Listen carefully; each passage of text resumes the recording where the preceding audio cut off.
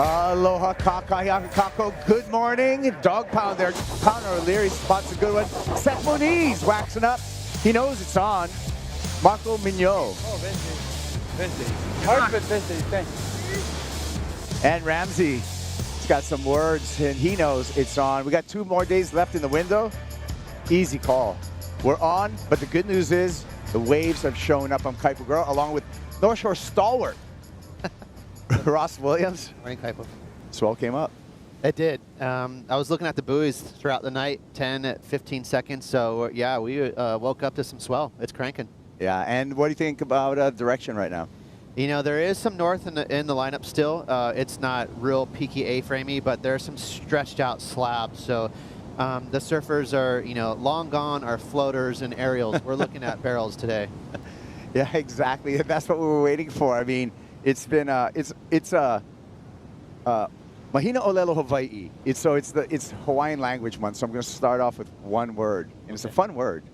Bring it. E ho'omana wa nui. It means patience, and we've been patient up until this moment to make this happen.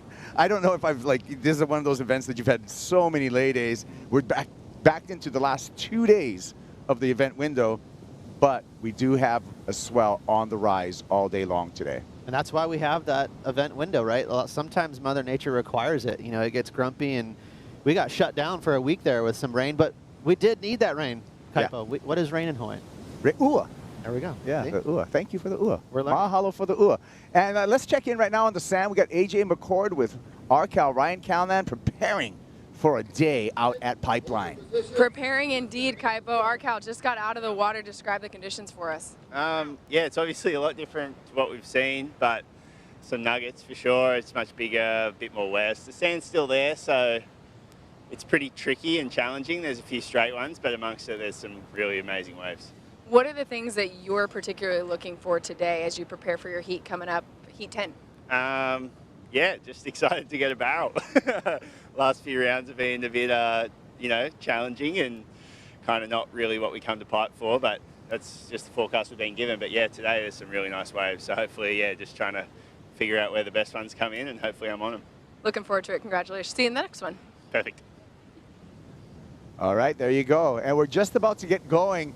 Last chance to lock in your surfers for Fantasy Surf. You got 2, 1, that's seconds. Okay, lock it in because first heat of the day, we got Italo Ferreira, a former world champ, a former pipe champ, up against a rookie, the eldest rookie in this rookie squad, Edgar Groggia.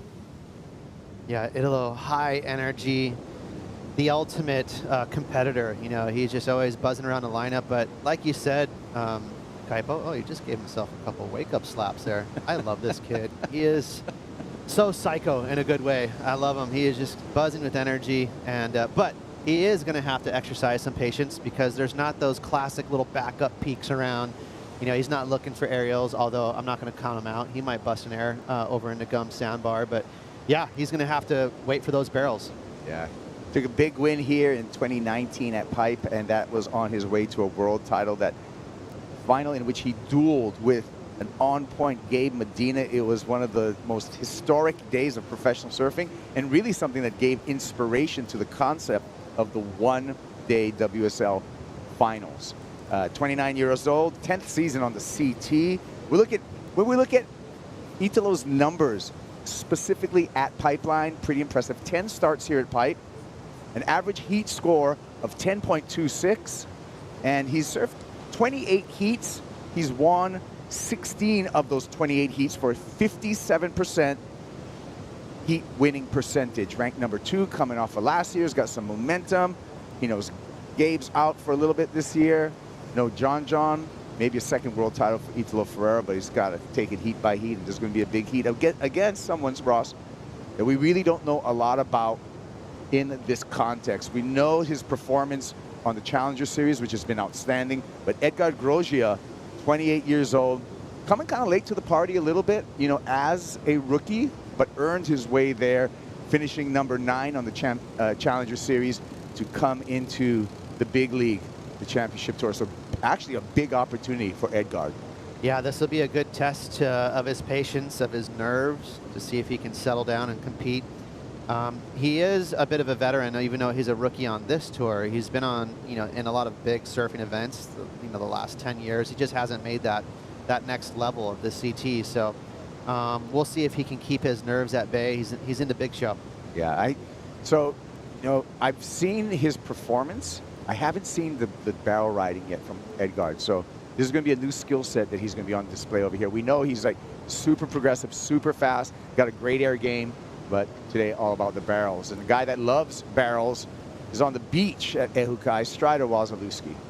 Yeah, Kai, it's down here on the beach, and well, we're going to talk about the sand flow right now.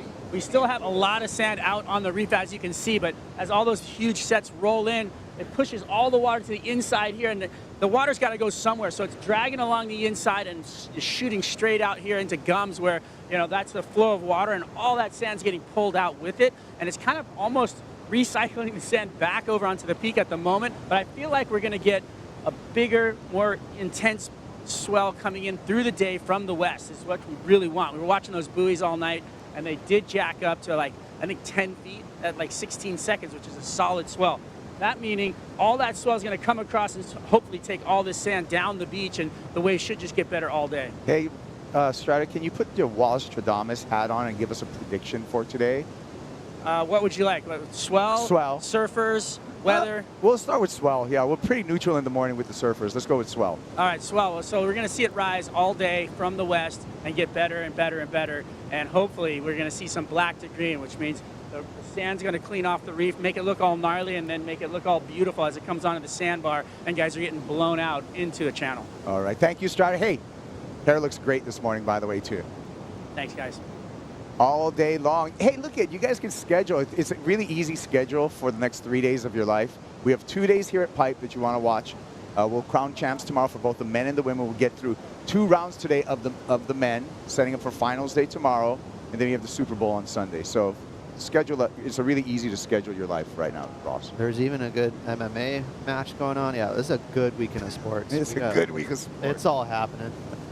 And, you know, it's at Strider's point, there is that plume of rip that kind of turns off and on, and right now it's on a little bit. You can see all that warble in the water that the boys are sitting in, but every now and then that turns off. So it goes on and off throughout the day. It is kind of a cool gutter going right between Pipe and Gums, and you'll see the surfers get dropped off there by the skis today, and it's a perfect little keyhole to re-enter the lineup. Well, set coming through here. We'll see if we have any takers for this opening exchange. One more wave to come through. Again, open priority between these 2 surfers. 40-minute overlapping heats. This is the first heat of the day, so just 2 surfers in the water. No exchange there, so I'm going to check in with another member of our broadcast crew, the wonderful Flick Palmentier. She's in the Red Bull Athlete Zone. Hi, Kybes. Hi, Ross. Thanks for crossing to me. This morning, you know what? There's a lot of nervous laughter, and it's because it is powerful out there. I spoke to Alejo once he came in from his free surf, and he was like, you know what? There's power out there. There's energy out there.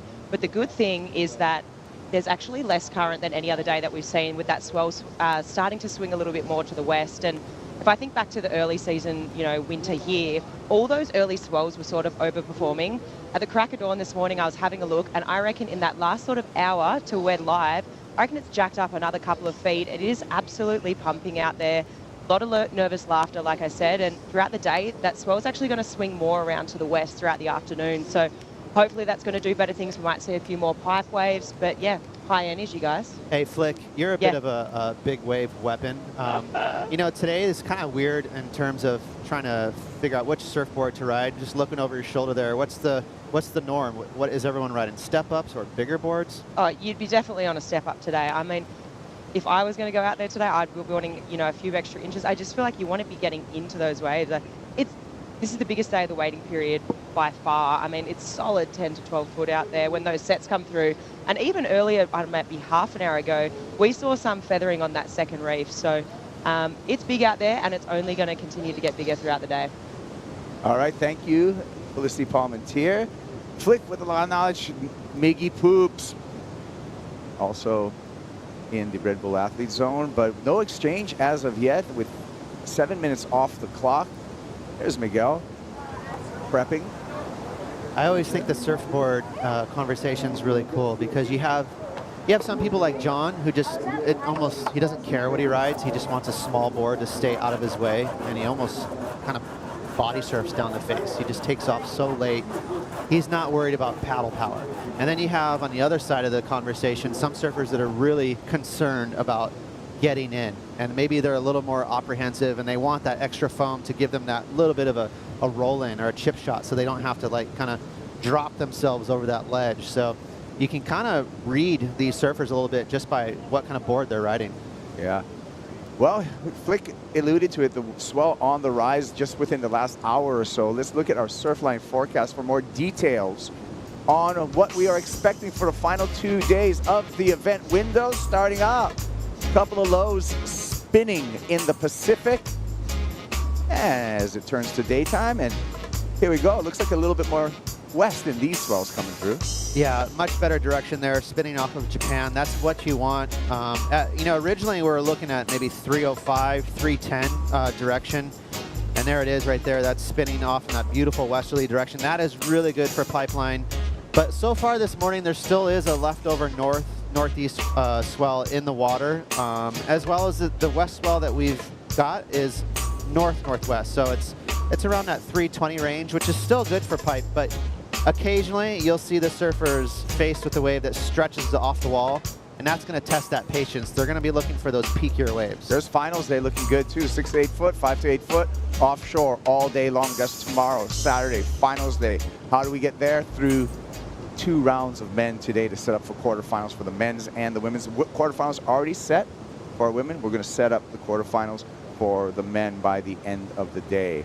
And even though today is bigger, I have a feeling tomorrow might actually be better because it'll be an older swell. It'll be a shorter interval, and that usually does a lot of positive things for peakier waves, and that's great for backdoor. So tomorrow could be a really good finish. Yeah, and when Ross talks about 310, 320, you have to think of our island as a compass, and due north would be 360, correct? And then due south is 180. And then you go around the compass, and that's how we determine our swell angles. Did I get that right, Ross? Perfect. You nailed it. Yeah. And if we're looking straight out, you know, Kauai is right out there, almost due west. So it's rare to get swells underneath Kauai. Those are the ones that are like 295. Those are real west. Yeah. But the kind of the honeypot for pipe and backdoor is that 305 to 315 range. Yeah. And if we do get too west, one thing that happens here at Oahu, Ross, is that we get a little bit of blockage from the island of Kauai, as power-wise. Speaking of power, power stands into this backdoor wave, seeking, finding, getting an exit, and why not a beautiful off the top, too? That's a nice start for Italo Ferreira. Patient play, strategic positioning, and that was a big, loud Italo from the beach. It's a giant Brazilian flag already in the AM here. Oh yeah, Brazilians bring the energy straight out of the gates, and all the fans of Italo are going to be super psyched because that was a smooth start right there. That wave had a little more of an A-frame to it. That's what you're looking for today. We talked about it in the morning show. We showed you this is the sandbank that the skis can't get over. There is jet ski assist, but the surfers are going to have to do a little sandbank run / paddle / run to get to the Red Bull jet ski. Yeah, and I don't think they mind it. You know, the key thing here is it's safe. Normally it's really, you know how it is, Kaipo. It's tons of rocks and reef, and it's just sketch zone over there. But it is covered with sand, so they'll take a little trot over that sandbar, jump into that trench, and get popped over to Gums, right in that little keyhole he's heading towards. And they'll be right back in the lineup in, what would you say, 1 minute? Oh, yeah. It's pretty quick turnaround, which is nice. Especially with Hawaiian Water Patrol on the Red Bull jet skis. These are the best PWC operators in the world. And no problem. Just threaded the needle. These guys are so good on it. They are really good. Check out this, though. This is a nice start for Italo Ferreira. So Italo, you know, he is a veteran, and he found that. That's a veteran move right there. He had his eyes open throughout the whole reef, and he saw this one stretch towards off the wall, and he chased it down. So very smart wave selection. He saw that. Edgar didn't even have that on his radar, and Italo scooped it. Speaking of scoop, Kaipo, nice little late backside drop. We're so used to seeing that technique from regular footers at pipe. It's very cool to see this on display from goofy footers at backdoor. You don't see that from Italo much, you know, utilizing that skill of a backside late drop. Yep, and a bonus right there off the top. But Ross, Cobra, just 5.5, so judges expecting a lot. Here goes Edgar in his opening ride. This is a freight train, and he nearly comes out. That would have been a great score for Edgar Groggia. Unfortunately, it just resulted in a massive beating for the Brazilian rookie, and you can see the frustration. Oh, but he's going to just bulldog it and paddle back out. That's a big call. That's another kind of rookie move. He should just come straight in. He might by default. And here we go. He did the hard part, Kaipo. He did everything that was difficult well, and then he just went over the handlebars. You can see right now he's leaning forward. He's trying to get over that foam ball. That was really nice and deep. This would have been a massive score if he'd come out of this barrel. At least an 8.5 is what I'm thinking. But he was so set on leaning forward and getting out of the barrel. He was almost like a deer in headlights. He just kind of got stuck on that front foot and accidentally went over the handlebars. And that's unfortunate because, you know, it could have been an 8.5 or even a 9-point ride there for him. And so we're starting to see maybe just a little bit of those nerves of being a rookie, being out at pipe and backdoor. And you know, it gets to you. It's very emotional. It's not just about competing out there. You know, you're looking at that shallow reef. Your adrenaline is going. Yeah, you called it. Now you see him on the Red Bull jet ski. He got pushed in there and utilized the ski back out by default, right? Hey. Oh, bullet dodge for Italo. Yeah, you're right. Not a huge score, but he didn't get super deep behind the pit there. So I think the judges realize, Kaipo, that there's super good barrels out there. You know, there's 9s and 10s out there. So they're keeping they're reserved just a little bit in case someone gets really pitted across the whole reef.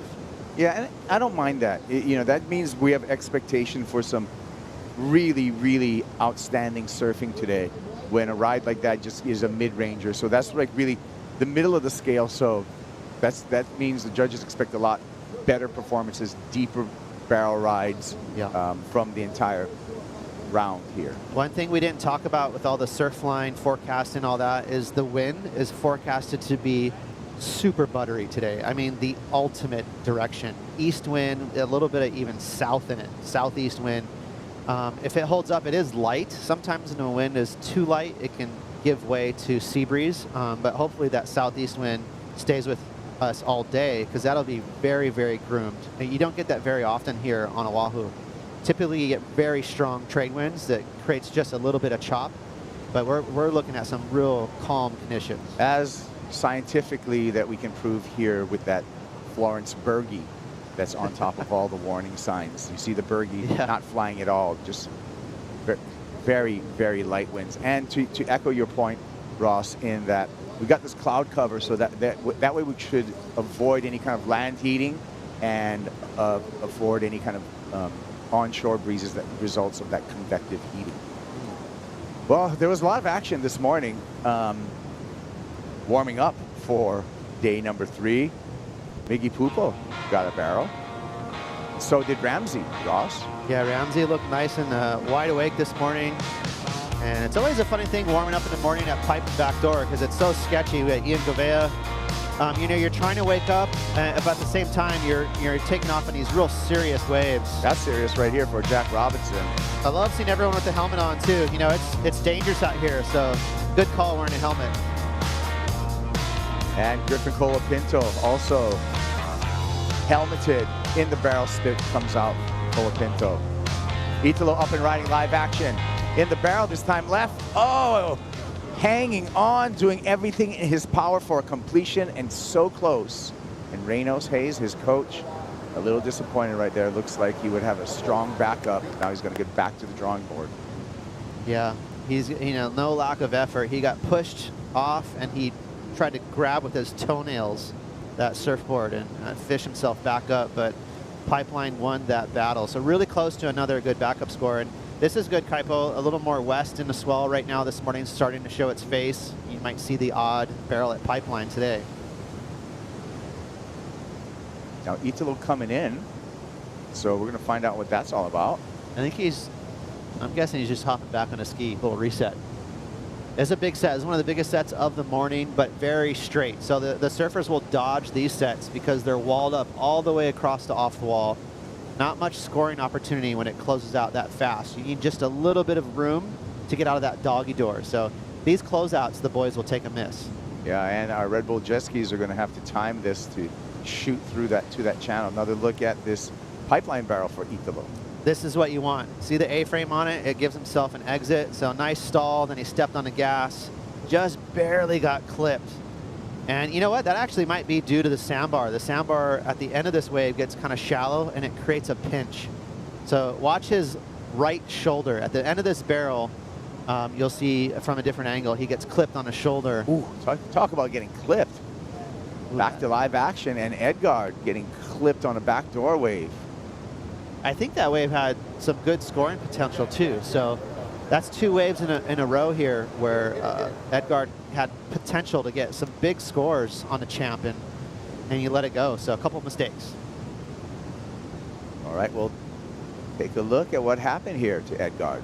Late drop, late bottom turn, and trying to squeeze in through that sort of almondy start of the barrel, and just got clipped. So pretty tough wave to read in his defense. It wasn't a super easy barrel, but just missed the entry. Yeah, well, just waking up this morning, so might be a good time for a Bonsoy brew break, Ross. Okay. We can froth it up and get fired up and return with more action from the Lexus Pipe Pro presented by YETI. But before we take that brew break, we're going to have to see if a surfer decides to go on these fairly straight lines coming through here. One more wave in the set. Priority with Italo Ferreira. It's very consistent, which is a great sign. A lot of waves, a lot of opportunities. They're going to have to dodge the closeouts, but there's non-stop action. There's the sandbar right there. That one stayed open, so a lot of doggy door kind of side exits today. That'll be on the menu. We're still waiting for the set right here. And before we don't want to leave the live action to take our brew break. We can put that on pause for a little bit. It's just heating on the stovetop as it is right now. The froth machine's on. Italo Ferreira also frothing, this time fading into another pipe barrel. Well done, nicely executed, wants a little bit more, squeezing some more points out of this wave. Knows how to finish a ride there in some difficult water, but all the points are really going to lead on that barrel, and Reynolds Hayes, his coach, likes what he sees. And this is what makes Italo and all world champions so tough to beat. They're like boa constrictors. They just kind of slowly but surely find those scores, and they put the pressure on their opponent. We got a new heat in the water. It's an overlapping format, new clock, and the non-priority heat is going to be a challenge up against Seth Moniz and Cole Houshmand. Their clock is on 39 minutes and 29 seconds, 19 minutes and 27 seconds in the priority heat. Again, Italo and Edgard will have priority over both Seth and Cole in their heat. Final 20 minutes for Seth and Cole. They will switch into the priority heat when Ramsey Boukhiam and Miguel Pupo enter the water for heat number 3. I think now is the time for a Bonsoy brew break, Ross. All right, froth it, froth it. Yeah. Let's go with the soy this morning. Really frothy. And Italo Ferreira getting piped.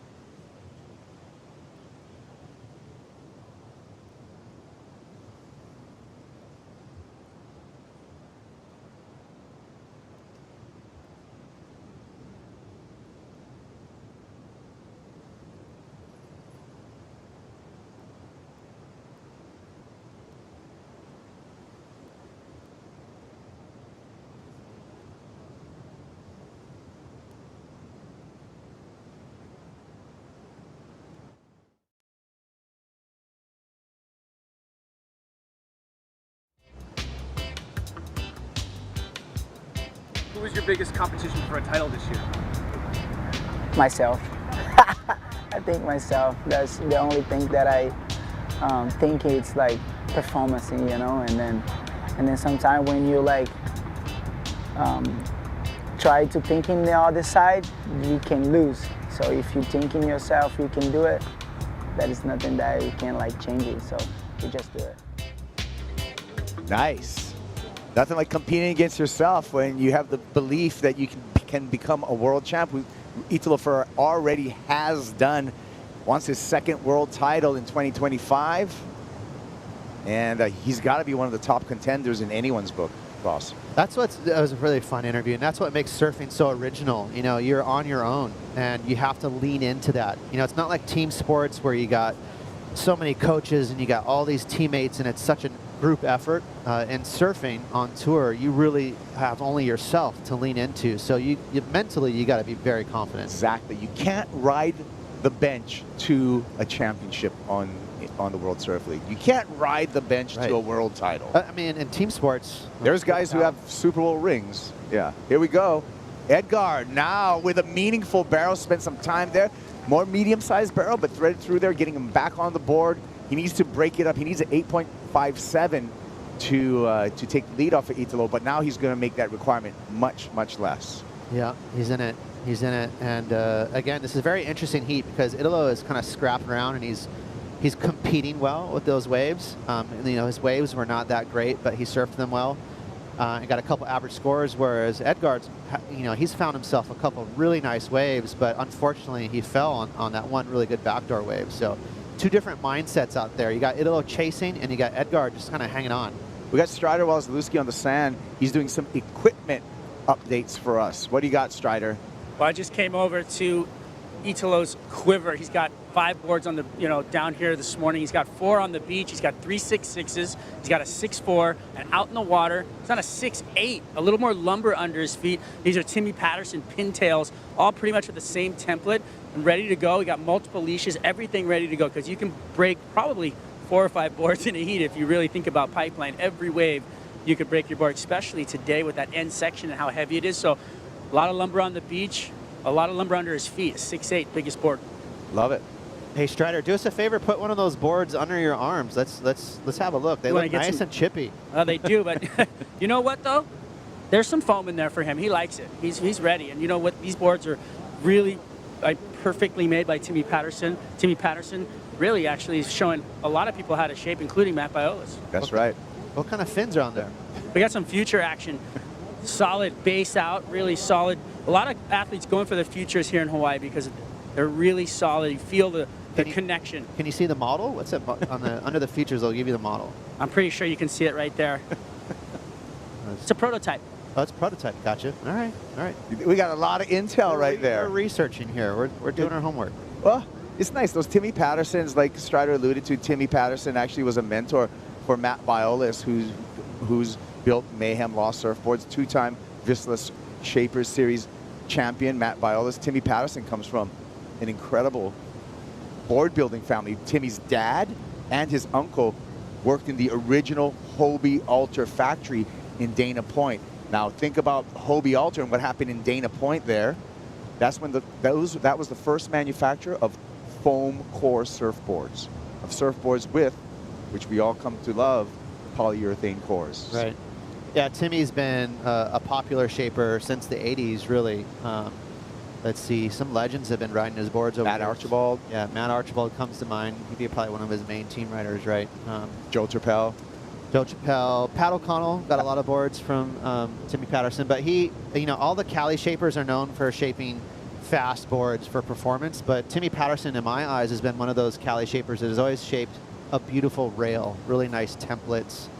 His boards flow into the heavy Hawaiian waves really well. Yeah, and he's got another team rider on tour this year, Timmy Patterson, to join Italo Ferreira, Alan Cleland Jr. Another weapon who doesn't mind some power. So, yeah, it's nice to have a Cali shaper who will shape you a fast, zippy performance board, but easily translates those smooth lines into powerful waves. All right, so 4-point ride for Edgar Groggia. Now just needs a 6.5 to take the lead off of Italo Ferreira. Lots of swell coming through here. Remember, Seth Moniz, Cole Houshmand still out in the lineup in the non-priority heat. And this may give, multiple waves may give the non-priority heat some opportunity for rides. Priority with Ferreira, pulls into a beautiful pipe cavern, slows himself down, it spits behind him, yanks through that beautiful carve, straightens out. He will increase upon his scoreline right there. Well done by Italo Ferreira. Edgar Groggia grabbing rail, gets a pump in, let's go the rail to get that pump in, but that wave just a little too fast down the line. I'm actually pretty impressed with that backside tube riding effort from Edgar. That was a really nice let go. You see that, Kipes, on yeah.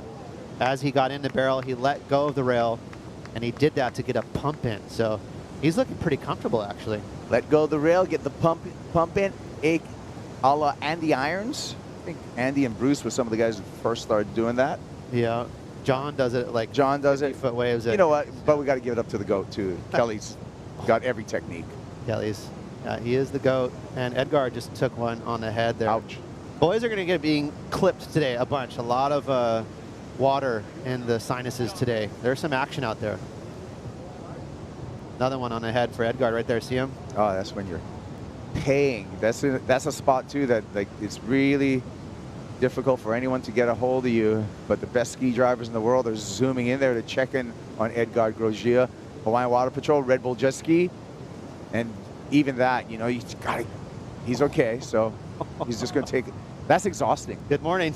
Exhausting, scary, and you never know, you know, tumbling under the water like that too, there's a lot of obstacles. Oh, it's pure power. It's explosive. When you're underwater, you just wait for limbs to get ripped off. It's a lot of action under there.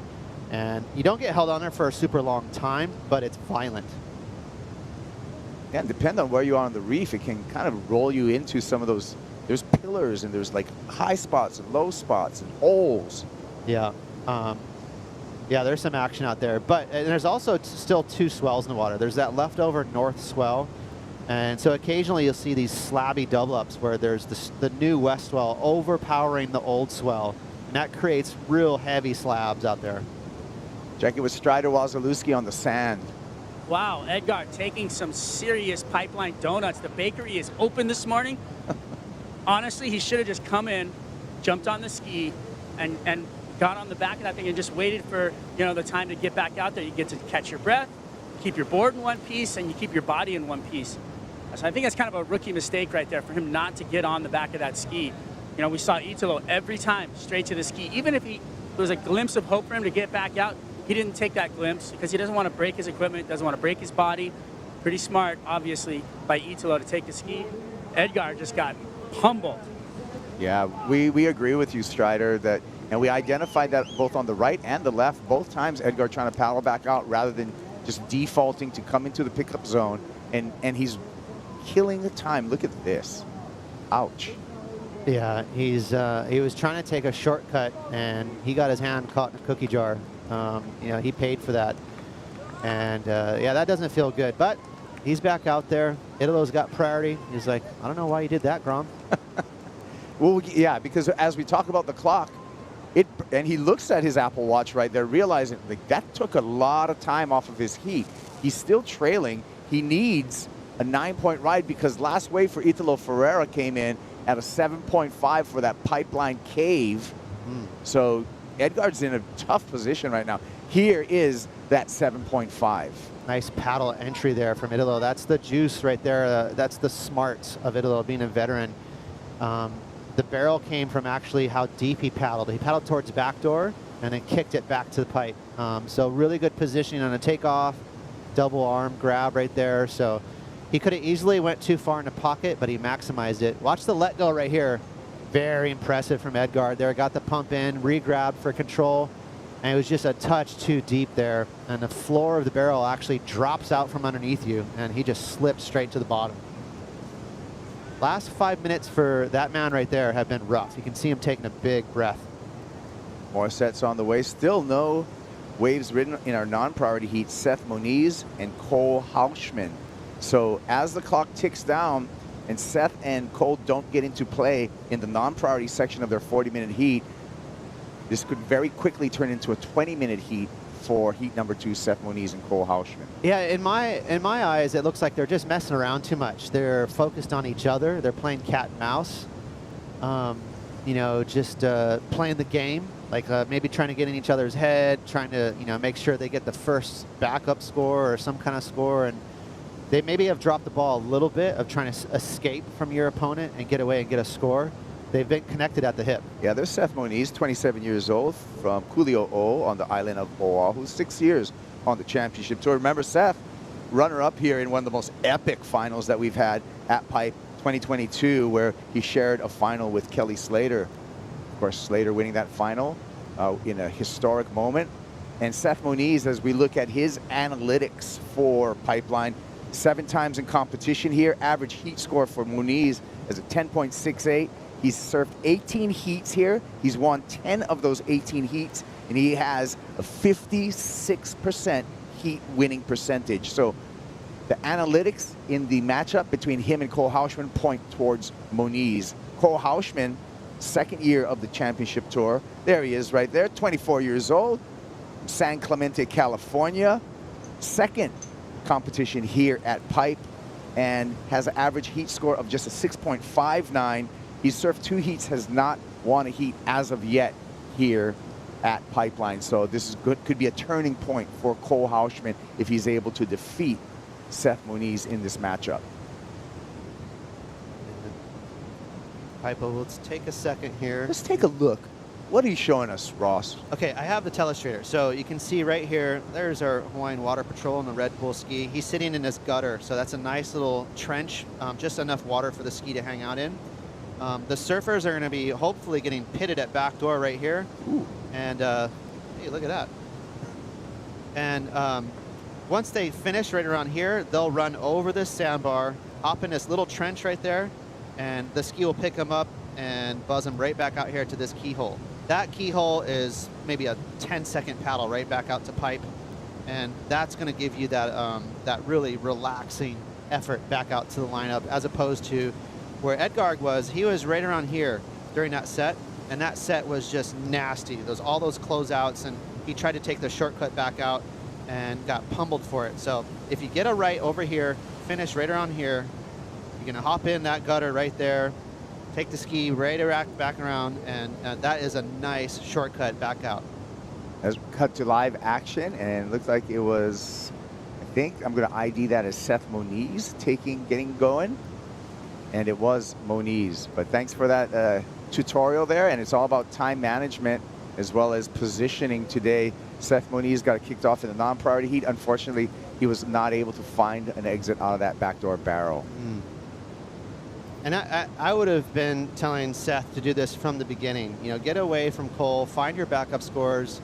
He's the local out here over Cole. He knows this reef a little better than Cole. So he might be able to find those random slabs that separate, you know, a little more towards off the wall. But now he's in the rhythm. Edgard looking back door, wants more down the line. Nothing's going to present itself for the rookie out of Brazil. And now he's in a desperate situation on the paddle back out. Just 4 minutes remaining for Groggia, and he needs a 9-point ride. Yeah, now Idolo can control and play the priority game, sit next to him, make sure he doesn't get that freaky perfect wave for a 9, which, by the way, they're out there. And look at Cole and Seth. Yeah, you're right, Ross, tangling still, even though Cole does have priority. Too much focus on each other. Like, Seth is so good out here. He should just be on his own program and spitting numbers at him. Yeah, Instead, I mean, they're really connected. At 27 years old, Seth Moniz has easily a decade out here of a lot of waves over and over and over again. Him and his family used to post up on the Billabong house here for the entire season when he was much younger. And he's put in the hard yards here. So you would expect that he's going to have the best wave selection in this matchup. But, you know, it's easy to get pulled off of your game. And like you said, Ross, look at Italo in the red jerseys, just going to lock up. They're actually, both of these surfers are playing cat and mouse individually within their individual heats. A story within a story. Right? That's what you got to love about overlapping. There's so much to watch. There's so much to go into. 2 different separate competitions in the water at the same time. It's very fun to watch. It is really fun. It's interesting. It's how they overlap, and you know, the surfers' full focus is just on their other competitor, like Italo right now. He could care less what Seth and Cole's doing. He's just wants to lock up Edgard. Yeah, and 2.5 minutes. And our buddy Kelly Slater, you know, kind of came up with this system, didn't he? And it was to maximize a swell. So, you know, because you can run a lot of heats in a condensed amount of time with this format.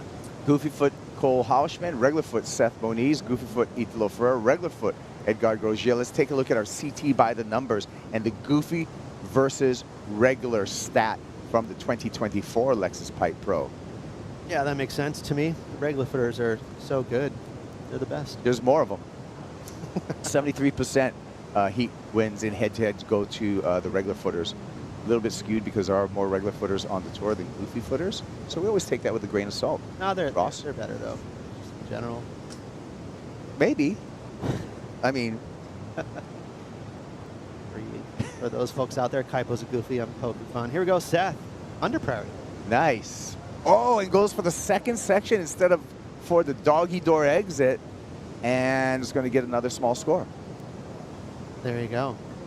Ooh, I don't know. We'll see it in the replay. I don't know if there was a moment for him just to turn out of that and get the completion. It looks like he pumped for a second section. kind of liked it. You know, he gave himself a shot at a really big score. Let's take another look inside. There's a little pump. There's the exit you were talking about, but he went for more.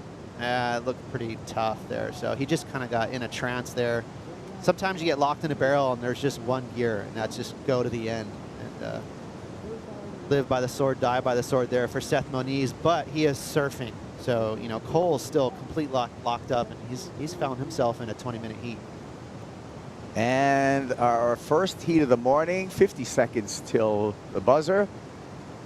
And it looks like Italo Ferreira will be walking his way into the round of 16, that round of 16 happening this afternoon. Yeah, that heat is almost done and dusted. And Cole playing the patience game. He's waiting for the first proper score. You know, Seth's stood up a couple times, but no keepers. So very interesting heat unfolding there. One being very patient with Cole. Seth trying to get things started, and nothing really happened yet for him. But they were very connected at the hip there. They were, you know, kind of battling there with priority and a little bit of hassling. Interesting. Buzzer's going to sound, and the great sportsmanship there. It is Italo Ferreira on to the round of 16. Edgard Groggia eliminated from competition. Reynolds Hayes, Italo's coach. Feeling good. It's a great way to start the day. I hope you're enjoying the show. We got more on the way, more from the Lexus Pipe Pro presented by YETI. Italo Ferreira, the first heat winner of the day.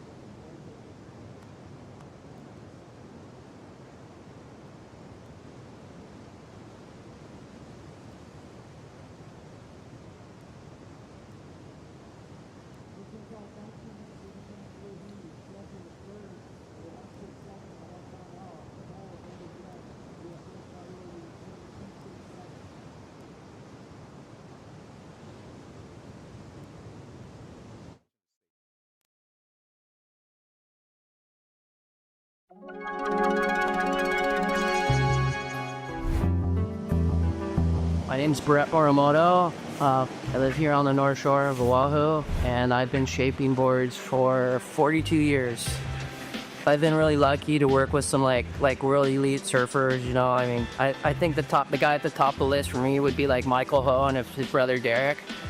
I learned a lot from them. I mean, they're just like, they know surfboards from 1 foot to 25 feet. You know, they know what they need, and just getting that feedback from guys that are that good, it really helps a lot. This here is a 710 from 1993, and this is the board that Derrico won the 93 Pipeline Masters and became the first Hawaiian World Champion. Definitely a longer board than what a lot of the kids these days probably don't ride. A lot of boards that are around 710, but this was something that was designed to catch really big waves with pipe. Thanks, Visla, for those shaper insights. Looks like a Mayhem's on the spin right here under the feet of Cole Houshmand. Houshmand goes pipe, negotiates the drop, has to do a little snap stall there. Just a little bit of time under the hood, kicks out. And Cole Houshmand with his first wave. Ramsey Boukhiam in the non-priority heat, stretching for the Rockin' Moroccan, but he gets a little axed at the end. Kuiper Girl, along with Ross Williams, talking you through this morning heats here. Day number 3 of the Lexus Pipe Pro presented by YETI. Overlapping heats, new heat in the water. Ramsey Boukhiam up against Miguel Pupo, 2 goofy foot, so it's going to be 2 similar approaches between these 2 surfers, Ross. Yeah, that's going to be looking and focused on pipe for those gentlemen, but can't say no to a peaky backdoor wave either, so hopefully they'll keep their eyes peeled there. Close to a good score there from Ramsey, but first up, Cole does a little check stall right there, doesn't get it, so he goes for a turn to slow himself down. But both those efforts, he wasn't quite positioned deep enough. This is the opposite. Nice and behind the peak there for Ramsey. Gave himself the pump through the barrel, but unfortunately just gets clipped on his outside shoulder. We've seen that happen earlier today too, to Italo. So, you know, you get that the soundbar on the end, it'll create a little bit of an almond shape on those barrels, and you got to really take care of that exit. They're smaller. You got to stay high and tight and just kind of sneak out. Ramsey Boukhiam, 31 years old, representing Morocco, 3rd years on the championship tour, but actually that comes with an asterisk next to it. In 2023, Ramsey, at the beginning of his rookie year on the championship tour, broke his ankle out here at Backdoor. One of the many injuries that have been sustained in this stretch of beach, both in competition and leading up to competition. That's something we got to talk about a little bit, because you're starting the year off, Ross, with danger. This is a dangerous wave. Yeah, it's really, you know, extremely easy to get hurt out here. It's shallow, so a lot of people get hurt just hitting their body parts on the reef, but you can also get tweaked. You know, you can, a lot of people injure, a lot of surfers injure their knees. You know, obviously hit your head out here, so a lot of surfers are wearing helmets. There's just, you know, it's a dangerous wave, but you got to pay to play. It's proving grounds in the surfing world, and pipe is where it's at. It's a gauntlet. It is. And Ramsey recovered from that injury, found himself back on the championship tour, finishing 15th last year. He's going to be one to really, he's been around forever. It just took him a long time to get to the CT. You know, he started back in the Pro Juniors days battling with guys like Gabe Medina. Gabe was really quick to get onto the championship tour. Ramsey, with really a similar skill set, took him a long time because, you know, the QS, the qualifying series into the Challenger series, it's a tough road. Ramsey finally made it onto the CT, and I feel that's where his surfing is going to shine, because he's a big, powerful surfer. Yeah, and he's confident. He hangs out with Jeremy Flores a lot, and they have that school, that old school kind of mindset, like Andy Irons. They got swagger. It's good word. It is swagger. They have swagger. He's not afraid to go out at night and have a beer, and he just brings that swagger straight into the jersey in the morning. You know, a little more old school. It's very cool. Not your typical competitor these days on tour. He's very relaxed. He's a fun guy to be around on tour. Yep, he's faced up against Miguel Pupo out there. As you can see, the surfers starting repositioning themselves. I want to say, Kaipo, the west swell is starting to show a little more dominance. This is good. You can see that big peak out the back. That was pretty west. There's Miggy. Miggy Pupo, 33 years on the championship tour. 33 years old, 13 years on the championship tour. Remember, he had made a semifinal here at Pipeline in 22. We're going down to Kelly Slater that year. 13 times in competition here at Pipeline for Miguel Pupo, one of the veterans here. Average heat score for Miguel Pupo at Pipe, 9 points. But he surfed a lot of heats here. 35 heats. This is his 36th heat that he surfed at Pipeline. And he's won 16 of those 35 so far, 46% heat and winning percentage for Miguel Pupo. So by the numbers, it's leaning towards Miguel Pupo in this matchup, just as far as the analytics. We talked about analytics. He was way ahead in the numbers. He was way ahead of the score, and he's on to the round of 16. Our 2019 world champ, Italo Ferreira, is on the glass with AJ McCord. Kaipo, what a way to start our morning here at Pipeline. Italo, putting on a show like we've come to expect from you. We were just talking about the difficulty of being the first heat in the water, especially when the waves look like this. Haven't gotten a lot of chance to do practice on these types of waves this window. How did you approach this heat? Yeah, that was a fun heat against Edgar. Is one of the rookies this year, and I tried to like catch a lot of wave during the heat, but we were waiting for like 10 minutes for one set, and then I start like viewing the score right, left, and then I had like 7.5 on a good left. I talked to Reynolds before the first set. It's good, the first one, you know, and then I had like nice clean barrel, and yeah, and then after that, I just like tried to like get the priority and waiting for one more moment and do it again. But yeah, it was pretty fun here. And on to the next round. How do you get ready for that next one, knowing what the swell looks like it's going to do the rest of the day? Yeah, I hope they can change a little bit for Pipeline so that we can enjoy a little bit more the lefts, you know, and because on the last couple of days that was only right. I have been surfing long caps, try to get lefts, you know, and but it was pretty fun. I hope that we can have more action during the day, so let's do it. E para o Brasil você ganhou a primeira boa nota. Nesta manhã, como você fez isto? Então, foi uma onda que eu tinha conversado com o Reynolds antes. A primeira onda da série ela vem um pouco mais limpa e aí depois as de trás acabam fechando um pouco e tendo um pouco mais de água branca ali e um movimento estranho na correnteza. Então acho que a primeira onda é a mais limpa aí que te dá a opção de fazer uma boa nota. Então eu tentei no início da bateria trocar as notas e aumentando o ritmo e foi o que aconteceu. É muito difícil porque você pode fazer 2, 3, como você pode fazer 2 notas 8 numa bateria. Então você tem que saber o momento certo ali para poder administrar, mas foi bem. Eu espero que as ondas melhorem até o final do dia e que a gente possa ter mais ação no dia de hoje. Parabéns, we'll see you in the next one. Yeah, see you guys, thank you. All right, yeah. Italo Ferreira looking in shape and ready for the 25 season. His coach, Reynolds Hayes, telling me that he's also just been the absolute gym rat, working out every single day, working into a pipeline barrel. Seth Moniz disappears, gets the spit out, and that's exactly what Moniz wanted on order in the priority heat. Well done, slotting himself for the in and out, Seth Moniz. Wave coming through here for Ramsey. Ramsey, steep drop, not much on offer for Boukhiam. Seth, that was a proper Sneaky. pit. Proper pit from Seth, maybe the best barrel so far today.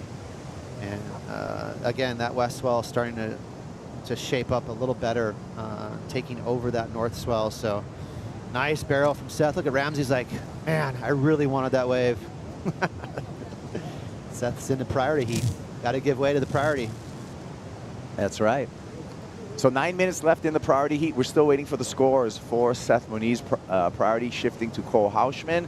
Take another look at this barrel for Seth. Yeah, good drop and positions really well. He was behind the peak, and that's what you got to do to get big scores. If you're taking too much on the apex, you'll be in front of the barrel. But Seth's behind right here. Really good technique. Pumps, keeps his hand on the rail for stability, and it's a good thing he did. He went up and over the foam ball. He had to wrangle that thing. So that was actually a pretty wild tube ride. And you can see right how deep he is. Really good technique on that bottom turn. Right there, he went up and over the foam ball, which you can only see with that camera angle inside the barrel. So very cool tube. That probably felt pretty nuts for Seth.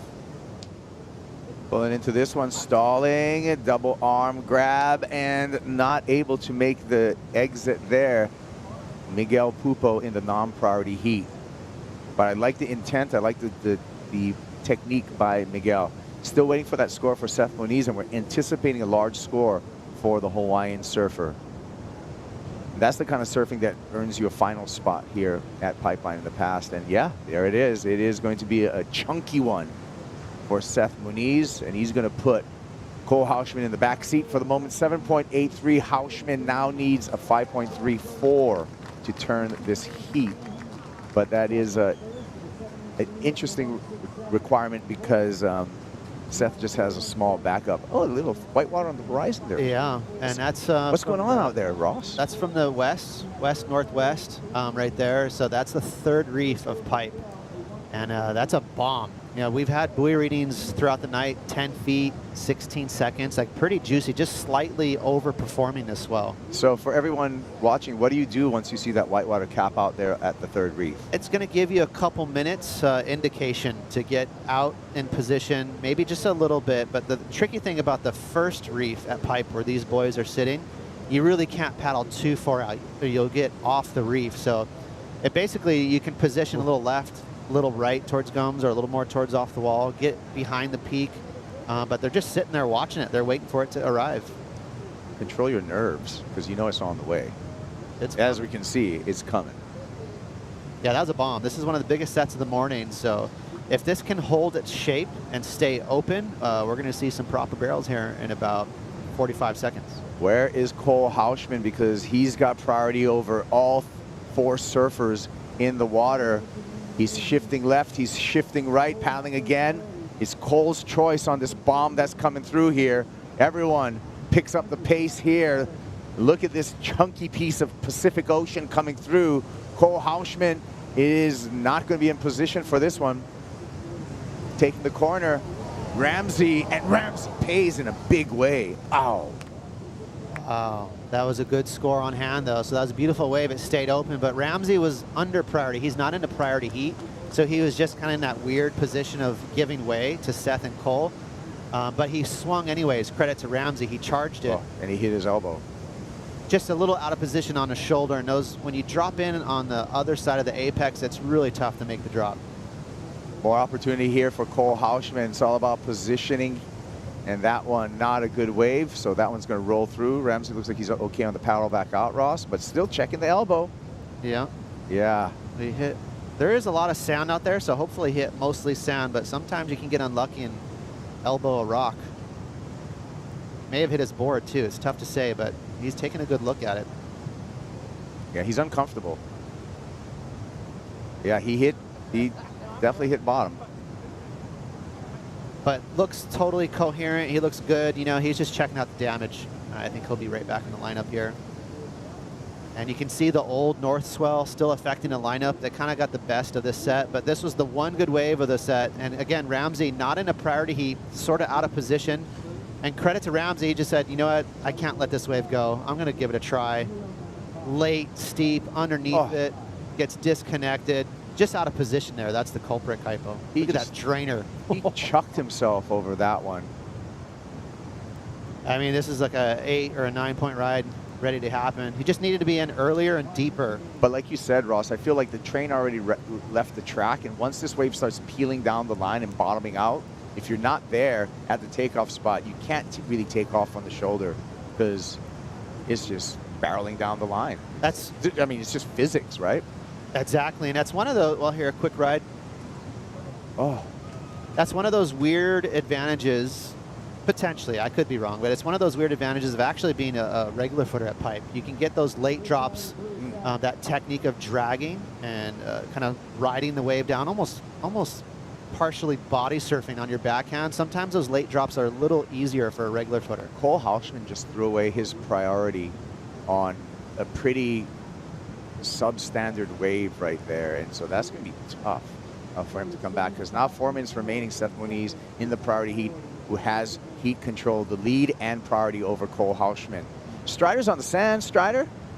Yeah, Kipes just down here. I've been in the competitors area where they go and they check in with the beach marshals. Jackson Bunch, he showed up, I think 15 minutes early for his check-in. He was so excited, but to note, the waves are so heavy today that he had an impact suit on. So he's got a wetsuit with a bunch of flotation in it that he's going to paddle out in his heat with. I mean, it is heavy. We just saw Ramsey take heavy gas on that one wave. Like we talked about earlier, the Pipeline Bakery is open. Donuts are getting handed out. And I think we're going to see a lot more of that all day as this swell is just rising, and it's going to be insane. Let's see what happens. Back door. Yeah, that was Ramsey back door. And that was not a cakewalk. That was a hard wave to negotiate. Seth Moniz uses his priority, wants to get a backup score and ditch that 1.67 that he has in his score line. Local crowd loves that. There's the support squad. The crew. to a lot of Monizes and friends. Crew likes the backup score, and they should. Summer Street representing. Yeah. Seth from Townside there, beautiful neighborhood. And but he's been, like you said, Kaipo, surfing on the North Shore his whole life, and he's definitely a favorite in his heat. You can see Cole doesn't look quite as comfortable, in my opinion, in the lineup, and slowly but surely you can see Seth and his knowledge of this reef paying off. Here comes Cole. He needs something significant. He goes back door, pulls into this one. Just a little pocket ride, a little frustration. You can tell on the kick out because he knows that's not enough to turn this heat. 2 minutes, 20 seconds. Sprint paddle back out there. Give himself one more chance. Everyone has strengths, you know, and when I look at Cole, I think of a power backhand surfer who would do really well at J-Bay, Bells. He's just got that beautiful backside power surfing. But you can see out here on this slabby reef, he looks a little tight. And sometimes when you're stiff like that, your technique doesn't allow you to get in the barrel as deep. You know, you need to be loose and comfy. And you can see Seth looks really comfortable. Even in these small ones, he'll drag. His body parts are dragging. See right there, his knees slowing him down. Just looks a little more loose. He's actually surfing inside these barrels. Whereas Cole, he looks a little more stiff. And as a result, he'll get ahead of the barrel. He doesn't get as deep as Seth.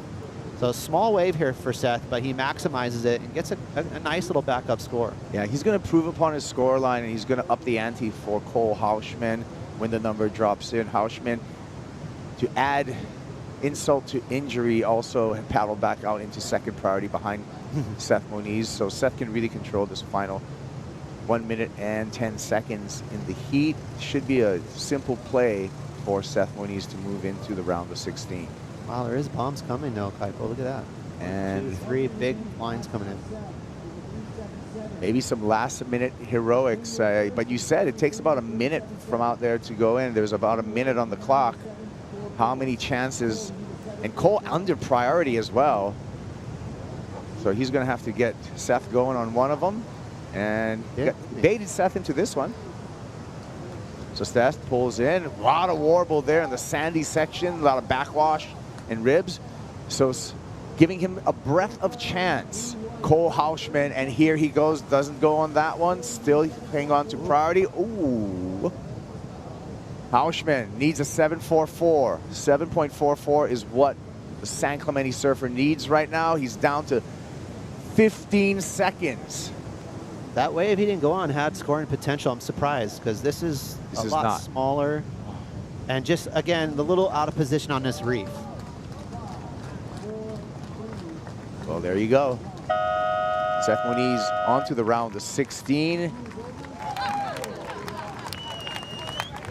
Moniz family likes it. It's a party on the sand for the Moniz family, which continues to grow. So the fans are going to stick around for Seth Moniz as he's into the round of 16. Cole Houshmand out of competition. We've got more action underway. Seth Moniz, highest score of the day so far right there.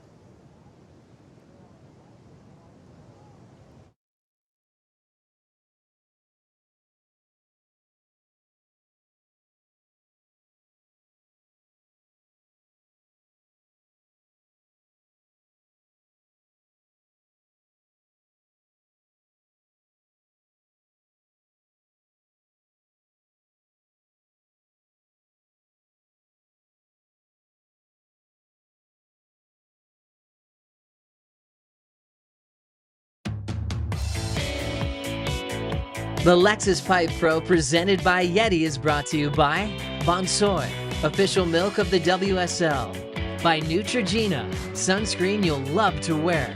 By Pacifico, live life anchors up. And by Lexus, experience amazing. Welcome to the Bonsai Pipeline. The round of 32 is overlapping. The waves are pumping. A lot of sand all over the place, but we saw a great performance from Seth Moniz, and that's always what we expect out of him when it comes to Pipeline. Joe Turpel, Jesse Mendez, a Triple Crown champ.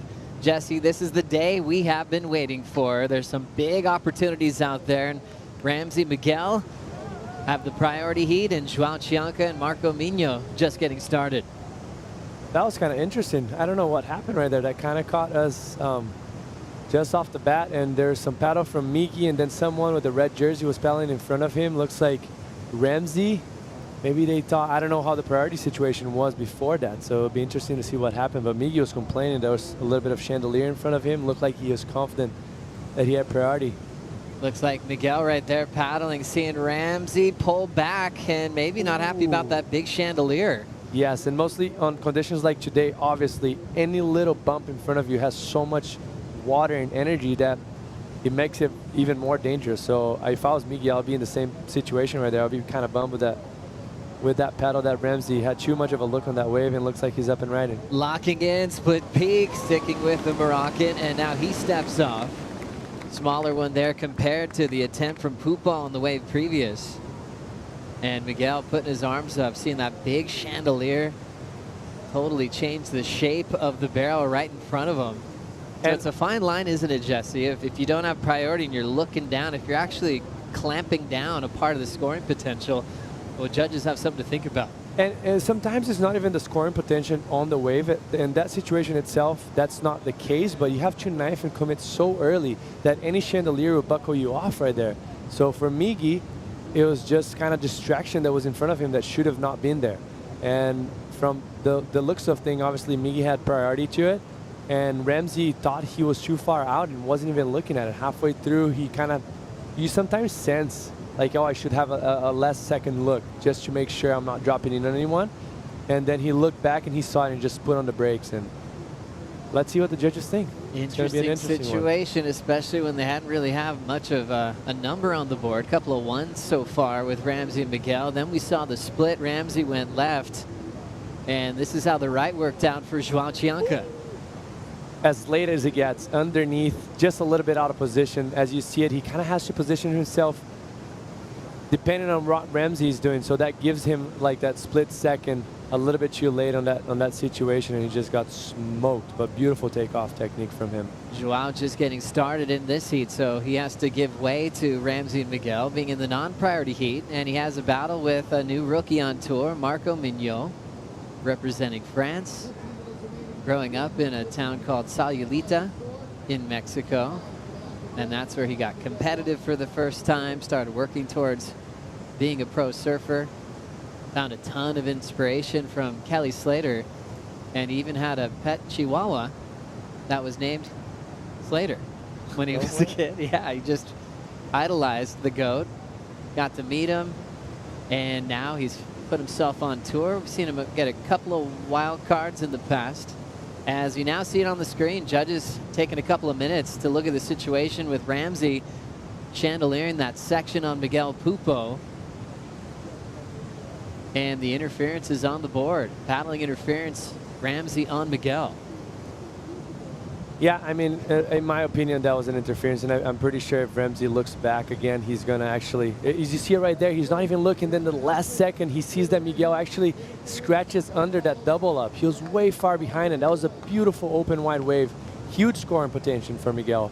Look, he's not looking, he's going to look over his shoulder. And then once he sees Miguel, he puts on the brake, but all that water movement that he was creating through paddling and keeping that momentum down and just kind of shut the doors for Miguel right there. Now locking in on this inside section and getting tossed. Just a quick section for Marco to get started. But for Ramsey's sake, if you want to get an interference, this is a situation of a heat you want to be in. Like 13 minutes left, Miguel only has a 1.33 and a 0.67. So, well, maybe that might not be the case. Airdrop and a wipeout for Miguel Pupo, trying to get himself into rhythm here, showing the frustration from the chandelier, but the interference did get called, and now face planting on his next takeoff. So the Brazilian veteran working hard in this one. The moment just counting a 1.33 and a 0.67. Yeah, and it's, I mean, if think about it, if Ramsey gets an 8-point ride or a 7-point ride, it's not easy to get a combination of 8-point rides out here today. Like, you're so close from getting that big score, but if you don't, it's going to be a 1 point, which that's the situation we have here with Miggy. That was a beautiful wave, just a touch too late, and that's, we're talking about 1 meter away from being an 8-point ride, and as he airdrops, just disengaged that inside rail, and once it lands it back on, he wasn't able to drive through that first bump, and that was a bad wipeout for him, but beautiful wave as you see it. You're gonna see him airdropping right there, disengaging that front rail, and back foot comes undone, and just kind of the body working inside out, and that was one of those ugly ones that you don't want to be there. Wow, wild day so far. Definitely the biggest we've had in the waiting period for the Lexus Pipe Pro, presented by YETI. Pupo on the comeback from the Challengers Series and into an event that he really enjoys. Has come close to perfect tens. He's got that cool style, absolutely charges, and looks like Miguel and Ramsey talking things over. Well, they're both friends, and Ramsey understands the situation. As soon as he probably pulled back, he already knew how much commitment he had put in that wave, and he knew how much water he was moving down, and it's understandable for him probably. But now he still sits in first. Obviously, Miggy only needing 201 to better, but Ramsey sits in priority and, you know, gets a 6 to 7 point ride that could put some pressure on Miguel. Ramsey's going to try to do it on one wave, losing an entire backup score for that penalty of that interference. Still with 11:20 to go. Big names coming in the draw today, and local heroes. Defending event champ Barron Mamiya, staring at his favorite lineup in the world.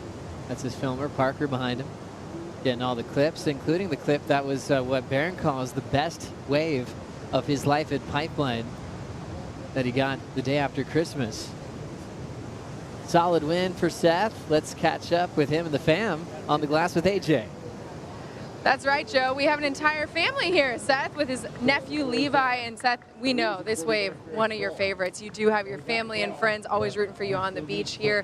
Describe this type of pipeline as somebody who has surfed it in so many conditions.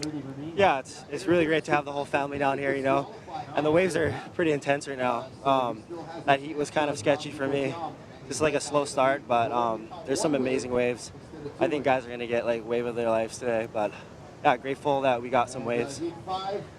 As somebody who has surfed so many waves out here, has gotten some really impressive moments, how would you describe what you're seeing on the forecast and what you expect it to be later on when you surf in the round of 16? Yeah, I mean, I think it's going to be pumping all day, so I think it should just get better.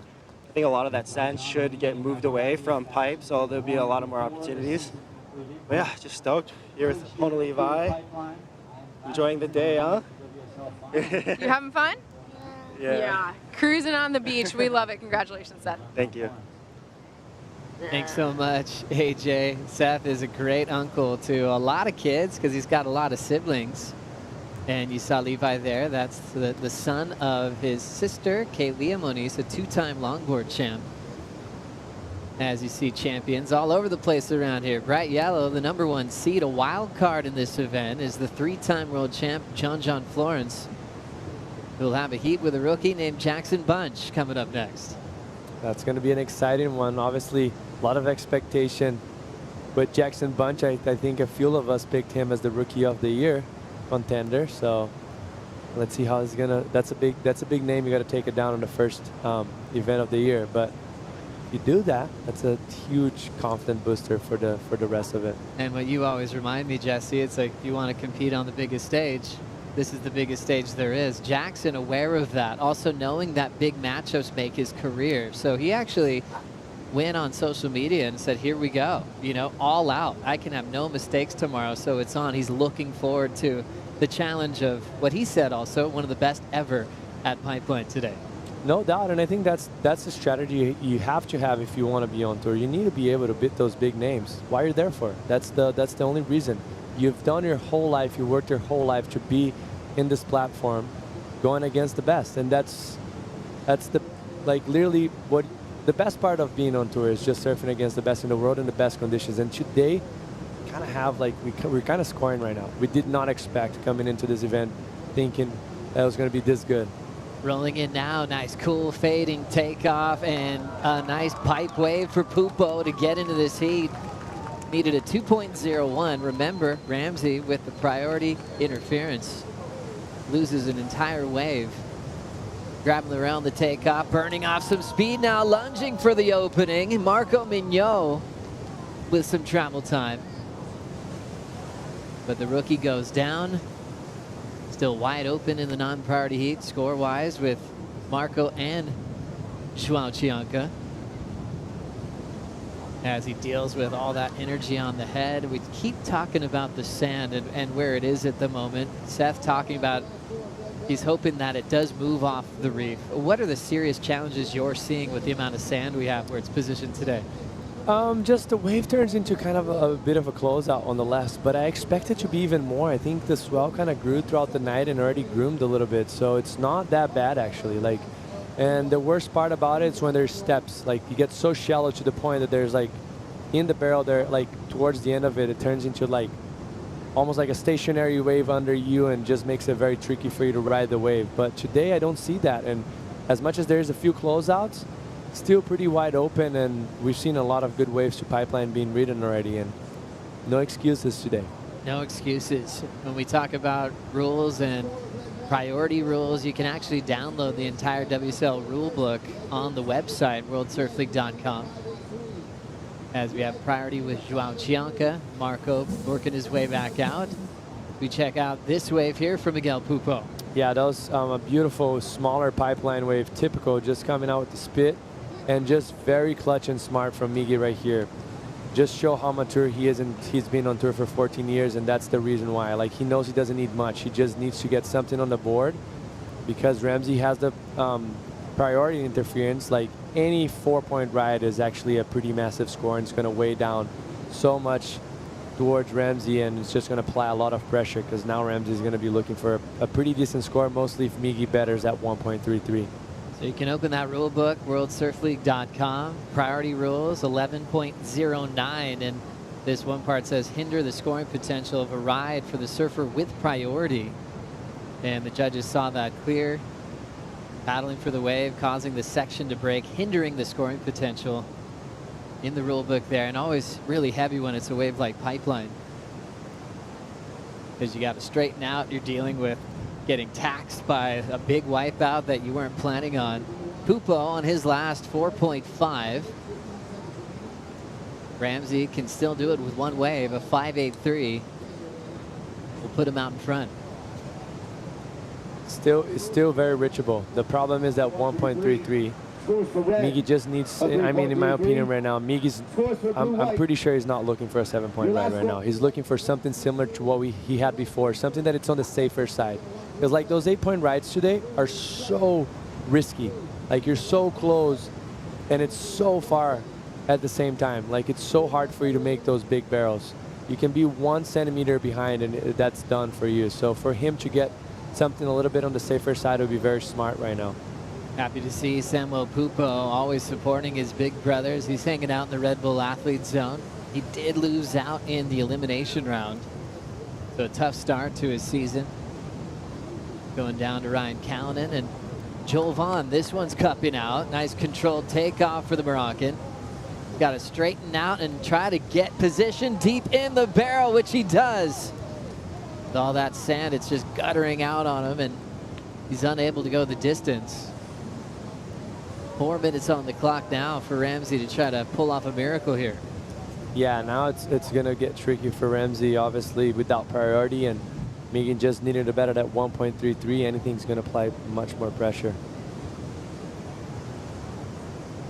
3:48 on the clock. Miguel Pupo with one major win in his career, winning in Tahiti in a tube shootout with the local hero, Kauli Vost. And it was an event he always knew that he had a great chance at winning. He said, even though I wasn't always in the quarterfinals each and every year, he had huge scores in the early rounds. So the confidence he had didn't match the results on paper before that victory. What happened for Ramsey here? Just that takeoff, he was a little bit underneath too much, so he had to kind of go around that first section, which that's basically what he had to do. when the position that he had, and as soon as he started pulling in, the wave started stretching out to that sand bank, and he ran a little bit too fast for him. There was no exit whatsoever right there.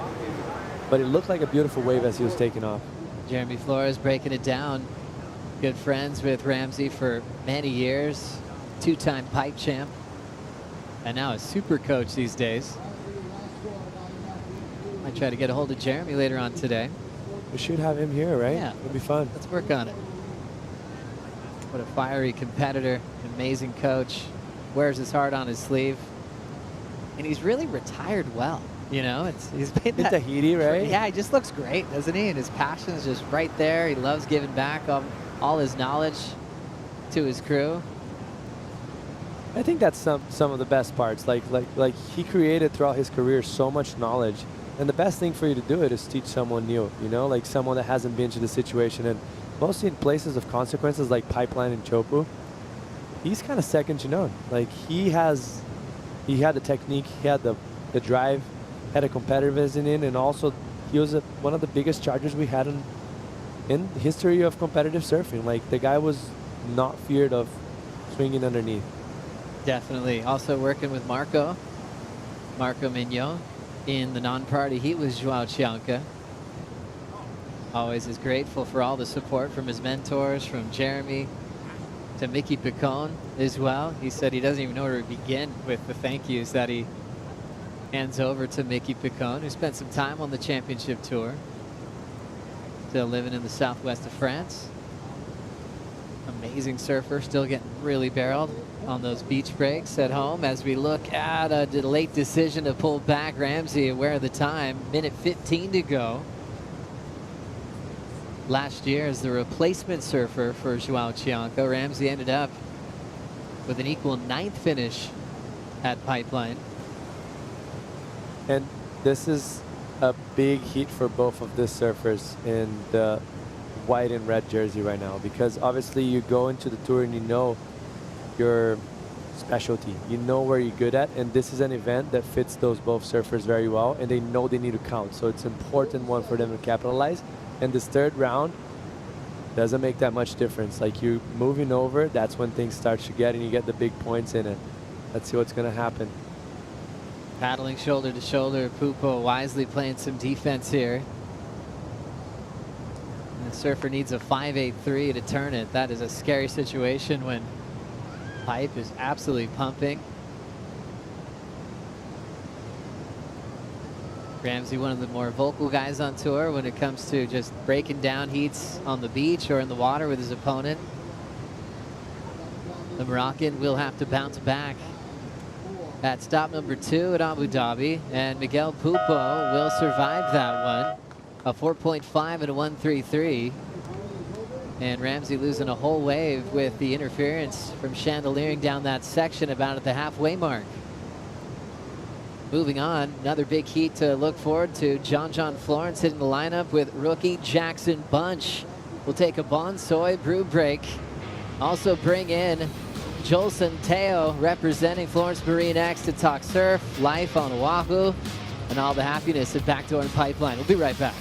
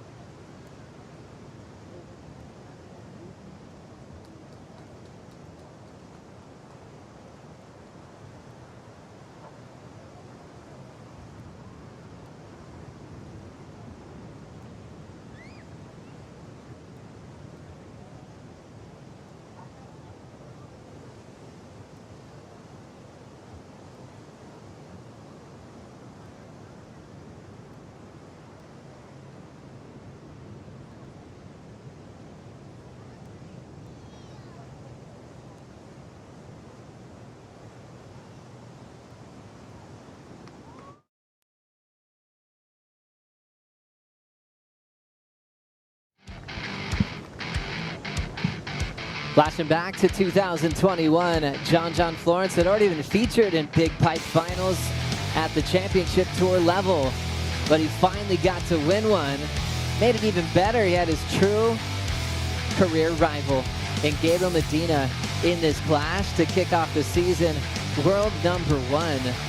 And sometimes it's hard to reflect on those big starts from John in the world title race because it was really injuries that ended up being the reason that he was taken out of the world title hunt. But he was so happy to finally check that last mark off the list of officially winning the big pipe event. He had won all the other pipe events in the past, and now he's looking for another, this time as a wild card. Thanks for being with us.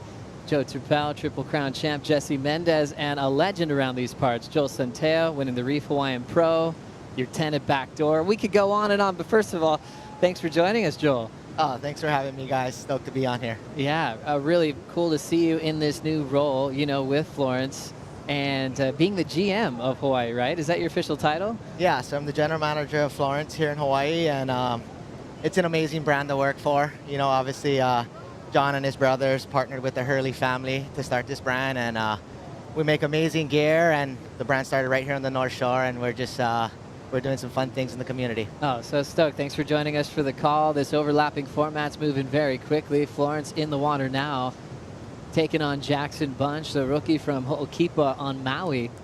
Everyone's picking him as a potential favorite for Rookie of the Year. I know you love all waves around the North Shore, Joel, but you love Haleiwa, and Jackson Bunch has a win out there a couple years ago. What do you think about this kid from Maui? Jackson is incredible. Here it looks like we have a wave coming, dropping in and out. It looked like Joao Chianca. But anyways, yeah, Jackson, you know, I seen Jackson first surf when he was probably 10 years old. You know, the Maui talent, it runs thick, and you know, this Jackson he's so well-rounded. He's good in everything, and you know, obviously a rookie on tour, you come up against the top dogs, and so this is gonna be a fun heat watching him go against John. And also the priority heat still underway. Marco Mignot, Joao Chianca, Joao holding priority, so they have the pick of the waves over Jackson and John. And what we know about John here at Pipe and Backdoor, I don't think he's ever affected about not having priority, knowing this reef so well. Look at him getting a start. Absolutely shacked and gets spit out. Unbelievable how he can work the system with non-priority at his home break. It really doesn't matter, Jesse. It really doesn't. Like, and he had last priority right there sitting, and it was just in the perfect spot, but perfect spot for John. Anywhere else, anyone else, or most of us would have just eaten on that takeoff, and he was just in the perfect spot to get underneath enough and do that big pump, and he drives through, gets that energy off the wave, and kind of matches. As you're gonna see right here, as he's paddling, the wave is almost breaking on top of him, and that first pump he's gonna drive through that section, just be in front of the foam ball and coming out clean, and that's a very average wave, and he turned into a decent score, or actually a good score today. How do you break down the approach, Joel? Yeah, you know, like Jesse said, John's positioning out here is second to none, you know, and obviously we all know there's a lot of sand on the reef right now, and for him, for the rest of the heat to not look at that wave, and John be in the perfect position to probably get the best wave of the day was pretty insane. And that's what John does, you know, he's been doing this for a very long time, and he knows exactly what he's looking for before he even goes out there. Just never gets old, does it? The thousands of barrels he sat out here in his backyard, with or without priority, but I always thought the overlapping format just made him even better. You know, when John could just be released in an ocean when it's pumping and just find corners, it actually doesn't have to be backdoor and pipe. He's just so freed up. Score is already in the X1 range, 8.5. Mostly on a day like today, Joe, like that we have kind of like a combination of swell, so we're gonna see some very sneaky backdoor waves that are very hard to identify once you're out there because there's so much energy and the waves are big. He's gonna sit in positions that's gonna give him the advantage to find those waves, and other guys are going to be thinking like, oh, he just got 2 8s and I'm still sitting here with priority. Hawaiian Rod Patrol, always the heroes of this event on the Red Bull ski. Getting everybody to safety so they can keep getting more waves. Looks like we could potentially have a board change here as we see Marco pushing off the sled. Has a 163 and a 107 as he's been putting his head down on a few against Joao Chianca. And just a little breakdown. I don't know if many people know, but Joao actually got hurt about 2 nights ago here at backdoor once again. Kind of like hit the bottom, and that like hit his face pretty bad. So like I don't know if he might have had a few stitches and some scratches as well. So he's still here swinging and he's up and riding. And we see him right there. What a warrior. Joao Chianca on a split peak, still traveling, stretching out and trying to punch free. What an effort. Just getting clipped at the tail end. Looked like he had a great pace on that running right. Just getting clipped on the exit. And who was on the split? Well, it was John Florence. We'll bring you that in just a moment. But yeah, crazy insight, Jesse, that he's dealt with a serious wipeout right before this heat, and knowing what he's been through for the last couple of years. Here's the split. Centeo, take us through this one. John, just on a little smaller left-hander here, and you know, obviously with no priority, John's on the hunt. And you know, talking about the overlapping format, you know, John is most dangerous under this type of thing because when he's just riding waves underneath without priority, that's when he's making scores out of nothing, really. And so, you know, I always liked this format when it came to Pipeline because it was like there's so much action, right? Because a lot of times we sit here and we look at it and it's like those insiders, those crazy runner backdoor, they come underneath. And when there's only two guys out, it's like you're selecting and you're trying to pick, you know, pick the best ones. And so when those ones underneath come, they're sometimes the best scores. Big TP with a ton of power. Driving off the bottom, Jackson Bunch. Oh my goodness. Into a heavy end section. Like the entire ocean landing on top of the rookie from Maui. He said he was going to be all out, knowing that he had a big draw of what he calls the best ever at Pipe. And this is his opportunity to show the world what he's made of. Absolutely sending it on that one. Yeah, that was beautiful from him. Just that typical classic pipeline bottom turn for goofy footers. That long stretched out, driving through, gaining momentum, but that wave wasn't going anywhere.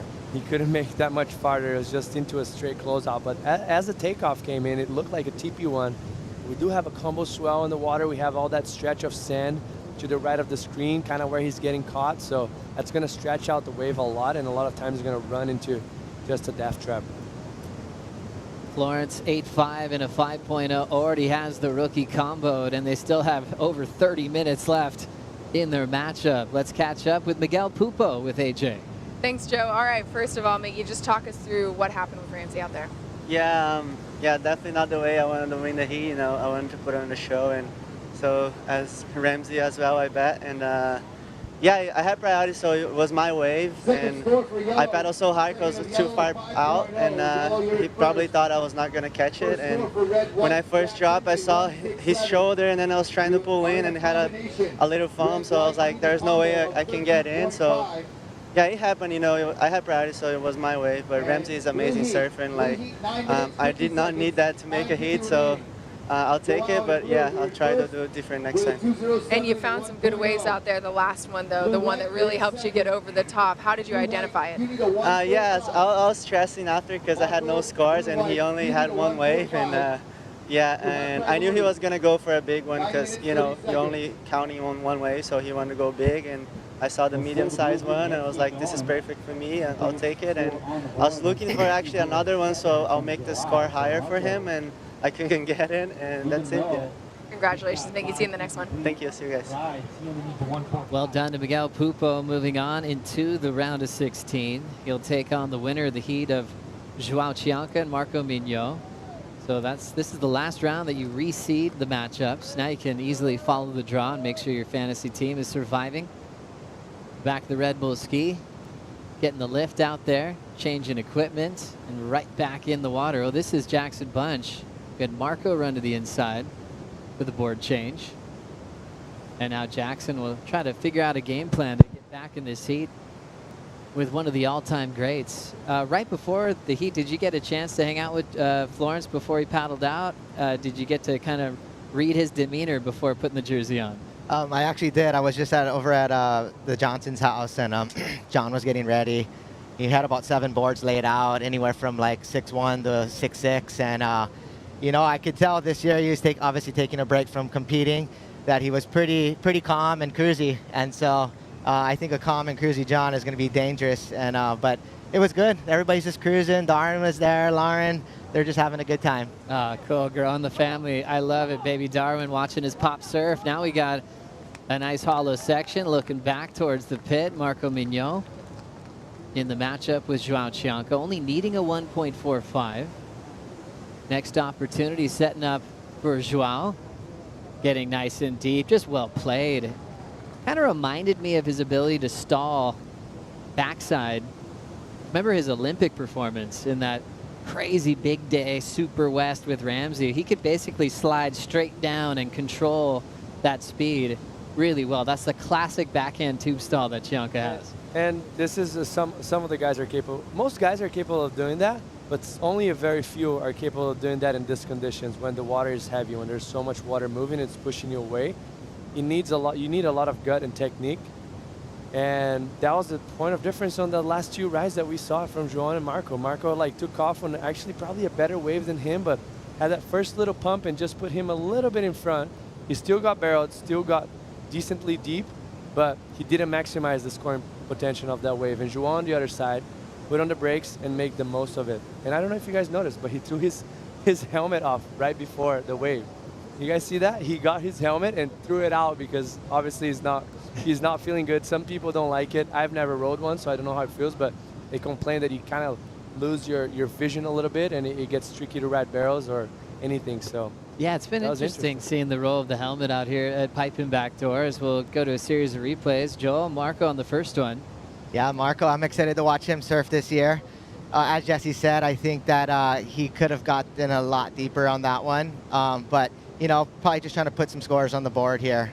And so, but that was a great ride. I think it puts him right in the heat. Look at his helmet on the left, right there, going over.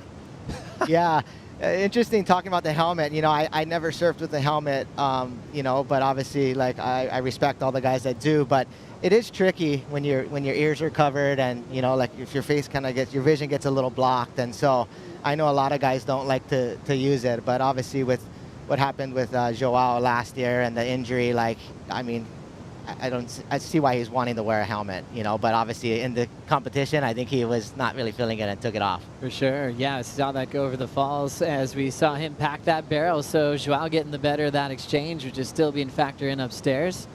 Strider is on the beach. We did see a board change for Marco Mignot. What'd you see there, Waz?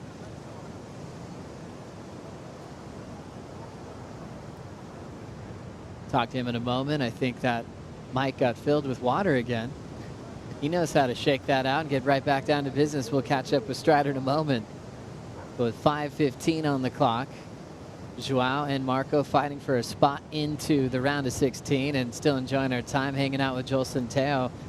Congrats on the store opening as well, right in Haleiwa. You can get all your Florence gear there, and one of your best friends, Nalu, holding it down. You can say hi to Nalu, buy some great Florence product. What has that been like over the last few months since you guys opened? It's been great. You know, I think for us with the Florence brand, we were looking for a location where we could really showcase the brand on the North Shore, and this place right here in Haleiwa opened up for us, and it's a great location. It looks like an old plantation home that we just turned into a nice little North Shore Florence store. And yeah, we have my buddy Nalu Law who's running it, and he's a great guy, as well as Mikey Davidson works in there as well, and Craig Yester, and they're just all wave the flag really hard for the brand, and just good vibes in there all day. Oh, that's really cool. And you know, at the grand opening, there's so many people hanging out. It just has a feel-good vibe to it with all of you guys a part of it. Born and bred on Oahu, been a part of this since day one, and then having the Florence brothers, all of them now officially on the team. It's got to feel great. Oh, it feels really good. You know, obviously a couple months back we got Ivan and then Nathan on there, so it's a full family affair. But that's what our brand's all about. You know, we started right here on the North Shore, and we're behind the North Shore lifeguards. We want to get people in the gear to get them surfing 6 hours like the Florence brothers, and so it's a great location, and we're just excited to have you guys all by. Oh, we love it. Thanks for the shirt. Thanks for the big section. Oh my goodness, Joao Chianco going for a gigantic section at backdoor.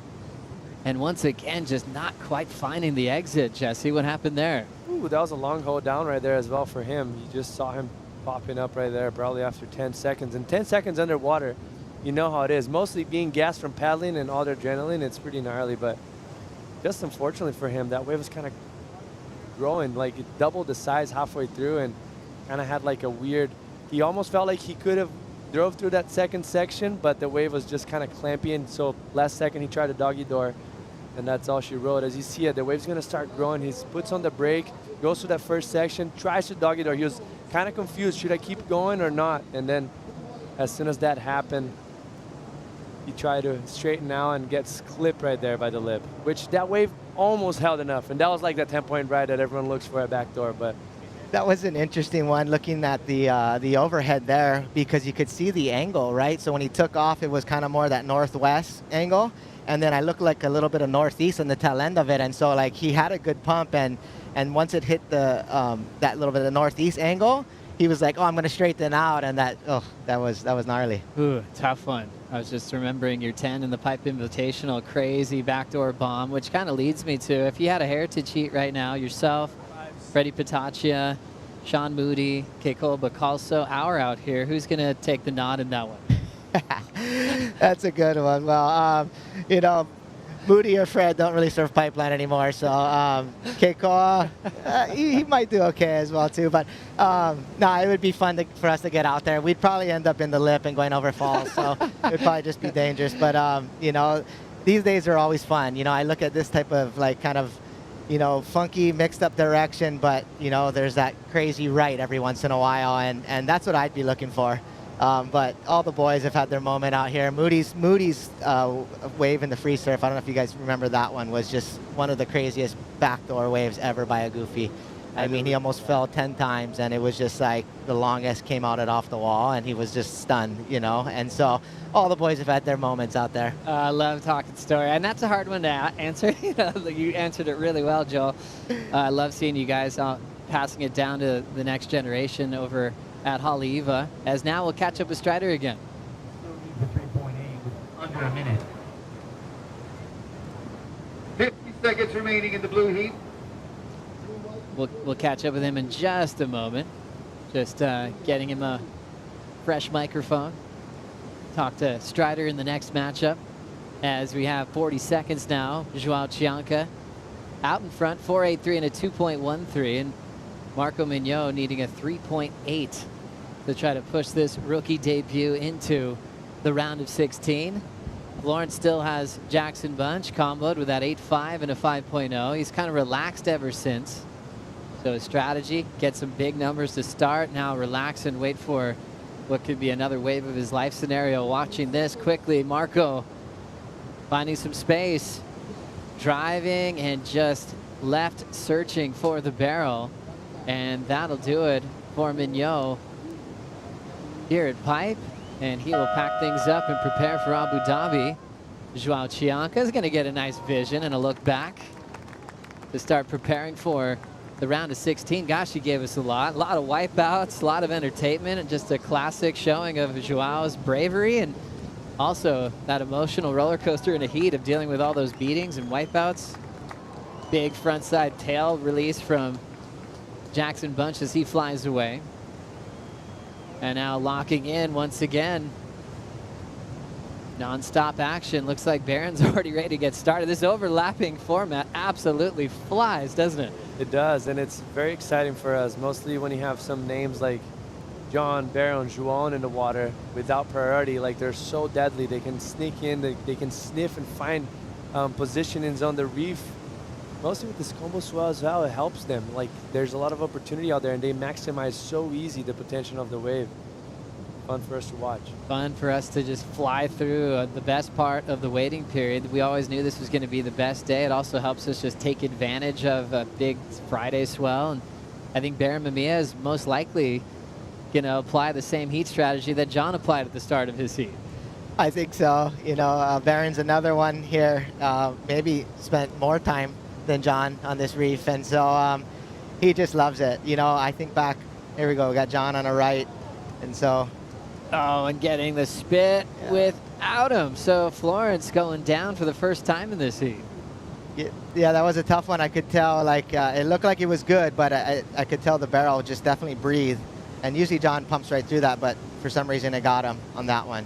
So plenty of time for John to continue to put on a show. 18 minutes, he'll be the priority heat. McGillivray and Barron just getting started. And Joao Chianca just got past Marco Migno to move to the round of 16. We'll be right back.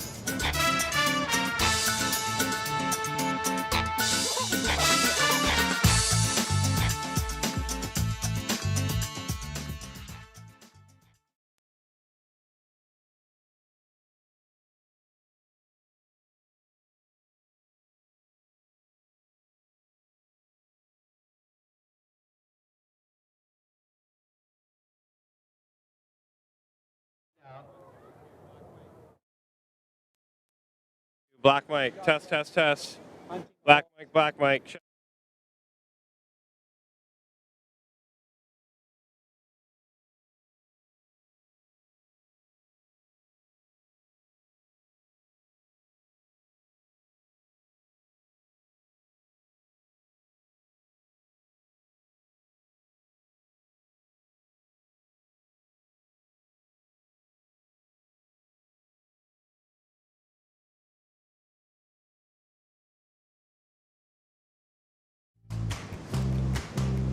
You're watching the Lexus Pipe Pro presented by YETI. Round of 32 has been very exciting. Chianca just won over Marco Migno. We've had great performances from pipe finalists like Seth Moniz to kick off the morning, and pipe champs like Italo Ferreira to kick things off. Pumping swell, overlapping swells, ton of sand on the inside as well. Big thanks to the Hawaiian Water Patrol, getting everybody the right place at the right time. As we still are hanging out with Joel Centeo, the general manager of Florence. A great company that just feels like it's just taken off at 100 miles an hour, and it's really purposeful-based product, you know, things that the Corps would use and need. And it's really great to see all the red flags in the water these days. Before we get there, Matty McGillivray did this during the break, Joel.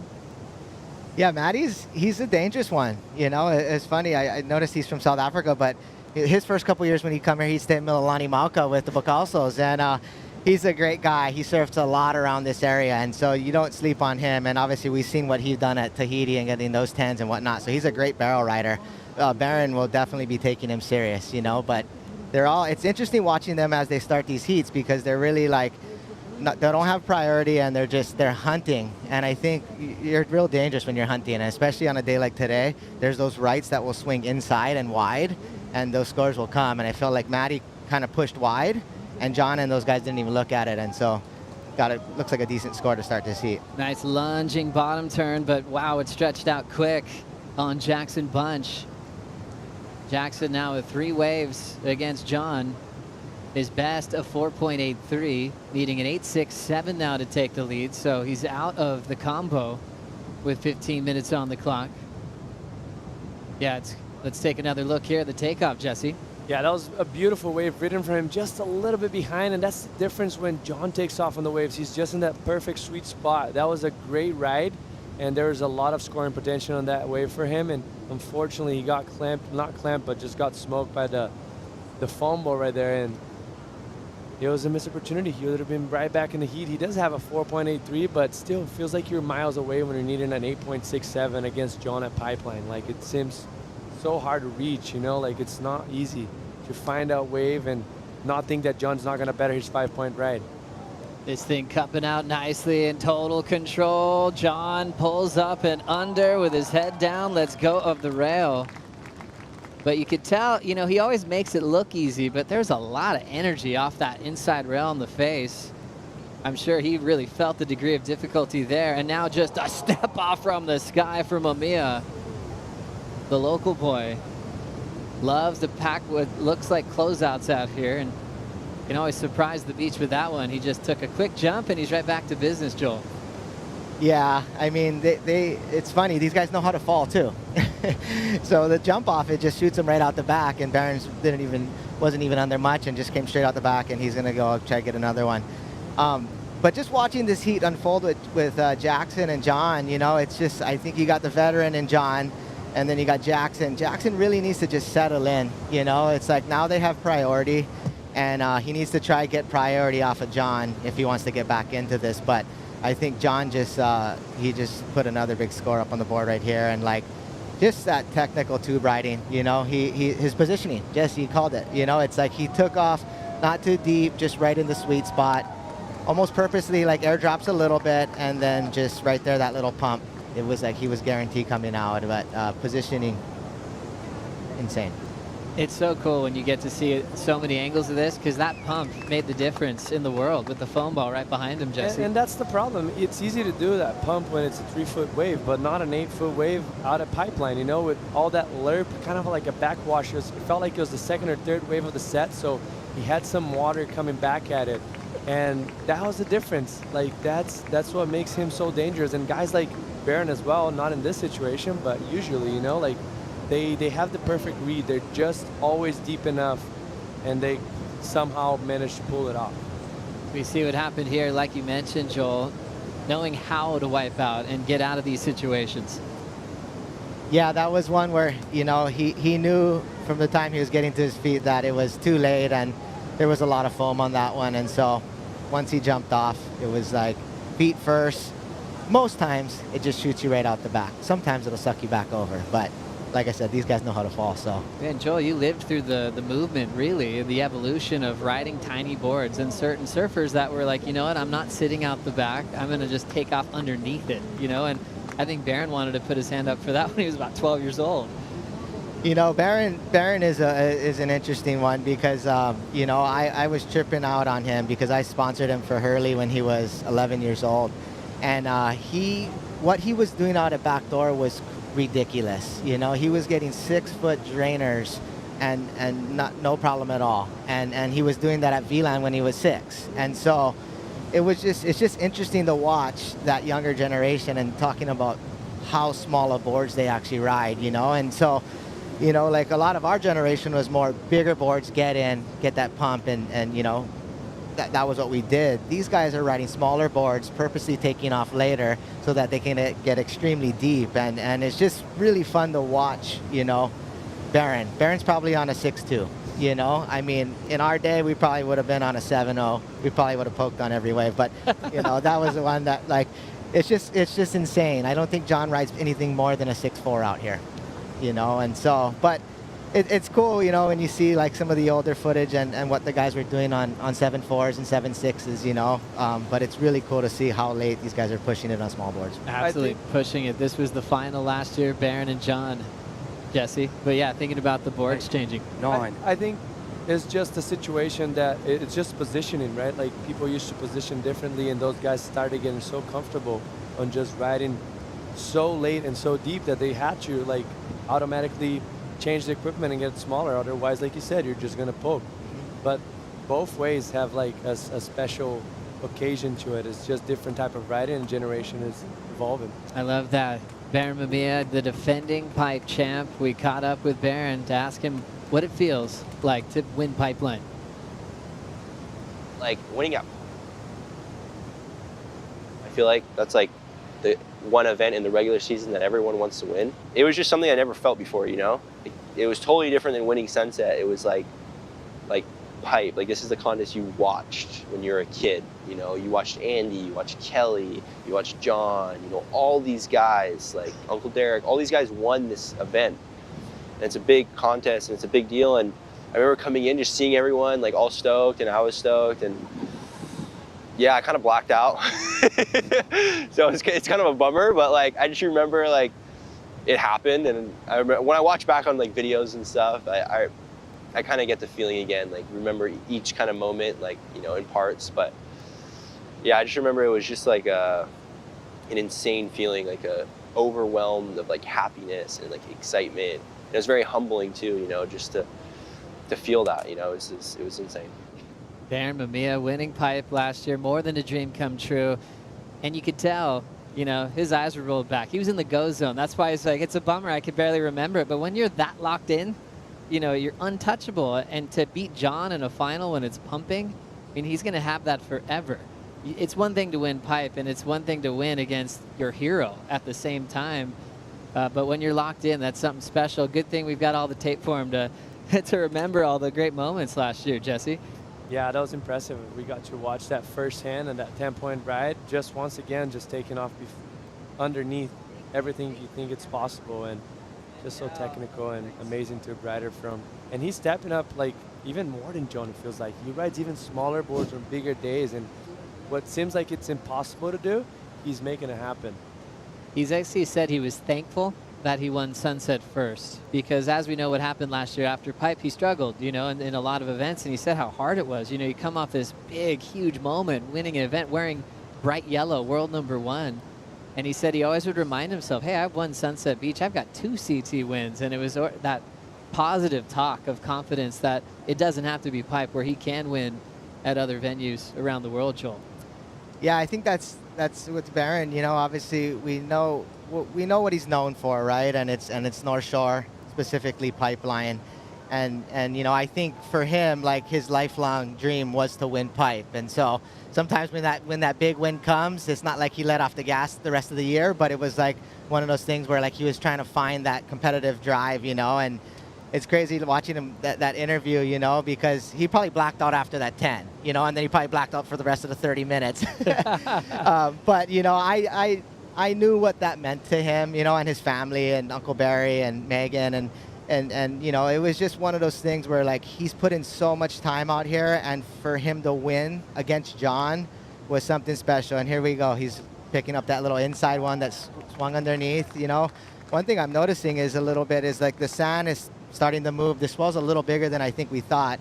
And so we're starting to see those lefts open up quite a bit. So that's a good sign. Great sign. There's that classic McGillivray backhand tube style. It brought him a 10 at Chopes, and he's putting it to use at Pipe today. He already has a 617. John's got priority. 3-time world champ, locking in, just sliding beautifully, holding his line, coming out before the closeout. Unbelievable timing. You're witnessing one of the best backhand tube riders on the planet, making it look easy with speed management, paddling into the wave. All of it is really second to none. And the positioning, once again, I just like to mention, like, because that's what's the most important out here today, not just the technique, but just how you put yourself in the wave. And you're going to see that on the paddle, he slows himself down. He's not scratching, trying to rush anything. He's trying to put himself as deep as possible, just in that borderline of not being too deep. And that's what manufactured that score. And how he doggy-doored that, I'm not sure, but I think there was a little bit earlier, but he slows himself down on the paddle, lets the wave run a little bit in front of him, and then he starts to put on the gas pedal. So that was beautiful reading from him.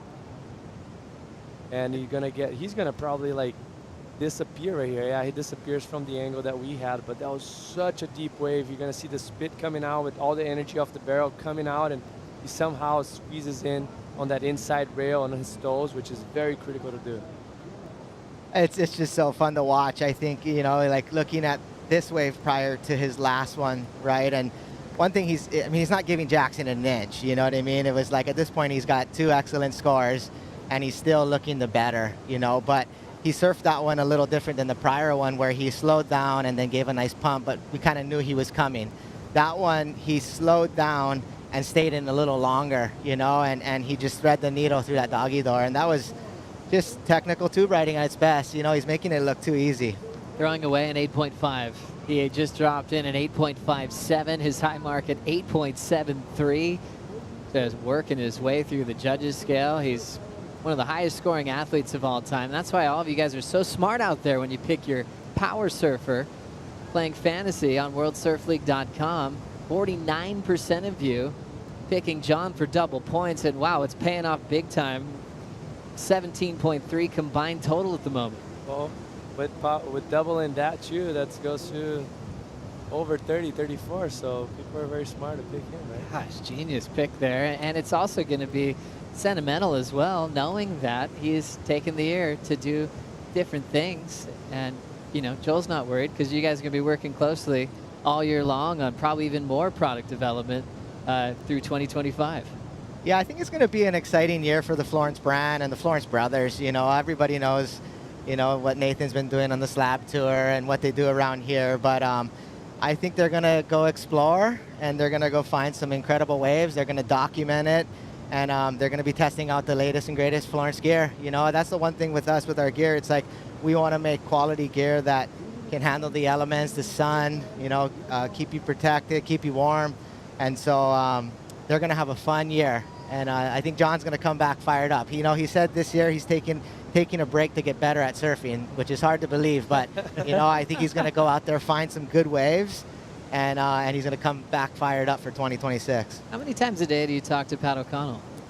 Me and Pat talk probably anywhere from like 3 to 5 times a day. That's a lucky thing. On Sundays? Oh yeah, it was funny. He called me last night. He was just got back from a trip. He called me at like 8:30 at night. Like I was watching a movie with my family, and I'm like, we just talk a lot, and we have a really good crew at the Florence brand, and Pat O'Connell.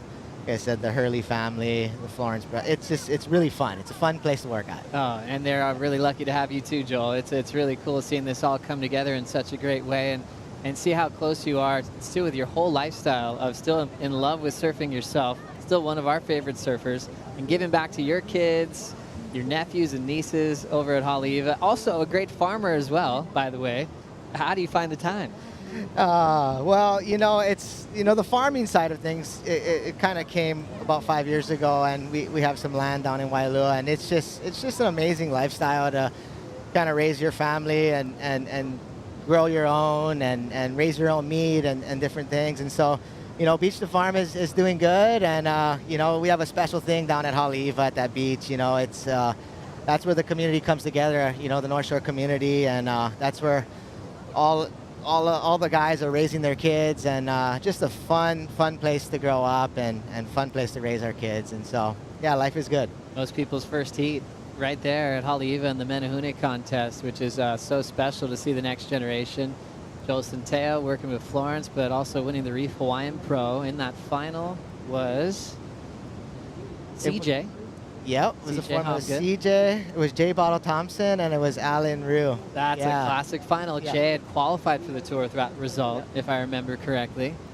Also love your local motion win. Remember that one? Yep. Sonny was in that final. He was in that one. Kaimana Hakias. Yes. Yeah. Keep going. Hank Gaskell. There you go. We got there in the end. 55 seconds on the clock here. Jackson Bunch with priority, with that big combination, but he got an opportunity to be with the all-time great of John Florence, the 3-time world champ, the top seed. So Jackson will shake that one off with pride and move on to Abu Dhabi. You know, proud of himself for turning in just a valiant performance. Big closeouts. He's learning the reef, and he's already had good ones over the years. So now he's going to take everything he learned against John and move forward. Matty McGillivray, Barron Mamiya will turn into the priority heat in just a moment. And we're also still celebrating the return to the Jersey for Felipe Toledo as he takes on a good friend of his, David Silva, coming up next. Those guys have been competing against each other for about 20-something years. This is going to be very fun to watch. That's a classic. Here's John. He might throw a little rotator for us. The happy father with a big performance, 17.3 combined total, looking for another pipe victory before he moves on from the tour this year. Congrats to all you guys that picked him as the power surfer on your fantasy teams. Jackson Bunch out as we will continue to dive into the Rookie of the Year story. We'll get Felipe and David in the water in just a moment. Fun hanging out with you, Joel Centeo. Come in anytime. Thank you. As action continues at the Lexus Pipe Pro, presented by YETI, we'll bring in Kaipo and Flick for the call right after this.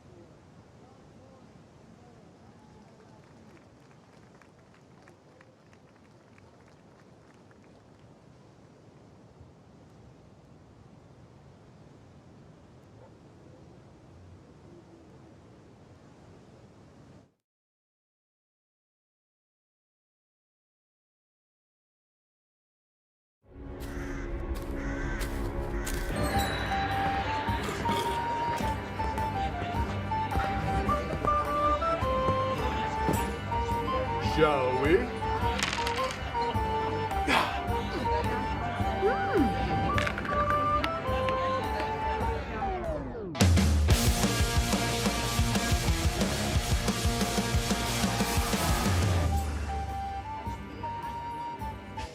Fantasy, WorldSurfLeague.com. Is Matty McGillivray on your team? Well, he's in the barrel. And he's unable to find the exit. Kuiper girl, along with, you can call her Felicity. I think she prefers Flick. I don't know. I'm going to ask her, what do you prefer? Let's go with Flick. It's nice and quick. Flick Palmentier, Kuiper Guerrero, bringing you the action here. Day number 3 of the Lexus Pipe Pro, presented by YETI. Wow, John made his heat surprise. Not surprised. In these conditions, just with his positioning in that lineup, I mean, he put on a clinic out there. It's incredible to watch. Really, like, amazing, right? He is getting scores under priority, and it's overlapping heats. So there's like 3 other surfers to get under priority. Here we go with a matchup. It is friendly fire for Brazil in heat number 7 to round 32. Felipe Toledo up against David Silva. Slipping into this one is the North Shore's favorite son. Well, one of them, the prodigy, Barron and Mamiya. So nice job by Barron just to get a little bit slotted. 3.14 will take him to lead over Matty McGillivray in the priority heat. 16 minutes, 35 seconds on the clock in the priority heat. And the new heat in the water, Felipe Toledo, David Silva. And your thoughts on the new heat, Felipe? New heat, I'm excited to see where this goes. I mean, obviously, Felipe, that whole year off last year and well-deserved. And it's just so different to the start of the waiting period right now. We've obviously got a stomping swell today. It's building, it's big, it's powerful. You know, I spoke to some of the guys when they were coming out of the free surf, and they were saying there is a lot of energy out there. And I'm excited to see these two match up out here. I actually don't know what to expect. There's our 2-time world champ, number 77, Felipe Toledo, 29 years old, out of Ubatuba, Brazil, currently residing in San Clemente, California. Took a year off last year just to focus on his mental health and, you know, help out, spend some family time with his young daughter Mahina and his son Koa, and coming back into 2025 recharged. Also recharged and reborn in a way onto the championship tour is David Silva, who had to surf through, got cut in the season, but surfed through the Challenger Series, Silva did, to make his way back onto the championship tour in 2025 after getting cut, that mid-season cut in 24. So DVD's back, David Silva. These two, David and Felipe, have been competing against each other for a long time, all the way back through the junior years over in Brazil, through the qualifying series years, and so forth. So the familiar territory for those two Brazilians in the heat. Matty in the priority heat. McGillivray stalls, tries to slow down, finds a little cover up there, and then well, the prone right there is going to discount the completion of that wave. Flick. Yeah, for sure. It looks fun, but not really scoring as we see another beautiful wave. This one, mind surf that thing. Is it going to spit? Little spit. Maybe out the doggy door. Yeah, I mean, and you talked about it this morning, Flick, when you were analyzing, you know, what was to come throughout the day. And the swell certainly hanging in there, actually growing. Yep. And so the playing field continues to change. And with that changing as swell, also, Flick, is the sand is going to start migrating in a different direction, too. So that's going to affect some of the wave shape. You've got to think so, right? I mean, even this morning when I was having a look in the Red Bull Athlete Zone, you can just see there's so much water moving over that sandbar section. You know, I think by the end of today, it could look a little bit different. And then even it's good news for tomorrow. You know, obviously that swell's going to drop a little bit, but that direction's going to be better, and hopefully some of that sand's going to be removed. Yeah. Yeah, that's what we're anticipating. Again, we're going to run overlapping heats in this round of 32 into the round of 16. Hey, I think it's time that we should catch up with one of the favorite sons of Pipeline. So good they named them twice. John Florence is with Strider Wazalewski. Thank you very much, Kaipo. John, just looking out there, it looks terrifying. Was that fun for you? It's fun. It's also scary. Pipe's always scary. But it's so clean right now. When the good ones come, you can really see them. And what about the equipment? What were you riding out there? I was riding a 6.4 next step. And yeah, I switched to the next step for pipe and barreling waves because it's just a little narrower. And yeah, I don't know. I feel like I can control it more like in the barrel and stuff. And you elected to surf this event. Was that the forecast? You saw this coming down the line? No, I kind of like had a little FOMO last minute. I was like, oh, I'm gonna do it. It's just down the street. And then the forecast came. Oh, the forecast came, and I was like, oh no, it's gonna be so grindy. But then, yeah, I don't know. To see this come last couple days, last 2 days of the event, it's so exciting.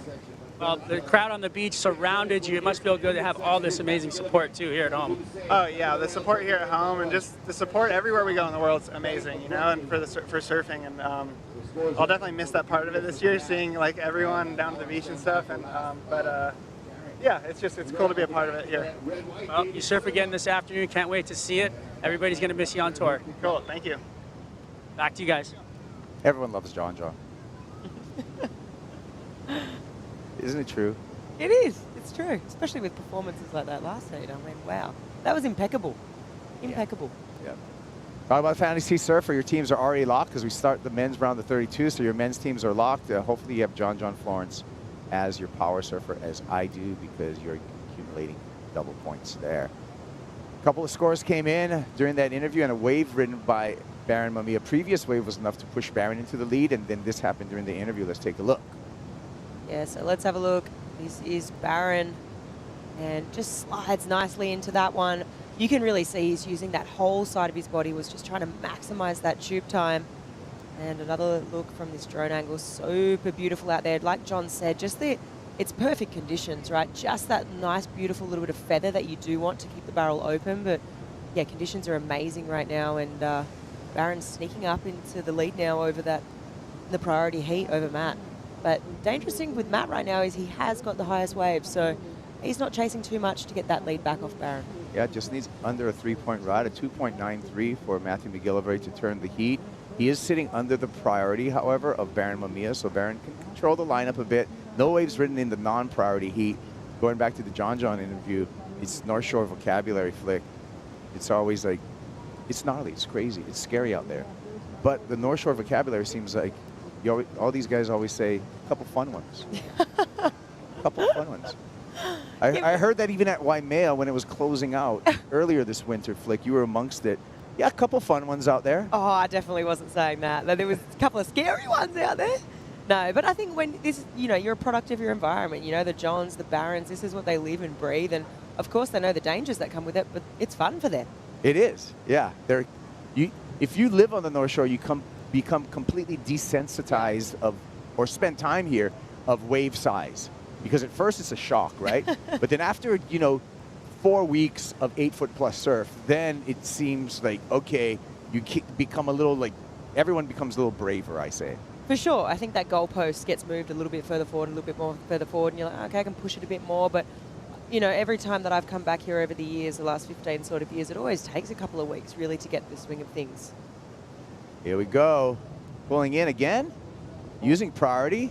And an easy exit once again for Barron Mamiya, looking to better a 3.83 that he has in his scoreline and push his lead even further away from Matthew McGillivray, who's right within reason, just needing a 2.93. Yeah, I liked that. That was really well done from Barron. He maximized that tube time. I think he might have been a little bit deeper than that last one as well. So interesting to see where this score is going to go. But he just does such a good job. I mean, no one else was really having a look at that. And he was just like, thank you. Yeah, Barron, another look here from our defending champ. Yeah, so smaller inside one here, but it just looks so visually pleasing. Whenever the surfer comes out at the same time as that spit, I mean, it just does wonders. It's aesthetically pleasing. It looks really good. And just the positioning on the takeoff was really impressive to me. I mean, couldn't have really been too much deeper. It was really, really well read for a smaller insider wave. Just trying to improve on that 3.83. Maybe that size might let him down ever so slightly. Let's go to Ross on the water. How is your vision of that wave, Ross? What's up, Typo? Very cool. It was obviously a smaller wave, but other than John, you'd say Barron knows this reef better than anyone. And what's really tricky today is you have that north swell lingering with this brand new, really strong west swell, and it's creating these really slabby waves, like something you might see in Tahiti, like at Chopu, where it's below sea level. And guys like John, guys like Barron are by far the most comfortable taking off onto the ledge like that. So even that last 4-footer was still so committed. It's just all perfect technique from Barron.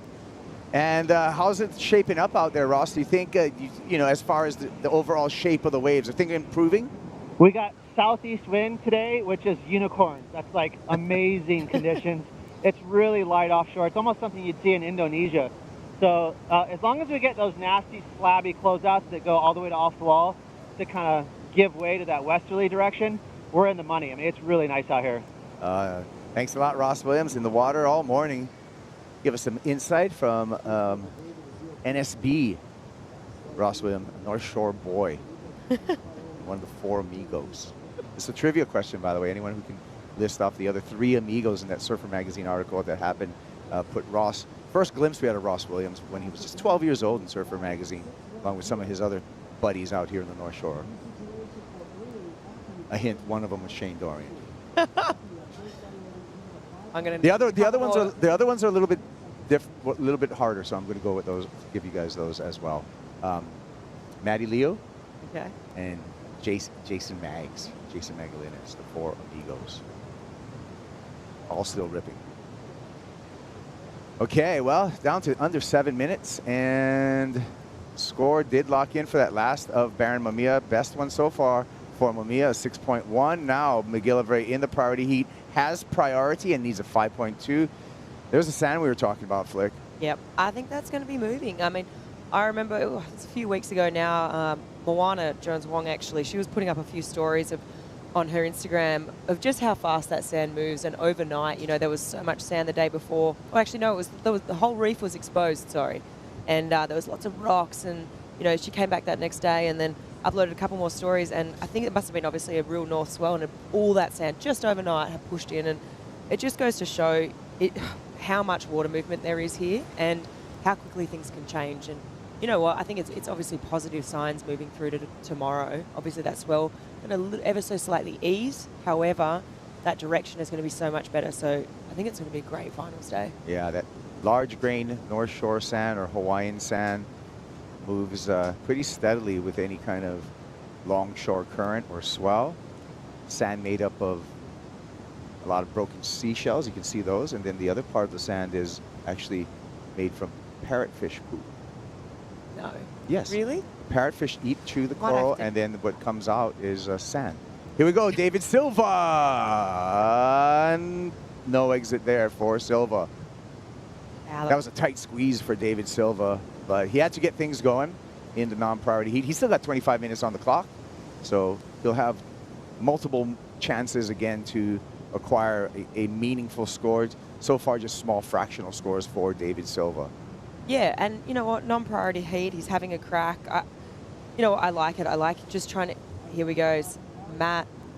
McGillivray drops into this back door, has to stall, waiting for some time, and this one's not going to cooperate for Matthew McGillivray, and all that's going to do for the South African surfer is chew up the clock. He's going to have to do the loop around. No, you're definitely onto it, Kaipo. I mean, those long, stretched out ones at backdoor today, I mean, they're sort of rare right now to be coming, you know, pick the one with the right angle or find one of those ones that sneaks underneath and really hits that ledge properly. But yeah, right now, I mean, this is working in Barron's favor.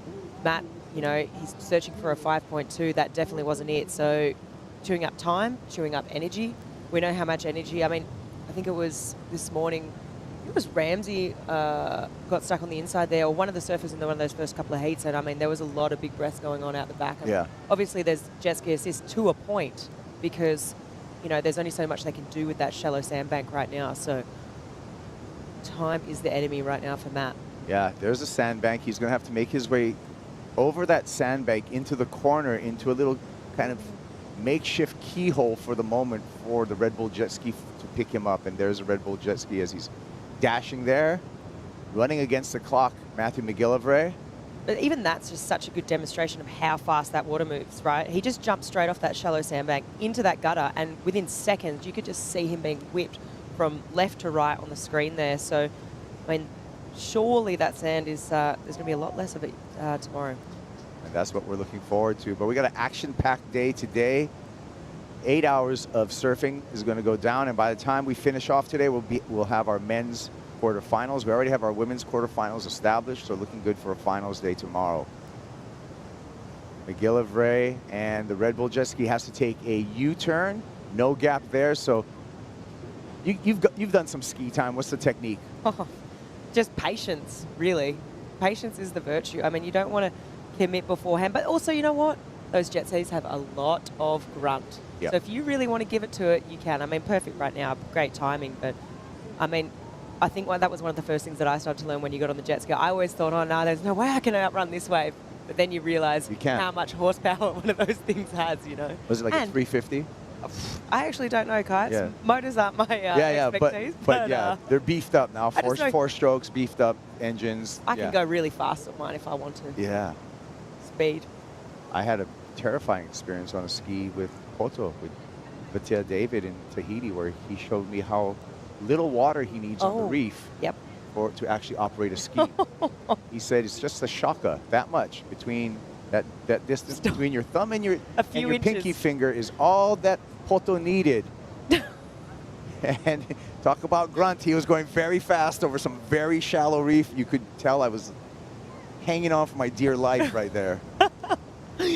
Oh, yeah, no, super scary, but no, they're definitely good workhorses, those jet skis.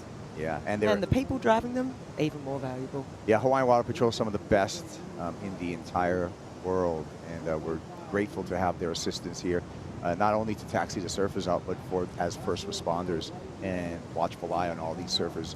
Really one of the world's most dangerous waves. Completely. I mean, this is the most dangerous wave on the planet. You know, if you think about all the waves, I mean, sure, Jaws, Waimea, you've got Nazare, you've got the big wave spots, I mean, but this wave right here, you got chopes, of course, and all those sort of slabs, but this wave, I mean, the reef underneath, I think WSL posted it was a piece on Instagram and on TikTok, and you could just, it was a shot of Caity, it was only a 2-point ride, but the drone shot, you could just see the caverns, the holes in the reef, how undulating it is, and it just gives you a good idea and perspective of what the surfers are dealing with. Well, you know, when you're pin dropping at backdoor or even at pipe, you're pin dropping sometimes only into a few inches of water.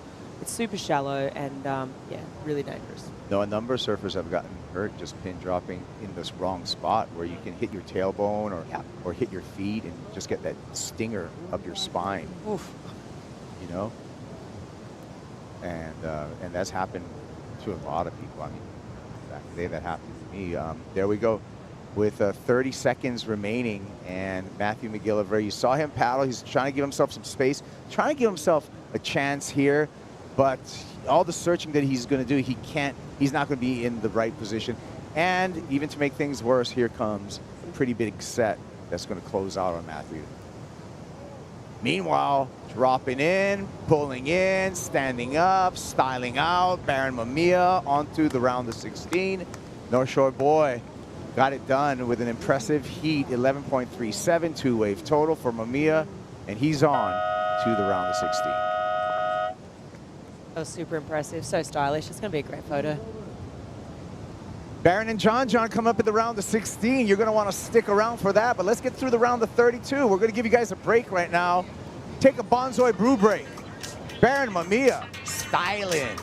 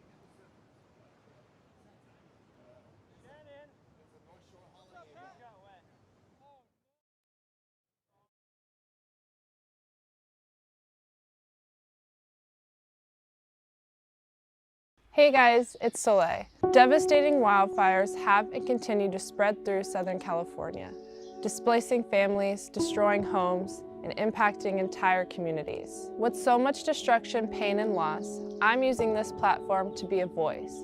on behalf of those who've been affected. As a member of the Malibu community and resident of Los Angeles, we want to say thank you from the bottom of our hearts to all the amazing first responders who constantly risk their lives to fight these fires and save our homes, including mine. This has been a difficult few weeks, and there is a long road ahead. But together, we can make a difference. By donating to the relief efforts, you're helping provide shelter, food, and resources to those in need. Every contribution, no matter the size, brings hope and healing to those who've lost so much. To learn more about how you can help, scan the QR code on your screen or visit worldsurfleague.com. Thank you. Yeah, devastating Southern California, the LA wildfires. Scan the QR code to see how you can help contribute to make a difference, or you can visit worldsurfleague.com, and best wishes for all of those affected by those fires. We got another heat in the water to join Felipe Toledo and David Silva. Non-priority heat. The clock has just started for Jake Marshall and Ian Gentile. Caity Girl, along with Flick Palmentier on the call here. Your thoughts on this matchup here, Flick? Oh, wait, we got someone surfing. Stalin. It's Felipe Toledo. First wave of his matchup against David Silva. Gets a double barrel and fights his way out. Bonus section. Whee. Love that. That was fun. Toledo waited a long time for that wave, but made it count, and he's going to take a big lead on David Silva, who only has a couple of small scores. Yeah, for sure. It's obviously the best wave of their heat so far. Wave of significance there. I'm interested to see where they go. I don't know how much that last little barrel is really going to factor in. It got super small there at the end, but the takeoff was so heavy. I mean, it was so late, and it sort of demonstrated what Ross was speaking to, you know, just how he was saying because of these two swell angles. I mean, let's break it down here. Just late drop, hucks it underneath. Really short, sharp little barrel there. And grabs the rail again. Another little bonus section. It's a little bit clamped, but rides out in front. I mean, you can just see here this super slow-mo.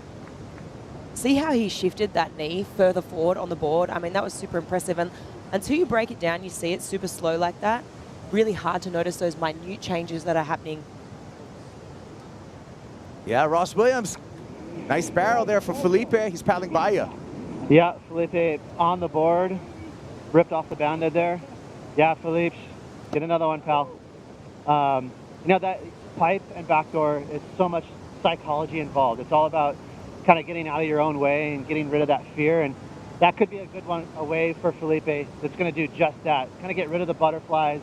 Even though it was only 4 or 5 footer, you go, okay, in your own head, you're like, it's not that bad out here. Just get over it, you know. And so hopefully a nice set comes to Felipe and he turns it up a little bit and gets a bomb. Yeah, North Shore boy Ross, you're calling that a 4-footer. Well, I'm in the channel. It's hard to tell. Is it bigger? That's my bad, Felipe. Am I 6 feet? What are we talking about? Nah, I just love it. It's a great conversation where North Shore guys, it's like 4 foot forever. It's like 3 feet, yeah. Minor one. Come on, Felipe. I love that. There's a full different size scale here. When you talk to locals on the North Shore, you know, if you catch an 8-foot wave and it's really impressive for anyone to even acknowledge it as an 8-foot wave. Because it seems like it's 6 foot forever. I get it. You know where else is like that? WA. Yeah, that's Australia's like that. That's why you love it here, huh, Flip? I do. But I tell you what, the other funny side of the coin is when it gets over about 10 to 12 foot, then it starts getting even bigger and bigger, you know? Yeah, then every foot counts, Then right? every foot counts, and then it's like, oh, it's 20 foot out there today. It's 15 to 20 foot. It's that weird range between 4 and 8 foot, it seems. I know. And it'll always be 4 to 6 foot forever. Like, look at that 4-footer coming in right there. Oh, it's so funny. It is such a funny. It'll be that argument conversation will go on forever. It will go on forever. And also a 4 for Felipe Toledo for the double barrel. And that puts him in the lead over David Silva. Silva with the priority. No waves ridden yet by Jake Marshall or Ian Gentile. And Felipe just, I think, cautious, calculated. He waited 23 minutes before he caught his first wave, but playing the game well. Yeah, and I agree with Ross. I think once you rip that bandit off and you go, okay, one's done, It's completion. I feel good with that. You're just going to build on that confidence. Let's hear from Barron Mamiya. He's on to the round of 16. He's with the Waz. Thanks, Kaipo. Barron, looking really comfortable. How's it feel surfing here at home? I love it. I love surfing pipe. Yeah, it's been fun just being at home the last couple months, getting sick waves. And luckily for us, the waves started to get really good, and I think the rest of the day is going to be firing. Your last wave of that heat was an absolute bomb. Talk to me about the late drop out here. Yeah, it was kind of funny because me and Matthew were like I kind of let him go on the first wave, and he missed it. And then I turned around, and then there was another wave, and I was kind of like, oh my God. Wow. That was crazy. But yeah, Philippe was the next wave. I turned around, and I look, I'm like, oh my, this is the bomb right here. And I started paddling out, and I was so far in. I seen the boil like out where Philippe was, and he was paddling at me, and I was paddling at him. And it was like this crazy thing, and he's looking at me, and I was just like, yeah, screw it, I'm going. And I took off so late, and I was just like, hopefully I can engage when I landed. And I landed, and I was like, oh, okay, I'm good. Solid surfing. Next heat, John Florence. Yeah, we had the final last year. I know he's going to want to try and get me back, but I'm going to try to do everything in my power not to let that happen. Can't wait for it. Congratulations. We'll see you in the next one. Thank you. Back to you guys. Yeah, that's going to be a great matchup, but guess what? Can I say it? Can I say it, Flick? Okay. Holy Toledo, what just went down with Felipe Toledo? Oh, wow. Tell you what, he took that confidence that he got from that 4-point ride and put it to use at backdoor. Look at this thing, so deep, drives through this. One of the longest barrels we've seen today, out with the spit. And you can see the confidence is right there. And this was one of those ones that just snuck underneath. It hit that inside ledge perfectly. Such a good read on this one. That's got to feel so good. Oh, one more time. Toledo, just great technique, perfect placement. Oh, perfect placement. And you can see how deep he is. You know, just not being able to see the nose of the board completely just demonstrates how deep he was in that barrel. That straight on angle is the one right there. And that's the one that the judges saw. And that's the one that the judges have given a big score to for Felipe Toledo. Report to you as an excellent number for Toledo, an 8-point ride. There it is. There's all the judges' numbers right there. Pretty unanimous. Oh, that was beautifully done. And you know what? He's put David Silva in a very compromising position right now.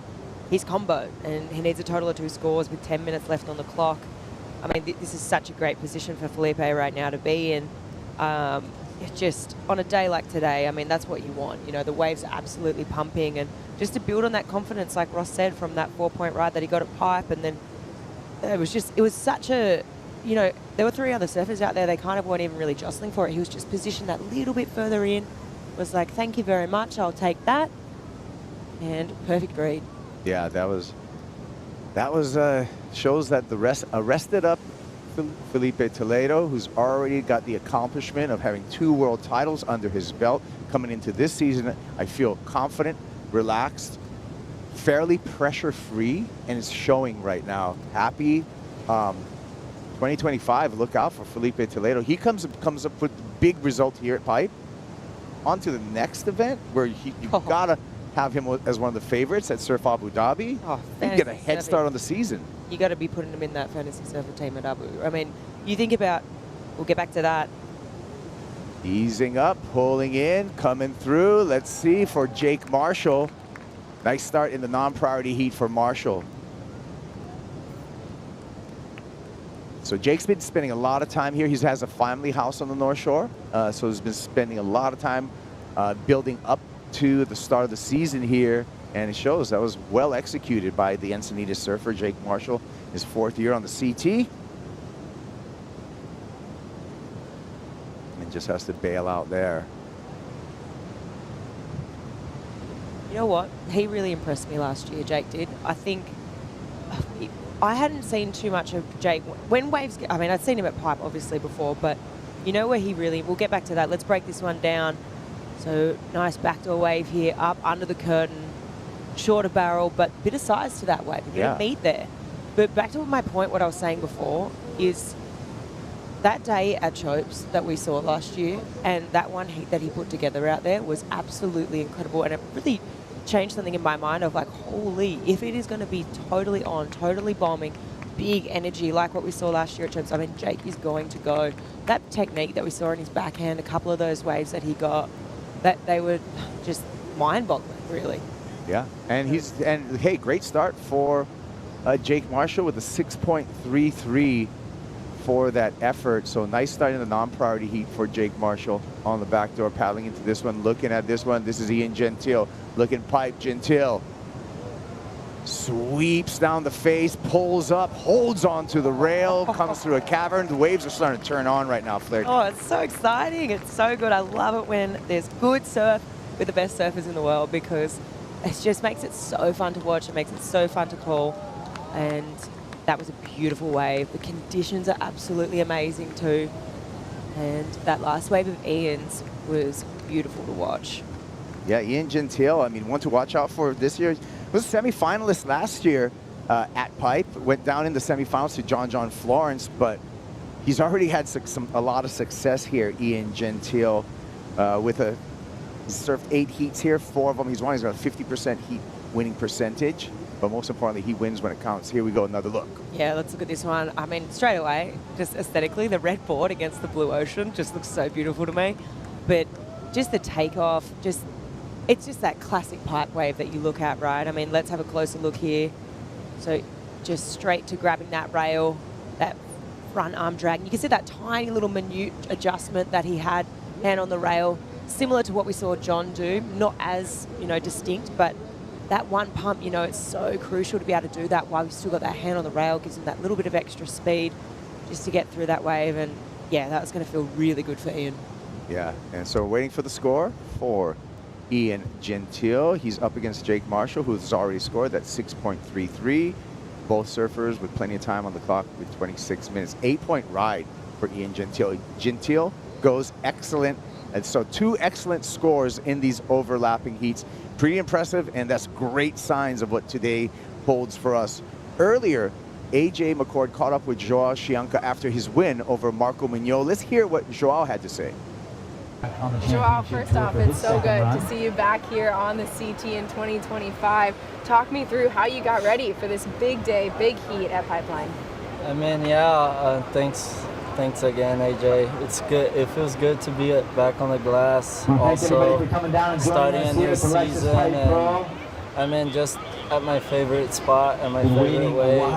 After the accident, I woke up today and it just reminded me exactly from that day of the accident, the color, the sky were the clouds and all the gray filter on the waves, and just kind of scared me out a little bit. I was trying to shake that up, and I mean, it's hard when you cannot manage your emotions with this wave. And I mean, this place, it brings a lot of energy outside and to the inside of the water. So feels good to manage a hard heat. I felt like the pinpoint of that heat was like the A5 of John, that I was a little bit underneath. I didn't want to take the risk of going and let Marco have the priority on the priority heat. So I mean, that kind of put me on a spot of defense on the whole heat, and that's not what I want to do out there. I guess I'll just have to reset and shake that off and go do my thing on the next round.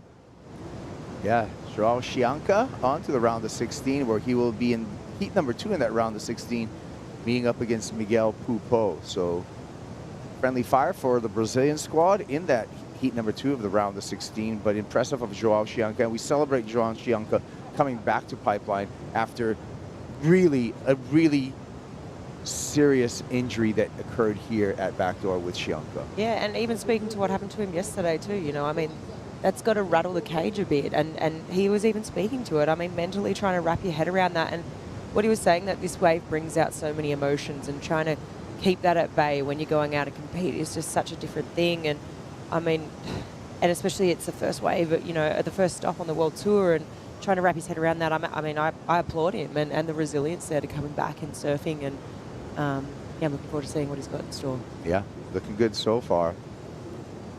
Well, in our priority heat, it has been only 3 minutes remaining with Felipe Toledo with a strong lead over David Silva. And I would have to tap out at this moment for DVD David Silva. He needs 2 scores.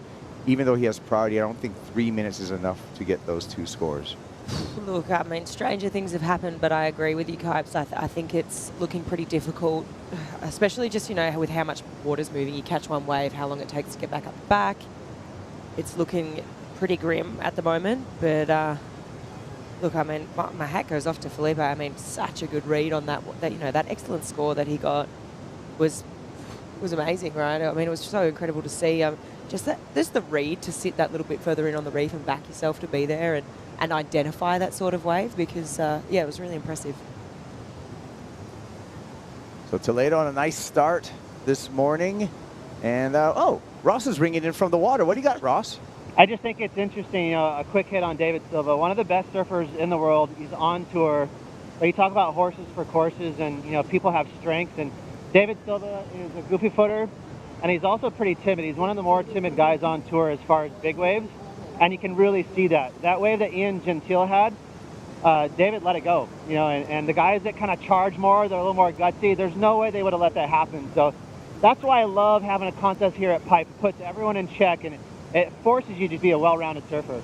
Thank you, Ross. I love the insight. He's got 90 seconds to prove himself. He's scratching over the ledge here and straightens out on that one. So conceding.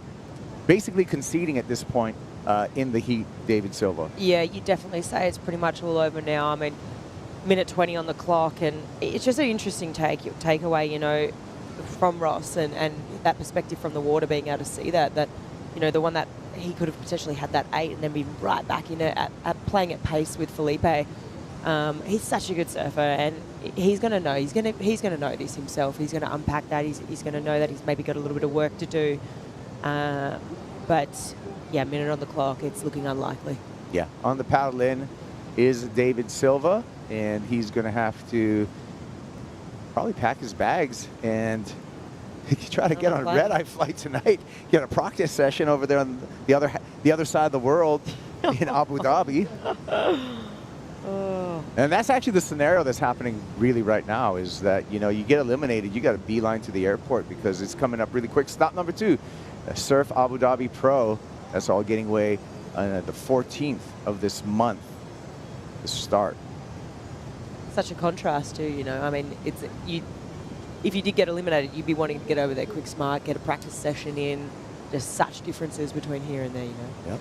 We've got another big heat on the way after the conclusion of the priority heat. We're going to have Jack Robinson up against Alan Cleland Jr. That's going to be a matchup, a strong matchup. And with a strong start to competition here, Felipe Toledo, there's his crew. Back with more action. Jack Robinson, Alan Cleland will be in the water joining Jake Marshall and Ian Gentile. Felipe Toledo goes excellent right here at backdoor.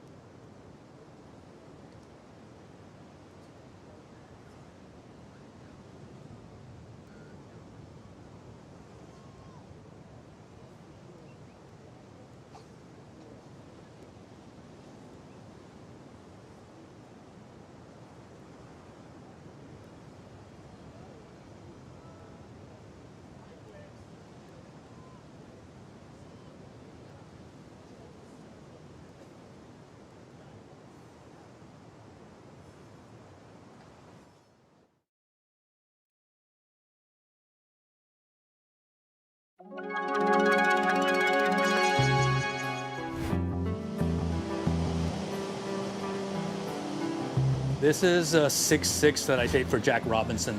It's 18 and 7/8, and this one's in particular is 2 and 5/8. This was designed for a combination of pipe and sunset. The most significant difference between this board and Andy's board that he won his world title on, besides volume, is the rocker. So this has a lot more rocker. The concave is deeper. The amazing thing that the surfers are doing now is they're riding way less rail in bigger waves, which to me is just, if it's just capping and rolling into the first reef, we'd ride 7.6s. The standard sunset gun was a 7.6, 7.4 and 7.6.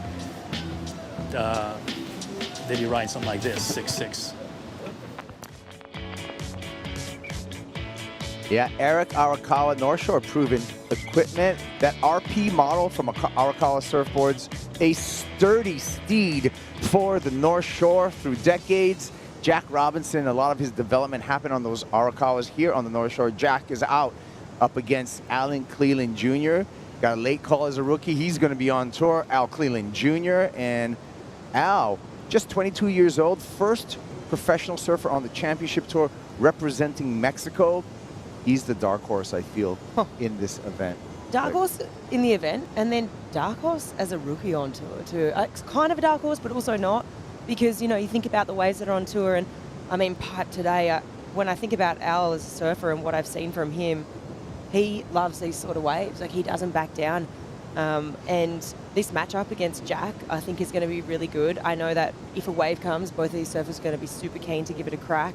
Obviously, Jack, I mean, he's won out here before 2 years ago. I mean, it's definitely an event that Jack's been eyeing off for a long time. And it feels like, when surfers get on tour, there's sort of events that you think, okay, this person's going to win this, they're probably going to win this one. And I think that Jack had been eyeing off this one for a while, but I love this matchup between these two surfers. It's a great contrast, right? It's Al Cleland's first CT event coming up against Jack Robinson, who we look at the numbers at Pipeline, 7 starts at Pipeline, Jack Robinson, an average heat score of 12 points. He won in 2023. He's surfed 15 heats out here in his career. He's won 9 of those. He's got a 60% heat winning percentage. He's very high. When we look at the numbers and we analyze coming into this event, who's had success, who wins heat, the average heat score, very high. It's actually 11.9. I rounded up to 12 points just because I like Jack. I think he's going to add on to that. But, yeah, so it really is a stark contrast in that matchup, but a big opportunity for someone like Al Cleland Jr. to make a name for himself. Here's Jack Robinson, though, sneaking away under priority. Just decides not to go there. Another peak coming through here. We'll see if we have any takers. And that one's going to focus down and off the wall. But you know Jack well. Yep. Like you guys grew up basically together in the same region. Yep. Yeah, we did. And I think it just speaks to what we're saying with John out at Pipe and his comfortability out here. And I mean, we've spoken about it so much, but Jack he's comfortable in waves of consequence because he's a product of the environment, which is Western Australia. We've got big slabs there. We've got North Point. There's slabs down on the south coast. Can we talk about Nauru, or do we not generally say that? Oh, no, we can talk about Nauru. Yeah. I mean, that wave has been plastered, okay. Jacob Wilcox just came out with this amazing edit up there, Chip, and he's just in this crazy long freight train bars. I mean, there's heaps of other waves up there that we won't talk about, but sure. Nalu's pretty well known. But if you can perform there, likely you can perform at Pipe. Well, the thing with Nalu is it's not a perfect barrel. And yeah, okay, if you look at the clips online and you see it, it looks like, whoa, that looks like the easiest perfect barrel. But I can tell you from experience of being out there, it is stepped out, it is ugly. If you are surfing out there, when it gets to low tide, which Jack's been out there and had plenty of experience, it is tricky. It's tricky to get a read, and that's why I feel like he excels in waves like this, because West Oz is so similar to Hawaii and the North Shore. You got so much to deal with it. Anytime that there's a bit of lump and bump on a wave of consequence on tour, I just think, wow, okay, well, this plays into Jack's hand very nicely, because WA is raw and it's unfiltered and it's a bit wild, and just that comfortability level is just so high. Yeah, and heavy water, right? Similar to the North Shore. I mean, Western Australia can go for a week on end, 10-foot days for a week straight. Same thing with over here. Yeah, I think there's not many places in the world where you're going through a whole quiver in 1 week. You're riding maybe a gravel board one day, a step up the next, then all of a sudden the outer reefs are firing. You're like, okay, let's take out the really big boards. I think it's pretty unique like that, and I think that's why if you go back through the years on tour, you've got surfers that have performed so well here. You know, like your Jake Pattersons, your Taj Burrows, you've got Mel Redman Carr on the women's side, and Claire Bevilacqua as well. They just love to charge and to have fun, and there's so many similarities there. Yeah, Jake Patterson back in 1998 had that win out here at Pipeline, stole that from Bruce Irons, who was in the lead in that final, and the snaked right into that. But yeah, to your point, Western Australian surfers, Jack Robinson, Jake Patterson, his brother Ant-Man Paul, have all had wins here on the North Shore coming from Western Australia. Yeah, for sure. There's just so many similarities here, as we see. It looks like Ian having a look. Gentile in the lead, and let's go the rail there. Maybe was being a little too fancy. Already has an 8-point ride in his scoreline, so solid start for Ian. It would have been nice if he, I wouldn't say safety surf something, but just get a backup. Yeah, I feel you on that. That was where my thoughts went as well. I think, yes, he's got that 8, but he can't be too cash, because let's have a look here. So nice takeoff, gets into it early. Let's go off that rail, but just to do the adjustment, right, and then he re-grabs. He only just got clipped, really, at the end there. Sort of started drifting down the face of the wave when the barrel sort of started to go a little bit more almondy and sort of stay higher. But I liked what you were saying, Kai. So I think as we see Jack. Robo, backdoor. It's a combination that you can't ignore. Looking in the cave, can't find the exit for Jack Robinson, but I'm sure he made all kinds of strides down the line there. That thing was meaty. That was a big, angry one. It was so big. It was so thick. It was crazy. I mean, I'm sure he did travel some distance there. There he is. Blew the jersey.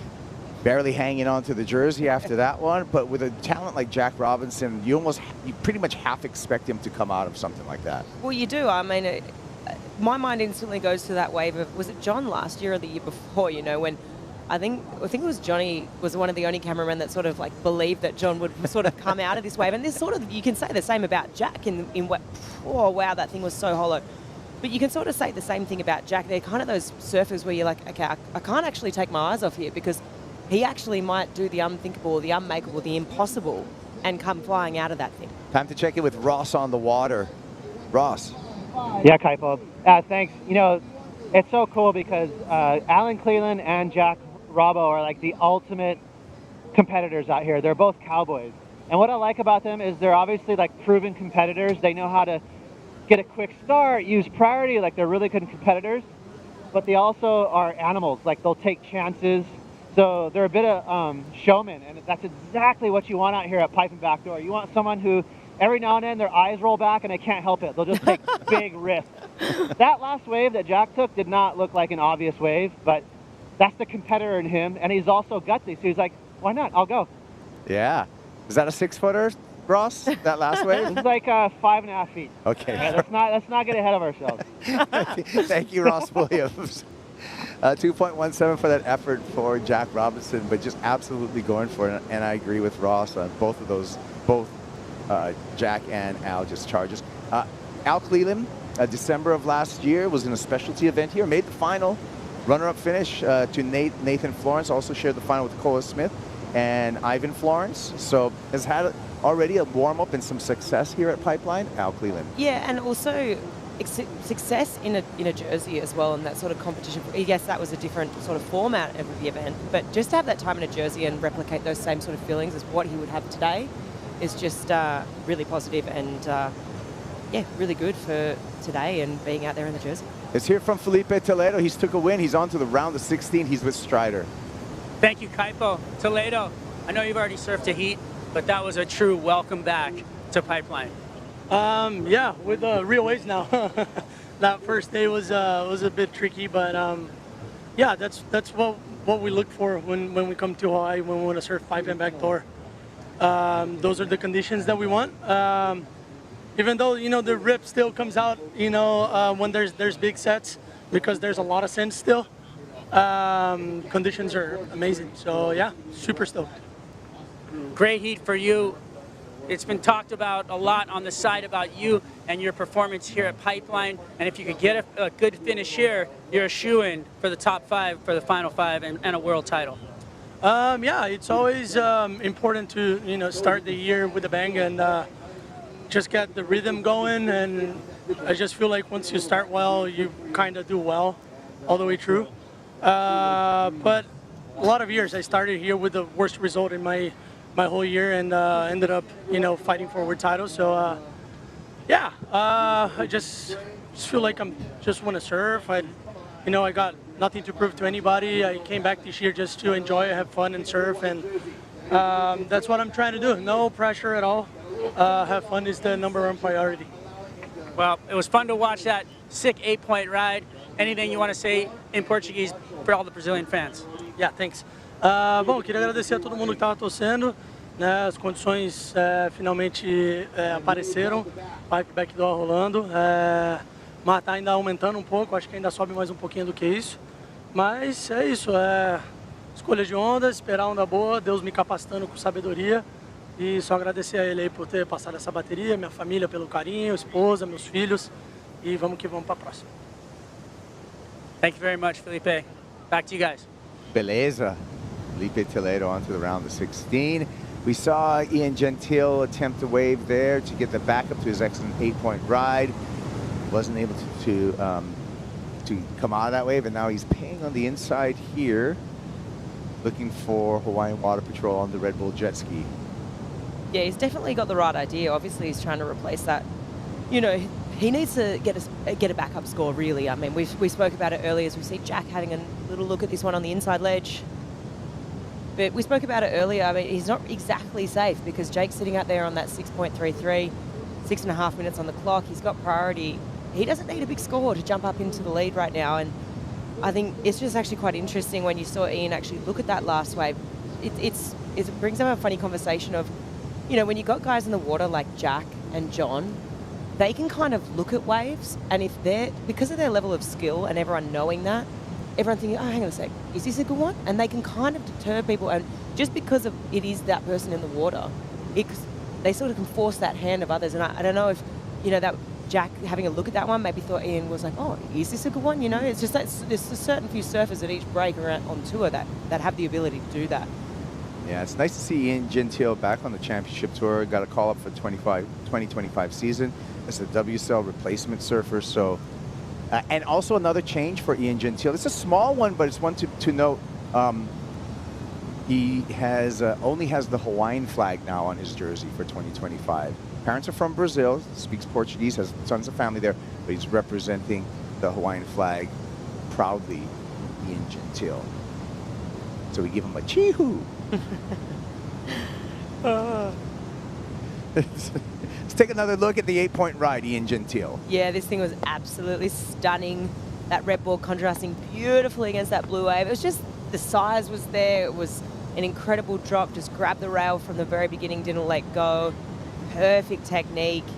You can see that front arm just dragging in the water there, just trying to slow himself down, get perfect positioning, and then that tiny little pump there while his hand was still on the rail, just knowing, okay, I've got myself deep enough, I need to accelerate here.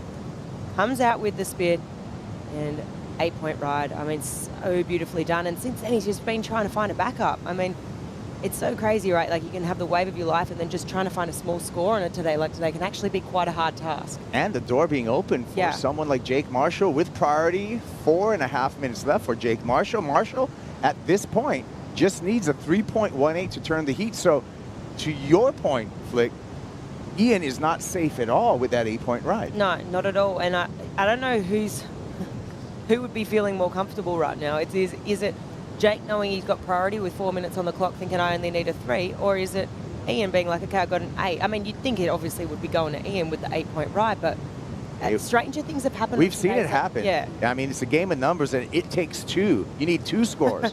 Here we go. Marshall pulls in, yanks the rail of the sharp eye, and comes out right there. Is going to turn the heat in a big way and apply a ton of pressure in these final 4 minutes to Ian Gentile, just as you prophesized, Flick Palmentier. Gentile right behind him. He pulls into a left barrel of his own, goes down. That's going to eat up the clock for Ian Gentile, who needs to make a comeback at this moment.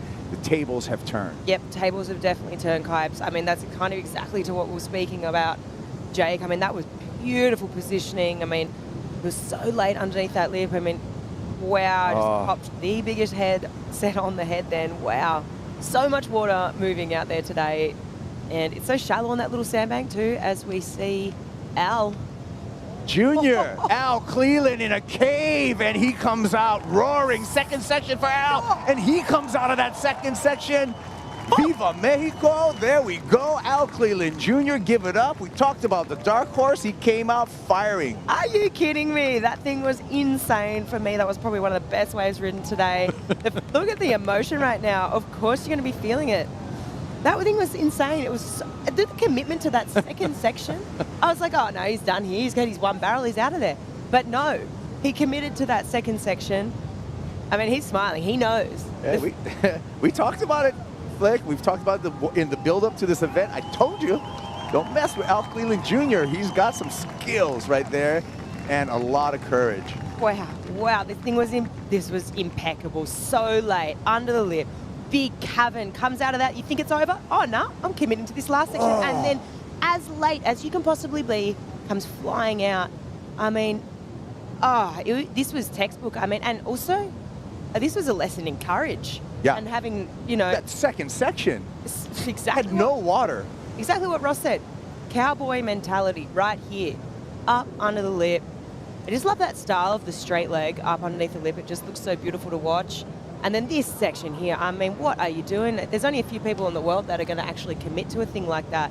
Oh, that was spectacular. It was so beautiful to watch. And I love it. You know what that's also going to do? That performance right there, historically, as I look back on tour, when Jack is on the ropes like this and his opponent pushes him like this, we have seen incredible things from Jack. I think back to the semi-final or quarterfinal at Chopes. Yep.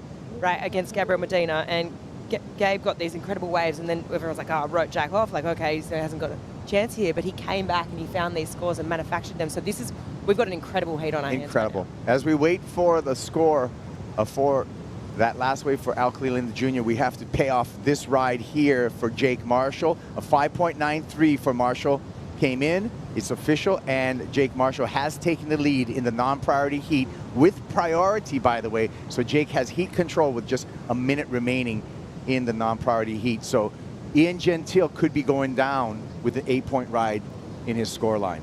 Going down with an 8, that's going to be a hard pill to swallow. I mean, it's never really where you want to find yourself. And I think, you know, if you're nitpicking here, you think back to earlier in the heat, you know, maybe I went a bit hard, or I could have just sniffed around a little bit harder and tried to find bit of a backup. I mean, he's still only chasing a 4.26, but with 30 seconds on the clock, Jake's got priority. He's going to stick to him like glue here. And you know what? Hats off to Jake for putting it on the line when the pressure was on there and finding that score, because that was a really well-read wave. I mean, that barrel, that section, oh my. Here goes Jake. He's just used the block, and there's the numbers for Al Cleland Jr. Yes, that wave that we've been gushing over, the judges appreciated too. A 9.5 for Mexico's Al Cleland Jr. in the non-priority heat, which will turn into the priority heat in just 4 seconds, closing out the heat between Jake Marshall and Ian Gentile. It's going to be Jake Marshall who did the work in that heat, and Marshall moves on.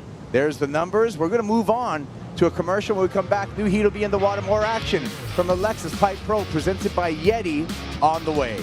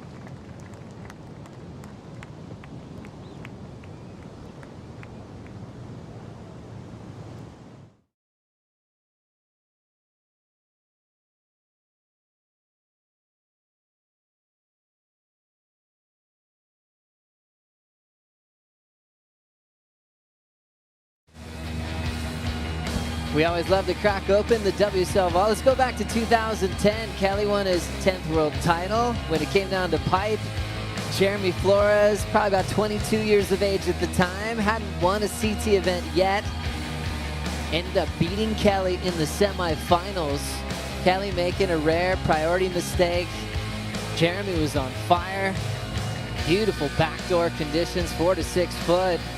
Kelly had won his 10th title, missed out on the pipe title that year, and then Jeremy had a matchup in the final with Australian Kieran Perot. Kieran probably about 33 years of age, the young surfer from Reunion Island representing France. Had Kieran go on a wave before him, needed an 8-something, turned in a 9-3, and became a pipe champion. First of 2, looking back to 2010. Look at all these faces, B. Durbridge, everyone's screaming for the fences, but Jeremy was locked in. Long travel time at backdoor. Already had a reputation in big hollow waves, and Kieran suffered a very painful loss. Good news for KP, he came back the next year and won. And what a celebration it was. Jeremy, pipe trophy. Joel Parkinson won the Triple Crown. And look what we have here today, 2025. And Jeremy Flores is hanging out with us here on the show. How fun is that, looking back at that footage of that first win? Yeah, that was fun. Felt like it was in another lifetime.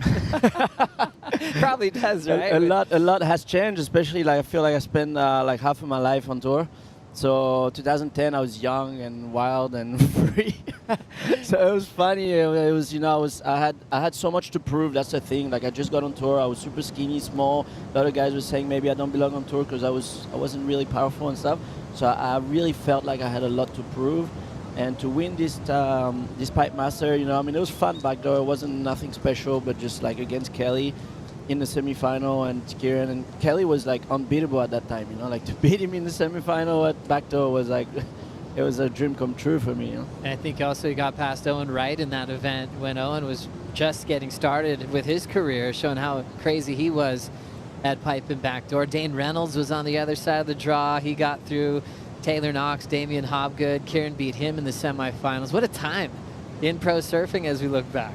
Oh man, it was crazy, huh? It was crazy, like that whole generation. I'm in that generation with Julian, Jordy, in Dane, that's, you know, and we just had to adapt, and it was like a wild generation because these guys were just like doing all these airs and they're like doing all these movies and stuff, so really had to step up because there was that generation with like Kieran and Kelly, obviously, but we're the young guns, you know. So we really need to show and to prove the world that we're capable of beating these guys.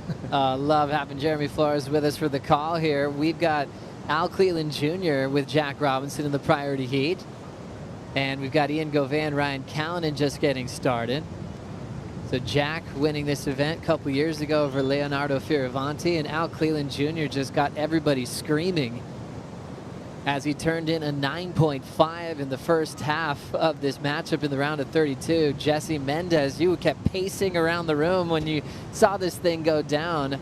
Big double chamber, packed the end section, and he's a rookie, so easy to call his best score of his career so far. I mean, no doubt, and probably the best wave he's ever got on a jersey. Look at this, how sketchy this section is right now. It's like literally knee-deep water right there, and he somehow is able to squeeze out through that thing. I was just baffled on how sketchy that wave was. Like, you know, Jeremy could tell even better than me going backdoor how shallow it is, and that wave was not small in this second section. Just looks like a straight closeout almost, and he somehow squeezes through. Yeah, that was a big wave, and you know, I think Alan's been waiting for this moment his whole life. This is what he wanted. He's been jumping around. He's been psyching, surfing more than anyone, from 1 foot to like 15 foot, 20 foot. He even came surfing during the YETI and stuff. So that's what he wanted. You know, he was waiting for this moment. As we look at a quick in and out from Ryan Callanan, 32 years of age, just like Ian Gouveia. As the goofy foot square off, let's get caught up with Ross Williams in the water. Yeah, guys, just interesting to note in the water here, you know, you get this cool glimpse of the guy paddling back out. And, you know, Jack right now is doing his Jack thing. He's like such an energy guy. He's literally got his arms in the air and he's trying to like will a set wave to him. He wants to get back in his heat.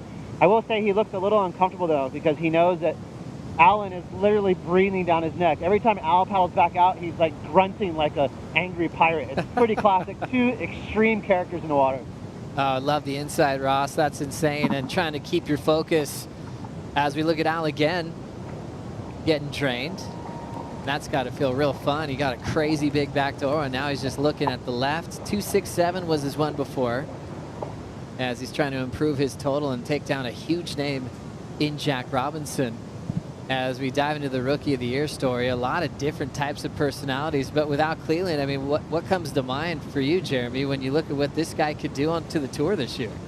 Oh, he's the full package, and I like his like rock and roll attitude. You know, I think the tour needs that.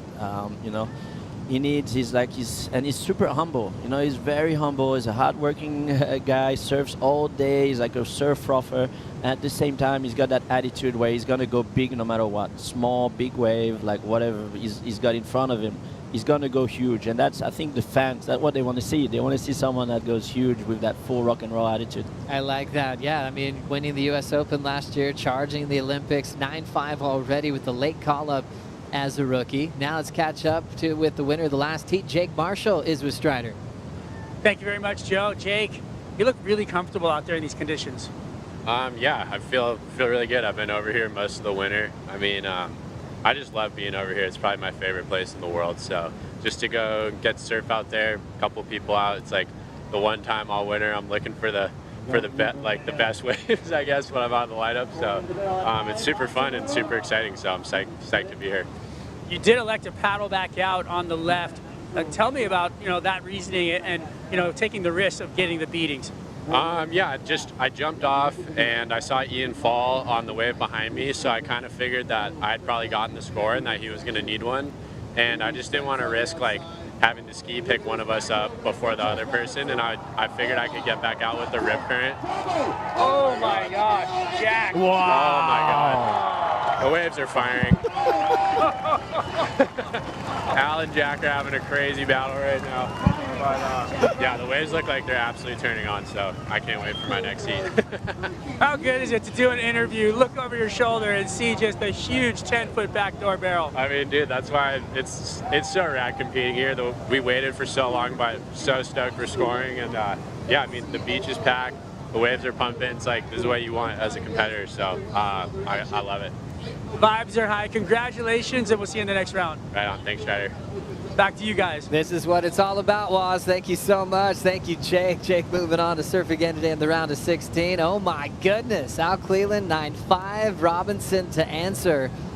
And Ross Williams telling us about the energy that these two had. You know, for Jack's headspace, he was looking for this thing to open up, Jesse. I mean, I think I should live this one to Jeremy because he's got waves like this before. I've never did. So just tell us how sketchy to take off on a wave like that at backdoor, how big that wave was. You know what? That's as big of a backdoor wave can be ridden.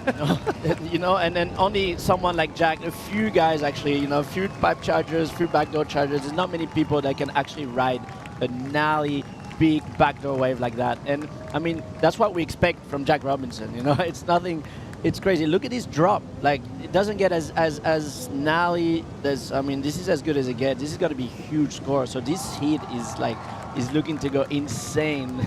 It's crazy. What a feeling for Jack Robinson.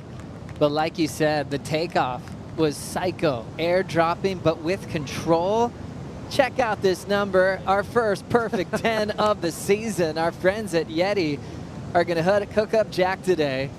A well-deserved score. That's as good as it gets. I've got chicken skin, and now look at this heat. Al with a 9-5, Jack with a perfect 10. And that's what I love about Jack so much. I guess we'll get back to that after Ryan's wave. Oh, nice, wide open, beautiful read for Ryan Callanan as he's working in the non-priority side of this heat with Ian Gouveia. He does not get rattled. Like, it seems like every time he's with his back against the wall, that's a 9.5. It's a massive score for a day like today. It's not easy to find.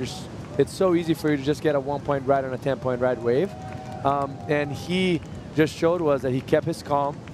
The biggest wave that came in, he didn't let it rattle and just got a 10-point ride. It's like, it doesn't get better than that for us to watch and for him as well. Now he's fired up, paddling as hard as he can to try and better that 2.1 that he has, 2.17 to a 2.83.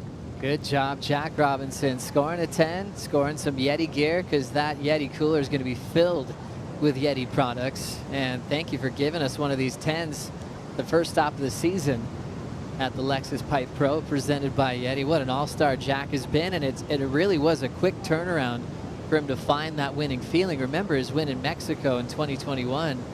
That was to stay on tour at the time. But after that victory, he's been consistently winning all around the world, putting himself in the final 5 basically every year to compete for a world title, Jeremy. It was a really fast pace to put himself in that top 5 picture. Yeah, he's in contact with nature. He's doing this whole meditation thing. He's super mellow, but at the same time he's hungry. He fights hard to the end. I mean, it's got like the perfect balance for an athlete, because I've seen him, and it's pretty funny because during the Olympics, the final with Caity and Jack, so obviously I was helping out Caity, I was in his corner, but I seen Jack, and since the first day we're like, okay, there's like a certain guys that they're gonna be dangerous, and Jack obviously is one of the dangerous, but his skills about just like adapting to like, no, he's like super calm, zen. He's like just in full. I don't know. I've never done the whole meditation things, but I wish I did. When I look at that, I feel like I would have had 15 years of less stress. Well, you're looking calm these days, Jeremy. Retirement looks great on you because you're actually not retired. You're a super coach now. Big congrats on that gold medal run. Your passion was real. You were one of my favorite parts of the Olympics by far, of seeing your energy for not just Caity, but also Vahine and the rest of the crew. It's really cool to see Kelly, a guy that you've known your whole life, basically, Jeremy, still competing as a wild card. It's a story that we hope never ends, as far as a guy putting on the jersey at now 52 years of age. I hope he's in this event when he's 70. He's Kelly's, I'm his #1 fan. I mean, I still look at clips sometimes, at videos of him young or even now and stuff. I mean, in his kind of condition, he can easily win this event, and I'm sure everyone knows that. And I feel like, and I hope so. I hope he gets the opportunities to show the world that at his age, he's still capable to do some crazy stuff. And he's been wanting this, and this opportunity for him, it's like it's what he was dreaming of. To be honest, remember the first few days we watched the forecast, we're like, oh, it's gonna be weird. Like, look at the waves, man. So Kelly is like kind of blessed because I'm sure he's not getting too excited, because if you get too excited, usually it doesn't happen. But he's probably calming his nerves and probably just wants to find that special wave that he's had so many. And I think I think the whole world wants to see Kelly on the bump. Oh, 100%. I remember that classic story you told us years ago where I think your dad would get the generator going. Maybe you were living in Madagascar at the time, and the only video you had was Kelly Slater black and white, and maybe searching for Tom Curran. Yep. But then you get to be on teammates with Kelly and making the impression on yourself. And then I'm catching up with guys like Marco Mignot, and he's going, I want to heat with Kelly. All these generations are going by, and it's still the guy you want to compare your surfing to, the all-time great, still running. And the crazy part about it, that it's actually given the opportunity of that. Like, there's previous generations that wanted to surf with Kelly before Jeremy, and then there's Jeremy's generation, and there's like plenty of up to come, and he's still here, given the opportunity to Rio YETI, which is just above 20 years old. It's so impressive how he's capable of keep pushing and putting himself in those situations, because it hurts, man, to get pounded out there. And it must hurt way more for someone like him that it's, twice the age of Rio YETI. Kelly coming up next against Rio YETI as he sits next to Ross Williams in the channel, anticipating fireworks from the GOAT, looking for a 9th pipe title as a wild card in this event. Meanwhile, the priority heat's got 4:22 on the clock. Robinson, without priority, needs just a 2.83 to try to turn this one around on the rookie. And we also have Ryan Callanan and Ian Gouveia with plenty of time. Gouveia, former semifinalist out here. That result was important to him. It was when pipe was at the end of the season, and he needed it to stay on tour. Had some sleepless nights, showed off how he could pull in backhand as well at backdoor, and I love the Gouveia comeback story. back in the jersey where he belongs on the CT, Jesse. Yes, and this is a special event for him. Obviously, he was falling off through and got third, and I think like he's a smaller guy. I guess we'll get back to that, but look how critical the takeoff from Jax was and how deep he got in that first section. And that wave was kind of like a highline wave, not easy to read. And then obviously on the left side of the screen, all Cleveland getting that double section that got so thick. Both takeoffs very sketchy, kind of barely getting underneath, just kind of different rides. Jack getting a little bit deeper, not a little bit deeper, but deeper in that wave and more critical. You know, that takeoff was just too sketchy not to give it a 10. Pretty crazy. 9.5 to 10-point ride in the same matchup. Now we'll send it to Ross. Ross, we just saw Kelly next to you. How's he feeling? You know, it's always fun to talk to Kelly. He's so smart, and he breaks down every single situation. And we were talking about who would you rather be, Al or Jack? You know, they both have these weird tiny backup scores, bird in the hand, or, you know, because we're saying, do you just pull the trigger and go on a weird backup score, or do you wait for another big score? And Kelly's take was like, you know, Jack's going to get another massive score. So if you're Al, you got to wait for a pretty decent wave. So I thought that was really interesting. Kelly's riding kind of an old faithful Gamma, a 6.5, and we've got a paddle here. Take it, boys. Good man, Ross. Thanks for the insight. Rolling in, cool slide, grabbing the rail up and under, and getting clipped on the effort. So trying to take a look with the priority. Now Jack holds first priority, looking to better a 2.17. Al saw something in that left at Pipeline. And that's the problem, like with those big names when you're going against, all they need is one chance. And right now, you know, it's going to be hard for Jack not to get a wave, in my opinion, with 2 minutes left. He's going to have to be lucky now, Al, to actually get back out, and nothing comes towards Jack Robinson in the last minute and 50 seconds. So Jack still needs to catch a wave, and it has to be better than a 2.83. And when you hear a number like that, what are the challenges of attaining that in a minute 45 just to make sure you get the heat win, Jeremy? Oh man, it's a tricky situation, you know. I mean, right now I feel like he's just gonna go on anything that has. The only thing that I'm watching now is that there's a big set, so there's a lot of whitewash happening because a big set just came by.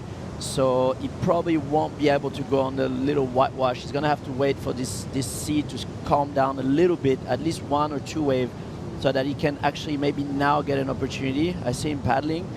So that's, you know, that's the tricky part. You know, as soon as it hits the whitewash, it's not a good thing. So with 1 minute to go, this is gonna be tight, man.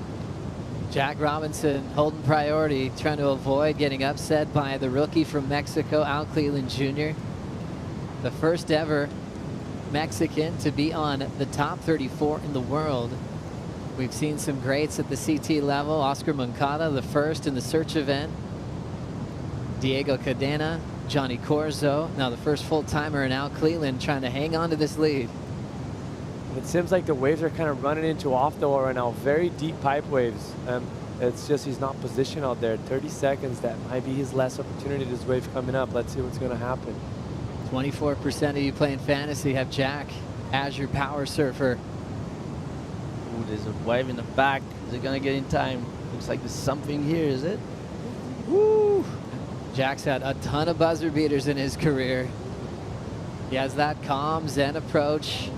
Will it work out for him today? They're already into the countdown, and one of the big names, a pipe champ, multiple-time top 5 in the world, Jack Robinson, just a little bit too late, is upset by the rookie from Mexico, Al Cleveland Jr., with that big 9.5.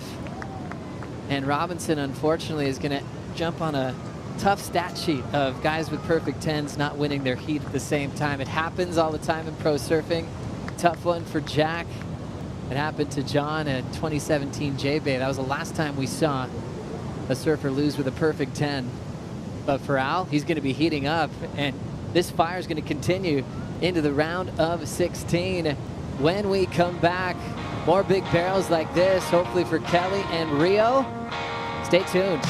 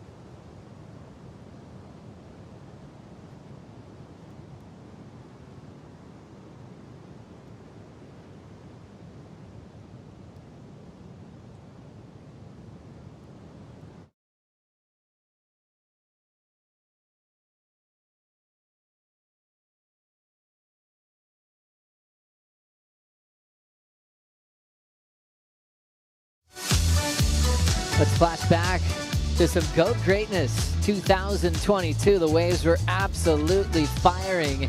Kelly Slater doing the impossible. About 16 seconds on the clock, came back and beat Barron Mamiya. That was in the round of 16. But that just lit the fire from Kelly. Went all the way to the victory over Seth Moniz. A very emotional moment. I think more than he expected. It just came out of him on the podium, where he felt that crazy feeling, that connection he has with the ocean, but especially here at Pipe and Backdoor, calling this the sweetest win of his career. And he's got a lot to compare to. 56 over his career. He won Pipe back in 92, won it in 2022. That's 30 years of flexing with longevity in his career, as now he takes on Indonesia's Rio Waida. Joe Turpel, Jesse Mendez, and Jeremy Flores here for the call.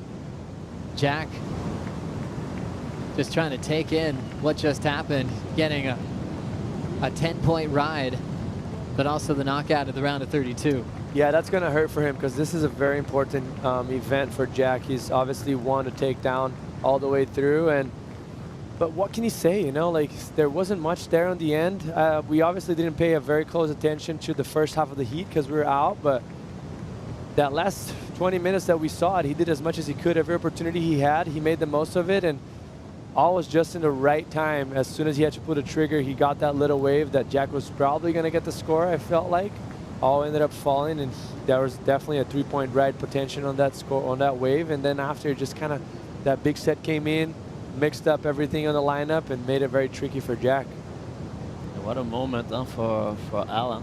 First event of the year, like pumping conditions after like being pretty much, you know, missing out by one spot on the Challenger Series, and now getting the call and being out there. And, I mean, what a dream. So I think right now he just has to soak it in and just enjoy this moment and continue to fight, because, you know, the beautiful story is he could go the way. You know, he's one of the guys that could go the way.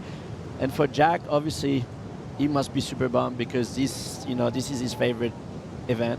He's by far one of the favorite of this year, but he'll bounce back, you know, with his attitude and his, you know, his beautiful mindset.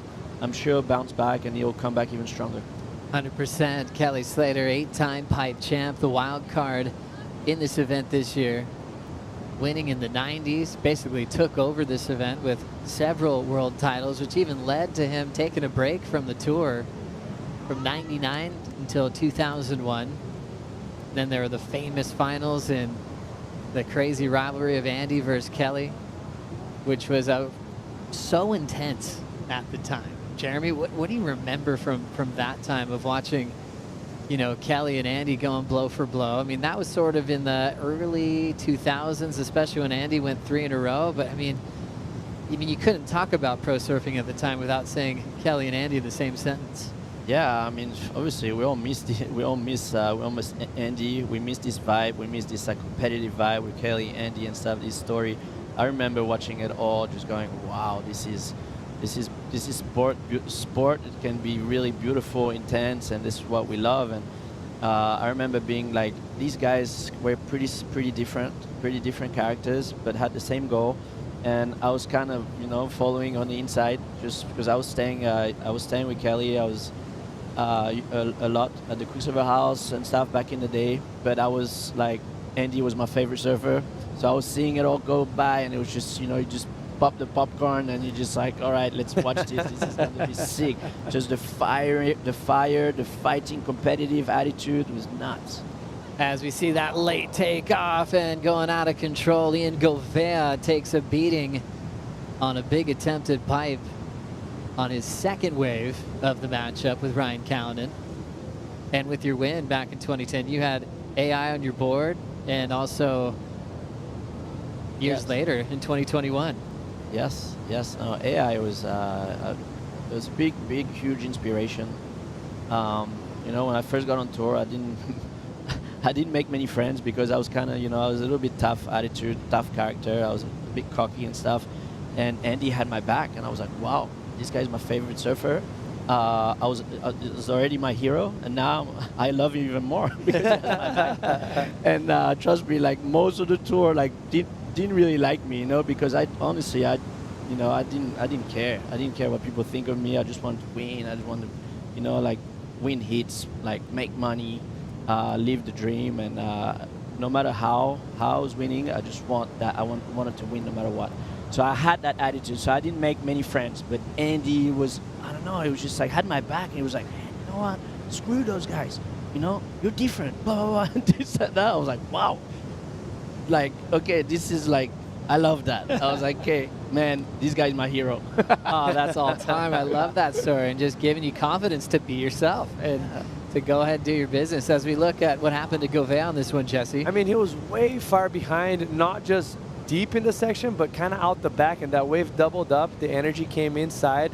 He probably lost a little bit of power from that second reef and then moved in, and he kind of had to pull the trigger early, and once he lost the priority already from paddling, he had to give it a go, and as soon as he was taking off, he wasn't under enough. Disengage that inside rail, and that's like you're all in the air, and once you hit the bottom, it's very hard for you to connect again and drive through that barrel. So a big fall for him. I wonder why he changed the board if it was broken. Maybe he got a little bigger board to have that extra paddle because he was a bit late on that wave. Yan is sneaky good, man. Yeah. I've seen him surf at Pipe. He's an amazing surfer. So it could be, oh, look at this. Oh. A little too deep. But yeah, that heat, you know, unfortunately the waves hasn't been great yet, but that's an amazing matchup because Ryan and Yan are sneaky good, these guys. You know, I wouldn't want them in the heat. Rio Waida pulling in some travel time, and we'll get a first score against Kelly. Backside whip just to throw it away. Another guy that was so thrilled to have this matchup on paper, looking forward to surfing with the GOAT. And he'll get a completion for the pit on the board. Nice Rio. I love Rio. Rio's such a cool He's epic. kid. I love him. He's doing his thing. Hardworking too. He's a hardworking kid, super humble, like always smile, always up for the challenge to improve, takes notes. Like he's hardworking. He's probably one of the hardest working surfer on tour, you know, and this whole attitude, like I've been staying with him and hanging out with him a lot, and he's like such a cool kid, you know, like you want him to do well, like no matter what, because he's like, his whole attitude is beautiful. Oh, and his heart and soul is just so invested in the game here on the championship tour. Let's check in with Ross Williams. Yeah, guys, got Rio paddling by me right now. Interesting hit on Ian Gouveia. He kind of made a point, he paddled up to me, he said, hey, I got something really cool on the bottom of my board. It's like shark skin, so it's like a huge decal, like a sticker that they put on the bottom of your board, and he said it helps him paddle faster. Fast forward to him going over the falls just now on that last wave, I was like, I guess it didn't work for that time, but here we go, Kelly up and riding. Thank you, Ross. As we look at Kelly doing that cool, just subtle slide up into the pit, not as deep as he would have liked, but just that timeless entry into the wave at Pipeline. Comparing that to Rio's 6.33 already in the non-priority heat. But yeah, Ian trying to get involved quickly on that bomb. Cool insight from Ross Williams. Like when you're looking for the right board at Pipe, sometimes you want a board that's not going to go too fast where you're going to outrun the scoring potential. Got to think about that as well in Tahiti as well. You want to get as deep as you can, but also have control and want to be able to have good speed management to come out when you need to, Jesse. Yes, completely agree. And sometimes, depending on the board selection you have, you're going to have to position yourself differently. Obviously, guys that surf with smaller boards, they're going to tend to sit underneath and just get that late takeoff. And some guys like to have a bigger board and paddle into the wave from behind, do that more drawn out bottom turn, which is the classic Pipeline that we've seen it. I mean, not the last 10 years, but all before that. So it's really, it's different comfort zones that people have out there, and everyone surfs it differently. But mostly nowadays on tour, I feel like everyone's on smaller boards and trying to get underneath. Yeah, such a good point. With plenty of time in this big heat, AJ, Rio versus Kelly, this place got even more crowded as soon as that horn went off. Could you blame them, Joe? But nobody more excited about this heat between Kelly Slater and Rio Waida than Rio himself. If you've seen WSL socials last night, they posted this adorable picture from years ago, Rio posing with his hero, Kelly Slater. And I talked with Rio this morning about what it means to be in this heat with Kelly. He said, hey, last year I had a heat with Kelly, but it was a 3-man heat, so it doesn't count it. He DM'd Kelly and he said, hey man, you can't retire until I get a heat man on man against you. So Rio, so excited to be in this draw, and he said winning today against Kelly would be almost the same thing as making the finals at Fiji last year, which was a massive moment for Rio. So already off to a great start. And quickly to touch on what happened with Ian Gouveia earlier in the heat, I caught up with Leandro Dora as he was running back. Gouveia buckling his board just below the nose, but Gouveia now riding the same exact dims, a 6-3 here in the last part of this heat. Thank you, AJ. Right in action, a backdoor with Rio YETI coming free into daylight. Went left to start, now checking out the right and giving some backup to a 6-3-3 split peak. Sticking on the left, Ryan Callanan exploding on the exit, and a wipeout that's not going to help his top two. And looked like he split it with Kelly as Kelly's punching through that wall. So an important split, important time for Kelly to get going because Rio has been making some great decisions on his first couple of rides. Yeah, that's a great way for him to apply pressure on top of Kelly, but man, you can't count it out. Like 27 minutes, you expect Kelly at least to find a bomb out there. And once he found this, he barely ever misses. As we see here on this wave, just kind of stretched out too much. See the backdoor waves just growing in size, different than Pipeline. The wave kind of getting a little bit smaller. Ian up and riding. Ian trying to slow down. A nice low center of gravity. Super deep. Gouveia gets blown out. What a read. Giving us flashbacks from his semifinal performance years ago. He spent a lot of time on the QS and Challenger series. That one had to feel amazing, Jeremy. Oh yeah, you know, backdoor, backside, goofy foot. It's really hard. It's really hard. I'm sure you know what I mean, Jesse. Huh? But it's I don't know. It's got some bumps on the wave, on the face of the wave usually. So front side, you can really adapt and adjust on each little channels that goes through the reef. So that's why see this, he did amazing. Like stall, and then right there stall deep enough to be completely covered with the speed. So that's gonna be a great score because that's hard. You know, front side you just fade, you go in easy, but backside stalling like that on the big backdoor wave, it's definitely not easy to do. So good job. Well done. Ian Gouveia just got drained. Ross, how you feeling? Wanted to give a little props to Ian. You know, I was kind of writing him off there with the shark skin comment, with going over the falls on the left. Surfed that last right really beautiful. And equipment check, Kelly's riding 4 fins, so I'm pretty sure he's the only guy in the draw doing that, looking for a little more speed. Ian Gouveia switched to a little shorter board, so there's 2 swells in the water. It's real slabby. You got to get underneath it, so it's really tricky today to get over the edge, and Ian did that really nice.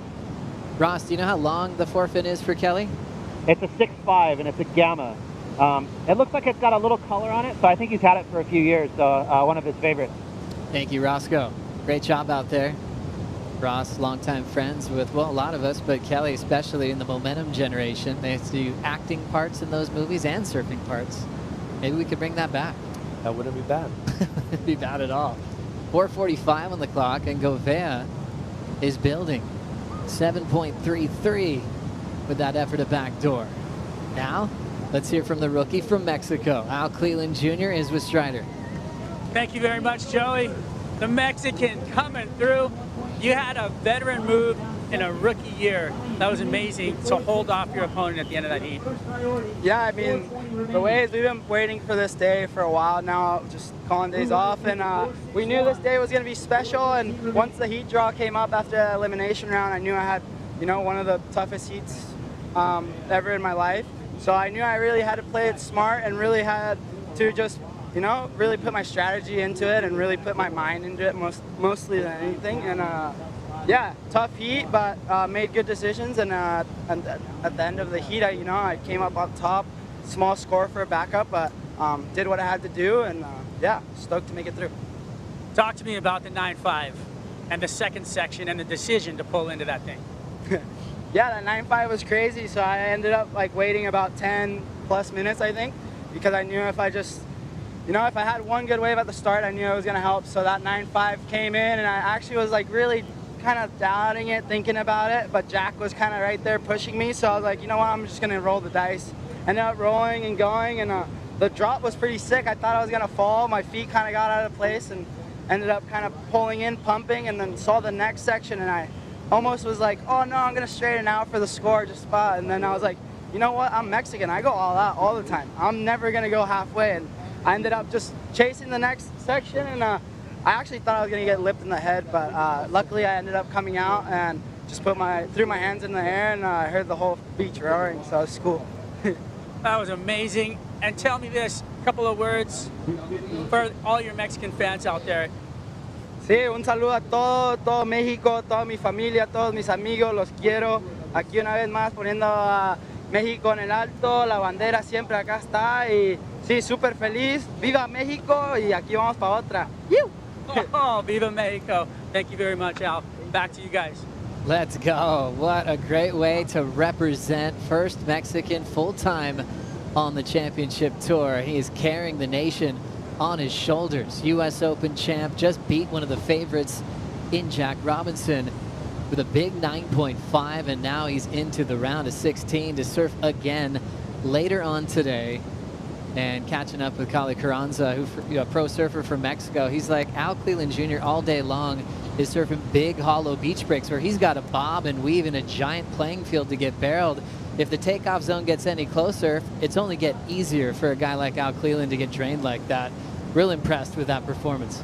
Yeah, like one of the heaviest waves in the world, one of the heaviest beach breaks you can think about is where he lives, down at Pascuales. And, you know, obviously it's different. It's a different story here at Pipeline, but, you know, he grew up getting big barrels. That's half of the work done, you know. All you need now is just understand a little bit of the lineup and put all the practice that you had throughout your life into the water. 125 to go in the priority heat. All goofy foot battle. The story's been Ian Gouveia, especially that recent wave at backdoor. The 7.33 ride, did a board change, riding a 6.3. Callanan needs a 4.61 to advance. A guy that's almost had a 10 on his backhand out here, came as a wild card performance when he wasn't full-time on tour yet. A guy that you expect to win events with what he's capable of in the air, a hard charging athlete, real calm, mellow disposition, but right now he's still looking for a 4.61. What are his options now, Jeremy? Oh man, 45 seconds. He's gonna have to get going. I don't see much coming. I'm not too sure, but he's gonna have to go now. You know, oh, look at these little bumps, and this could do something. What? I think he's gonna have to go here, and I think this wave looks pretty sick. Okay. There you go. With priority, locks in, split peak, the important ride on both directions. Ryan makes it. Gouveia makes it on the other end of backdoor. Wow. Ian's so smart, knowing that Ryan had first priority, had a great opportunity to knock out that 1.6. Advantage Gouveia with two great rides at backdoor. Ryan getting his best at the end, but it might have been too late for the Australian. People don't know how sneaky good Ian is at tube riding. Like, in my opinion, this is his best event. The event he has most chances of winning, and he's showing to us how good he is, even at backdoor, which is usually a dilemma besides Gabriel Medina going right out here. So, yeah, like, props off, getting that wave without priority in the last 9 seconds, because Ryan was in a good left as well. And also choosing backdoor. You know, for Ryan, he's looking pipe with priority. You can think maybe he could have forced the right, but obviously there's so much going on with the time winding down. We just saw a quick ride for Ethan Ewing. He's in the next wave. Now let's break down Ryan's wave first. What'd you see on this one, Jeremy? Yeah, well, he did, you know, at that point he needed a small score. So he got the job done on that wave. He could have ridden better, but Ian got that wave in behind. And I'm pretty sure Ian's going to get a great score here. So, I mean, in my opinion, we'll see, you know, but, you know, the timing. And Ian was super smart to go on that wave on the right, you know, because it plays, you know, it gives attention to the other surfer. So, you know, for the judges to see a split peak like this, you know, it's like it's smart. And I think, you know, Ian is pretty experienced. He's been, it's not his first rodeo. He knows how it is. And, you know, he fought to the end. And, you know, too bad for Ryan because I mean, I'm sure he would have done. He would have loved to go even further, but just the timing of the heat just went against him. Let's call it a pair or pocket 7.33s for Ian Gouveia, both on his backhand and on the buzzer, being so smart to back himself up, and takes a huge win over Ryan Callanan to move on to the round of 16. What a comeback to the CT for Ian Gouveia. When we come back, Ethan Ewing and Alejo Moniz getting started. Kelly and Rio have priority. We're going to take a break. Bonsoy.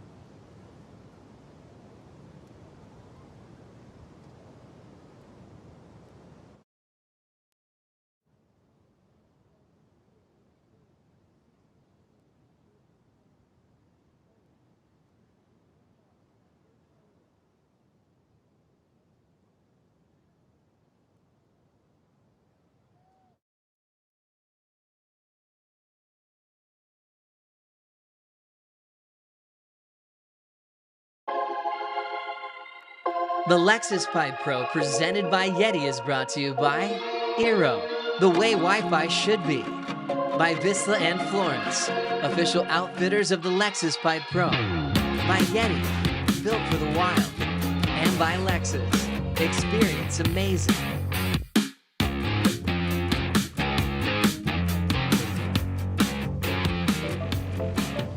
Happy Aloha Friday, everybody.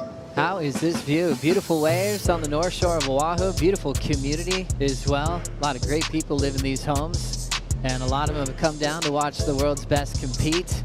Ethan Ewing, what a man he's been the last couple of years. World number 4 last year, runner-up in the world the year before that, and then Alejo Moniz came on tour, battled in the Rookie of the Year race with Julian Wilson at the time.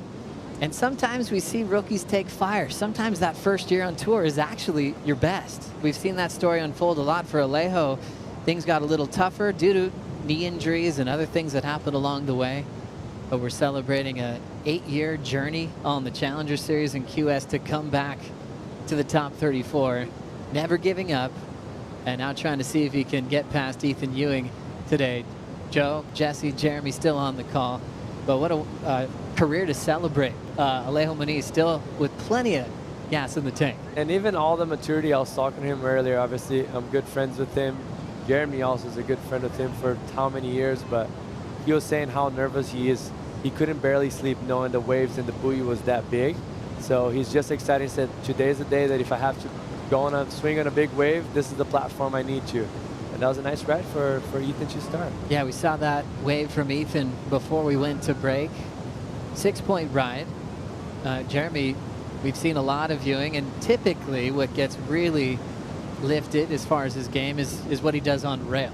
You know, what's your take on him in real hollow big conditions like Pipeline and Tahiti? I love the way he surfs. Ethan, yeah, definitely top favorite surfer at the moment. Just the way he carves his lines, his style, obviously, and he's stepped it up big time in the big stuff, in the barreling stuff, in the also, and in the airs too. Like he's got this sneaky air game too. So I mean, it's the full package. I've been a fan of Ethan, yeah, for a long time. I remember when he first got on tour, I see his technique and stuff. I was like, wow, it's so nice to like watch him surf. I remember surfing against him, and I think I beat him like a few times, but every time I was expecting him to be, smashing me, But the thing is, at the beginning, he probably lack of experience. He wasn't as strong too, so every time he was doing big turns and stuff, it wasn't as much spray as now. Now he's a tank. The guy is huge, like he's like one of the most solid human. So yeah, I mean, Ethan's great, man. I'm a big fan, and Alejo's beautiful story, man. And I see him, I was talking to him last couple of days, and with his son and his wife, and just living the dream. Imagine the the moment he's having right now, coming back from from the dark, from the deeps, because I mean it's not easy, when you go on tour, you live the dream and stuff, and then you go down and you get injuries and stuff, and at some point you think, okay, well, this is done, I might get a job and do something different, and he never gave up. He kept dreaming, kept living, kept working hard. He had a family. His son's his beautiful son. Like I see him walking around. His wife must have his back too. So the story is one of these stories that you love to hear. So it's full deserving. He deserves all he is, and I see in his smile, like he looks like he's really enjoying. I feel like he's enjoying it more now than he was the last few years on tour.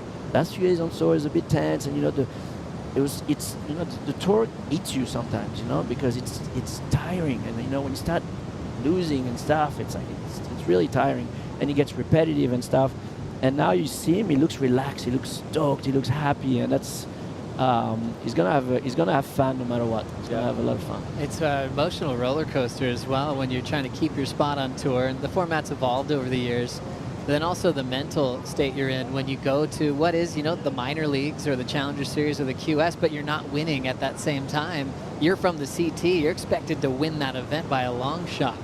I remember when you made me cry when you won Cascais, Jesse, because that was just all the hard work and dedication, and you're on the tour, and then you got to go to a QS and sometimes prove yourself in harder conditions. Totally, that was against me. Yeah, me on the same. I wanted to get there at some point. But yeah, it's just like Jeremy said, it's so easy for you to get stuck on that repetition of things not working your way, and it's so easy for you to just get the easy route and hey, I'm done.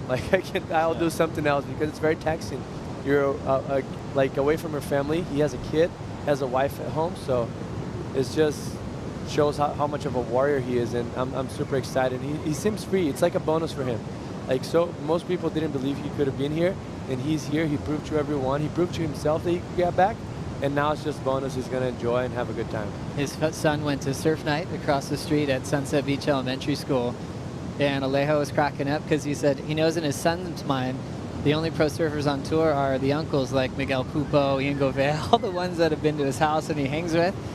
So it was like a pretty rad moment for him to see his son get all excited to get Kelly's signature and John. And I think he's starting to realize, hang on, my dad's a part of this whole thing. This is a global scenario. So Alejo is cracking up. He says his son's really shy, but he's been the loudest on the beach during his heats, where it was a smaller day on the opening day. And Alejo was kind of frustrated with his performance. He got third, and he's going, my son was so proud of me. He just couldn't believe how stoked his Grom was when he came in. And he's like, all right, I can shake this off and prepare for the next one.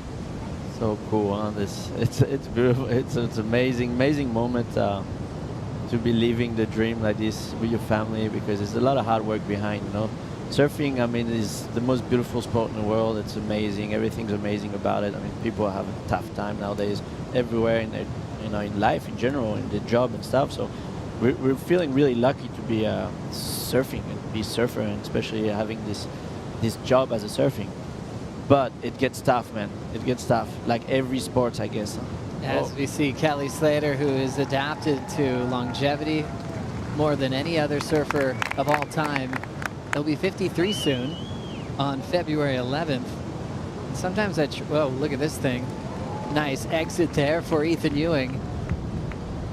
Yeah, just Kelly's having trouble finding his rhythm, and he's such a rhythm type of surfer. Obviously, we see Alejo up and riding. Alejo dropping in. This one wide open, incredibly deep. The wave spits, and Alejo getting sucked up into traction. And back to what I was saying to Kelly, he's the type of guy that should be getting those waves, like those beautiful backdoor square barrels. Oh, just because I mentioned. He heard you, and he's going to soul arch his way out of that pit. Yeah, and then he needs to find his rhythm, Obviously, he's out of rhythm. It's been over 20 minutes that he's been in the water, and he hasn't got anything of substance. And every time he seems to be catching a wave, better waves come behind, and that's what happened in that situation. Alejo got a beautiful backdoor wave, as square as it gets for that how tall that wave was. And Kelly kind of pulled the trigger a little early, but soon enough, he made himself a favor and rode a good wave. You can see the backwash coming off that sandbank as they're both hitting the beach. Come on, Kelly, give us a little run. We want to see you run, brother. Ethan Ewing Saves Kelly from the running shot as we see him get barreled on his backhand. So 2 on the right. And he has 2 scores to come in the non-priority heat with Alejo Moniz. There we go. There you go. That's the attitude. That's what we want to see. He's a showman. And look, at his age and stuff, I mean, age is not an issue for him. We all know that. But go, come on, go get it. You know, like that. We miss that. Everyone wants that. Everyone wants to get like a couple bumps now. If we go Rio, that's the kind of hit we want. So it's starting to get to go on, to turn back on, because there's a little moment off the last 20, 30 minutes, but now hopefully it turns on for these guys and they do a great show. Oh, I love it. Rio YETI picking just a gem of a wave. I think the waves he's been choosing have really popped out to me. He knows he can make them. He's not taking unnecessary wipeouts. 6-3-3, 4-6-7. That was just a textbook backhand too for Rio YETI. The only problem of that, Joe, not putting yourself in risk in a wave of consequence like this, it's going to keep you on the 5s and 6s. It's not going to get you to the 8s that you're hoping for or that you usually need against someone like Kelly. Not in the situation we have right now, obviously. Kelly hasn't got much. He got that backdoor, but this is a beautiful ride for Rio. And now he's in a solid lead with the 6-3-3 and this last wave to come. And he now needs to come in a very good wave to make a statement for himself and for the judges to get a big score. Love how he framed up that pick, Jeremy. How was that takeoff, huh? See, that was pretty wild. I mean, pretty interesting, you know, because yeah, that was technical.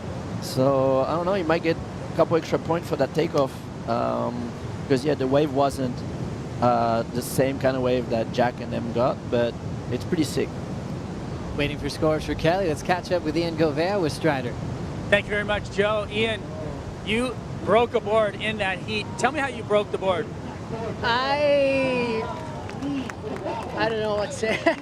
That was a gnarly wipeout that I got, then got one in the head and broken board. 8 minutes left. Leandro brought me a new one and pedal out. And luckily found 2 back doors that saved my life. So you went from a 6-4 down to a 6-3, and then that last wave came in where you split the peak. Talk to me about being quiet behind your opponent. Yeah, I know. I was just fighting against the ocean, I guess. So I was really focused on myself. And that first back door came like a really perfect peak, and I was able to listen to my idol Kelly screaming, "Whoa, go!" And it was a beautiful backdoor coming, Kelly in the channel, and I got that first one, and I run for my life at the beach, got the ski, and was able to find the second one, and so stoked to make this one. All right, well, Kelly Slater's pulling into a nuts barrel. Wow, so fun to watch. The Masters out there at the moment, but for you in Portuguese, what's it like surfing huge pipeline? Cara, isso é o que eu mais... A minha maior motivação esse ano que passou para entrar no WCT era para estar vivenciando isso aqui agora, estar competindo no Pipe Master num mar como esse. Nada melhor que isso. Isso é o maior sonho de todos, é isso aqui. Obrigado. Thank you. Back to you guys. Good man, Waz. Thanks so much, Ian Gouveia. What a story. To get through that heat, backdoor, saving his life as he said it. Going through his backup board, working well with Leandro Dora to kick things off this year, and he will be surfing again later on today with the rookie, Al Cleland Jr. that just got past Jack Robinson. Some crazy matchups already in the next round. We've got a rematch of the final last year as early as the round of 16. John has Barron Mamiya later on today.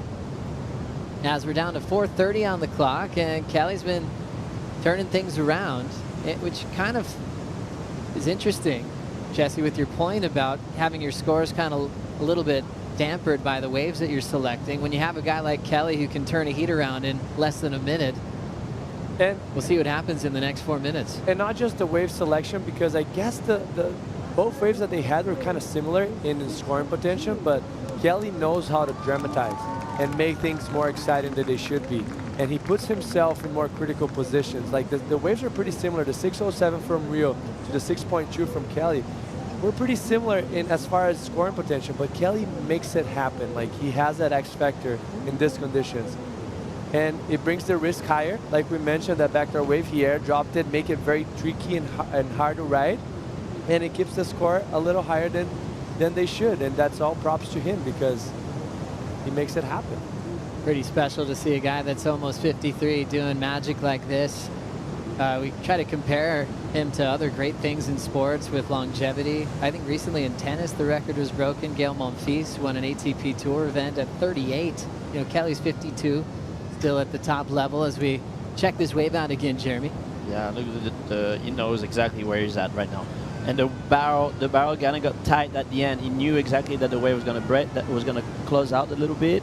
He maximized the tube riding right there. He completely disappeared. If he didn't disappear completely, he wouldn't have got the score. So that's where the experience comes in, you know. So like Jesse said, he dramatized, and he knows exactly he needs a 5, he'll get a 6 on that wave. And not everyone can do that, because that wave, I don't think there was a 6 on that wave, but he created that 6, which is cool. Same as the right too, that backdoor wave. I mean, that wave wasn't great, but the takeoff was so technical, so he just made it happen. And that's where, in his type of condition, that's where he's still one of the very best in the world. Really crazy to see his connection to Pipeline. Thinking about NBA basketball, you've got LeBron James, 4-time NBA champ, 40 years of age now, and Kelly's 52. George Blando is a kicker and a quarterback that played for the Bears and the Oakland Raiders till about 48. I mean, currently you're looking at Aaron Rodgers, Mercedes Lewis in the 40 club as the oldest in the NFL. Wow. Waves on the way, 2 minutes to go. Oh, that's interesting. Okay, Kelly, wow, look at this wave, man. Maximize the thing. Oh, he's kind of letting the door open right now because he's going to get a score, obviously, but not sure it's going to be that much higher of a score. So I think the door's still open for Rio. He's still going to get an opportunity here. And this heat is still on, man. It's game on still. Wow, game on, Kelly. Looking at the time left in this heat. 6.2 on his wave previous. That's what he's trying to improve on. But yeah, that wedge kind of shoved him out of the pit really quickly. Feeling like his situation will remain the same. Rio with priority has a chance. The moment he'd dream of to have Kelly at Pipeline, and hoping that a sets comes where he can maybe turn this one on the greatest of all time. Ewing, meanwhile, is improving. His last is 6.10. Opened with a 6 as he leads over Alejo Moniz. This is going to be an interesting end. Let's see if there's going to be another opportunity for Rio, because just because we were saying he manufactures scores, that wave had more in the bone. Obviously, easy for me to say here, sitting on a chair, but he could have been a little bit deeper on that wave, and I'm sure he's going to be looking at back. Still a good score, still a massive score, actually. Oh, wow. Wait, it's coming in now. It's coming in at an 8-point ride. Let's see what happened here. I better shut up now. I mean, I'm in agreement with you, Jeremy. That was a beautiful wave, very as square as it gets for the size that we had, but he could have been deeper on that wave. Yeah, well, you know, it's so great, great to see these guys battle. There's still gonna be an opportunity. 15 seconds. He might have to go here. Let's see if maybe he gets like a backdoor wave. Watch this. Oh my God, this could be pretty sick. Well, that was a cool wave, man. That was a cool backdoor. You know, let's see where it goes. It was like it wasn't a long barrel, but it was a thick section. So I guess I'm fired to be a judge, and I don't want to be a judge. And good luck to you guys. Yes, we love it. We love the read, Jeremy and Jesse. An 8-point ride for Kelly. So that left Rio chasing at 8.5 on that last wave at backdoor. So he picked off a wave within the time frame, and judges will make their comparisons to see if it's better than Kelly's 8. One more look here, Jesse. Well, beautiful entry from him right there, just behind the backdoor section. Obviously, we're seen from a side angle from off the wall, and he still disappeared from that angle. It was a very deep barrel. He did as much as he could. I don't see that coming in 8.5, but hey, props to him. That was a well-served wave, and let's see what the judges think. We could be wrong again. So interesting one for Rio, just waiting for the outcome of this matchup. Had a good battle with Kelly, scores in the 6 range, and then Kelly broke free of the 6 range with that 8-point ride. And I guess when you focus on degree of difficulty, Kelly had a real steep section, but didn't get tube for too long, where Rio might have gotten a little more barrel, but it might have looked a little bit easier to attain that tube on his forehand. Didn't have a ton of drama in it. And so he's left chasing that 8.5. Kelly providing some magic once again at pipe and backdoor for over 3 decades in the jersey. And with scores coming in for Rio in the 6 range, it won't be enough. And Kelly will be surfing into the round of 16 later on today. Always fun to talk shop and hang out with Jeremy Flores. We really appreciate your time. Always your energy and your passion for the sport of surfing. Thanks for hanging out with us. My pleasure. Good to see you guys, and good luck for the rest of the event, and I hope the show goes on. That's right. Enjoy, everybody. The Lexus Pipe Pro, presented by YETI, continues. We'll bring in Kaipo and Flick for the call.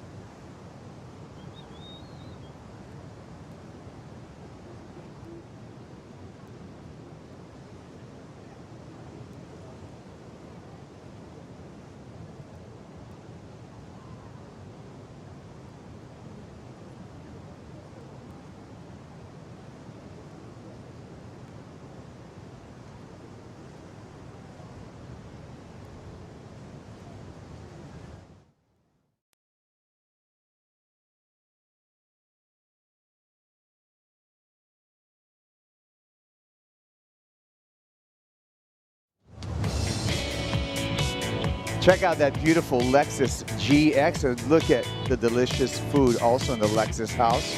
Mochico chicken, yum. The Surf LX, 5 different body styles, 6 grades, premium, premium plus, luxury, luxury plus, overtrail, and the overtrail plus up to standard with 10 speakers and seating for 7. That's the Lexus GX, and you're at the Lexus Pipe Pro presented by YETI. Yet another heat in the water, brand new heat in this overlapping heat format. It's Griffin Colapinto up against the rookie out of Manly Beach, Australia, George Pittar. Thank you for joining us. I'm Kuiper Guerrero. This is Flick Palmentier.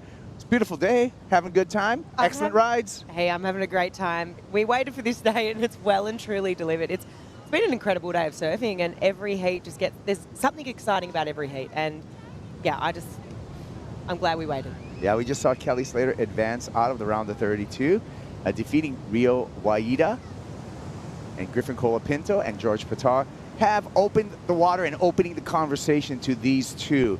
Griffin with back-to-back number 3 in the world.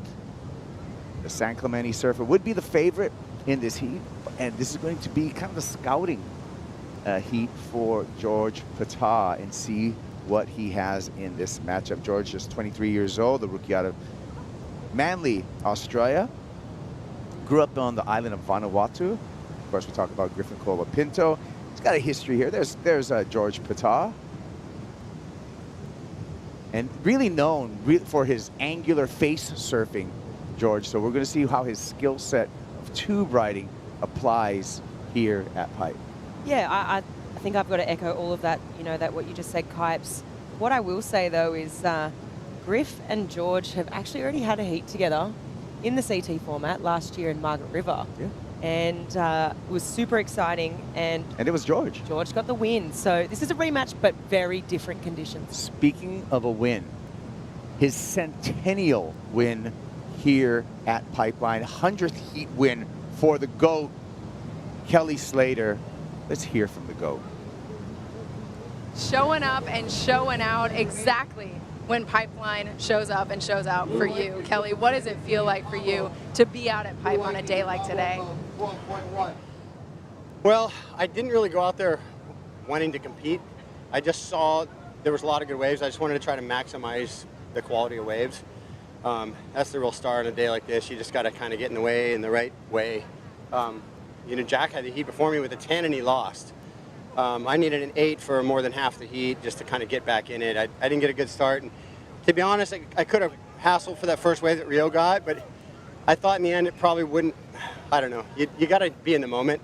But I was thinking, there's going to be better waves than that out here. I don't want to hassle for the first thing, so I'll sit with priority. And then my first wave didn't really pay off, and I was sort of on the bad side of priority for a couple. And Alejo got a really good one.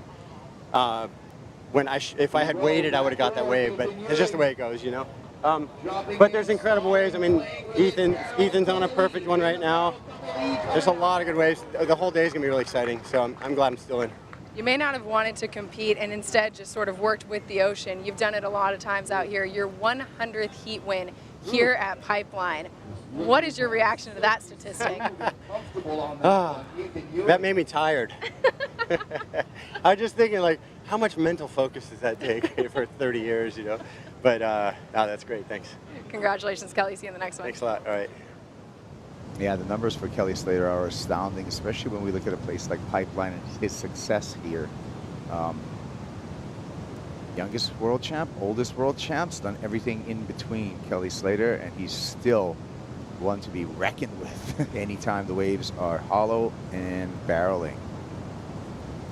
Meanwhile, during that interview, we saw Ethan Ewing pick off another gem. Ethan Ewing currently in the lead over Alejo Moniz with a 6.1, a 6-point ride. He may have bettered that on his last effort for Ewing. Let's take a look at it, Flick. Yeah, so Ethan here, backdoor wave, stalls here for the pocket, and just trying to get as deep as possible. It was quite a short barrel, and he did the best he could. You can see here on the takeoff, you can see he stalls a little bit, snaps it there, really trying to maximize that tube time. So sort of a smaller, shorter barrel, Yeah. a little bit more punchy, but we'll see where that score goes. After review and replay, we've decided it is not one of his top two, actually. Actually, we didn't decide. The judges did that, but we'll concur. 5.33 because of, you know, it didn't come from behind it. Got that little snap stall, which is all good, but he'll remain in the lead, Ethan Ewing. Yeah. Let's listen in. Perfect. Thank you. Kelly, could you get a step out 2 feet for me, please? Thank you. All right, so these are the days that you live for, right? Is this the motivation to come back this many years to keep competing for days like this? Yeah, days like this is what we live for out at Pipeline. This is kind of makes or breaks a day at Pipeline. Is something like this. It just sends it to another realm. It's actually hard to calm down for a heat. You know, I don't know if I was nervous or anxious or what, but I was just like, I couldn't calm my heartbeat down out there because I was just so excited. And I actually wore a spring suit so I'm probably a little bit warm. I didn't really need a spring, but I just had this thought this morning, new swell, and it gets kind of bouncy, and if you hit your head on the reef, you want to float a little if your leash breaks, you know. It is a beautiful day. I just wore the wetsuit for that, but it actually kind of held me back. So trunks this afternoon for sure. And as beautiful as it looks, it's also pretty treacherous out there. I mean, even go out there. All right, well, catching up with Kelly Slater, that's one of our producers, Shannon Waller. Hey, pretty good interviewing by Shannon Waller, our producer. Maybe we can get him against the glass at some point on the broadcast. He's one of the numerous people that work behind the scenes to make all this happen for you. You're going to catch up all of that show that they're recording right now. Inside Pro Surfing, you can check that out. When it's completed, it'll be happening all year long. WorldSurfLeague.com. You get the condensed version, you get the highlights, you get some insight, you get some great interviews. It's a great show. Takeaway, Kelly is still getting nervous out there. High heart rate, that's what we took away. Trying to calm the nerves. I think he's. Do you think? I think he's playing You right reckon now. he's I think he's cool as a cucumber. Other than he's a little warm because he wore the spring suit, as he said. But actually, like mentally, I feel he's very chill. So you think, knowing he has a heat coming up potentially? Oh, Playing it cool. Never show the cards, Slater. Let's go. Here we go. Colapinto in a pipe barrel. And Griff with a nice start in the non-priority heat up against George Patar. Griffin Colapinto on the paddleback guy. We talked about him. San Clemente, California, 26 years old. Third place in 2019 here at Pipeline. He split the peak with Alejo Moniz. Yeah, with Alejo. Correct myself for no reason. That is Alejo Moniz that went right and incomplete, I believe. Still chasing to try to get out a combo Yeah, take a look. Let's see if he made it. Flip. Yeah, so this one's stretching out across that reef. You can just see he's just trying so hard to get as much speed as possible, but that one stretches out well and truly without him. And then on the pipe side, Griff, nice little nuggety barrel, finishes off with a couple of little carve. But, I mean, smaller wave for Griff at pipe, but nice to get one on the board in the non-priority heat. Yeah, take a look at our Pacifico fan picks, where we asked you at worldsurfleague.com, who do you think is going to win the heat? And 88% of you, the majority, said Griffin Colapinto, and that's probably because the majority of you are just getting to learn about George Pittar, but Griff with a big favor when it comes to the Pacifico fan picks. Oh, for sure. I mean, for the last couple of years, third in the world twice. I mean, it goes without saying, and all the experience that he's had at pipe here over the years. So I'm not exactly sure of the amount of experience that George has on this reef. I know that he's had experience matching up on the CT against Griff. Yeah. Griff's surfed 7 events here at pipe. Average heat score of 8.27. But what's impressive is that he's surfed 15 heats, Griffin Colapinto. He's won 8 of those 15 heats, so he's above the 50% mark at 53% heat winning percentage here at Pipeline. So those are actually good numbers for Griffin Colapinto compared to when you look at the whole field. Yeah, they're great numbers. It's not Kelly Slater numbers, but they're great numbers. They're great numbers. I mean, you'll take that for sure. And as we see some lines sort of rolling in out the back here, maybe stretching down a little bit towards off the wall. Let's see CT by the numbers and our combo heat wins in 2024. Griffin made the list there with 3 heat wins where he comboed his opponent. On top of the list, John Florence with 5 for Gabe Medina, 3 for Yago, Griffin, and Barron Mamiya. Counting head-to-head heats only. That's a stat you really would like to be at the top of, wouldn't you? I mean, I saw the other one the other day that came up. It was CT heat by the numbers, combo heat losses. Yeah, that's the one you don't want to be on. That's the one you don't want to be winning. At all. So Ewing in the driver's seat. He's got the lead over Alejo Moniz. He has priority heat control to North Stradbroke's Ethan Ewing. Taking a look at the entirety of the year, you're going to have to put Ethan as, barring any kind of injury throughout the year, as one of your favorites for a Final 5 position and potential world title. Definitely. I think we've been talking about it for a while. He's a surfer that has range, and probably, in my opinion, some of the best rail game on tour, the best transitions between maneuvers, seamless surfing. You look at the whole tour schedule coming up, and you can just sort of see where he fits in every location. And I wouldn't be surprised if he ends up in that Final 5 situation again. We see a set here. And priority with Ewing. Doesn't even look at that one. Everyone takes a peek at it, but pretty straight there. The conditions, though, have been cleaning up. The sand's been moving. The swell has been moving into a more favorable angle for the wave. We've seen excellent scores today. We've seen a perfect 10. Good stuff. That heat was absolutely incredible. I think we got to call the start of that heat, and what impressed me about that heat was, Al came out of the gates with that 9.5, and I think I said to you, watch, like, this sort of is what Jack thrives on. He thrives on that energy, and he was able to turn around and get that 10, but unfortunately just couldn't get the win. Scratching. Alejo, backdoor stalls. Very careful for a completion there to get out of the combo. Alejo Moniz likely, well, maybe we'll see what the judges come through, see if that gets him out of the combo. I think that wave right now is pretty crucial, right? As we see Ethan pumps off the bottom in the cylinder, cruising through there, makes it look easy. Ethan Ewing just kicks out with a ton of momentum, looking to improve upon a 6-point ride. Semi-paddle battle, but Alejo should regain priority after this paddle back out. We'll see. Yeah, that last wave of Alejo's was super crucial right now. I mean, with only 4.5 on the clock, he sort of needed to make it, sort of a bite at sort of nailing down this combination situation. And so he's made it out of this one wave. He's got a bit of confidence there, and hopefully he's going to break this combination. And let's have a look here. So this is Alejo, and you can see here just really measured approach, really calculated, really just wanting to stick that. You can see that. And then if you switch to Ethan, there's a casualness to it. There's an effortless. And for me, that's the stark contrast right now. It just really looks effortless. It doesn't look like he's hanging on for dear life. It looks easy. And that's something you take into account if you're a judge and you're looking at these two waves and, you know, scoring them back to back. Coming out of this, we could report to you that Alejo Moniz, his last wave, a 4-point ride, he did break himself out of the combo, now needs an 8.1. Still waiting for last score for Ethan Ewing and how that affects the situation. They have 3.5 minutes in the priority heat. Let's listen in to Kanoa and Jake the Snake Patterson. I mean, I feel like there's that one section where it's more intense, like left shoulder, but there's this one that kind of draw, like runs more. You know when you see the big sets back out back? Yeah. It's all going to be left. Yeah. And then when it smooths out and things, that's when the right fucking...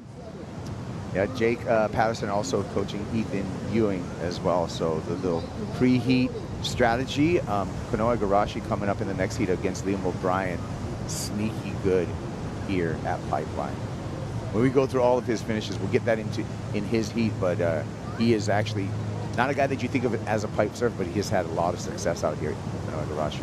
What'd you see, Flick? Saw a whale. Oh. A little bit of whale action on the horizon. Hey, Mahina Olelo Hawaii, the Kohola. Your word? The whale, Kohola. There has been so much whale action. Is it the humpback whale at this time? Yeah, humpbacks. See it from my balcony, actually. It's quite good. Got a nice balcony. Yeah. And whales don't, I always call in the jumping whales, and then someone corrected me. They then, with their scientific mind, which is fine, I take all the input I can get. It's breaches. Yes. A whale breaches, it doesn't jump. There's the whales right there.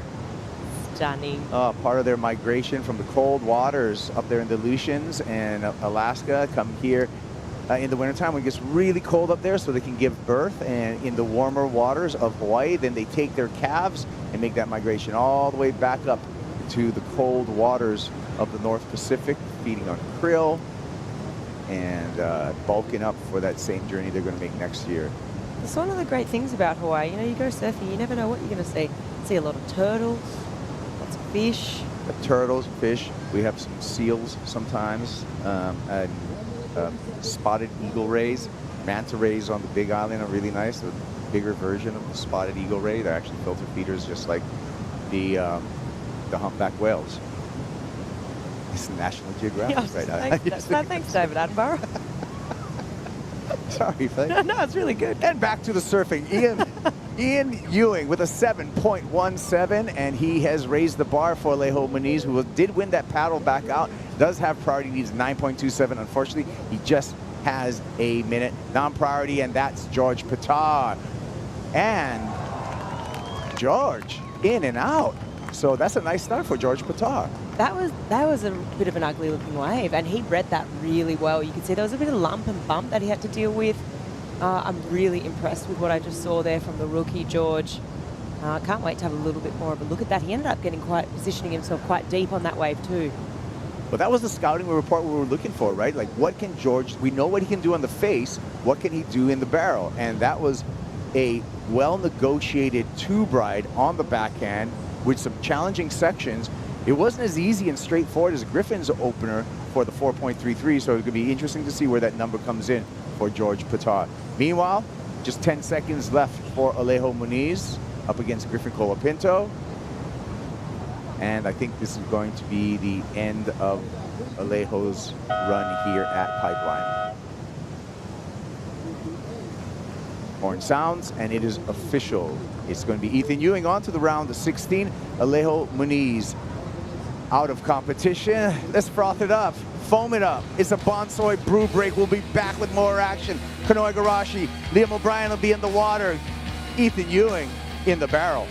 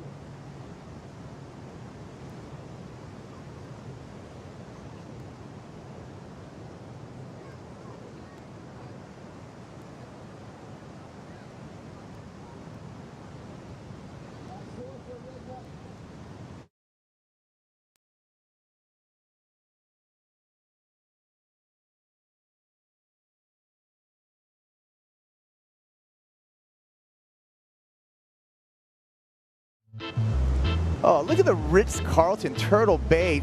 Leave the keys with the valet. We're styling up there.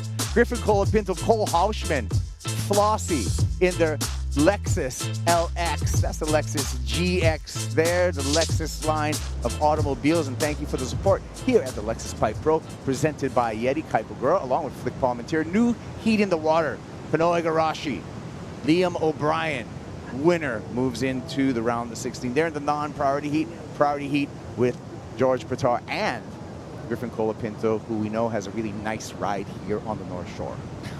Does he ever? I heard all the commentators get one too. I was not on that message. Does that mean something? You must have been left out. Does I that hope we all get one. Does that The mean GX. something? The GX. Oh my goodness. I would love to. I test drove one last year. It was incredible. Some of those Lexus GXs, I'm going to tell you right now, the premium grade one has a seat massager built into the automobile. You're kidding me. Not kidding you. How Real stuff, luxury. Lexus. Here we go. Colapinto pulls in late there, and that would be a miracle if he came out of that. Just got under the hood. Griffin Colapinto in the priority heat. And meanwhile, we went to the break. George Pittar checked in with a 7-point ride. This is Liam O'Brien from Burleigh Heads, Australia. O'Brien threading through, and just the board made it out, but no Liam. Had quite a bit of travel time there. He must have gotten potentially pretty close to coming out of that one. Yeah, looks like he made it way down the line. There we go with Liam O'Brien, 25 years old, 4th CT year, and O'Brien's on one of those lists of pipeline casualties. Before his rookie season, George Patar. Before his rookie season, he actually broke his leg out here, sidelining him on that first year for the championship tour. And then since then, he's had to come back to the Challenger Series and establish his spot on the championship tour. I'm talking about Liam O'Brien. We're looking at George Patar there. Let's take a look at a replay right now of George Pittar. Another look here, Flick, of the 7. We were really interested to see where this score went. I mean, this was no easy wave to read. He got travel time. He was super deep. There was so much lump and bump. And I think that was super justified. I mean, you look at how many wobbles and rivets in the face of that wave there were.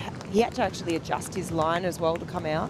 I think that score's bang on, and that's going to do big things to George's confidence as we see Kanoa. Gets a big pump into back door. Kanoa Igarashi comes out, finds the exit.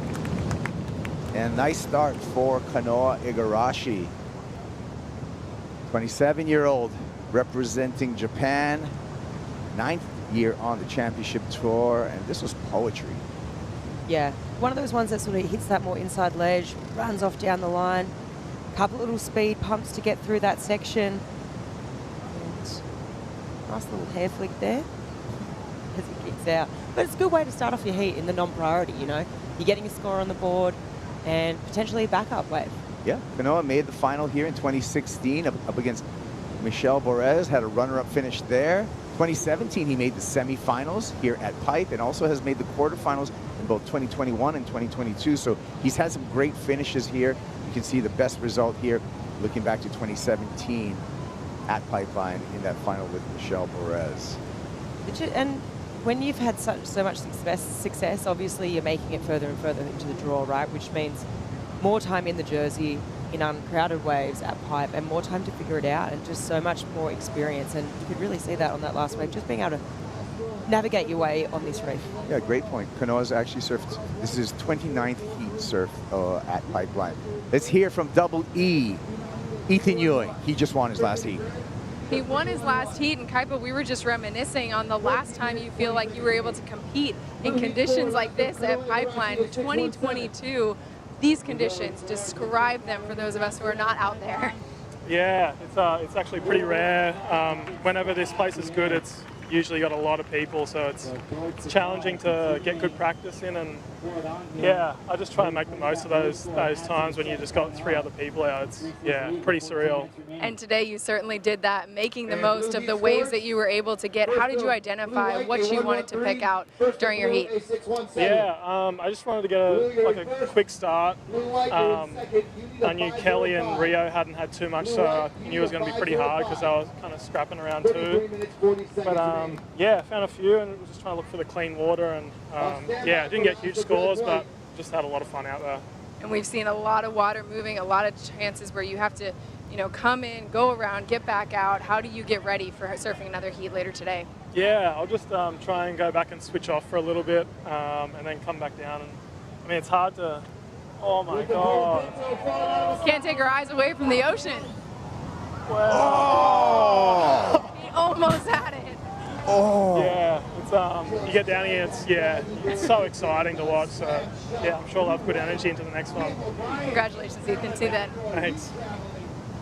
Well done. Wow. Wow. Griffin Colapinto falling from the sky into a backdoor cavern. Almost comes out and looked like he took the entirety of that lip on the head. Oh, that was really, really heavy. I mean, deep breaths right now for Griff, because that section was just, they had some serious thickness to it. And he did well. I mean, the drop, the size of the wave, and he was so close. I mean, let's have a closer look here. So, late drop, up underneath, so deep, so incredibly deep. And then, wow, it literally broke straight on top of his head. And just the lateness of this. This is beautiful, this beautiful tube riding, and then also to avoid injury right here, that's a lot, that's a huge impact right there. The weight of that and the energy and the power, that doesn't tickle. Real light, let's hear the reaction.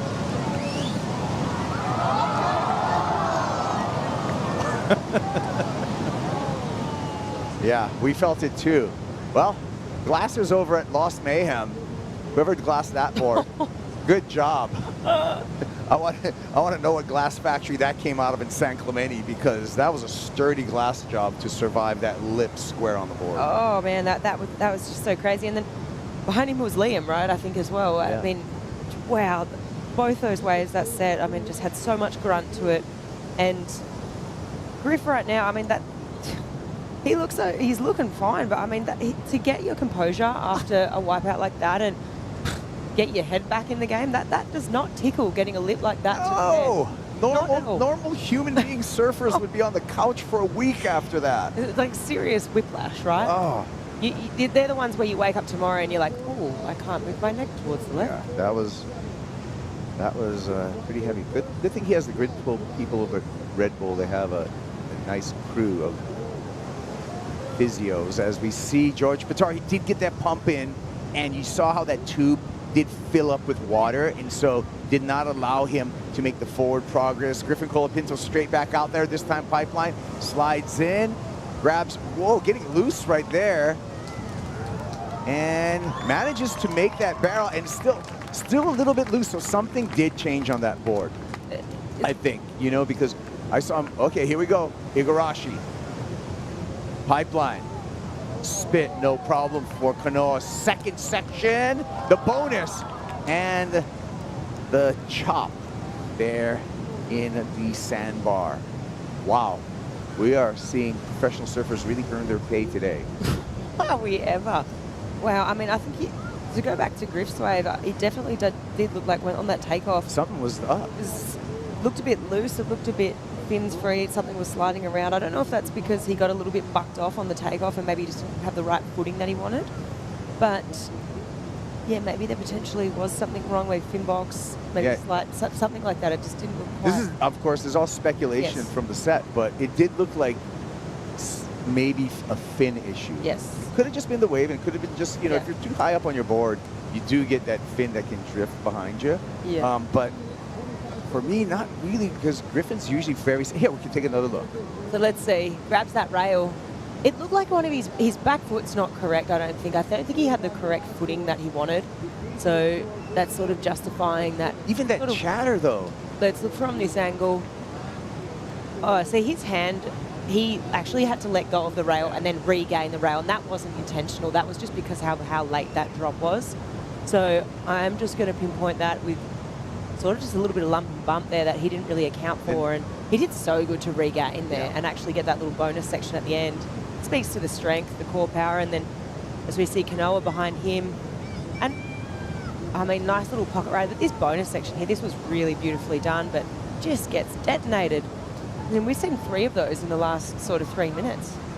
Just that lip just landing on the surfer's head. Yeah. Yeah, and looking at boards, interesting. Maybe we can get a better shot or do a little bit of research on Kanoa Igarashi. You know, he's been riding sharp eyes for a long time. Recently, he's been spotted on some JS surfboards here on the North Shore. Yeah, I did hear that. So it'd be interesting to see a little bit of a reconnaissance mission on the beach to see what he might have. Oh, so actually I'm getting news right now. Kanoa actually going to a local shaper and a wise decision, riding an Eric Arakawa board here at Pipe. So one of those RPs from Eric. Backdoor, Griffin, this is a big one. It's a huge barrel running section, and it ran right down the line.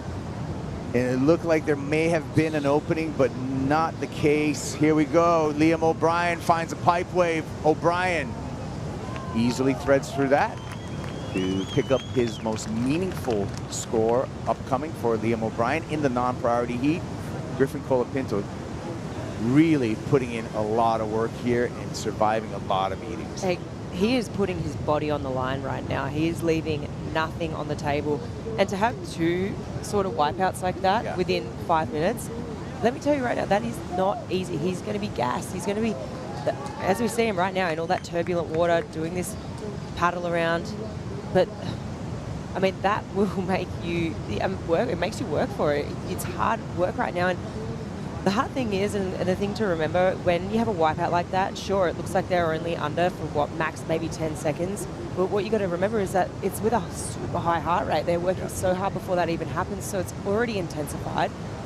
What is a 10-second wipeout feels probably 3 times more, 30 seconds, 40 seconds. I mean, it's such hard work, and I mean, obviously they're the best in the world, but yeah, this is exactly what you said, Kipes. They're earning their money today. Yeah, and really showing, you know, how even the cross-training comes into play with the athleticism to get back up there, you know, not be gassed and get back out into the lineup and go for it again. For sure. I think, oh, wow, look at that one. Just mind surf that. Beautiful wave. The dragon just spin all over the Pacific. But we do have the situation for Griffin Colapinto. He's still trailing.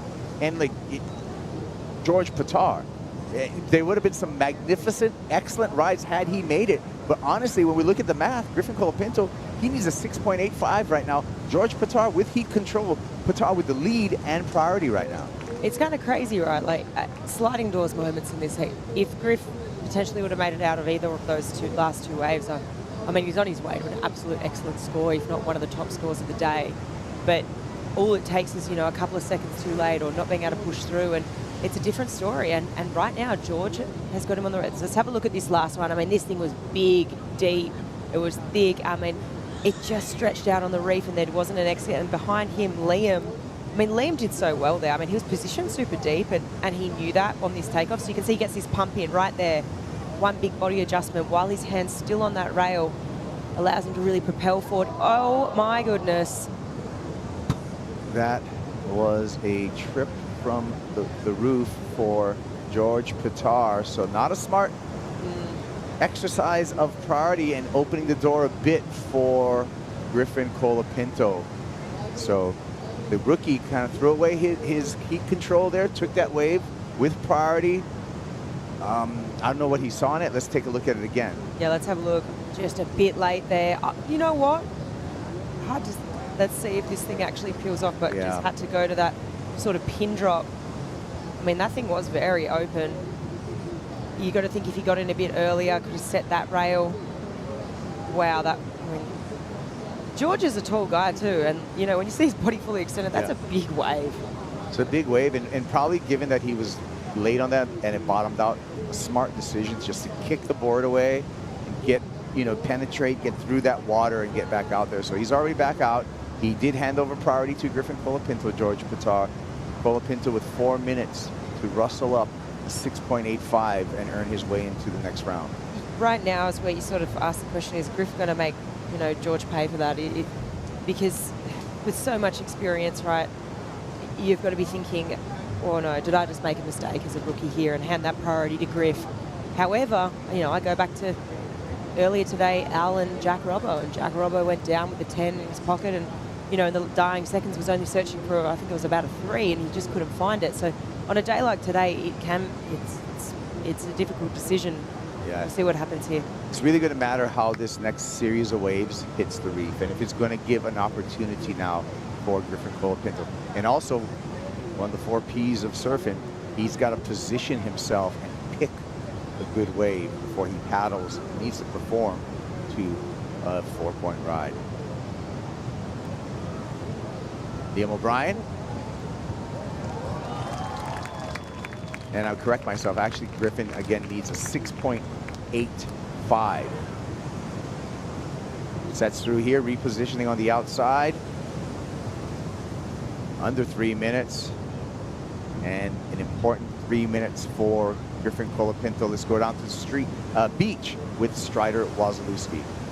Thanks, guys. Yeah, well, just a quick update. George Pittar came in. He was on a 6.6, and then he switched out for what his backup board was a 6.4. So that might have loaned into him not getting underneath that one in time and having to kick it out and take that big donut where he just got pounded. But right now, he's got a couple of minutes, and Griffin's looking for that one magic wave. Here we go. Back door and in and out under priority. Oh. George Pittar. Just getting absolutely detonated there. There's just so much water moving. I can't emphasize that enough, just how much power this ocean has today. And we saw it all last night. Those buoy readings were really big, and that swell's still really stomping through. Let me back tag that also from the intel on the beach. George Pittar trading his boards. George Pittar riding Channel Islands surfboard, so he's part of the Channel Islands crew. Pulling up, pulling in, Kanoa Igarashi looking for the exit. It spits, yes, he does. Way down the line, Kanoa, again, in control, making it look easy, very smooth, and he will gain upon Liam O'Brien and build his lead upon Liam with that last effort. Yeah, that was so well done, really nicely done. And, I mean, he's going to have sort of 2 semi-meaningful scores in his non-priority heat. So hats off to Kanoa for getting busy. Got the work done early, right? And when you get the work done early, it's not a guarantee, but it does liking your percentage of coming out of this heat right now for Kanoa to get 2 basically keepers in the first 20 minutes. Looking good for Kanoa, but we've seen all kinds of upsets and strange things happen today and throughout the world of surfing, period. Right now, we're looking for George Pittar. We're still waiting for his last score for that wave at back door. And I'm trying to recall that wave. Was that going to, I mean, if the judges are taking a while to give us a number, that's going to be a make, right? I mean, if they deemed it as a non-make, I feel like we would have George's score already. We're still waiting for the number for George Pittar. So interesting times right now. We're down to 35 seconds. Griffin Colapinto up. I feel like it's one of those ones that's right on the line. I feel like that's why they're going over. When I watched it back, I was like, ooh, is it or was it not? I think anything over 4.17, he's increased his lead. And it may be a non-issue just because Griffin Colapinto is not able to find a wave right now to respond. Down to 10 seconds. Wave coming through. Griffin on the paddle. And this one's going to come right down to the wire. 3 seconds left. 2 seconds. 1. His hands need to leave the rail. They're not going to happen. It's going to be the rookie taking down a big name. George Pittar. Wow. That's 2 from 2 now for George Pittar. There you go. George Pittar onto the round of 16. Griffin Colapinto eliminated from competition. You're going to call that an upset? Got more action on the way. Stick around. Lexus Pipe Pro, presented by YETI, continues after this. George Pittar is a rookie, making it happen.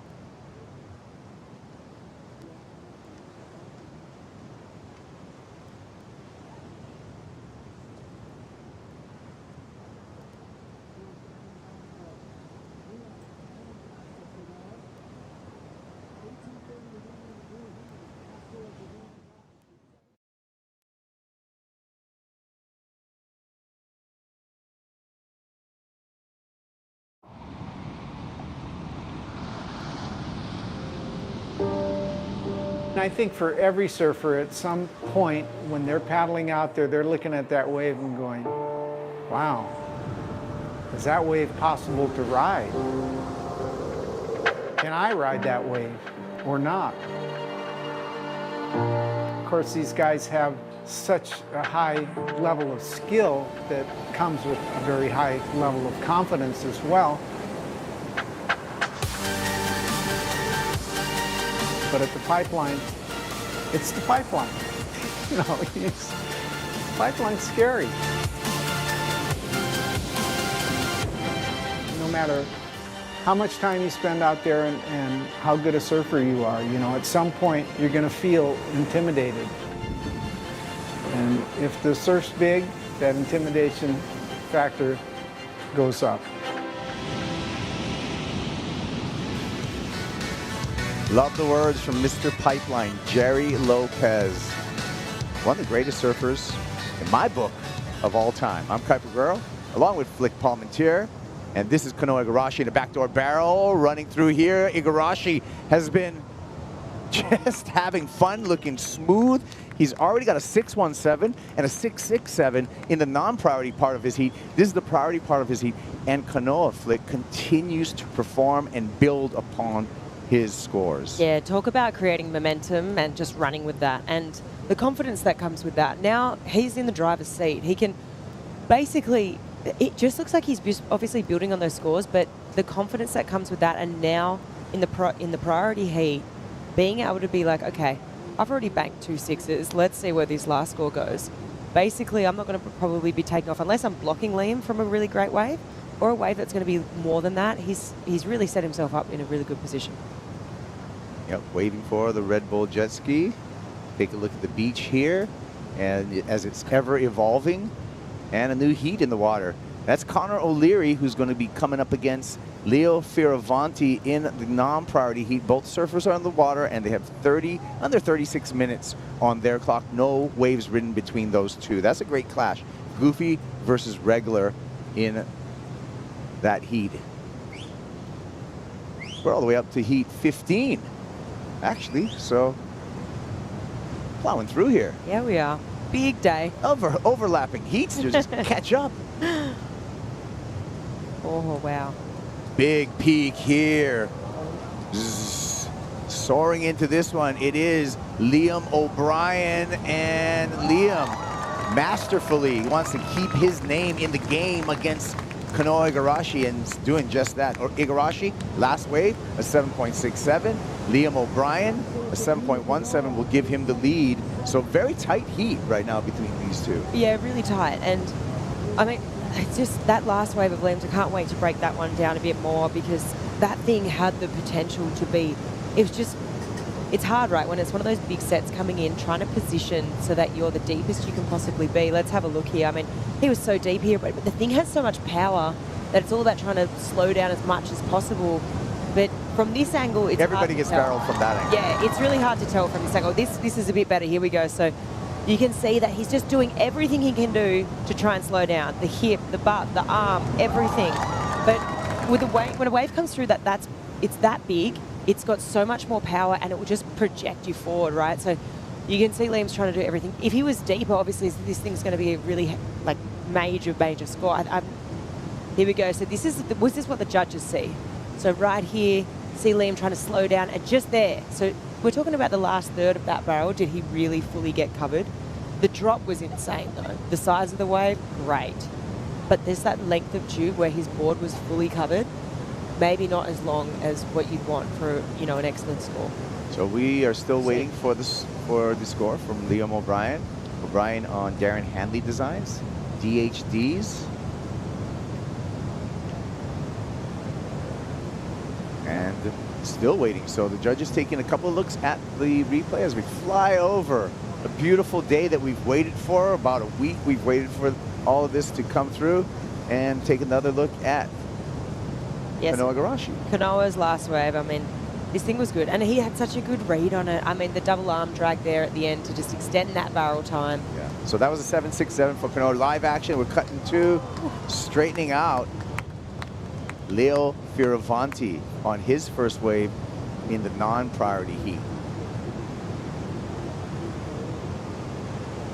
Wow, he's been under for a while there. Let's watch him. There he he is, is. popped up. It's always a moment right there, you know.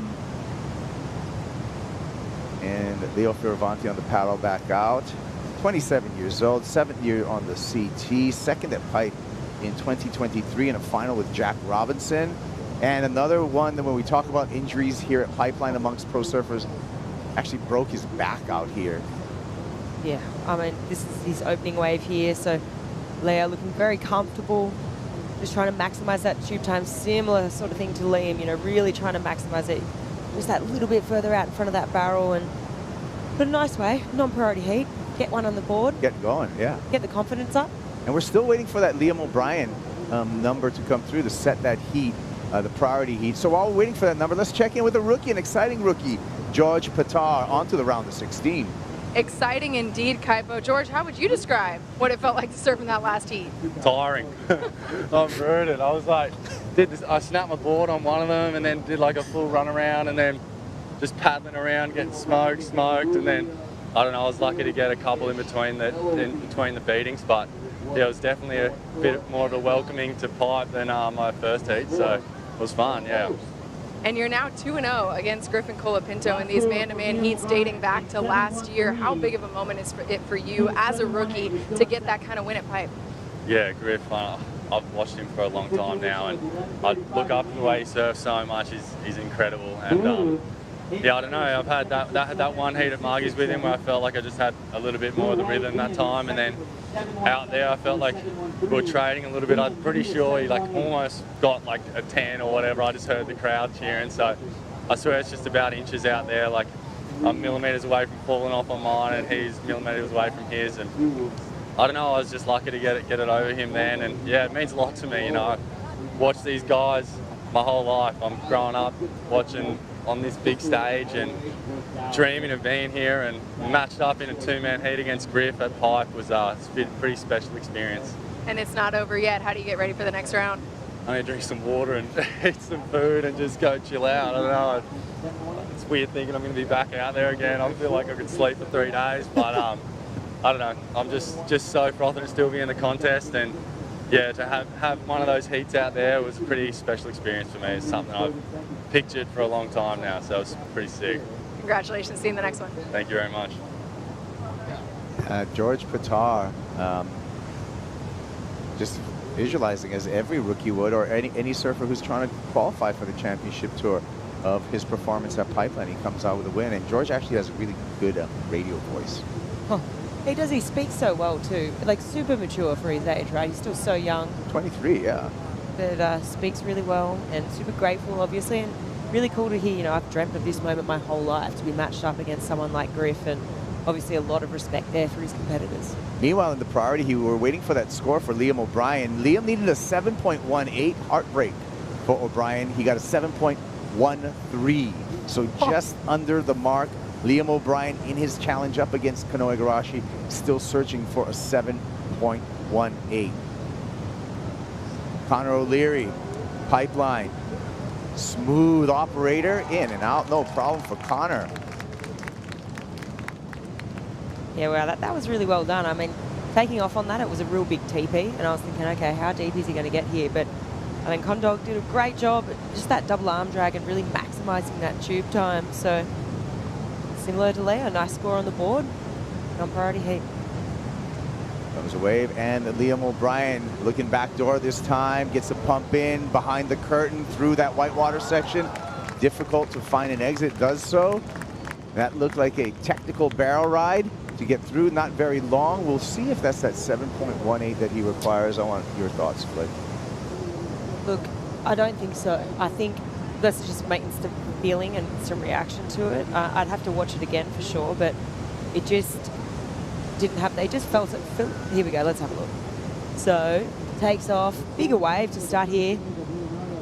Actually, you know what, he gets a couple of pumps, but just that, the way that end section became frothy, the way it filled up with water, the way it wasn't open, I'm saying no. And here we go, this is Connor. So, kind of doing a good job to like maximize that tube time. Like I said, real A-framey TP wave, that one.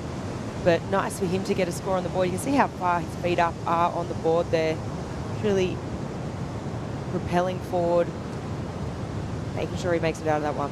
Yeah, and Connor probably feeling pretty confident. Last year, he surfed his way to the semifinals here at Pipe, losing out to Barron Mamiya. It was one of his highlights of his career with that semifinal finish. He's been on the tour for a while, 7th year on the championship tour, the 31-year-old of Cronulla. Like I said, semifinals last year in 2024, and also a family on the way for Connor O'Leary. His wife Stephanie is expecting, who also rips, by the way. She does. Steph, long time on the QS. Grew up surfing with her, little ripper. Yeah. It's great surfing. Another great surfing family. Yeah. Brewing right now. So we're still waiting for the number for Connor O'Leary and for Liam O'Brien. Liam's not going to turn the heat with his last one. So we're waiting for the first score for Connor O'Leary to see how that poises in the non-priority heat. Hey, you like what we're wearing? You like what you're seeing around? You want to memorialize? Or you got you have a birthday or a surf fan in the family? Go to WSLstore.com, and all the season's jerseys, our new tech jerseys, posters, and all the Pipe Pro merch, which is a collaboration between Vissla and Florence. Get it all at the WSLstore.com. The hat's exceptional. I think the hats might have almost been sold out right now. You want to check out there? Yeah, they have Eva birds on the rim, and there's a sport mode feature in the Pipe Pro hats. What's sport mode? You got a chin strap, so it's an elastic on top of the brim right there, and then you can pull it the way, and on a windy day, or if you're kite foiling maybe, you can just put it in sport mode. Full drive. How beautiful is this? Oh boy, it's February in Hawaii. Corduroy lines to the horizon. Stunning. Blue-green water, coconut palms on the shoreline. This is what we've been waiting for. After fighting the wind and hibernating for a bit. It's true. I mean, you start to somewhat, you're like, oh wow, okay, we've been on hold for about 6-7 days now, almost a week, and you start wondering, hang on, are we making the right decision now? But well and truly did. Great decisions for everyone. Yesterday was a great lay-day surf. Here we go. Connor. Spit out right there. Fights the lip. Connor O'Leary had a 6.33. Oh, he wants a little bit more. Greedy tube hound right there. Connor O'Leary. And applause on the beach. Support from the Japanese crew. Connor representing Japan. Yeah, that was well done by Connor. Another little bonus section there at the end too. But just, I mean, I think he sort of thought he had it. And then when he came out, I mean, just being able to regain that balance, and he's going to have a couple of scores on the board now in that non-priority heat. So he's putting himself in a really good position. I like that he wanted more. The heads-up play, right, after this first tube. Yeah, let's break it down. So sort of pumping through that section there. He sort of got caught by the spit. It exploded him out. I don't think he actually wanted to eject just yet. And then regains here. Nice little bonus tube time. And then a Superman to finish. But yeah, let's have a look at this angle. Let's see really what happened here. So a couple of drives through the barrel. Oh, he actually got a little buck. Yeah, little buck. Good for him to recover, though. Yeah, did really, really well. Just speaks of the core strength. And this angle I really like. You can just see how deep they do get truly in the barrel. And yeah, really exploded. Little buck off the board there. But wasn't done. And just milks it for a little more, squeeze it for a little bit more juice for a score for Connor O'Leary. We'll wait for that score and see how it sets up the non-priority heat. In the priority heat, we only got 4 minutes remaining. Kanoigarashi has Liam O'Brien cornered. Liam came very close with a 7.13, but not enough. Needs a 7.18. And on top of that, Liam O'Brien is second priority underneath Kanoigarashi. It's just crazy, right? Like, it's really splitting hairs between these two right now. I mean, and the judges, I think, have done a really good job. It's kind of crazy. Just two different approaches, right? I mean, Liam's been eyeing off those bigger, more TP waves at Pipe, and Kanoa hunting backdoor. And I think the judges have done a really good job, but not an easy job today. I mean, especially when you're getting so many good waves coming through. Yeah, there's a 7.18 that Liam needs, and there is Liam in the helmet from Burley Heads, Australia. Great surfer. And you know what?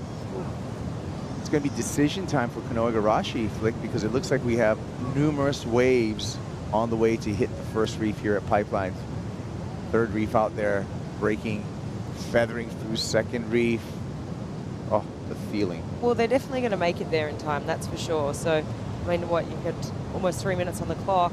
You can see those lines stacked to the horizon. It's decision time for Kanoa and sort of for Liam to sort of be like, okay, am I going to sort of force his hand a bit? But it's going to be interesting to see where they land on the reef. Are they going to stretch out a little bit too wide? Are they going to be perfectly placed?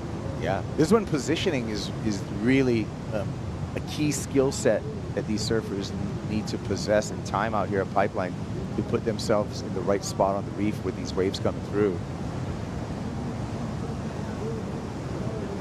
Looks like we have Leo just scratching, looking for something under priority, but here's a stack set. Yeah, this is a stack set. I mean, that first one just pushed way too wide off the pipe reef. Let's see what the second and third one have to do, but Kanoa right now in the driver's seat. See, all these waves not Yeah, too big. Too big. Bad angle. Pushing too wide. So that may just be eating up the clock for Liam O'Brien with 1:40 remaining. The hard thing right now, too, for Liam is he's kind of searching for a decent score, right? The 7.18, and with a big set like that that's just gone through the lineup, hard to find any clean face. So really difficult right now for him to find one where he's really realistically going to be able to get a 7.18. True. He's lining up there at back door, Wow. and here we go. O'Brien with an opportunity.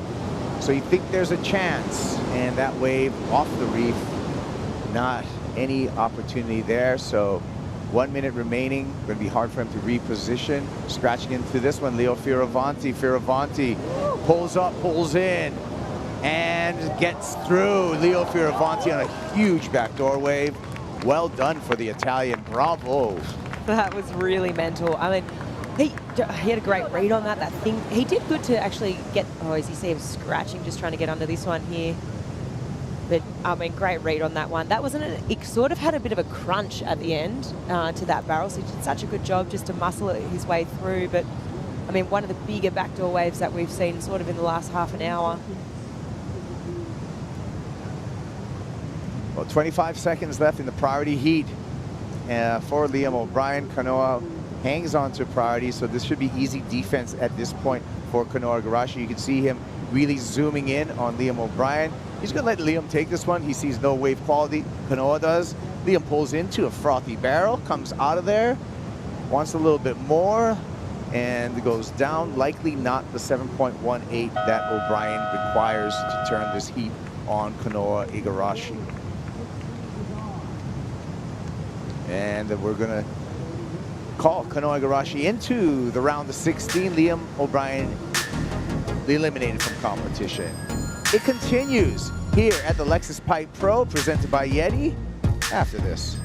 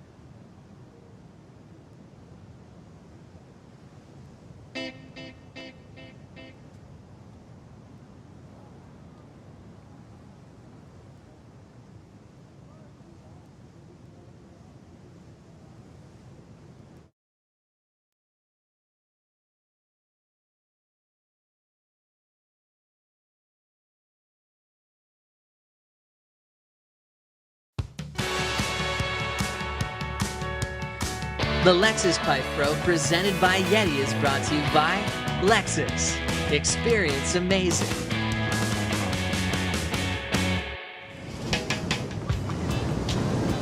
Well, What a beautiful day at Pipeline. The round of 32 continues as we have some action out front. Connor O'Leary has been getting trained. A super tall, powerful, goofy foot. Raised in Cronulla, representing Japan, battling with Leonardo Fioravanti in the priority heat as we introduce Jordy Smith and also a rookie named Joel Vaughn. This guy's not a rookie. He's been around. One of our favorite surfers of all time. Ross Williams, how's your day, Ross? I'm an old crusty man. Not even. Still a Grom. I had a lot of fun. Yeah, I got to go in the water and watch a few heats from there. And yeah, a lot of energy out there. It's cool feeding off those guys and watching some gnarly tubes get handled today. It's pretty slabby out there today, Joe. Kind of cool for you. You've been in this event as a competitor, but now as a water reporter, is that same feeling looking back at the beach, all the houses, the energy coming off a big reaction? We've had 9 5s. We had a 10 today. Right. What was it like hearing the crowd get behind it? It was really fun, and it did bring back some of those memories. As you see, backside drop here, live action. This guy coming out, wow, really good. Was that Connor, I think? Yeah, it was really fun, and seeing Al and Jack, that was a really fun heat to watch from the water. Both those guys are just super gutsy. They're beasts, and Al was kind of huffing and puffing. He's just a bit of a pirate in a good way. And Jack was out there doing his energy thing, and what a drama-filled heat there. 2 big scores, 2 small scores, but yeah, happy to be in the booth here with you, Joe. You're a ledge yourself. I'm psyched. Love you, Ross. As we look at the scores, Leo 5.5, 8.6. Connor O'Leary 6.33 and a 6.67. And Jordy Smith and Joel Vaughn just getting started. Was able to catch up with Joel before the start of his rookie debut. Really cool guy, soft-spoken, super mellow, but works really hard. And he's just kind of seems like he's just ready for everything. He had a long off season to think about it, but he's ready to take on the vet Jordy Smith. As we see Leo's 8.6. Yeah, a really tall wave here, and that is influenced by that north swell, and that thing ran to off the wall. But it's a beautiful wave, a little more almondy than your gnarly kind of gutter ball you've seen today, but well read there. Nice little salute there from Leo, and Leo has a house here in Hawaii. He's surfed pipe and backdoor a lot over the last 10 years, so you know, he's really familiar with where to find those good waves out there today. Yeah, he's got a lot of people that love him here. Top of the list is fiance, local girl. He is happy to be getting married later on, I believe in September in Italy. So that's going to be a really fun thing to celebrate. He's hoping it's after participating in the Lexus WSL finals. But yeah, he's calls Sophie Wilson his best friend. They love traveling together. His family loves her and vice versa. So he's in a really good place. He's always kind of had that citizen of the world type act. Mm-hmm. And now, you know, the North Shore is going to be kind of like a permanent residence in between stops. He has a lot of really awesome people in his life. You know, he's got Belly in his corner, who's just the, you know, the most worldly man on tour. And then, you know, marrying into the Wilson family, who are so entwined here, embedded on the North Shore. So he's got all that nice, intimate knowledge, that feel of being here at home in Hawaii. And then obviously representing Italy, that European connection is so strong for him. So like you said, Joe, such a man of the world. So right now, Connor O'Leary enjoying the priority side of the heat, representing Japan, which also represents his culture, but his mother as well, who competed as a pro surfer from Japan. Came to Australia, met his dad, classic Aussie, always so much support. And his younger brother Rick's been ripping, regular footer, laid down a big hack the other day on the lay day session, always supporting his big bro Connor. As we check out the competitors area over at the Red Bull Athlete Zone. You've been spending some time over there, Ross, in the VIP headset. And the focus is on the defending champ, Barron Mamiya, right now. Yeah. Nice calm place to focus on his favorite wave. He looks serious. Yeah, he's trying to study a little bit, see where the waves are breaking. And he's obviously got a big heat here up against John. So that's going to be massive. Do you mind talking about the final last year? I mean, it was a while back, but it was John versus Barron. And as we know, you were coaching to that world title, which all started here with John being #2 in the world. Biggest difference, you know, for John not winning that heat, and if he's going to change anything based on you knowing his personality on what he faced with Barron last year? Is he going to hang on to anything? For John, I don't think so. You know, John is sneaky competitive. He always puts on a little bit of a show when he does his post-heat interviews for you guys. And then when we get home, you know, I've seen this over the last 10 years, he's pissed. You know, so he's just like everyone else out here. He's really competitive, but he's very composed with his post-heat interviews. So for sure, you know, all that being said, John definitely wants to beat Barron. You know, and Barron's quite a bit younger than John, so he wants to, you know, pull a little uncle move on him. But that being said, as far as strategy, as far as like trying to, you know, really win the heat, both these guys are, you know, a clean slate. They're so good that there's no real clear favorite. It's almost like momentum. Sometimes pipe and backdoor chooses you. So it's going to be interesting to see who has priority when the best wave comes, who finds that backup score better. That's going to be the heat of probably the event. Yeah, pretty exciting that we get that heat as early as the round of 16. Super bout of two of the best here at Pipe and Backdoor, rematch of last year's final. And for Barron, you know, he's coming in swinging this year. He's going to have Louis Egan with him throughout the year. Except for Pipe, he said Pipe, he's got it handled. He kind of knows how he wants to compete here. But to work on every other venue on tour, what a great human being to be working with. Luke Egan, former runner-up in the world. I like that. That's a good move from Barron, and Luke was a really good competitor, very thoughtful, deliberate. So that's a good move from Barron. Barron's pretty casual and kind of cavalier in a good way, but you know, you gotta take care of the details when you're competing. Rolling into this and paddling and grabbing the rail, pulling up and under, still traveling and punching free. Nice exit there for Leo Fioravanti. Looking to improve on a 5.5. Leonardo was runner-up in this contest a couple years back to Jack Robinson on a completely different type of day, condition-wise. They're running after these messy little backdoor waves. Leo fought hard for it, ended up starting off that season #2 in the world. And you look at the conditions, this amazing at the moment. I mean, how does this day rate for you at Pipe and Backdoor? It's a really good day. There's better days out here as far as like perfect direction and just big old spitting barrels at Pipe, but we got a lot of sand on the reef. We're dealing with that north swell. The cool thing about the conditions today, Joe, is the wind. That southeast wind is so groomed.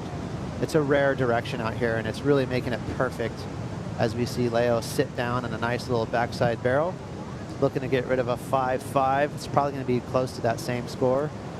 Yeah, it's really pretty out there. It was easy to sit in the channel. Leo waiting for that number. As we do, let's connect with one of his best buddies, Kanoa Garashi's with AJ. And Kanoa telling me that he lost track of how many barrels he caught out there because it just felt like you were going back and forth in that heat.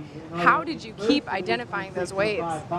Oh, I mean, it's like a lot of people say, like pipeline is like it's a special, you know, like a creature almost, and you have to have a relationship with pipeline, and there's times like this where I feel like pipeline is just gifting all of us with waves and with its aloha, and I feel like, I don't know, I just felt like a really good connection out there, and I was having so much fun, and you know, it's one of those days where the waves are so perfect, you forget how dangerous it really is, and that's why it's kind of like this weird balance of you know, like really scary waves and just like perfection. So, you know, I was playing back out and I saw Liam's 7, and I started screaming because I was so excited, and I'm like, oh my god, he's in my heat. Like, but the waves are just so good out there. You just want to do your best and just see where you end up at the end of the heat. 0.04 the difference between you and Liam O'Brien in that heat, by the way. So back and forth. We know you have another round to get ready. So before we let you go, do you want to say anything to fans watching you in Japan right now? Yeah, I mean, real quick. I mean, yeah, Pipeline is a really special wave, and we're here for the first event of the year. I just want to say my condolences to everyone in LA that have been affected by the fires. I have some friends that were affected by it, and it's something that I feel like we all have to come together as a community. And being a resident of Huntington Beach, it's a really sensitive one. It was really scary for me as well, and you know, seeing people close to me get affected was you know, it definitely hit home. So I want to be auctioning off my jersey from this event. You know, hopefully I can go far, and hopefully it can be on the podium. And I want to auction that off and give it to you know, there's many great charities right now helping out.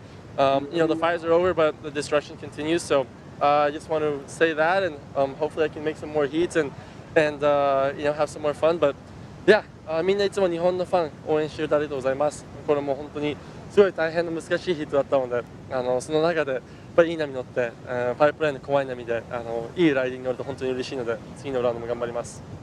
Thanks so much, Kanoa, and thanks for doing that. Thank you.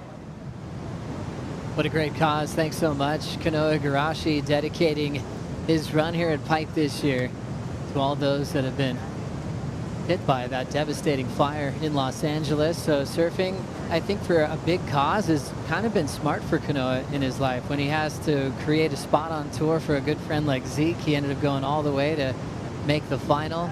Sometimes as a competitor, it's good to have something different getting you motivated to succeed.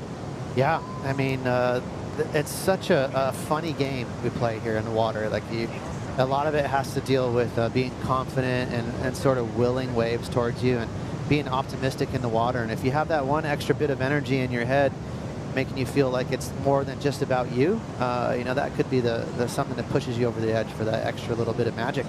So Kanoa moving on, former runner-up in this event, now trying to win it. He has a win behind him over at Karamas, but now trying to get multiple wins. Growing up with guys like Leo around the world as child prodigies, as we see one stepping out, pulling up and under into a running section of Pipeline. And incomplete. Some of these waves can run off real quickly. We talked about the sand there. Leonardo trying to put his head down to go the distance. And on a day like today, Ross, can you really beat yourself up on wave selection with the amount of sand that you have on the inside? It's tricky. You got to be creative. Here we go. Rolling up and under again. Nice hollow pit. That one with a nice, easy exit for Jovan. Yeah, that one had a nice spit. Yeah, it's not your typical pipe backdoor, so that is a little bit of an advantage for some of the local surfers or some of the veterans that have surfed out here a million times, where they're used to seeing. Right now you have two swells in the water. There's still that leftover north, and there's this new high energy west swell. It's creating these slabs, so a lot of double ups. And the problem with that, or the trick with that, Joe, is you have to forecast where and when that wave's going to break. You really got to paddle towards the beach and kind of get underneath it. It sort of reminds me of Chopu. You got to get underneath it, and it's a sketchy double up vibe. It's real slabby out there. So Jovan starting to work it out on the fly, making his rookie debut against one of the most experienced surfers on tour. And, with Kelly being a wild card, it now does go to Jordy Smith for that experience in his 15th start here at Pipe. And he's aging well. His sense of humor and his poised seat interviews, I really enjoy. And how much dedication he still has to trying to win that elusive world title. I think he's got a lot to be proud of. Yeah, I agree. He's one of my favorite characters on tour. You nailed it, Joe. He's so funny. He's real dry. He's, under his breath, he'll say the funniest thing you heard all day, for sure. I just watched his movie that he just put out like a week ago. Did you see it yet? No, not yet. It is so good. It's honestly insane. To me, it's some of his best surfing I've ever seen in his career. If you haven't seen it, check it out. It's really good. It was when he was joking about having a YouTube channel. Was that the one? And then he released this part, I believe. Dude, it's insane. Go check it out. Oh, can't wait. Well, we did catch up with Jordy, talk about how much he loves competing. Kind of growing up, I just loved to compete at anything it was, whether it was surfing or not, whether it was soccer games or it was running races, whatever it was. I just was a big fan of competition. And I've always felt like that's where it brought like the best kind of version of myself out all the time. And yeah, here we are. I think it's 17 or 18 years later, and I just still love it. It's a lot of people kind of get that mindset of like, oh, kind of when's he kind of gonna get over it? But a lot of people, I don't really think they realize how good the life is too. We get to travel the world, chase amazing waves. Yeah, fair enough, we don't exactly get every spot firing, but we are given the best opportunity at getting the best waves in the world, So for me, it's a great way to support my family, show the family what I love, and it's the one thing I know in my life, man. So if it's something that I can share with my family and my kids, then this is it. What a legend. Jordy Smith has been in the world title race almost before he qualified, because he was already getting mentioned as a guy to look out for when he was on the QS for a short time. Was one of the biggest names that was being compared with Dane Reynolds in those early days. Finished runner-up in the world in his 3rd year on tour. Knew he wanted to focus on pipe for some improvements. Bought a house out here, and I think he's just gone from strength to strength when it comes to his approach on this wave. The results haven't always matched how good he's gotten out here, but look at this. During that catch-up, he got drained at backdoor. That is such a fun wave at backdoor. Some waves at backdoor are sketchy and kind of gnarly on the end, but that one was just perfect, nice and wide open. Jordy did a good job getting super deep, so he took his time paddling. And then got really drained. Beautiful. This is what Jordy's known for. He's a big guy. I think he's about, is he 6'2"? He's 6'2", probably weighs about 200 pounds, and he pushes that weight around really nice. So one of the better hacks we've seen today. Yeah, and that's one part of his game that has always been unbelievable. And sometimes, you know, in the latter part of your career, those turns might be out, you know, shined by the younger crew, but not for Jordy. It's like that's still his weapon. Like, you know, you can't wait to see that released at the Bells Bowl and all the rights on tour. You know, that is always going to be one of the most powerful turns on tour with finesse. Yeah, it's my favorite type of surfing from him. When he keeps it on rail, sometimes he gets a little amped up and will release the tail a lot, but when he keeps it on rail, dude, that guy can push around his board as good as anyone. And he's so well-rounded too, really good in the air. And like you said, he's really caught up in tube riding. Looking at 90 seconds on the clock in the priority heat, that one going right underneath him. Wow. It's all about jockeying for position, but also picking the right wave. For Connor, he's the one that needs a 7.44. Oh my goodness. Leo's probably one of the worst people to have against you if he's got priority and he's playing the game. He's really tack sharp. He's going to stick to you like glue. Always formulates a great game plan, and Leo's one of the guys that can actually apply a game plan to the competitor. He's really smart at studying his opponent. I remember a heat Leo had with John at main break, and he just had a whole approach to be on the best waves to try to beat, you know, the best guy on that venue. Almost worked, but it was kind of when I realized that he can actually be very savvy on the fly and adapt a new strategy based on the competitor he's sitting next to. I agree. He's really smart, almost too much. I mean, if I was his coach, I'd have him work on dirtying up his surfing and just going bigger, because he's so smart that he usually relies on tactics. But you look at Leo, and he's one of the more gifted surfers on tour. So yeah, it's you know, he's really witty. Leo starting to run out of time. Both Leonardo and Connor O'Leary in the Richard Dog Marsh camp. It's another one of those stories where they share the same coach. And Connor will try to sneak a wave. That one's going to roll underneath. O'Leary put up a big fight, got really barreled at Pipeline. But it will be Fioravanti moving on into the round of 16 to take on the winner of Jordy Smith and Joel Vaughn. Take a Bonsoy brew break. We'll be right back.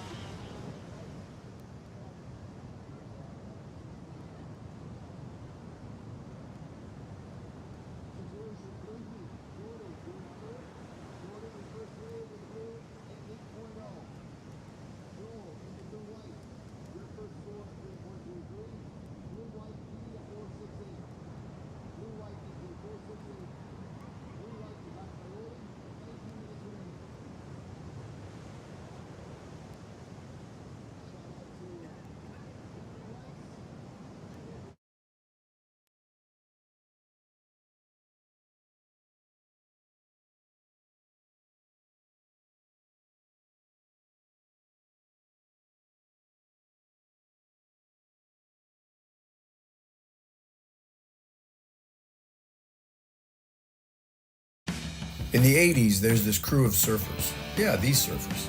They decided to draw a line in the sand to protect the waves they loved. From that first wave saved, the Surfrider Foundation has grown into a coastal protection powerhouse. We take on the big guys, the major polluters, the powerful corporations. You name it, we've been there. Become a Surfrider member today because the ocean needs more friends. We always recommend joining your local Surfrider Foundation chapter and taking care of your local beach. And also you can promote protecting beaches all around this beautiful world. How about all this wonderful sand here on the North Shore of Oahu? Checking out those beachfront properties. That big tower there, allowing us to get those great camera shots. Great crew working hard. They all are in love with surfing and watching every moment of the best day so far of the waiting period. Pumping conditions continue. Italo in the water now, making the first barrel of the matchup against Seth Moniz as we've just started the round of 16. More waves on the way, locking in, pulling up and under, a cave for Joel Vaughn. Welcome to the Dream Tour, kid. I think he gave a little claim there as he was kicking out. He is so amped up. Beautiful barrel there from Joel. All right. Aussie Grum's got some skills. He does. That was impressive. Representing North Shelley, board riders, same zone where Molly Picklum grew up. Said it gave him a lot of excitement seeing Molly's early success, growing up in the same town. That feels good, knowing that you can take your skills from your local break and put it to the world. What's in the water over there? Goodness gracious. Those two people are kind of psycho. Going for it. Wow, Joel Vaughn looking at a deep pit. He said he's been putting time out here in Pipe for a few years now. But it's a different story when you're sitting out in the water with just a couple guys out and you get to have priority and you know it's your turn. That's an interesting score to contrast with Jordy Smith. Jordy got an 8-point ride on that backdoor wave, which was quite a bit smaller. It was a dream wave. It was a perfect wave backdoor, but this is really tough. That requires a lot of guts, a lot of skill to navigate that late backside drop, drag, get pitted. Not as long as Jordy's, but that was a cave. So it's going to be a really interesting score to see where it goes compared to Jordy's. And a nice quick start there for Italo. Really fun matchup between him and Seth. That's a feisty one. Oh, such a classic matchup. Got regular versus goofy. The entry from Italo. What did he do well here? Wow, he got to his feet, and that's so hard to do while the wave is barreling. You know, you're standing up and this wave chases you down. So the drop is everything at Pipe. It's so sketchy. The wave is just constantly slabbing and doubling up. And like if you're a beginner or a surfer that's not as good as these guys, you're going to get pitched. You're going to get hucked over the falls. But these guys make it look really easy getting to their feet while that lip is chasing them down. One thing Italo does, maybe more than most on tours, he's riding a lot of EPS. As we look at Joel Vaughn's score, getting close to a 9. Wow, the rookies are showing up today. 883 for that number and has the lead over the South African veteran. I like that score. I didn't want to throw myself under the bus by putting it out there because that's what I agree with that. I thought that was better than Jordy's because it just took more guts. That was kind of a gnarly wave and it took a lot of skill to navigate that drop. So he got the edge over the kind of perfect little backdoor wave that Jordy got. We got a heat on her now. Yeah, you want to have those heavy sections, nice and critical. Joe Vaughn deserving score with the lead over Smith. But remember, yeah, Jordy does have an 8. So far from over, needing a 4.17 as we saw earlier today. One of the best heats we saw. Al throwing down the 9.5. Jack Robinson answering with a 10, but didn't get through that heat. Yeah, they got unlucky. The conditions were, sometimes you'll get these 10, 15 minute times where the swell is a little too north and you have to sit there and wait. Or there'll be these plumes of rip going out through the lineup. And unfortunate for Jack, he couldn't find that backup score. The lineup was a little tricky during that time. So you see the pack moving, the priority heat. Joel Vaughn, Jordy Smith. Jordy's got first priority. Locking in and just stepping right back out is Joel Vaughn. Probably feeling so much adrenaline off that 883, just had to take off. Both of them. Jordy too, because Jordy's like, cool, I got an 8, you know, I'm gonna take it to this Grom, and all of a sudden, hold on. No, it's so funny how heats do that. There's a lot going on upstairs.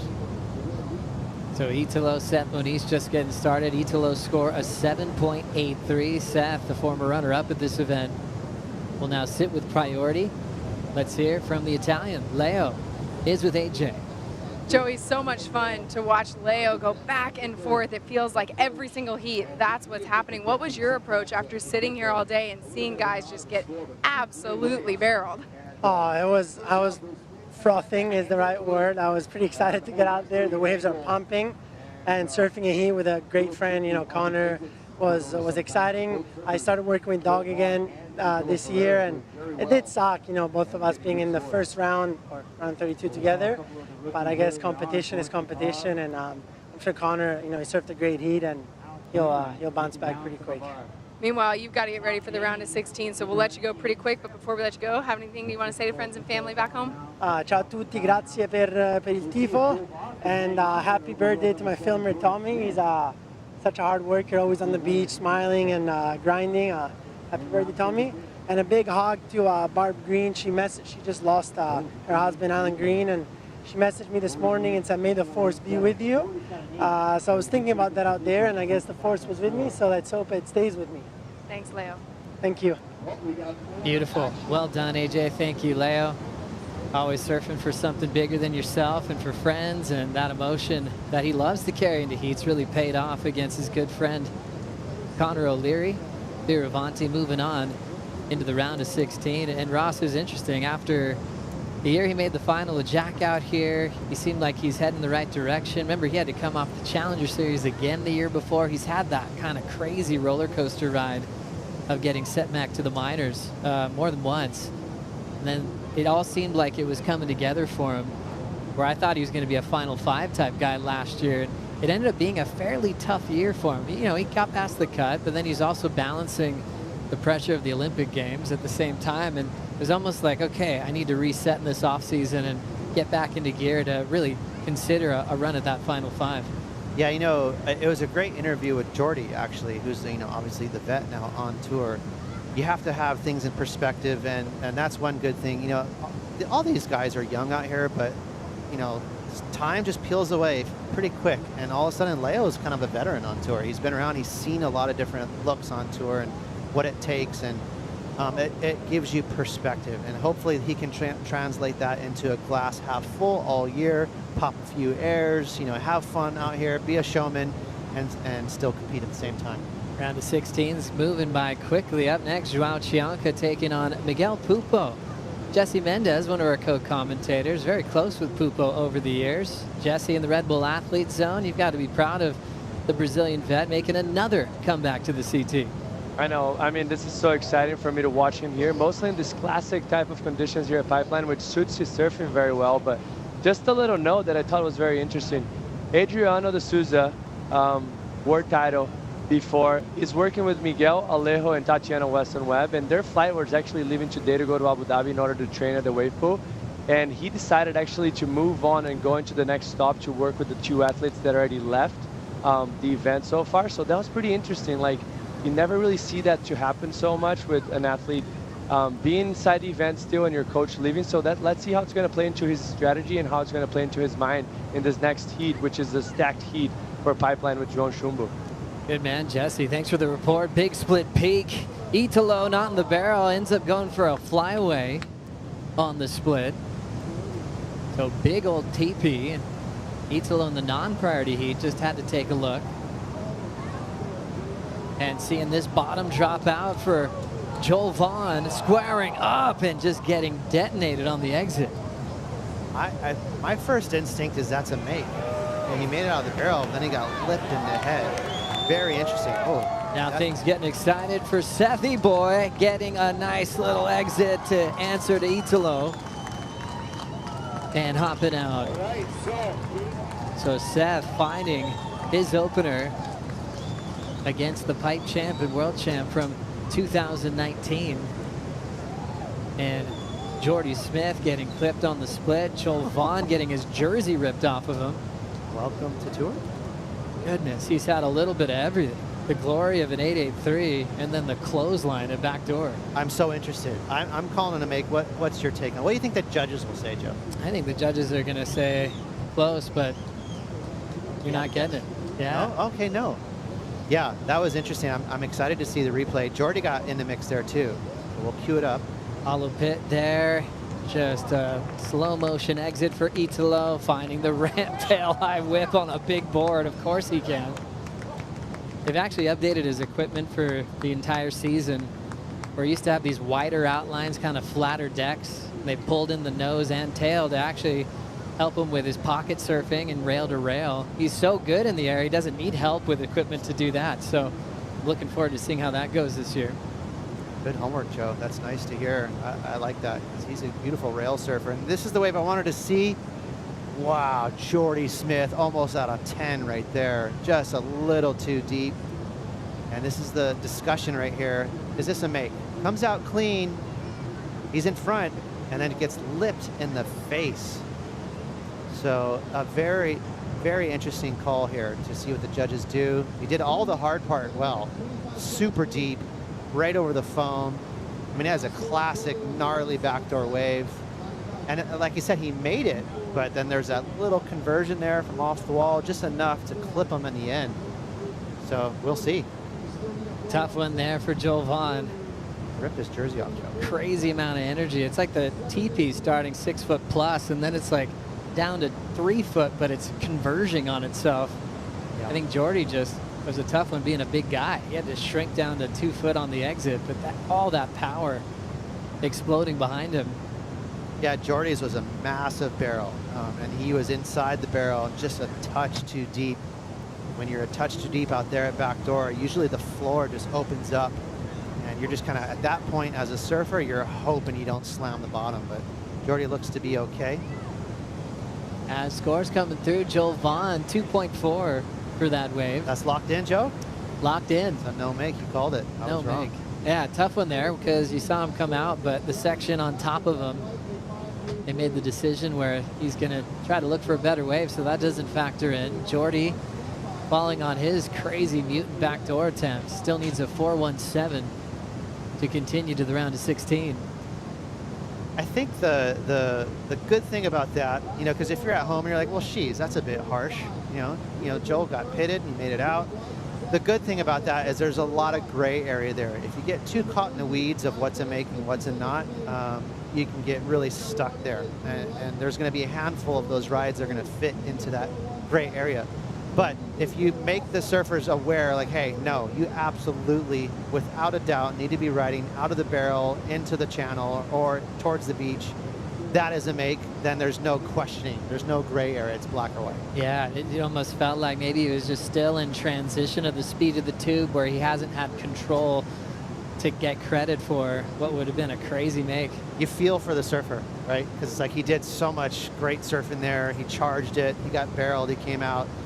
2.4 for your efforts. Jersey over your head.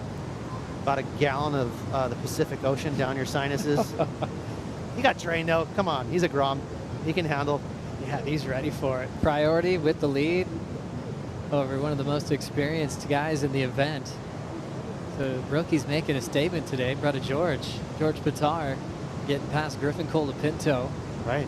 Al Cleveland Jr. rookie class upsetting a pipe champion Jack Robinson. Roms are doing good. Not every day you see this happen at pipe, but every once in a while it's like the Joao Chianca year. You know, Luca Macinas was in the quarters. Callum Robson showed up. And sometimes there's something nice about being an underdog and not being the favorite. You can just do your own thing and surprise the world. Absolutely.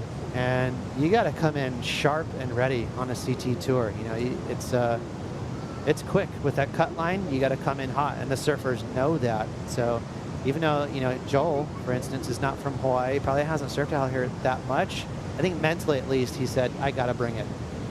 He's got a lot of people backing him here that came from Australia to support him. A lot of brothers. The surfing world definitely knows Huey Vaughn, the younger brother of Joel. Great character. Coming up right behind Joel these days, but his older brother's Rip as well, so he had a lot of inspiration in the family. And he always thanks his pops for filming heats, and he's always been so dedicated. I've had DMs over the years from QS heats that were close, just for conversation with his pops, and it's really fun to talk surf with them. They always keep a cool head on their shoulders, and take their moments and move on and get better. And I think we saw that last year with Joel. Just giant moments where he threw down huge alley-oops and really seemed pressure-free. Even if he wasn't, it felt like it.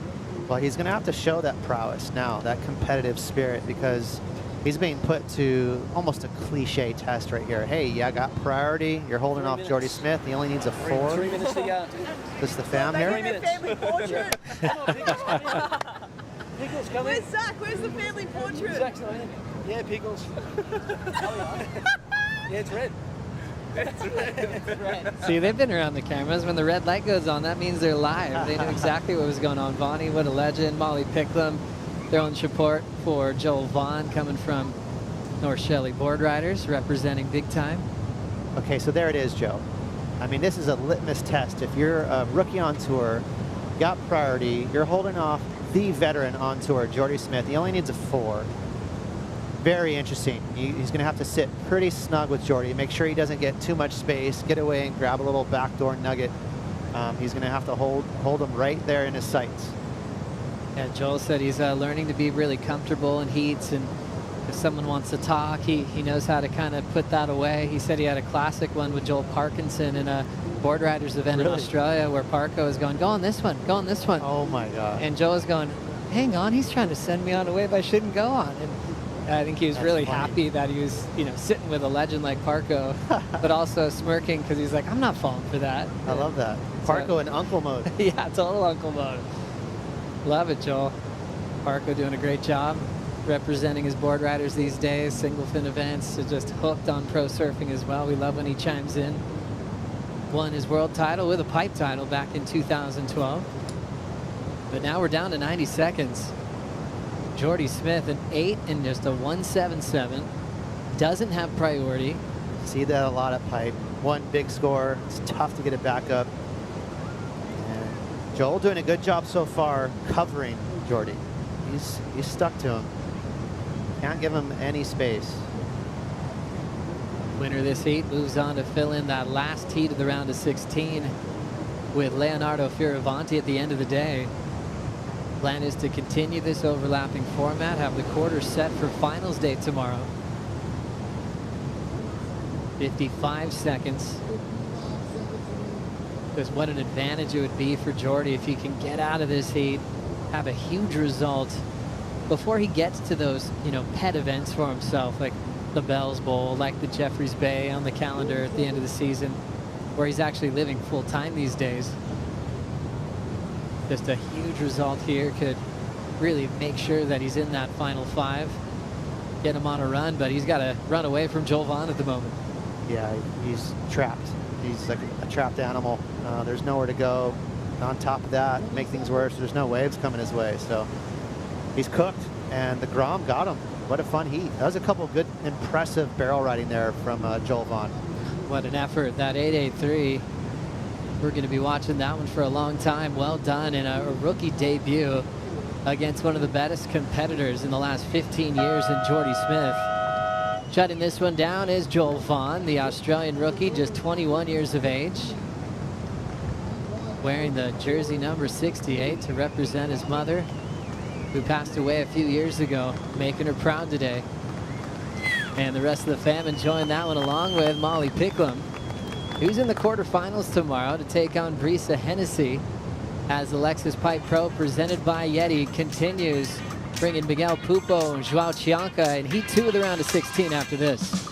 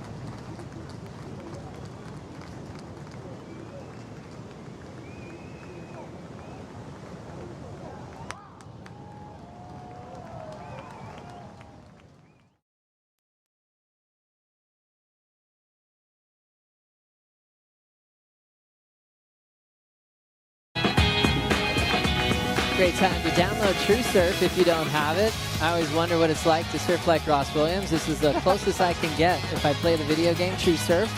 You can surf in live conditions, like right now at Pipe. Play for free, download on the App Store. Also get it on Google Play and roll into waves like this. Grabbing the rail under the hood. Nice lunge there for Seth. Rampy section, just uses it to fly away. And Seth now completing wave number 2, and now the priority heat. Split peak underway, locking in is Italo. Layback, slashing cutback. He loves a wedge to punt. There's the reverse. Doesn't reverse, tries to pull it around the other direction, but can't hang on. Guy that's pretty committed to riding the EPS construction, maybe more than most on tour. Even in heavy waves, I think the theme used to be you'd see that expanded polystyrene really used in waves where you wanted more buoyancy, more pop, sometimes in gutless surf. But it's, I mean, it's up to the surfer what feels good. For Italo, he'll use it at pipe or big chokes like he did last year on the way to victory. Miguel Pupo taking on Joao Chianca. Thoughts there on the conditions, what Pupo and Joao made of, goofy versus regular. Seeing a big advantage on either side. I mean, it just quickly, I would say Joao has the advantage because he's on his forehand backdoor and he charges as hard as anyone. But Miguel's sneaky good out here, really good, stylish surfer. He's a goofy footer, so maybe he'll be looking at the lefts more than Joao, but Joao likes to go both ways and he's a beast at backdoor. Yeah, one of those guys that is so fearless even after an injury. It seems like he's just as brave as he was before that scary wipeout that took him out of the jersey for majority of last season. Him and his brother, right? They're tapped. There's just something in their DNA. They don't shy away from really spooky waves. Yeah, Lucas Chianca, one of the best big wave riders of all time. How about the reception for JV? Woo! Charger! Oh, hell yeah. Let's go. I think that run. Yeah. The best one I've ever had. 2-5. Punch in the head. Oh. I was like, it just felt like everything stopped when I was in it. It just was that square. Haha, reliving the moment with his friends, his brothers, his dad. How good is that? Joel Vaughn, huge victory over Jordy Smith. The rookie is on to the round of 16 with Leo Fioravanti. More waves on the way. This one capping out the back and punching through is the whole crew. Scores in from Italo's last, 6.57. Seth on his best on his last, a 6.5. Well, need to match that 7.83 from Italo. Italo up again, cool style, having that back arm in the wall. Just stayed real calm through that entry. Now starting to ramp up for the big whip reverse. He hasn't got one yet. That's so unlike him. I mean, his make rate is the best on tour for airs. He's nuggety, he's got those thick little legs, and he just plants those air reverses. So, you know, longer board, you know, the name of the game today is barrel riding, so that longer board getting in the way of those airs, but he's just trying to put a little icing on a cake. That's it. So Italo trying to push against Seth. One more look here. Really beautiful southeast wind. Look at that, sugar-coated offshore. Bit of a frothy wave here, and not the craziest barrel, but still nice tube ride here. It's already landed at a 5. Not sure if if he would have made the air, maybe that would have pushed it up to a better backup score. And there's the shape that you want. There's a bit of a drainer there from Joao. That backdoor wave was a gutter ball, real thick, slabby wave, and Joao can find those waves out there. He wants it. Joao Chianca representing Saquarema. Not everyone on tour has their local spot as a CT venue. He loves that spot to go home, refresh with his family and friends. An event he wants to win so badly, but we're still celebrating his comeback to health and putting up a good fight on tour. I mean, he breezed to the final 5 that first season after he fell off the cut. So his first complete year, he got to compete for a world title. Always passionate, very emotional. He can sometimes let go of tears even after a win. He puts so much into it. Smart competitor too. Got really good instincts. Like you said, he's uber competitive. very confident. He reminds me of Leo Fioravanti too, like where he can analyze his heat really well. He's very analytical and a naturally competitive surfer. Good intuition. So waiting on the first number for Joao, and he gets a 6.33. Last for Italo, a 5 doesn't factor in. Ferreira last year finished runner-up in the world. How scary was it, Ross? You know, coaching John to that third world title, but seeing a rampaging Italo getting through, Jack, Griffin, Ethan, and it never looked like he ran out of gas. We were kind of forecasting it in the morning. We were looking at it, we're like, you know what? Italo's probably going to smash everyone, but maybe it'll be a good thing because he's going to have to, you know, create more energy for that best 2 out of 3 against you. And our whole vibe was like, hey, just lean into your power surfing. It's a nice contrast between you and Italo. Throw some water around, and finally John hooked up with a couple of those clean walls where he was able to do it. But yeah, definitely a spooky guy to go up against. Oh, what a feeling that was. The buzz was electric in the air. John getting the third world title, and credit to Italo, who really salvaged his season last year. There was the talk of maybe falling off toward Margaret River. Crazy. As we look at him step into this one, standing tall, soul arching off the bottom, stalling, hoping to get some of the barrel, but I just love how calm he looks on his last 2 waves where he's just locking in, enjoying the ride. Careful from those fins, man. He almost got filleted right there. And now grabbing the rail and keeping it nice and low and tucked in. Looking for a little bit more on the way out, and a wild wave to try to ride there. Hold it. Almost made it out the end. So Joao Chianca, great at backdoor, great at pipeline. Not the easiest wave to ride right there, especially when you're looking for scoring potential. There's a massive set rolling through right now. So still lots of size out there. You can see it, look at that, from second reef, Joe. A lot of energy in the water still. Start see it capping, and then it's just gonna reload on the inside reef. Let's hear from rookie Joel Vaughn on the glass with AJ. Joel just continuing the rookie show that we've had so far today. You told me when you came to the glass that you feel like today was the first day that you really got a proper pipe wave. How'd it feel? Yeah, it felt pretty incredible. I don't know, I just got that wave with priority, and I haven't really been able to get a good one out here before. I'd just come here for a few weeks before the event, and I've just been sitting out there and waiting and just watching the waves come through, and I'm pretty stoked to get one. How important was all that time in the water, even if you didn't get the waves that you were looking for, when it came to knowing, hey, this is the wave that I can get an 8.83, which, by the way, third best wave score of the day so far? Yeah, it was super important. I spent a lot of time out here before the comp started, and we got some days like this before the waiting period, and yeah, it was super important to get some time out there, and yeah, I'm stoked I got a really good one. How would you describe as a rookie what it feels like to go out there on a day like today, knowing it's a massively important moment to start the season well? It's pretty daunting, to be honest. I had Geordie, and he's such a good competitor and such a great surfer, and someone I've looked up to for a long time, and yeah, it was just cool to be out there in the lineup with some of the guys I've looked up to, and yeah, it was really cool. Congratulations, what a start. Thanks so much. Thank you, AJ. Yeah, Joel Vaughn's actually teammates with Jordy Smith now on O'Neill. That's a fresh sticker for Joel Vaughn. Jordy's been on that team for a long time, but that just happened like right before the season started. So we'll have plenty of time to hang with Jordy in world-class waves with that sponsorship. I wonder if he's still able to stay in the same house. Jordy might kick him out after that.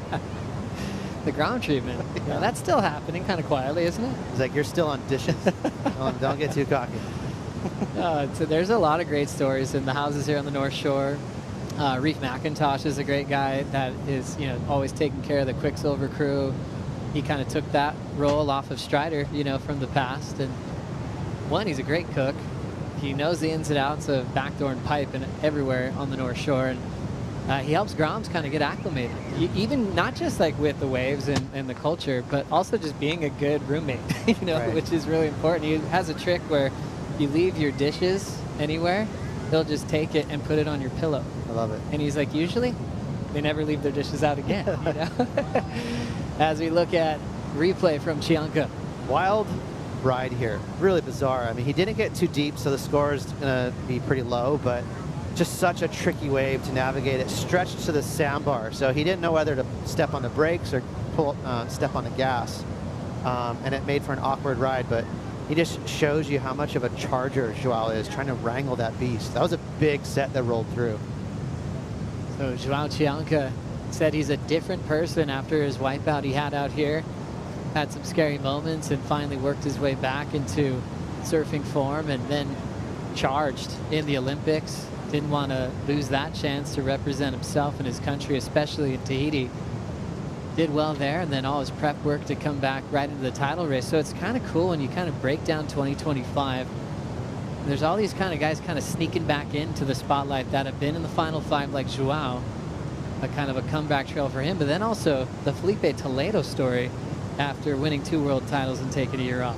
Yeah, absolutely. It definitely wears on you, right? There's so much emotions, and there's no teammates to rely on. You know, it's just you out there. You're representing yourself, and you know, it's warranted. Some of these guys need to get out a little bit and take a break and not worry about winning or losing.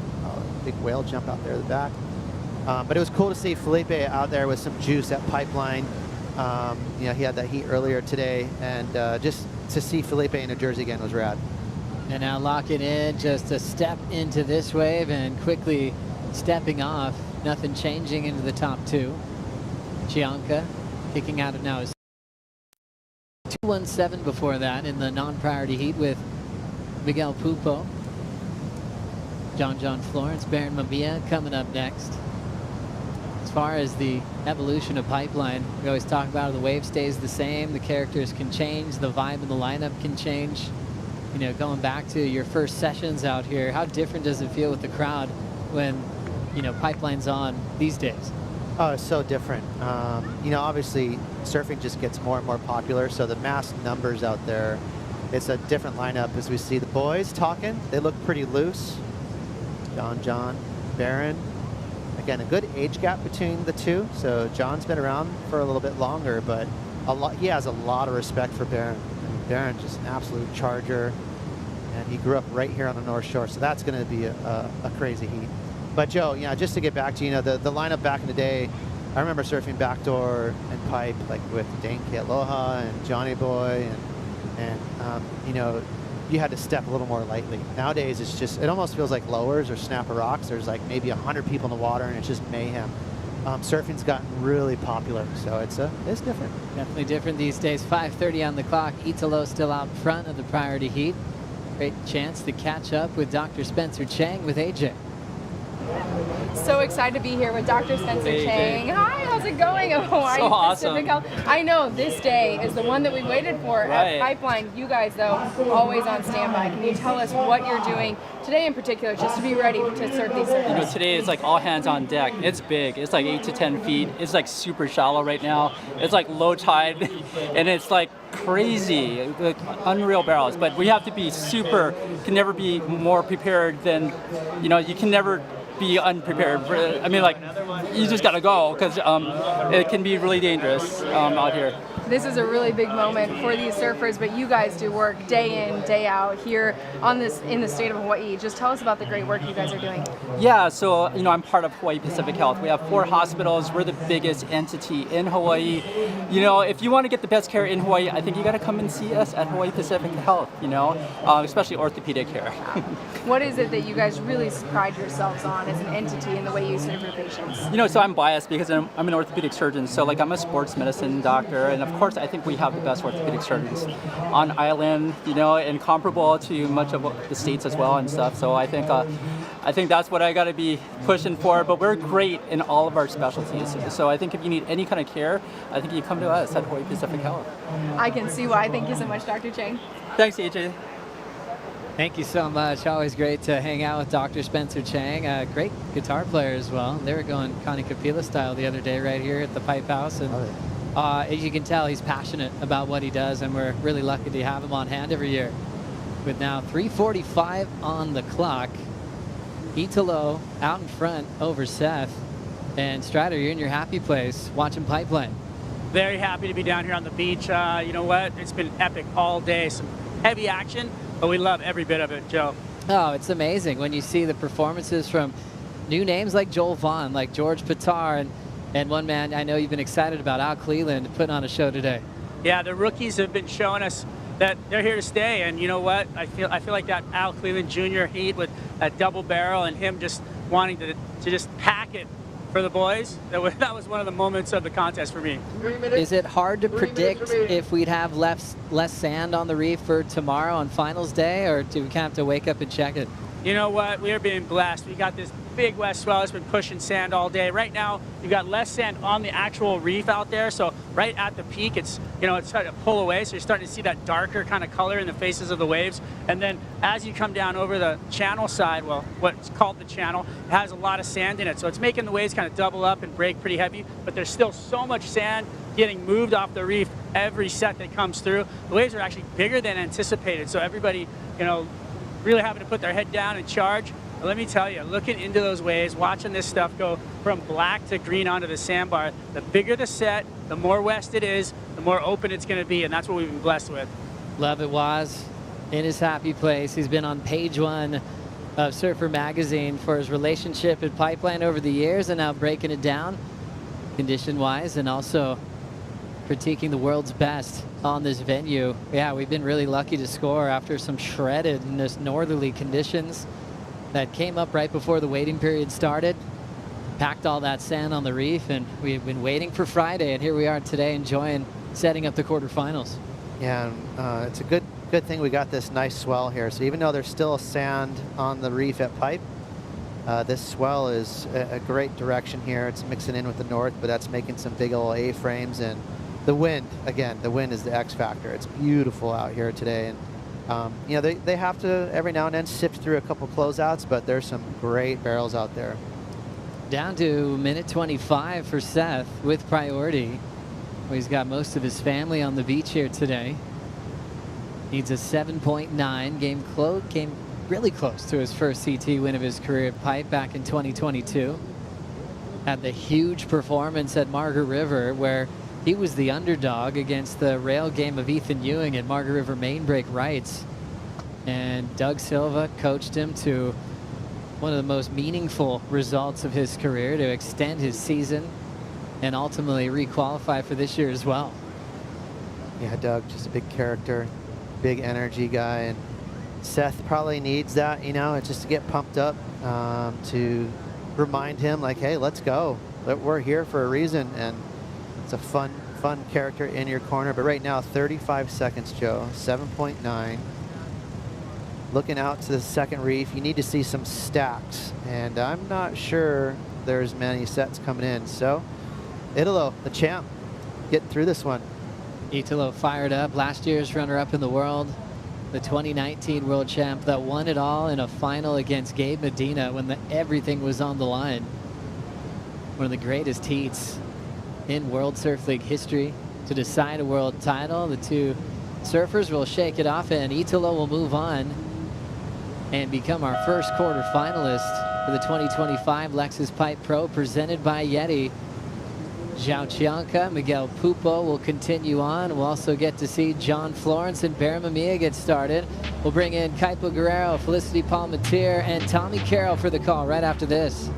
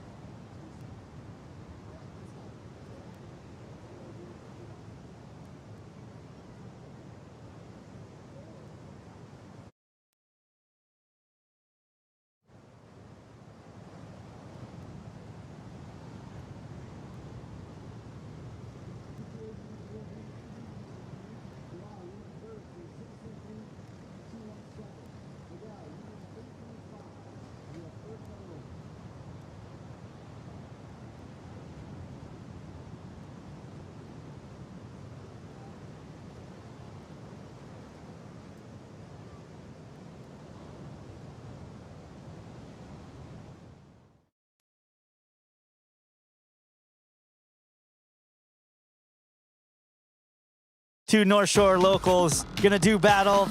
John Florence versus Barron Mamiya. And here goes Barron Mamiya, drawing first blood in the red jersey, grabbing the rail at Pipeline. The highline exit, Barron Mamiya comes out. Nice. Here we go. Let's watch John looking backdoor. John up and riding, pulls in, backdoor. Oh! Coming out. John pulling in, Barron at Pipeline, coming out, it's on.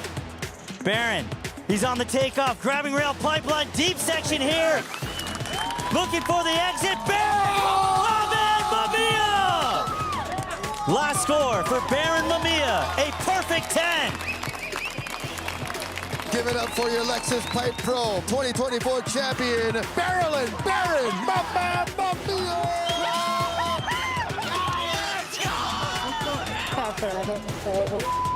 Thank you so much, Bob. It's a pleasure to be out there with you. Yeah, you buckled in. We got John Florence and Barron Mamiya out in the water. It is a rematch from their final last year at the Lexus Pipe Pro presented by YETI. It's around the 16. We got a lot of stuff for you. I hope you're ready for it, and thank you for tuning in. And welcome to the set here at Pipeline. I'm Kuiper Grow, Flick Palmentier, and two-time world champ, three-time pipe champ, Tom Carroll, and the guru for anyone who stands on a surfboard with their right foot forward. Thank you for joining us, Tom. What about this heat we got right now? John, and Barron. Wow, it's well, they're going to lift it up, that's for sure. And I'm super excited to see what happens because, wow, there's nothing like kind of, you know, John might be all nice and calm and cool and collected, but underneath there's a competitive animal. It's very, very strong. I feel as if it's an undercover rivalry, and we haven't had a lot of big rivalries in surfing lately. Everyone's been so nice to each other, Tom. You know, back in your day, I know, like, there was no niceness going on. Everybody wanted blood and to win. It was all out in the open, man. Yeah. So let's see if how this develops. Like your take on these two out there in the water so early in the round of 16 too. Yeah, I mean, obviously it's an early matchup, but this is the stuff you dream of, right? You want these rematches. You want sort of that dog to come out. You want that hunger to be fired up. And we've already seen such amazing performances today. And we saw what John did earlier, what Barron did earlier. I mean, you've got to be thinking with the conditions the way they are, we're just going to see that performance elevated.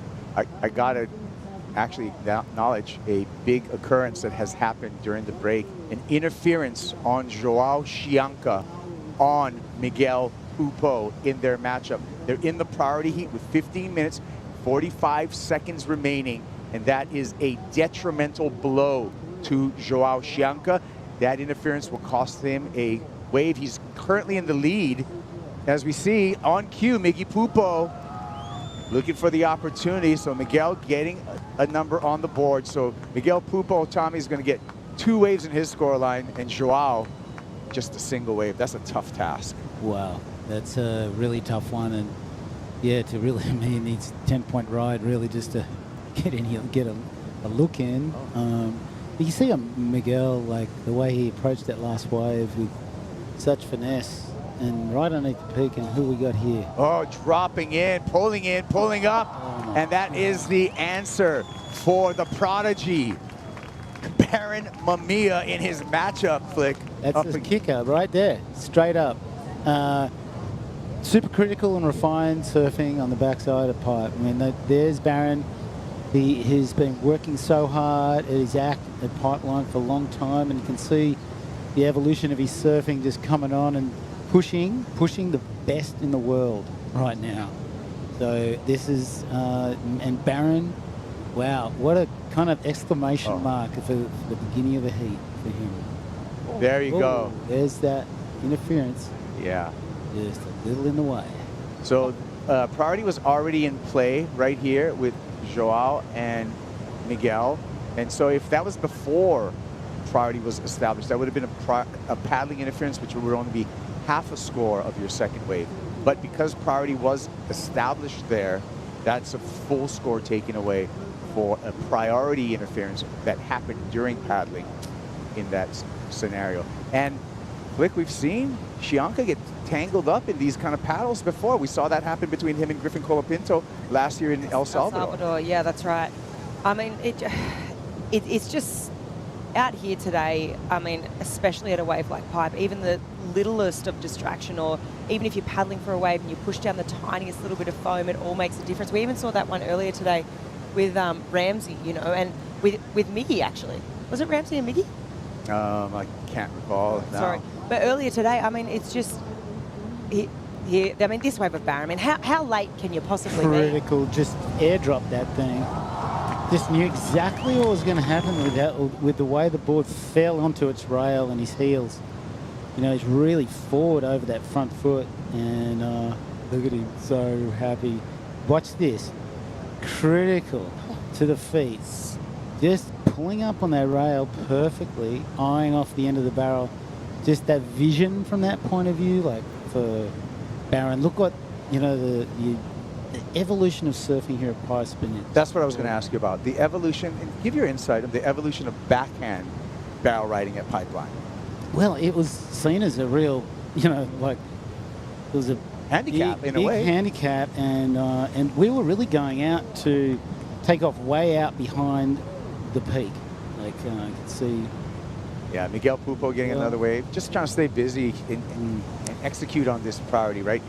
Miggy Pupo, right? With 13 seasons on the CT, he's smart. He knows if he gets anything over a 10-point two-wave total, it's impossible for Joao Chianca. So I think that's probably his strategy. But back to the backhand surfing, it's that you were there in the pioneer times where regular footers were not favored. My learning experience, my whole understanding of pipe started off from the, you know, trying to get way out behind the peak, taking off and just paddling in way deep, coming behind it. And the ultimate thing you want to do is get a perfect ride, whether you're front side and backside. And Barron Mamiya just did that. Check that out. 10s all the way across the board.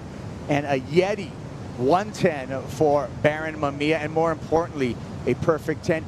And we're talking about, Flick, a rematch of the final between John and Barron. Seems to bring out the best for Barron. He had a perfect 10 in that final last year. Perfect 10 in his matchup against John right now. Yeah, I mean, you kind of knew that score was going to be giant, right? That wave sort of evoked that feeling as soon as you saw it. It was incredible. You cannot be any later. It was as critical as it gets. Like, perfect technique, the grab, the drop, everything. And then, you know, sometimes with that big drop, sometimes that, it just the length of the ride of the barrel that he got as well after that. I mean, oh, it doesn't get better, does it? Perfect 10. Radical, yeah. Well, if there's someone out there right now who could back that up, both Barron could back that up with another 10, but then, you know, John's got one in his back pocket. If he finds the zone, there's a 10 there for John as well. Yep, all year long, 10-point ride on the World Surf League. Doesn't guarantee you a heat win because we saw Jack Robinson with a 10, but it does guarantee you a YETI cooler. Here's another look at the perfect 10. Just kind of relaxed in a way. You can't be kind of tense in that position. Very, very just cool as a cucumber, sitting underneath it.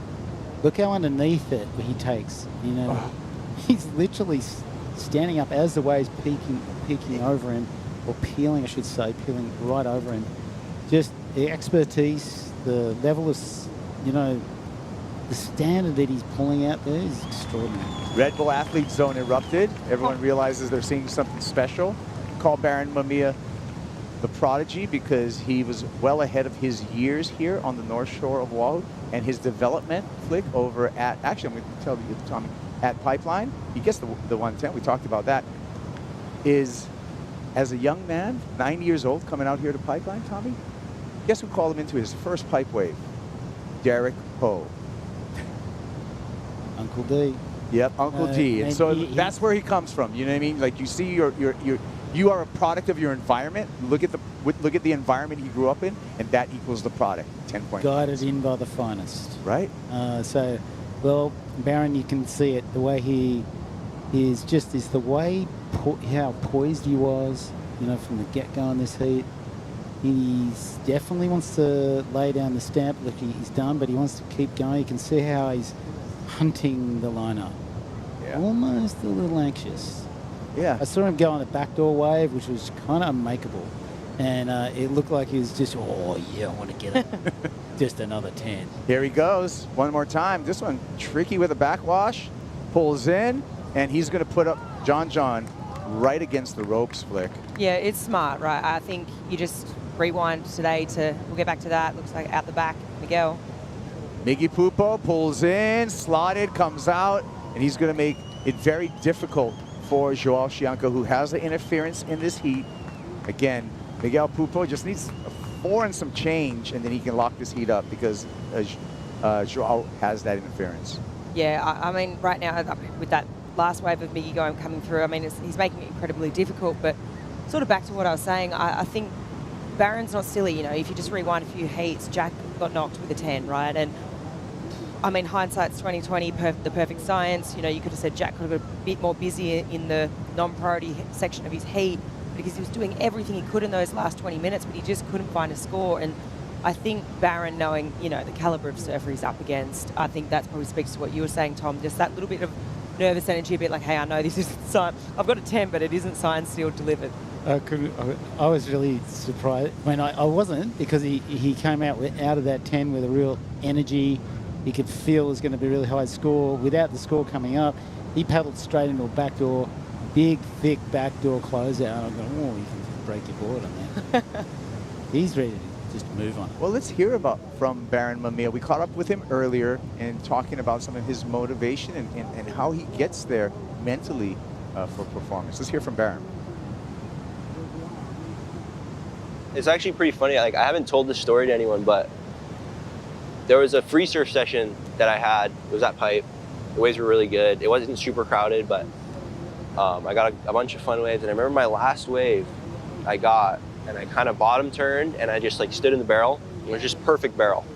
And I just remember looking out, and then this like feeling came on me in the barrel. Like, I don't, it's like gonna sound really weird, but like I was in the barrel and I was looking, and like I was just standing there. Like, I wasn't grabbing my rail, just standing, like just looking at the view. And I remember it spit, and like right when it spit, like I had this like feeling of like, whoa, like I'm gonna win this year at the contest. Like it's like the craziest. It was like the craziest feeling. Like, it was so defined, and I was like, whoa, like it almost felt like someone was there or something was going on, and I just like felt it like instantly. And then everything that happened in the contest till when I won, I was like, holy shit, like it came true. Like that was it. Like I remember that. Like it was just a crazy moment, you know.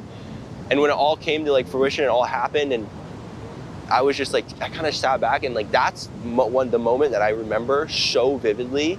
It wasn't even in the contest, it was before it happened. I was just like, how did that like happen? You know, it was like almost like something like came down and was like, yeah, this is your year. And like and I felt it in that moment. It was crazy.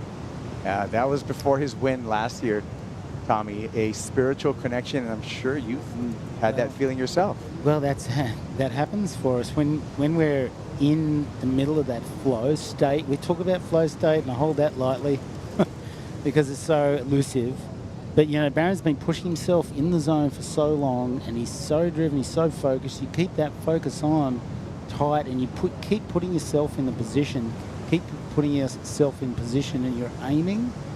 Things like this start to happen that build a kind of knowing that's gonna. It's not like a belief system. It's more about a knowing within yourself, and you could probably talk to Kelly quite a bit about this too. Well, yeah. Kelly and yourself are on a short list of people who've gone back-to-back with wins over here at Pipe. Barron has the opportunity to do that this year. Well, these are the kind of feelings that come from Pipe because it's such an intense arena, demands so much. Look at the concentration and the effort and the letting go that he actually performed in that first wave. I mean, the combination of all the energy that went into that takeoff, and you could see the replays and how it all played out underneath that lip. That's just a knowing. Do you remember any of your spiritual moments that you experienced out here? Yes, particularly one with Derek Ho. Yeah. And you know, Derek and I were hustling. Was in the final in 1991, okay. And I had to kind of, we were all up for this second reefer, and I kind of spun around right at the right spot just to put Derek in the wrong spot because he was on the inside of me, and I was able to spin around, and I didn't know. I just, you know, had to just move with the whole takeoff, and it was very late underneath the lip. And similar to, you know, I had this sensation of knowing that I'm going to make this. And those, you know, they come from time to time, and sometimes in the most strangest times. Premonitions the way Barron had, you know, but definitely through surfing particularly, because we're mucking around with this crazy stuff called water, the ocean, natural environment, and she's at play. It's so dynamic, and we're it.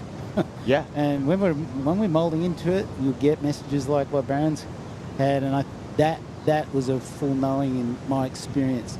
That's just come to me just then, but there's been many. That's great.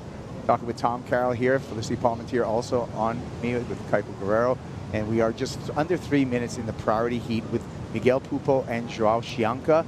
To remind you, Joao Chianca just is leaning on a single score right now as a 6.33. Miguel Pupo with a two-wave score adding up to a 10. So Joao Chianca, by the letter of the book, actually has a chance still to win this heat. He would need a 10-point ride. Yeah, well, he still would because, I mean, well, he'd end up having that highest wave. But here we go, live action. And wrestling with this one is Chombinho, and he's going to pay for that on that inside sandbar. But doing his best, that's going to eat up a ton of time on the clock. Yeah, I was saying that because then if they were tied at 10, then it goes to the highest single wave and Joao. But that's all speculation because now I think he's pretty much out of it. Oh. He's not going to make it back out there again for another try. Well, he certainly had a good go at it, didn't he? Yeah. I mean, he tucked it really tight. He used everything he had. Interference is how do you come back from an interference in a heat? In your head, the mental spot. It's everything, really. It sort of starts to take you apart, like you just mentioned, mentally. But you know, it's got to be pretty fluky to kind of refocus and pull yourself together and get a good enough ride. Like for Joao to get a 10-point ride, very, very unlikely, but I wouldn't put it past him. All those surfers out right now, and we're talking about something that is available to each one of them, and no one's, you know, I was talking about that sort of flow state, and like I said, something that comes to you, you know, in that moment that's opportune in the nature of him joining in with the wave. Joao could actually do that, but right now because he's stressed, and when we're stressed and when we're kind of we're up in the head and you know, it's all up in the head, you kind of iron out any chance of that being able to sink into that flow or that beautiful kind of stream of energy that's moving underneath. Yeah, to dictate something like that, yeah, in the right headspace. Well, down to 35 seconds, Flick, and it looks like we're going to see Miguel Pupo in the quarterfinals. Yeah, we are. I'm pretty sure. It's so weird, right? I mean, sometimes these weird things happen. I was just remembering, I brought it up before, but it was Miguel Ramsey heat earlier today, and Ramsey ended up getting the interference on Miguel. And I remember in his post-heat interview with AJ on the glass, he's like, yeah, you know, it's not how you want to win heats. You know, you do want to put on a better performance. So for him today, it's going to be a pretty strange feeling. He's been through 2 heats with the interference is the synopsis It's like a pretty of that, odd right? thing to happen. Which is odd, yeah. In surfing, I mean, you know, in one-day competition, yeah. If not, you see one an event, two Yep. an event. He had 2 in the same day. Well, there you go. Miguel Pupo on to the quarterfinals. Joao Chianca out of competition. We're on to a quick break, but we'll be back with more talk with Tom Carroll and 2 new surfers in the water, Felipe Toledo, Jake Marshall, when we return.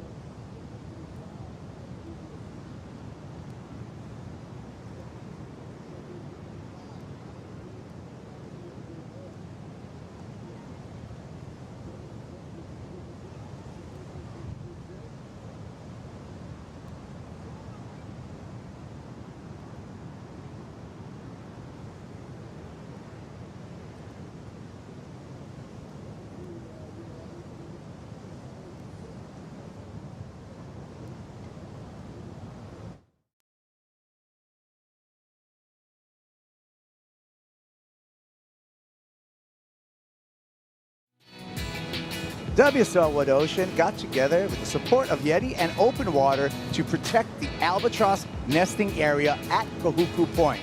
Volunteers that day got to hold an albatross egg and see albatross in the wild, which are amazing creatures. Albatross soar over the ocean, sometimes gliding over 10,000 miles without flapping their wings. Another fun fact about albatross have been a symbol of good luck for sailors. Once the sailors saw them, they were harbingers of safe travel and good fortune. Also, think about albatross.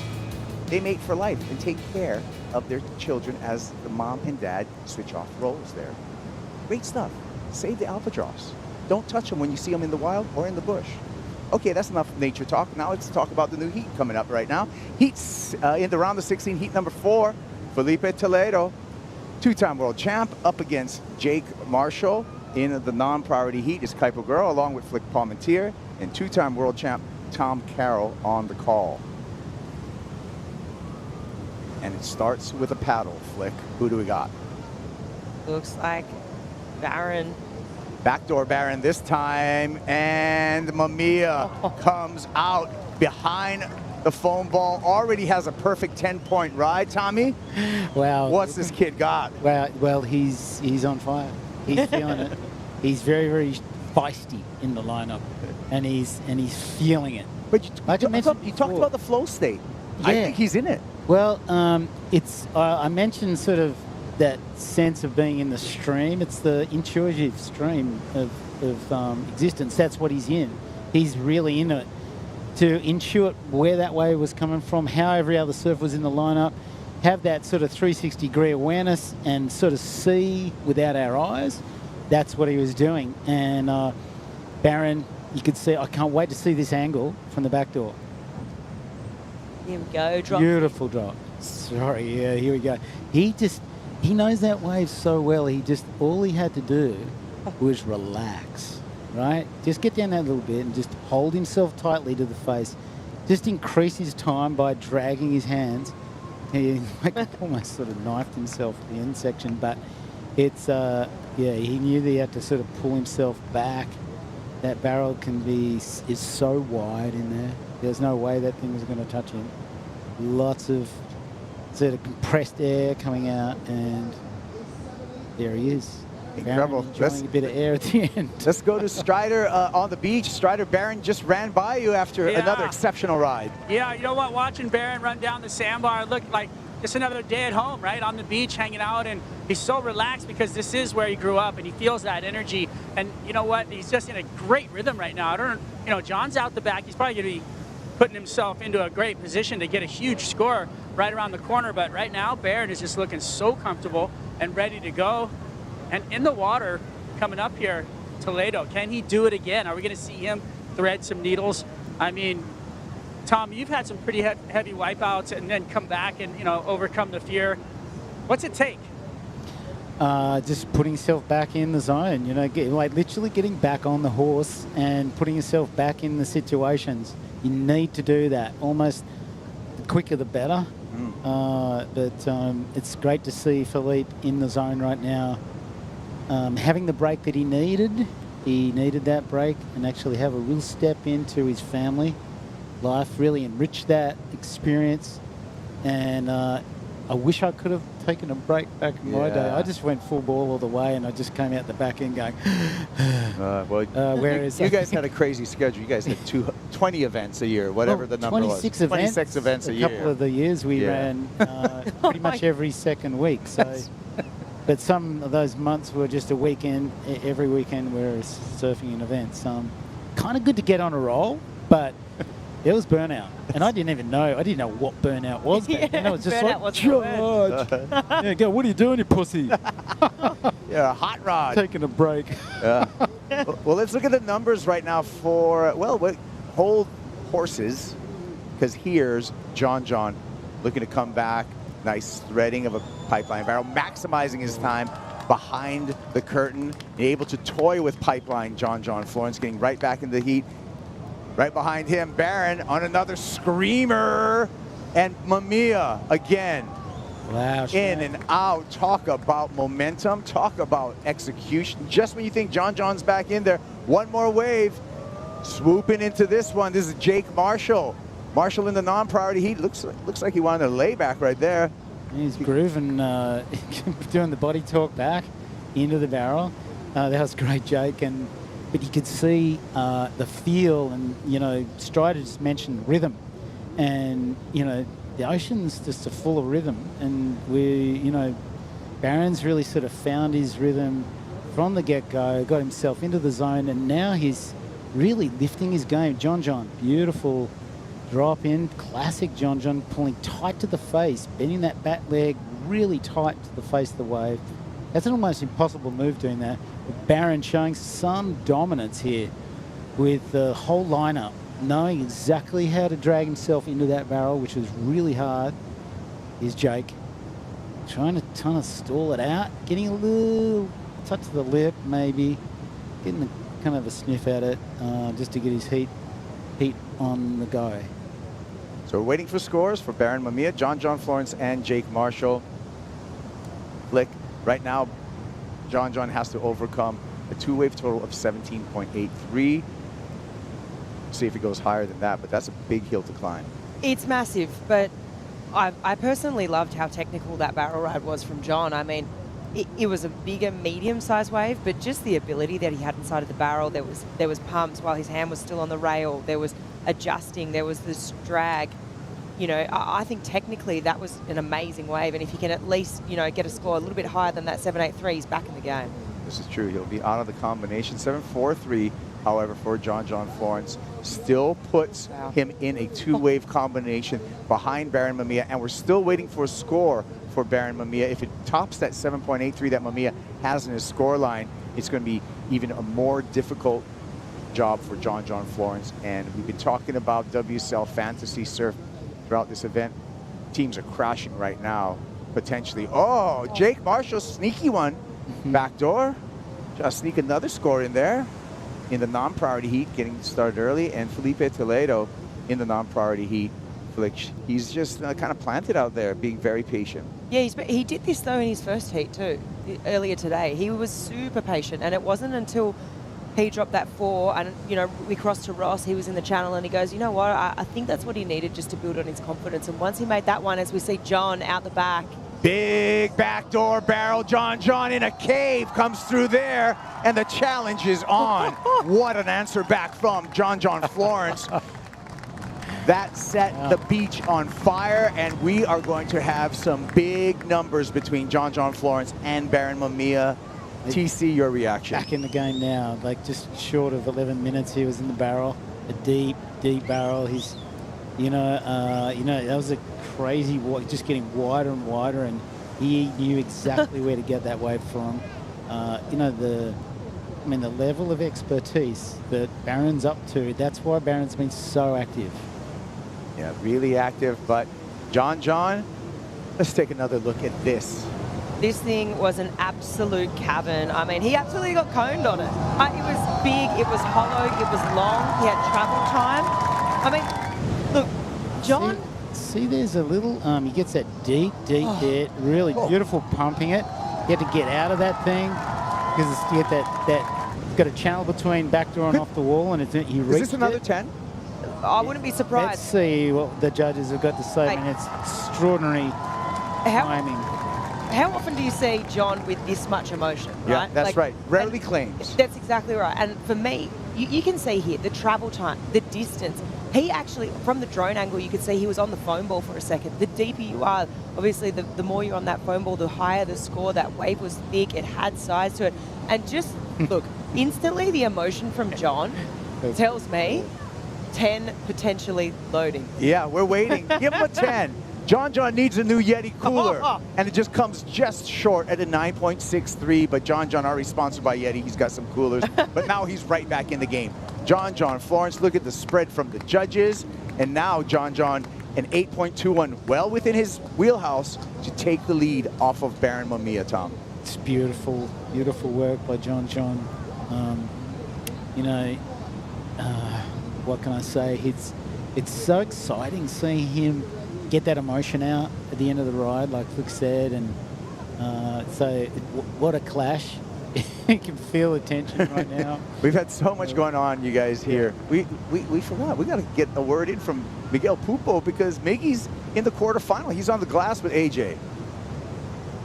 Here at Pipeline in a few years, and Miggy was stood on the glass this morning and he said, hey, an interference is not how I want to keep moving on. But back again, what happened with Joao? It keeps happening. It's a weird feeling because that's not the way I wanted to do. Actually, I had priority, so I was looking at the wave. I was not paying attention at all to anyone.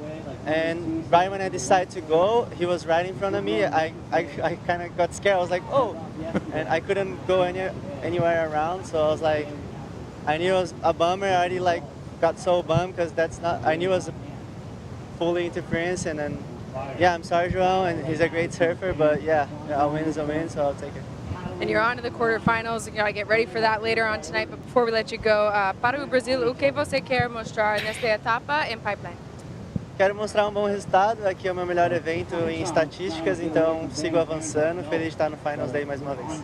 Parabéns. Obrigado. Yeah, he looks forward to finals day, Miguel Pupo, the family man, veteran on the tour, 13 seasons on the tour. Again, another finals day. He made finals day a semifinal finish back in 2022, so nice start of the year for Miggy Pupo. John Florence here in the priority heat, needs an 8.21 to advance over Barron Mamiya in a high-scoring duel between these two as a rematch of last year's final, Flick.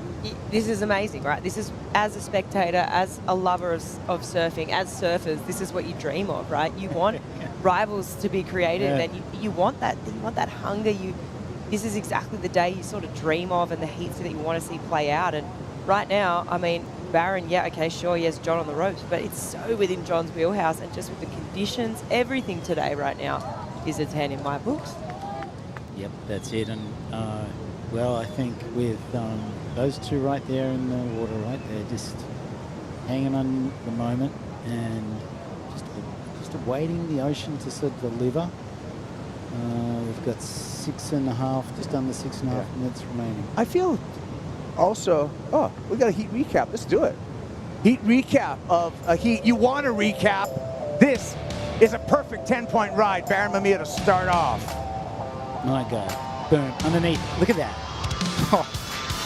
Wow. Just pulls it together. It's just extraordinary. Pure feel. Pure feel. That's how it went. Barron takes this back door for 7.83. We go into an excellent heat total. Yeah. Nice one, Barron. Then John, he activated.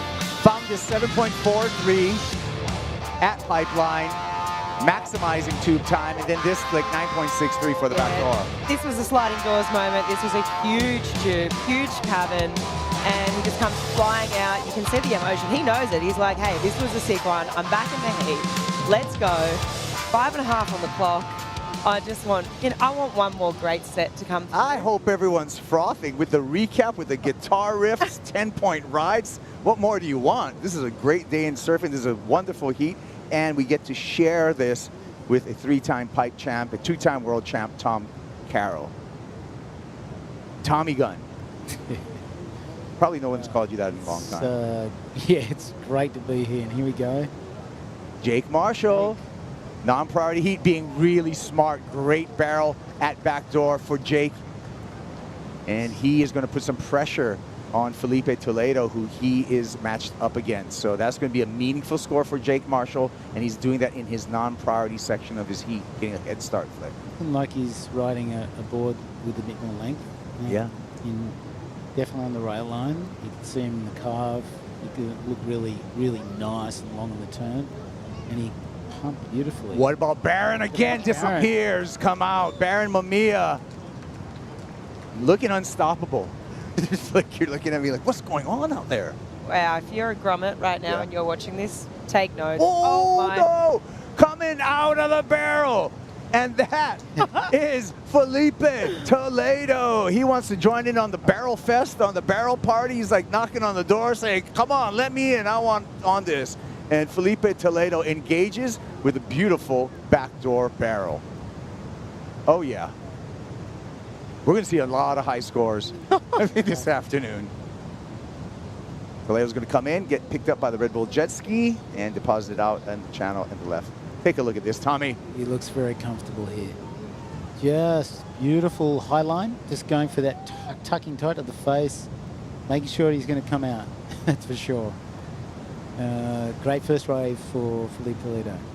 That's the way to start it. So we're waiting for a score for Barron Mamiya. Is he going to grow his lead on John Florence? What did Jake Marshall get early on for that backdoor barrel, and Felipe Toledo answering back on that exchange to set up the non-priority heat with 23 minutes on the clock? John Florence with priority over the entire lineup flick. He needs an 8.21. 3 minutes. Danger. Danger. Tell you right now, I don't think Barron feels safe. I mean, he's potentially going to improve on his situation, maybe, with this last wave. And he does, a 7.97. Yep. So he's improved. Yep. John chasing an 8.5. Yep. Is it within John's wheelhouse? Of course it is. Definitely. Right there. And look at his friend, the Bonsai Pipeline, his childhood backyard, a place that he grew up on, right here on the sand, building sand castles. Is going to give him, Tommy, another opportunity looking like from the sets right now. Wow, you know, like imagine that, like every piece of reef he knows, every grain of sand, every which way the water moves, he's experienced it there at the beach since he was a baby. So if there's someone who knows it like the back of his hand, understands the way this swell, this direction swell is moving, and how the water's moving across the reef at any given moment, it's John. And Barron knew it from the beginning. Yeah, what a matchup. And much like Jamie O'Brien kind of being top dog here at Pipeline, and then John Florence comes up ahead of him, you know, as a younger surfer. So I feel that we're seeing Barron Mamiya with a similar situation. Jake Marshall dips the shoulder, gets a cover, and he will need 2 scores for Jake Marshall to set the heat. 90 seconds left for John Florence, Flick. Yeah, I wouldn't mind having another look at that horizon, see if there's another set on the way. As we see some sort of corduroy lines marching in, are they going to be on the button? Are they going to hit the spot? Here's a 7.97. We'll take another look, Tom. Whoa, it's height to the face. Beautiful. Well there, just improving on his score. The beautiful positioning. Like I said, he was feeling it. He was, you know, he wants to win. He wants to win. John seeking,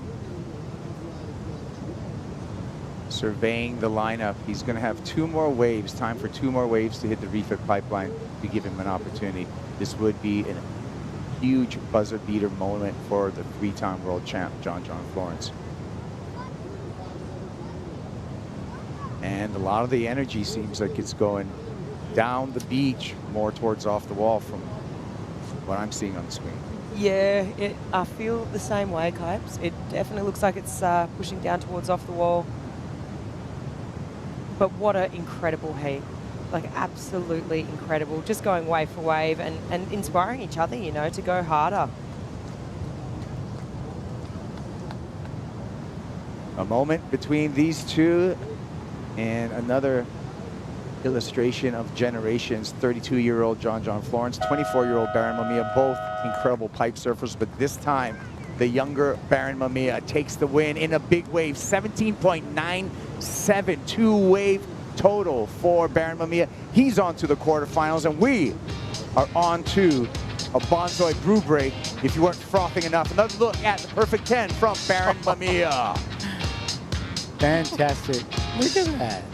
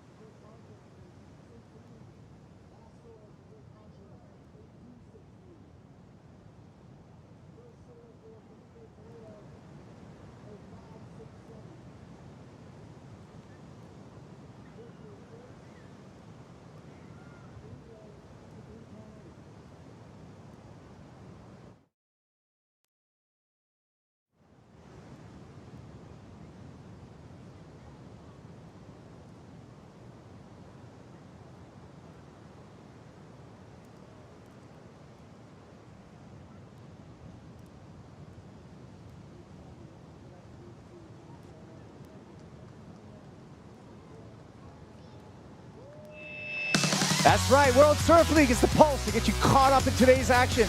Pipeline's a beautiful wave, but it's also a beast. Let's check out the wipeouts from today. Oh, some brutal ones. Oh no, Miguel Pupo. Oh no, Ian Gouveia.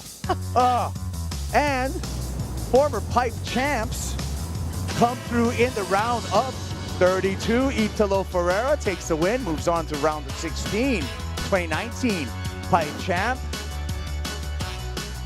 John Florence. His pipeline is John. What do you expect? He's on to the round of 16. Where he will meet Barron Mamiya, and he's met Barron Mamiya, but Mamiya is looking like he's the man to beat. That was his round of 32 wave. Hey, what about this guy? Can't forget about the GOAT.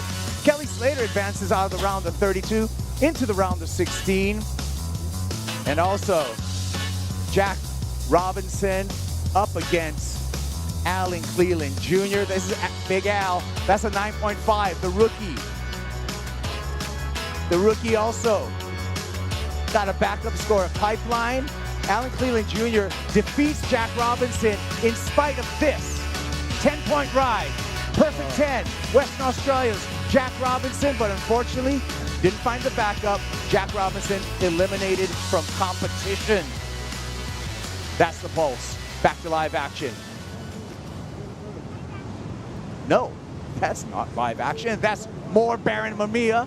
And this is more John Florence in the round of 16 in perfect pipe. And that's a bonus for the pulse right there. Gave you a little pulse bonus coming out of that. We had the round of 32. Why not show you the round of 16 too? I had to, really. It was like, those two waves were just next level. Next level. Piper Guerrero here, along with Felicity Palmentier and two-time world champ Tom Carroll. And we got a new heat out in the water. The rookie on tour, first surfer to represent Mexico on the championship tour, Alan Cleland Jr. is up against Ian Gouveia, a second-generation professional surfer in the non-priority heat. Tom, you probably remember Ian's dad, Fabio. Oh, I surfed against Fabio a number of times. He's an extraordinary surfer. Fabio, beautiful style, beautiful flow. There's a replay. Oh, yeah, Ian Gouveia. You know, nice late drop. And getting a little rush of spray. The compressed air coming out of the barrel on him. Nice bit of work getting the depth that he could just get out of that. It was a very short wall on that wave. It was pushing from the north, kind of coming across the swell. And across the reef, I should say, from the north, sort of shortening the left wall. And it tends to, you can see on those big 10-point ride of Jack Robinson and that last really high score of John's, and the back door just sort of wide open and growing all the way through. That's the classic northwest swell approach to the reef of Pipeline. So the scores are in. We saw that exchange at backdoor for Felipe Toledo against Jake Marshall. Now in the priority heat, 5.67 for Felipe Toledo, a 6.83 for Jake Marshall, standing out. 14 minutes remaining flick. So still a very tight heat in heat number 4 of this round of 16. Yeah, for me, it's still pretty much wide open, really. I mean, they've kind of got one nice backup, but in today's conditions, you've got to be thinking, hey, there's some good sets coming through. Most likely, we're going to be dropping bigger scores. And they're in the priority heat now, so they got right away as we see live action. Live action dropping into this one, pulling up, pulling high, looking for an exit, needs to hang on. That was Felipe Toledo. And no out for Felipe. Meanwhile, dropping into this one, Al Cleland Jr. once again looking in touch and in control and impressively in control, flick, for a rookie. What we saw earlier today from Al was incredible, right? I mean, he probably had one of the hardest heat draws you could have in Jack Robbo out here. Jack obviously winning before a couple of years back, and sort of big expectations, because people talk about Al, you know, he's this guy and he's this cowboy and he likes to have a dig, and to live up to that expectation, and you know, he had the opportunity, the wave came through and he dropped that 9.5, and then to go on to actually beat Jack with a 10, it's pretty incredible. And you can already see here, he's looking confident with that, just by that first wave, I can already see it. Well, Al's yeah, I mean, he's used to power. He loves power. You know, coming from Mexico's, those beach breaks, Pasquales, you know, getting barreled since he was a young kid. Like, so we're going to see more of the good stuff from Alan. You know who else has been getting barreled since he's a young kid, and now he's getting barrels and onto the quarterfinals? Barron Mamiya from the North Shore. Let's hear from Barron. Right at home, Kaipo. Barron, what is it about going up against John Florence at Pipeline that brings out the 10s in you? Yeah, I mean, serving against John anywhere, it kind of simplifies everything. You know, like, you already know it's going to be big scores, and going up against him in, well, I mean, when the heat draw came out, I knew I was like, okay, if I make my first heat, I'm going to have him. So I was like, all right, like, let's just focus on the first heat. Got through the first heat, and then I was like, all right, I got John. And I knew it was basically, it was going to be, in my head, I was like, it's going to be the heat of the round. You know, I knew he really wanted to beat me from last year. And yeah, it was a wild heat. His backdoor wave that he got, I honestly think when it came in, it was one of the best backdoor waves I've ever seen. Like, the way it was bending and the way where it came in and just like how big the wave was, I was just like, wow. Jake paddled back out and he's like, dude, are you kidding me? Are you kidding me? And I was like, oh, you got a 10, huh? And he's like, I don't know, dude, I think so. And I was like, oh. But yeah, it was a crazy heat. I was just super stoked to be out there and surfing with him and getting good waves. Back again, 2025, looking a lot like 2024 against John for you. You come out with the highest heat total of the day. What does it say about your surfing that you're able to have this consistency, particularly at this wave? Yeah, I mean, I grew up on like surfing here every day. You know, you know, the first time I surfed here was I was 9, and I just like fell in love with it. You know, and whenever it's firing, I'm always surfing it, and I surf it. When I was younger, I would surf it if it was 2 foot, 10 foot, whatever, you know. I just love surfing pipe, and I put a lot of time in out here, and yeah, just to see the rewards is super cool. But you know, we still got a couple more heats to the final, and I'm just gonna still stay focused and keep going. All those hours when no one's watching, showing up when everyone is. Congratulations, Barron. Thank you. Yeah. Now I also thank Barron's shaper, Britt Merrick. He's on a special board, a magic board, a 6.5 Goldie that works a magic again, and it's his second time that he's gotten a 10, a perfect 10 on that magic Goldie 6.5 from Channel Islands. So shouts out to you, Brent and Britt over there at Channel Island Surfboard, for making some great equipment. Magic carpet. Important. You had Rossums under your feet. They were stilettos. Not like a heel, but as a blade. Those things were blades that you used to ride. Well, yeah, it was the last one I won was 91. That was on a 7.8. Yeah. By 17 and 7. Under 18 inches, eh? Under 18. It was a blade, and it was only just shade over 2 1/8 thick. So it was very thin. I can't believe that board made it through 2 days of pipe. But it finally ended up snapping in half 5 minutes towards the end of the heat, and so it finally just went, can't take it anymore. Yeah. You actually transitioned, Tom, from surfing this event on a single fin to surfing this event on a thruster. And it was a big change in surfing pipeline, and you were right in the middle of it. Well, I evolved through because I didn't trust the thruster out here. Rusty Priestendorfer made me a couple of really nice widow makers for the kind of transition into thrusters, and I got some success on that. Got to the finals of the pipe, and here we go. It looks like the surfers are lining something up here. And for those of you who don't know what a Widowmaker is, it's a single fin with little side bites. It was kind of a transitionary board for is it called a 2x1? Yeah. But yeah, the Widowmaker, we know it by the Widowmaker name. And then I transitioned into Pat Rawson's, which he made just beautiful boards from the get-go. Yeah. 985. AJ McCord caught up with Italo earlier after his heat win. Let's hear from Italo Ferreira.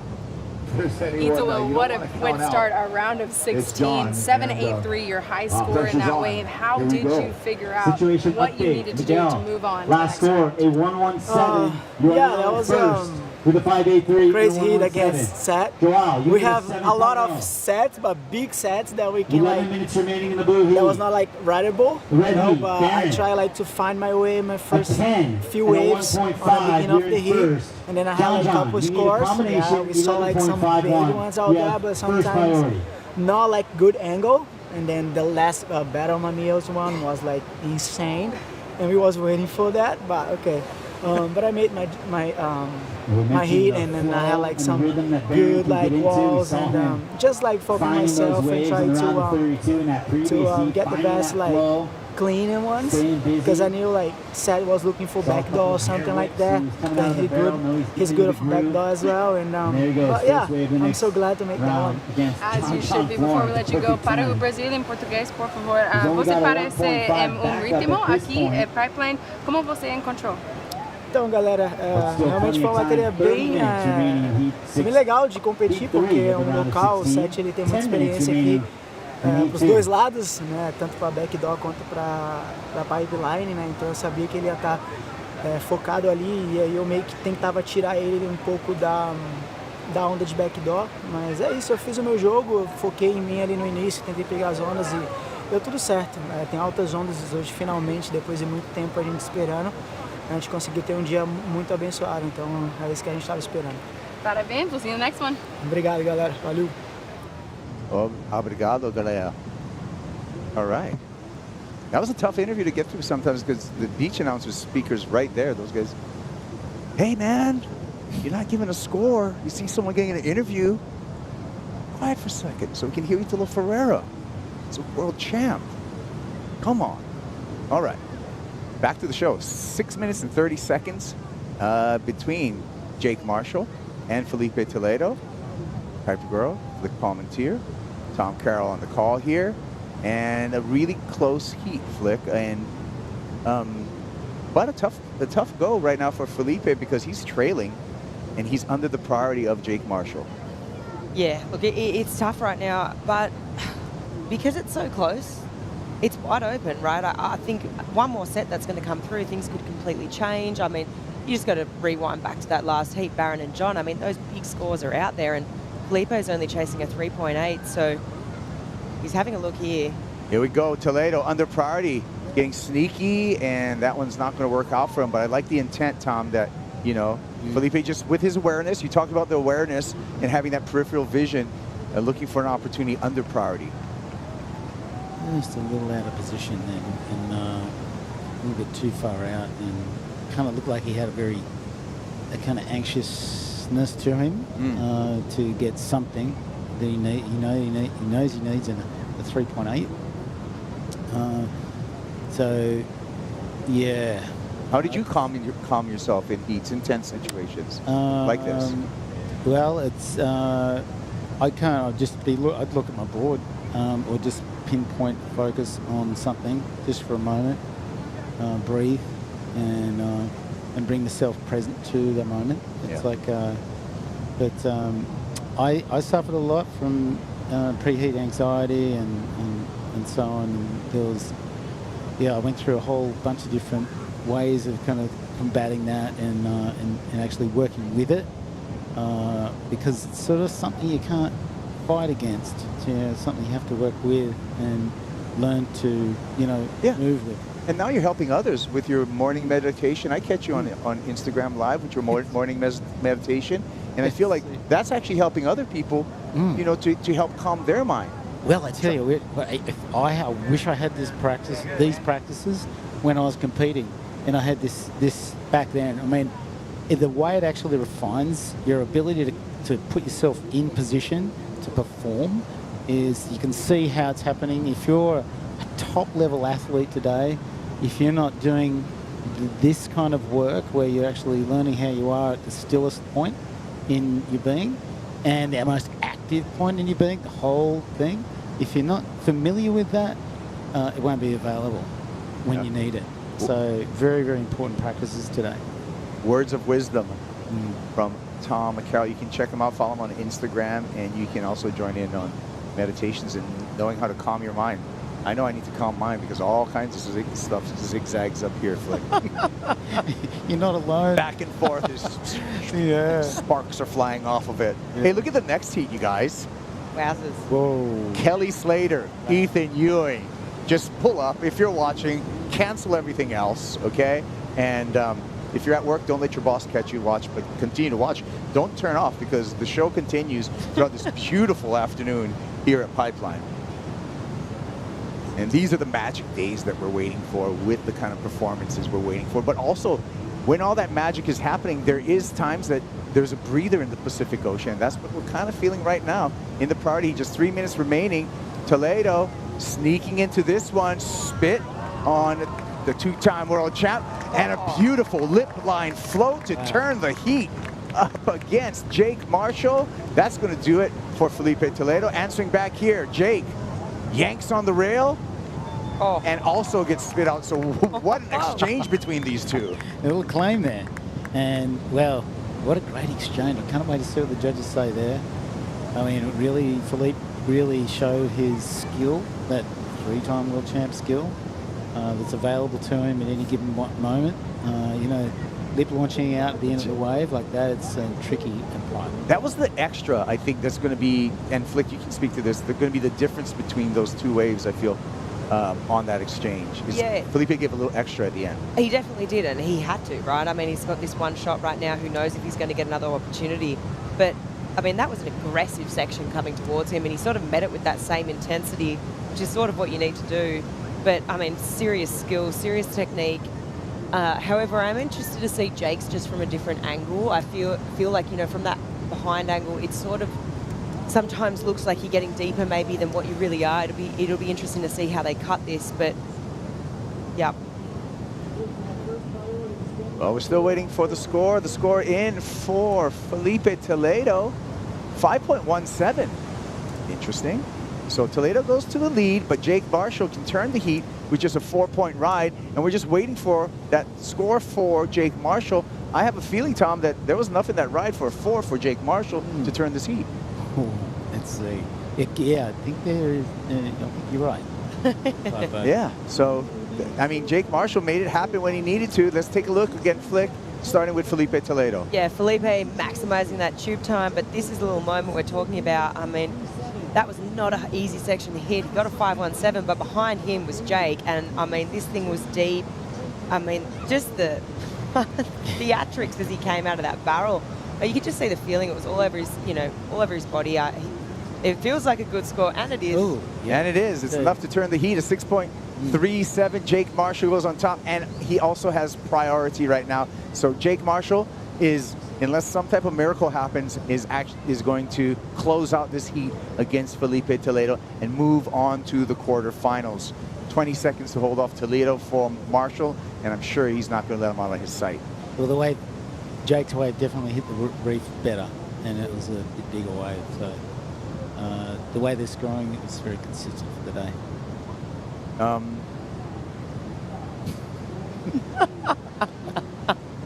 All right, we're down to just under a minute, and it's done. It's official. It's Jake Marshall over Felipe Toledo into the quarterfinals. There's the numbers right there. And thank you again, Tom. It's been great to have you catch up with us. Thank you for calling Heats with us. Thank you, Kuiper. Thanks for having me, Flick. Yeah. It's our pleasure. Tom Carroll, you're going to see more Flick Palmentier. And we'll be back. We got Joe. He's coming in with Ross.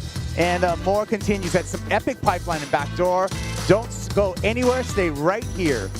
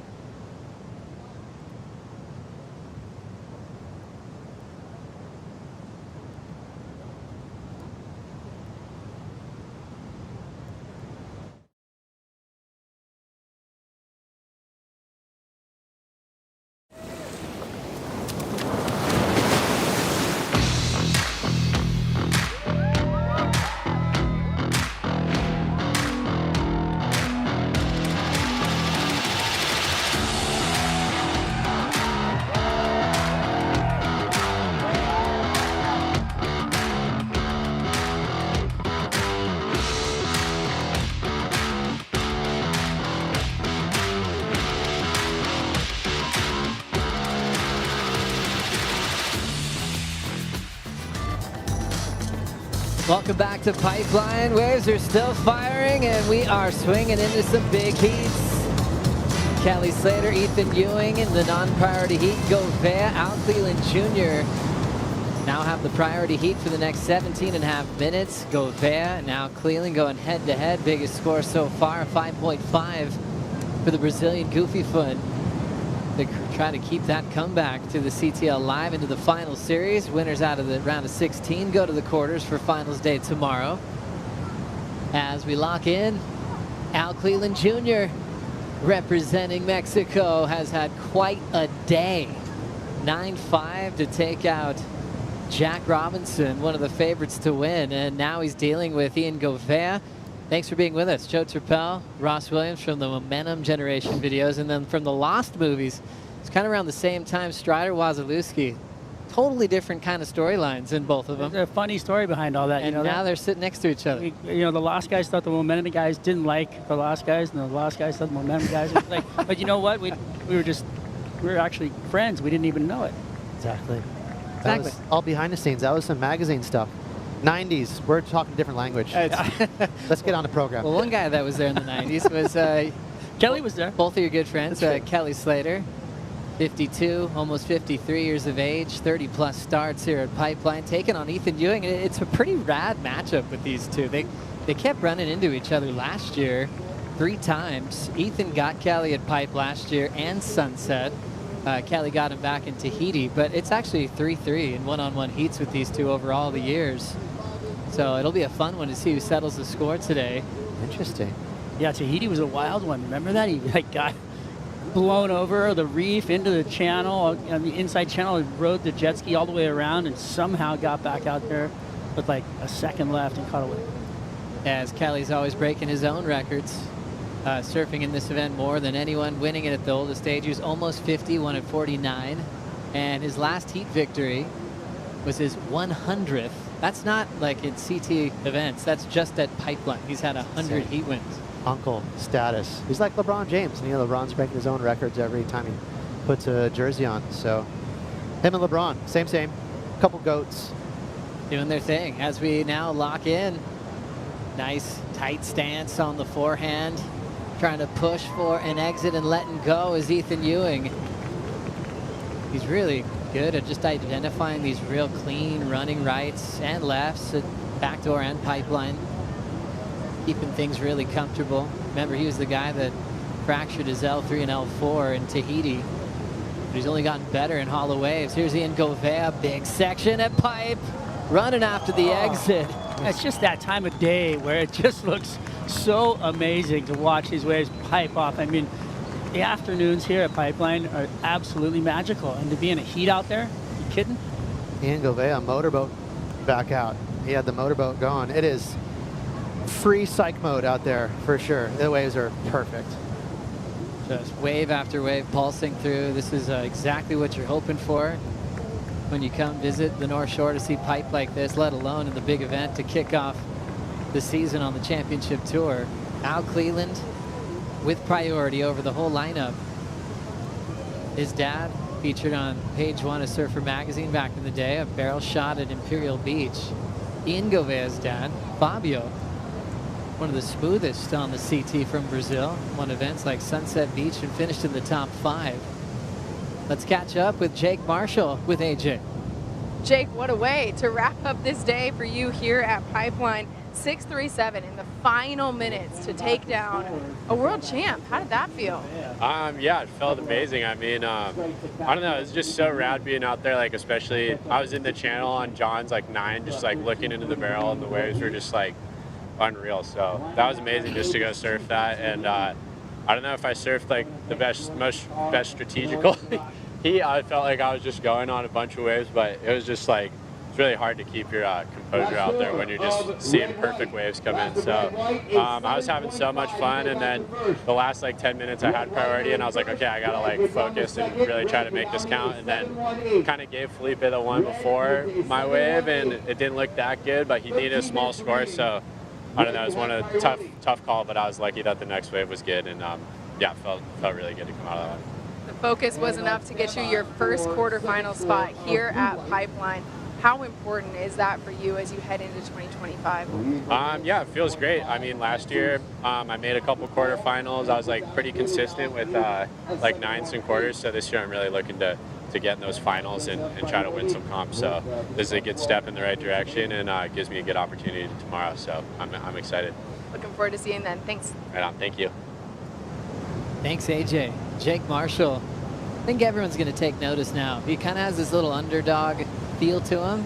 Then he's snuck into the top 5 last year. He's really brave, charges, studies the game, works incredibly hard, and now it's making sense that he's taking out world champs like he just did in that last heat. Yeah, he's solid. He's just solid. He's a good rail surfer. He's got a lot of flow.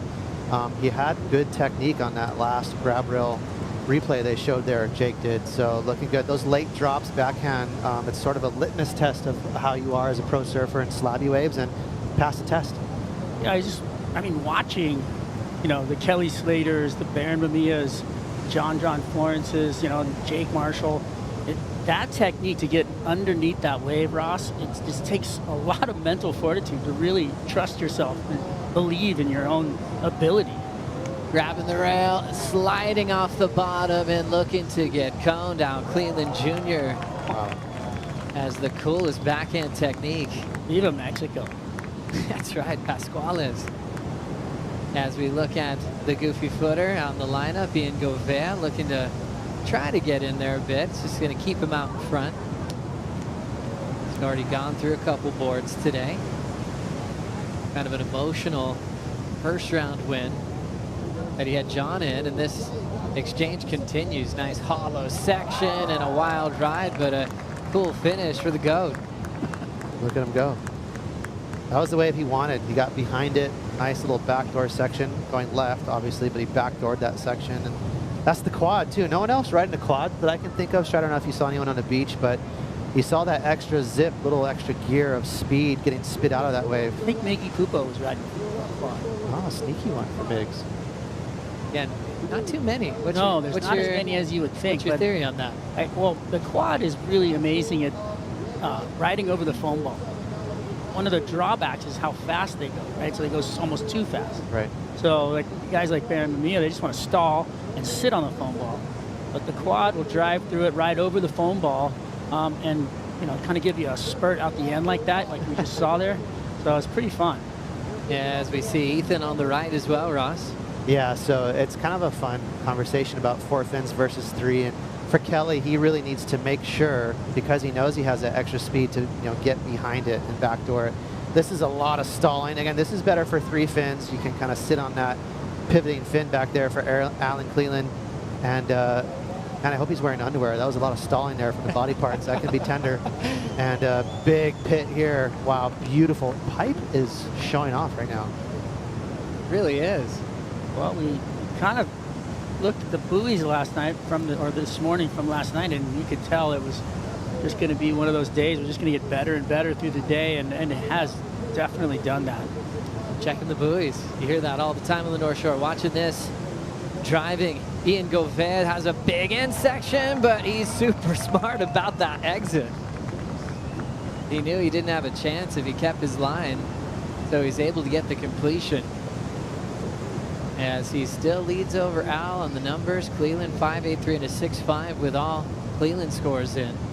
So Al, a charger, we know that. Rock and roll all the way. He got that big wave that he wanted, but he wasn't super deep in the barrel. So kind of a close heat here with scores. You can see how it's really going to come down to who can get behind, that curtain, get in the deeper in the barrel.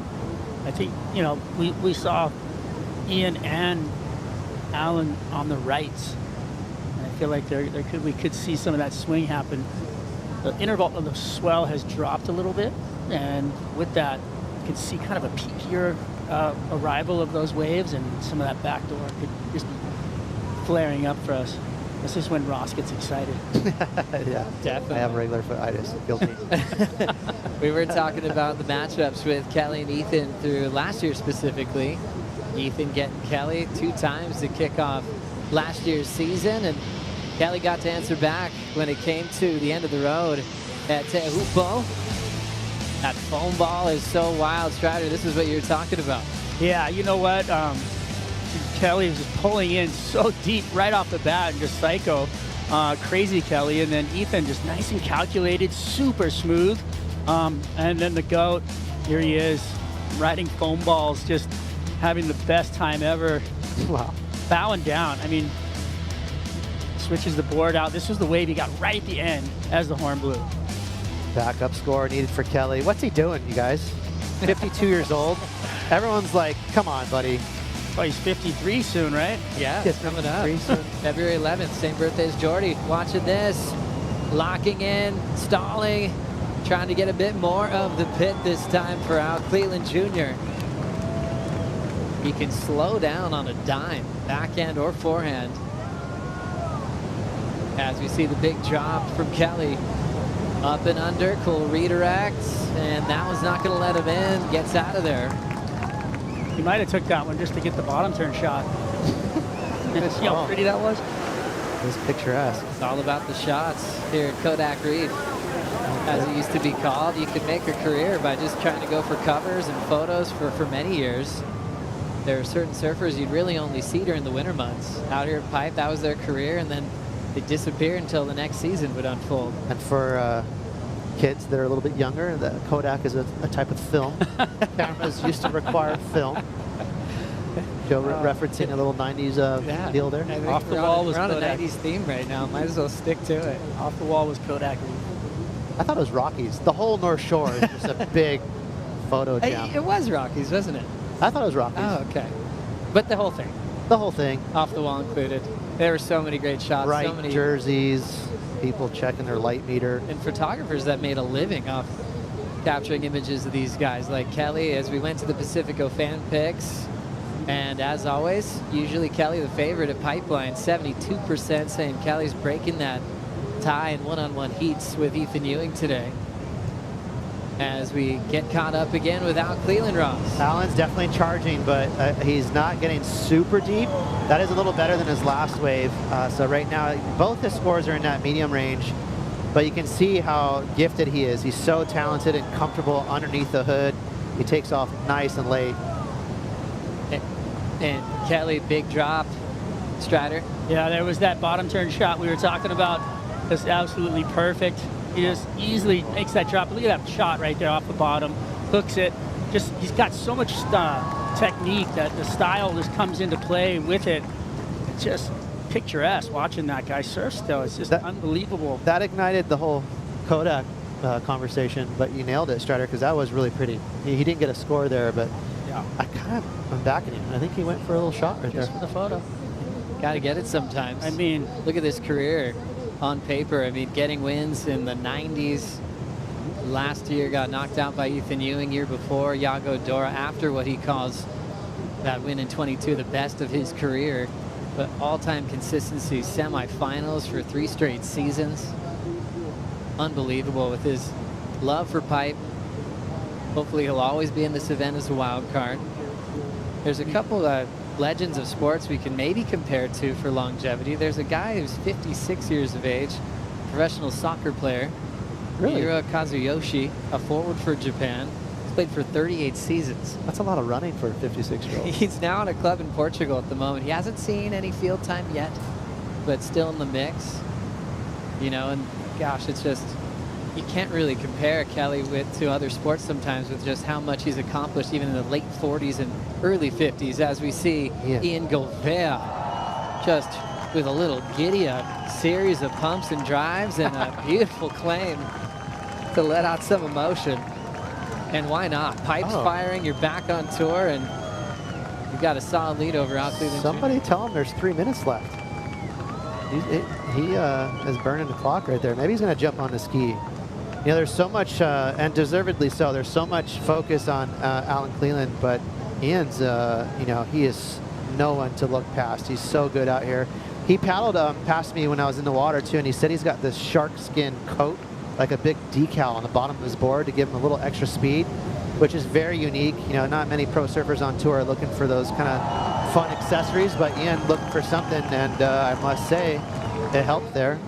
Best claim of the day so far. Well, I mean, he's really deep, actually. And like when you look at, we were looking from the angle, and you couldn't see him for a second looking into it almost. So that was a really deep barrel, which we love to see. This is the judges' angle, Ross. Probably would have done well with a quad too. This has got quad written all over it, but yeah, that is super deep, long barrel. Again, the judges, they love big waves, but if you can get technically deep in the barrel, that shows a lot of skill, and the judges usually fall for it head over heels, and they did. I mean, and also you got to look at, like, there's been some really big waves before that, so was kind of, you know, judging the size of that wave. It was actually a really solid wave when you kind of got into it right there. I mean, it was, look at this thing rolling in. Still more action. 2:10 on the clock. Remember, Gouveia got stitches in his leg this week as well, as we see a nice roll in. Now grabbing the rail. Classic bottom turn shot. No barrel, so he's out of there. Al Cleveland Jr. will still be in second. And with the 9 for Ian Gouveia, he now needs a 10 to advance. Did have the 9.5 earlier, so a little bit more to be a part of finals day tomorrow. It's an interesting number, just dangling in front of him like a carrot. 10s are out there. And how do you just digest that in the water, Ross, when you're not comboed, right? But you need to max out the scale. He's going to have to look for some action. He needs a set wave. He's under priority. I think Ian, oh no, Ian took that long right out there, so he might have a sliver of a chance here, but he needs a bigger wave. For a 10, it's got to be, you know, a big, juicy, slabby wave. Whether it's right or left, he's got to have a long, thick barrel. So it's an opportunity. If we do get the set with an Al Cleveland Jr. that's so sendy, you know he's going to go in for every bit of that 10-point ride. Big part of the rookie class this year. We'll see George Pittar in this round. Also, Joel Vaughn was really smart in that heat with Jordy Smith. Got the best wave of his life at Pipe earlier today. Now down to 54 seconds. Gouveia did a tribute to his father when he won in Toledo. He actually mimicked his dad's English accent. Oh, did he? And did the exact same speech his father did, you know, years before. He's been planning that for a long time, and he finally got to release it. It's one of the coolest things you can find on social media when you go to Ian Gouveia's Instagram. Oh. So happy to be keeping the family proud. Fabio's only 55. I was going to say, I was on tour with Fabio throughout the 90s, and I remember Ian and being on tour as a little baby. You know, back then, Fabio traveled with the kids, and he was such, you said it, Joe, he was a really smooth surfer, very stylish, and him and Flavio Patarats, they led the way for the Brazilians. Yeah, they were on tour together, and we got to see Fabio finish in the top 5 as Al and Ian shake hands. It will be Gouveia moving into finals day with a very impressive performance and a 9-point ride. Kelly and Ethan continue right here at the Lexus Pipe Pro, presented by YETI. We'll take a Bonsoy brew break and be right back.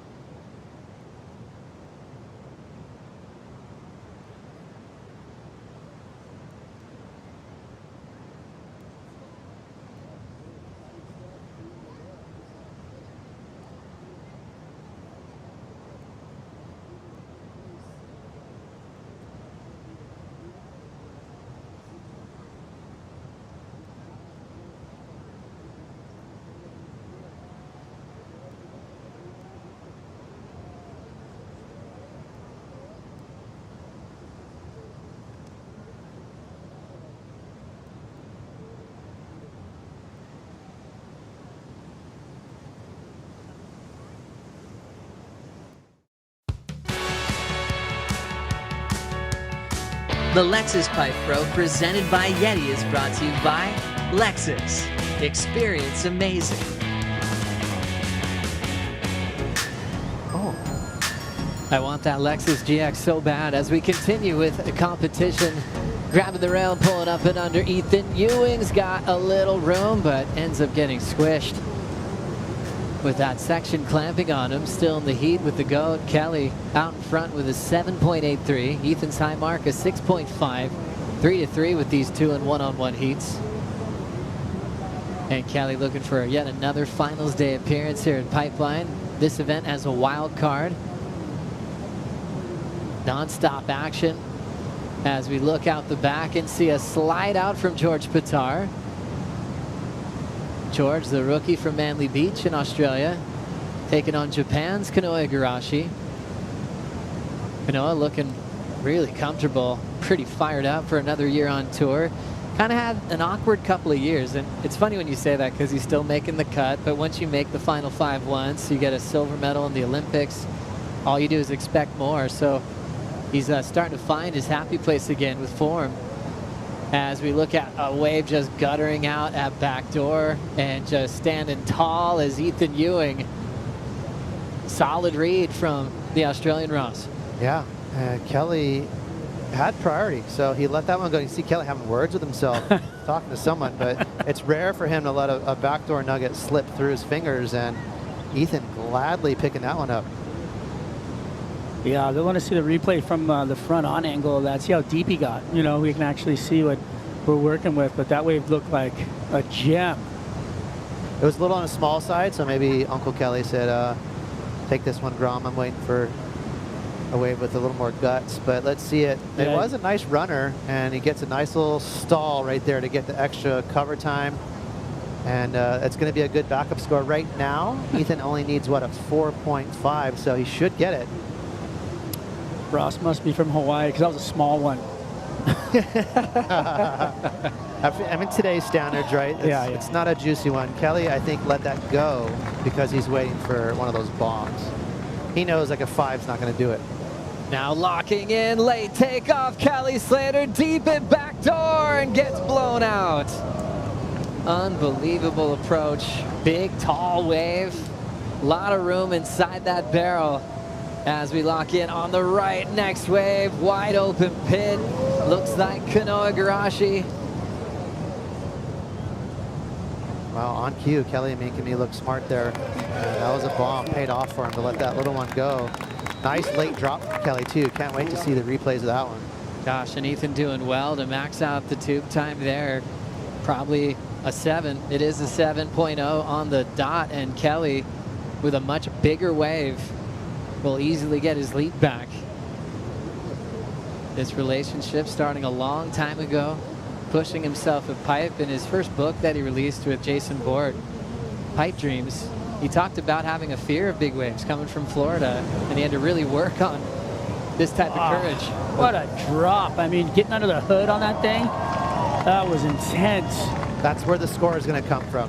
That drop that took a ton of commitment. Judges love that word, commitment, and nice, fun, smoother ride here from Kanoa Igarashi. So 2-wave set. Again, the waves are really perfect right now, but Kelly, that was a demanding drop. He had to get underneath it. It was well done. Locking in now and holding the rail. George Pittar is able to wrestle that rail and pull it up and under. Still has some speed. Might think about just a nice flyaway. No, we'll just step on it and kick out. George, one of those rookies that we got to see him on the big stage as a wild card and turned in some big performances, especially at Margaret River Main Break. Real cool act, 21, still so young. Growing up in the early stages of his life on private surf resort on Vanuatu. As Kelly's number dropping in at a 9.33, a massive number. The GOAT takes over once again. Ethan Ewing now comboed with 13:40 to go. Uncle Kelly wanted a sassy wave, and he got it, and he delivered. It's insane, dude. The guy's 53 almost, and still manages to be agile enough to take those late drops. That takes a good lower back. That takes like guts. He's insane to be doing at that age. You know, for me, looking at, you know, Kelly Slater, and then, you know, all the physical aspects are there, but mentally you have to be in the game, and for him to be winning mentally at this stage is really impressive.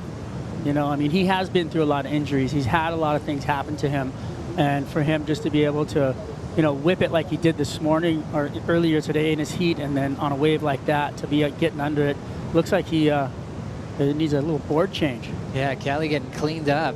just moments ago, picked up on the Red Bull ski by the Hawaiian Water Patrol. Looks like Pomai Ho'opili. This is what just happened. Wow, right on the head there for Uncle. And you got to pay to play, man, right? And he got a nice reward with the barrel. And Pipe said, not so fast, Uncle. Little tax, straight on the head. Go to Trav Lee? Yeah, almost hit Trav Lee in the head with that leash. Trav Lee, one of Kelly's best friends. Works hard over at Kelly Slater Surfboards. And making the switch. We've seen a bit of that today, just the glory of a massive pit that you make and then wearing the world on your head. The wave was so big that caught him inside. I think he just ripped the leash off and out of the plug or something like that's what it looks like. Because it looked like a whole leash that he threw back at Travis right there. It's not easy to make Kelly bail, and that was just a straight up mercy rule right there. He bailed, took that on the head. Interesting note here, you guys. He's I don't know if it's on purpose, but he's got a thruster now. So 3 fin setup for Kelly. See if that affects his surfing at all in this last 11 minutes. And you can see Pomai driving the Red Bull ski, having to redirect. Pomai is an insane waterman. Rides just about anything. You'll see him on an Alaya one day. You'll see him body surfing the next day. You'll see him longboarding. Everything. It's just he's in the water getting barreled more often than not. He had a sponge out yesterday at Poops. All-time draining soundbar at Poops, and Pomai comes out there with a boogie board. I'm like, whoa. He's like, yep, keep your eyes peeled. And sure enough, he got drained on it. So sick. I've seen him just on the sled from the ski with his daughter. And they're just doing 360s at like 4-foot Rockies. Oh my! See the board? Goodness, the board at the top. That didn't look right. That was Kelly's board still out there. Let's see this one. Oh, back good. Might fly right over the top. Kelly looks happy. That's a dangerous Kelly. And locking in, trying to get back in the seat. Ethan Ewing never changes his style, whether it's 2-foot, 20-foot, whether he's doing carves or pulling into the barrel, but he is comboed, so he's got to move quickly here. Now let's get some insight from AJ McCord.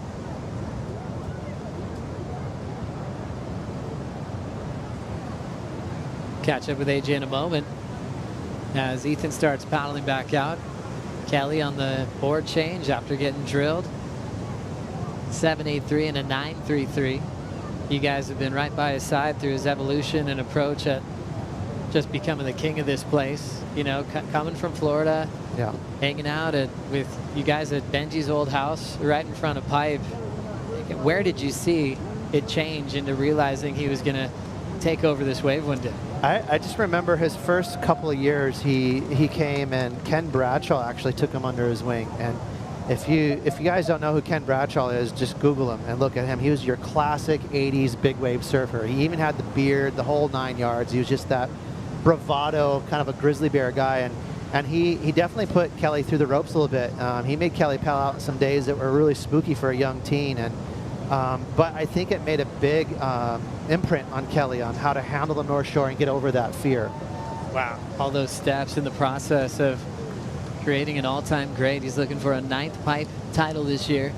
Over the ledge on the thruster. Let's go of the rail to enjoy a bit of that ride. You can see him almost trying to punch free. Kelly Slater trying to improve on the severe combo that he has over Ethan Ewing was. Before I get to you, Oz, I might have AJ standing by. Thanks, Joe. Just caught up with Kelly's team. He switched from a 6.5 to a 6.7 of that same Gamma model that he's been riding. So hopefully you guys can provide a little bit more details on why he's looking to do that when that board looked like it was riding so well. What kind of advantage does that give him?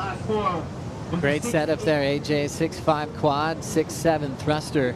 What are the big changes you think you'd feel right off the bat, Ross? Well, we talked about the speed you get from a quad, but maybe he's looking to slow down a little bit. And thrusters are easier to slide down the face backside. A little more reliable with pivoting and slowing down. So, and then I'm also not sure that he just got separated from his board when he got cleaned up there. It's possible he let go of his board on purpose, and rather than trying to reconnect with his board, he just went in and started over. Yeah, I think that's what happened there, where he just decided, look, I'm going to get on another board, and that was his backup that Travis had for him. But with that, I feel like a little length is good for Kelly. I feel like, you know, it drives out his turns, and you'll get him a lot of drive through off the bottom and into the barrel, and catching waves a lot easier.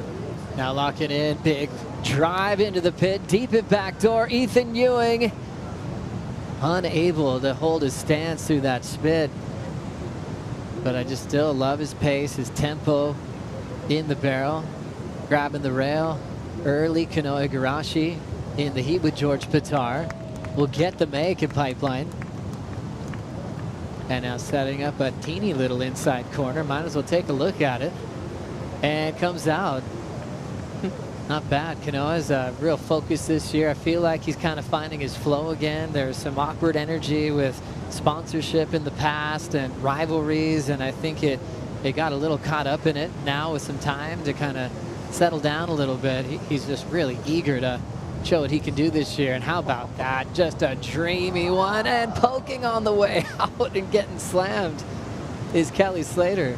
This brings the question again. We had this a few heats ago, Joe, where make or no make. I'm still in camp of it's a make, but the judges before, they really want to see you ride out clean. I don't remember who it was, but that was with Joel Vaughn. Joel Vaughn. That back door, and yeah, he didn't get it. I think that's a no make. No make, Strider? Yeah, I'm giving it a no make, but I like to get back into the conversation of board size.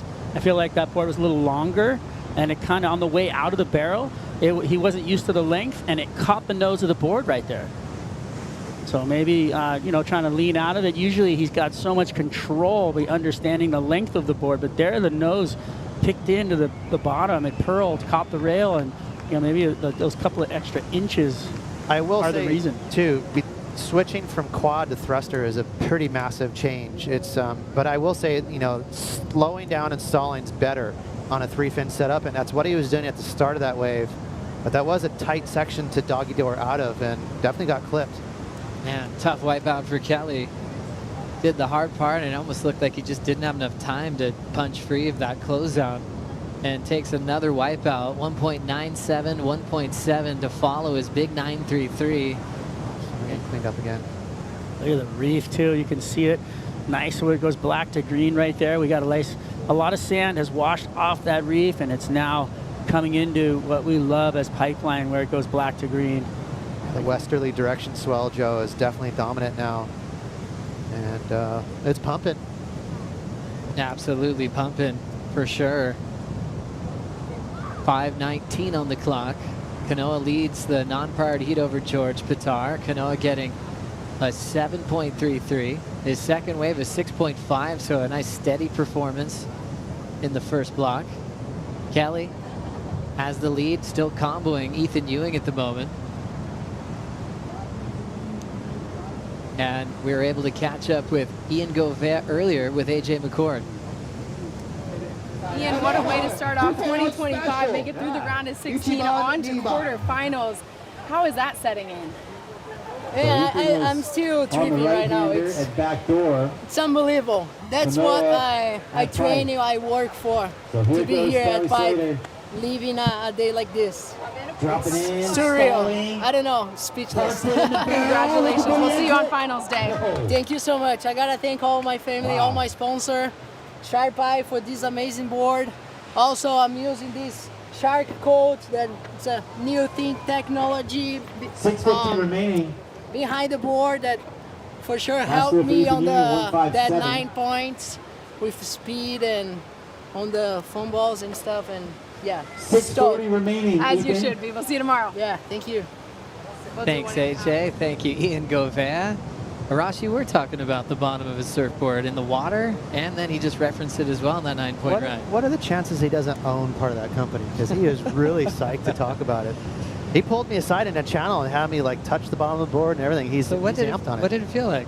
It literally feels like rough shark skin, and it was actually banned in swimming during the Olympics because the swimmers were breaking every record possible. They would wear the onesie suits while they're swimming, and with that extra ruffle, it was creating just a little bit of bubble, and they were gaining speed, like breaking records. So it does create a little bit of that aeration that allows you to slip across the water faster. Gosh, I mean, you've always got to think of that little extra to separate yourself from the pack. I mean, that's what this sport was built on, just surfboard evolution, and what can you put together? He's got to own that company. Don't give any to Toledo, because that guy will be flying off the planet. Seriously. It's working for Ian. Wow, he's into the quarterfinals on his comeback to the championship tour. Falling off years back and working hard to put some big heats together. It was an emotional win in the opening round, but now I think he's found his happy place. He'll be dangerous on finals day, down to 240 with Kelly and Ethan. I can't believe it. Kelly, you know, it's just, he's the guy out here, don't get me wrong, but it's insane to be just floating right through into the quarterfinals at this age is incredible. And if, you know, by chance, Kelly Slater wins this contest and doesn't drop the mic, I might have to tackle him. Oh, yeah? Yeah. What do you think? He's going to go to Abu Dhabi real quick? No, I just think he should just, you know, take the time to retire. Put him in Abu Dhabi. That'd be sick. I don't want him to go anywhere. See Uncle do a couple of errors over there. Yeah, let's do it. Let's check out the recap. Oh my goodness, it's the Kelly Show. We've been enjoying it for over 30 years on tour, and especially here at Pipeline. Ethan Ewing, though, has been finding some gems. I mean, a 7 and a 6.83. Unfortunately, the Australian's been comboed, but he's got that cool tempo and pace. But Kelly on the biggest bombs in the matchup. That made the difference, Strider. Kodak Kelly looking for that photo finish, and he got it. He got that extra drama. He's so good at that. He wanted a little extra beef, and he found it out there. It's so fun to talk to him about like the way that he approaches waves, because he literally tries to slow himself down on his paddle just enough to make it a dramatized drop underneath the ledge, to make it as late as possible, but still make it. He's actually doing that on purpose. You know him, Joe. He's a little drama queen. He can put on a show. He's always been an entertainer. His ability just lifts in situation like this. I mean, he's been putting together the show-ending parts in all the movies his whole life. He never runs out of gas or energy for his passion and dedication and respect for surfing.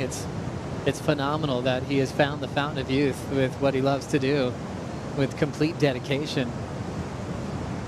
I'm scared to just mention any like moving onwards. I hope he always gets wild cards and we get to see him do this, because he's smoking people. Watch this, locking in and let's go of the rail. He's found the magic and a ride into the beach. 2 different boards, a classic little roundhouse to finish from the best ever and the 11-time world champ. How about Ethan? Getting a ride into the beach, and he'll get that one to spin him all the way to Abu Dhabi as he is moving on after this round to stop number 2 of the season. That was good, Joe. Yeah, that was a GOAT comment right there from Joe Turpel. Love that. Way too smooth. That was insane. Really cool high line there from Ethan. Great surfing there in the barrel. Yeah, you know, Ethan's not short on technique, and he's just, you know, showing us what he's got. He just came up a little short on the size of the waves probably for him. I think that was really the difference. Yeah. There's a guy named Gianluigi Buffon. He's a 45-year-old Italian goalkeeper. His current club. Come on. Parma. Stop it. Stop it. Kelly's 52. We're lucky to have him. We'll be right back.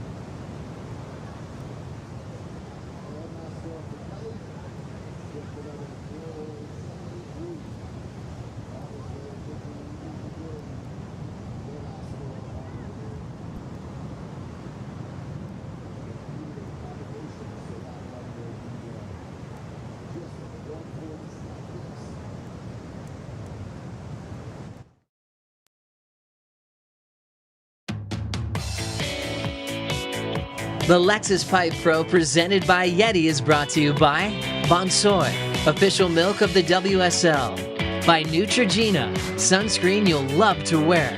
By Pacifico, live life anchors up. And by Lexus, experience amazing. Good afternoon, Kelly. Good afternoon, everybody. Quarterfinals.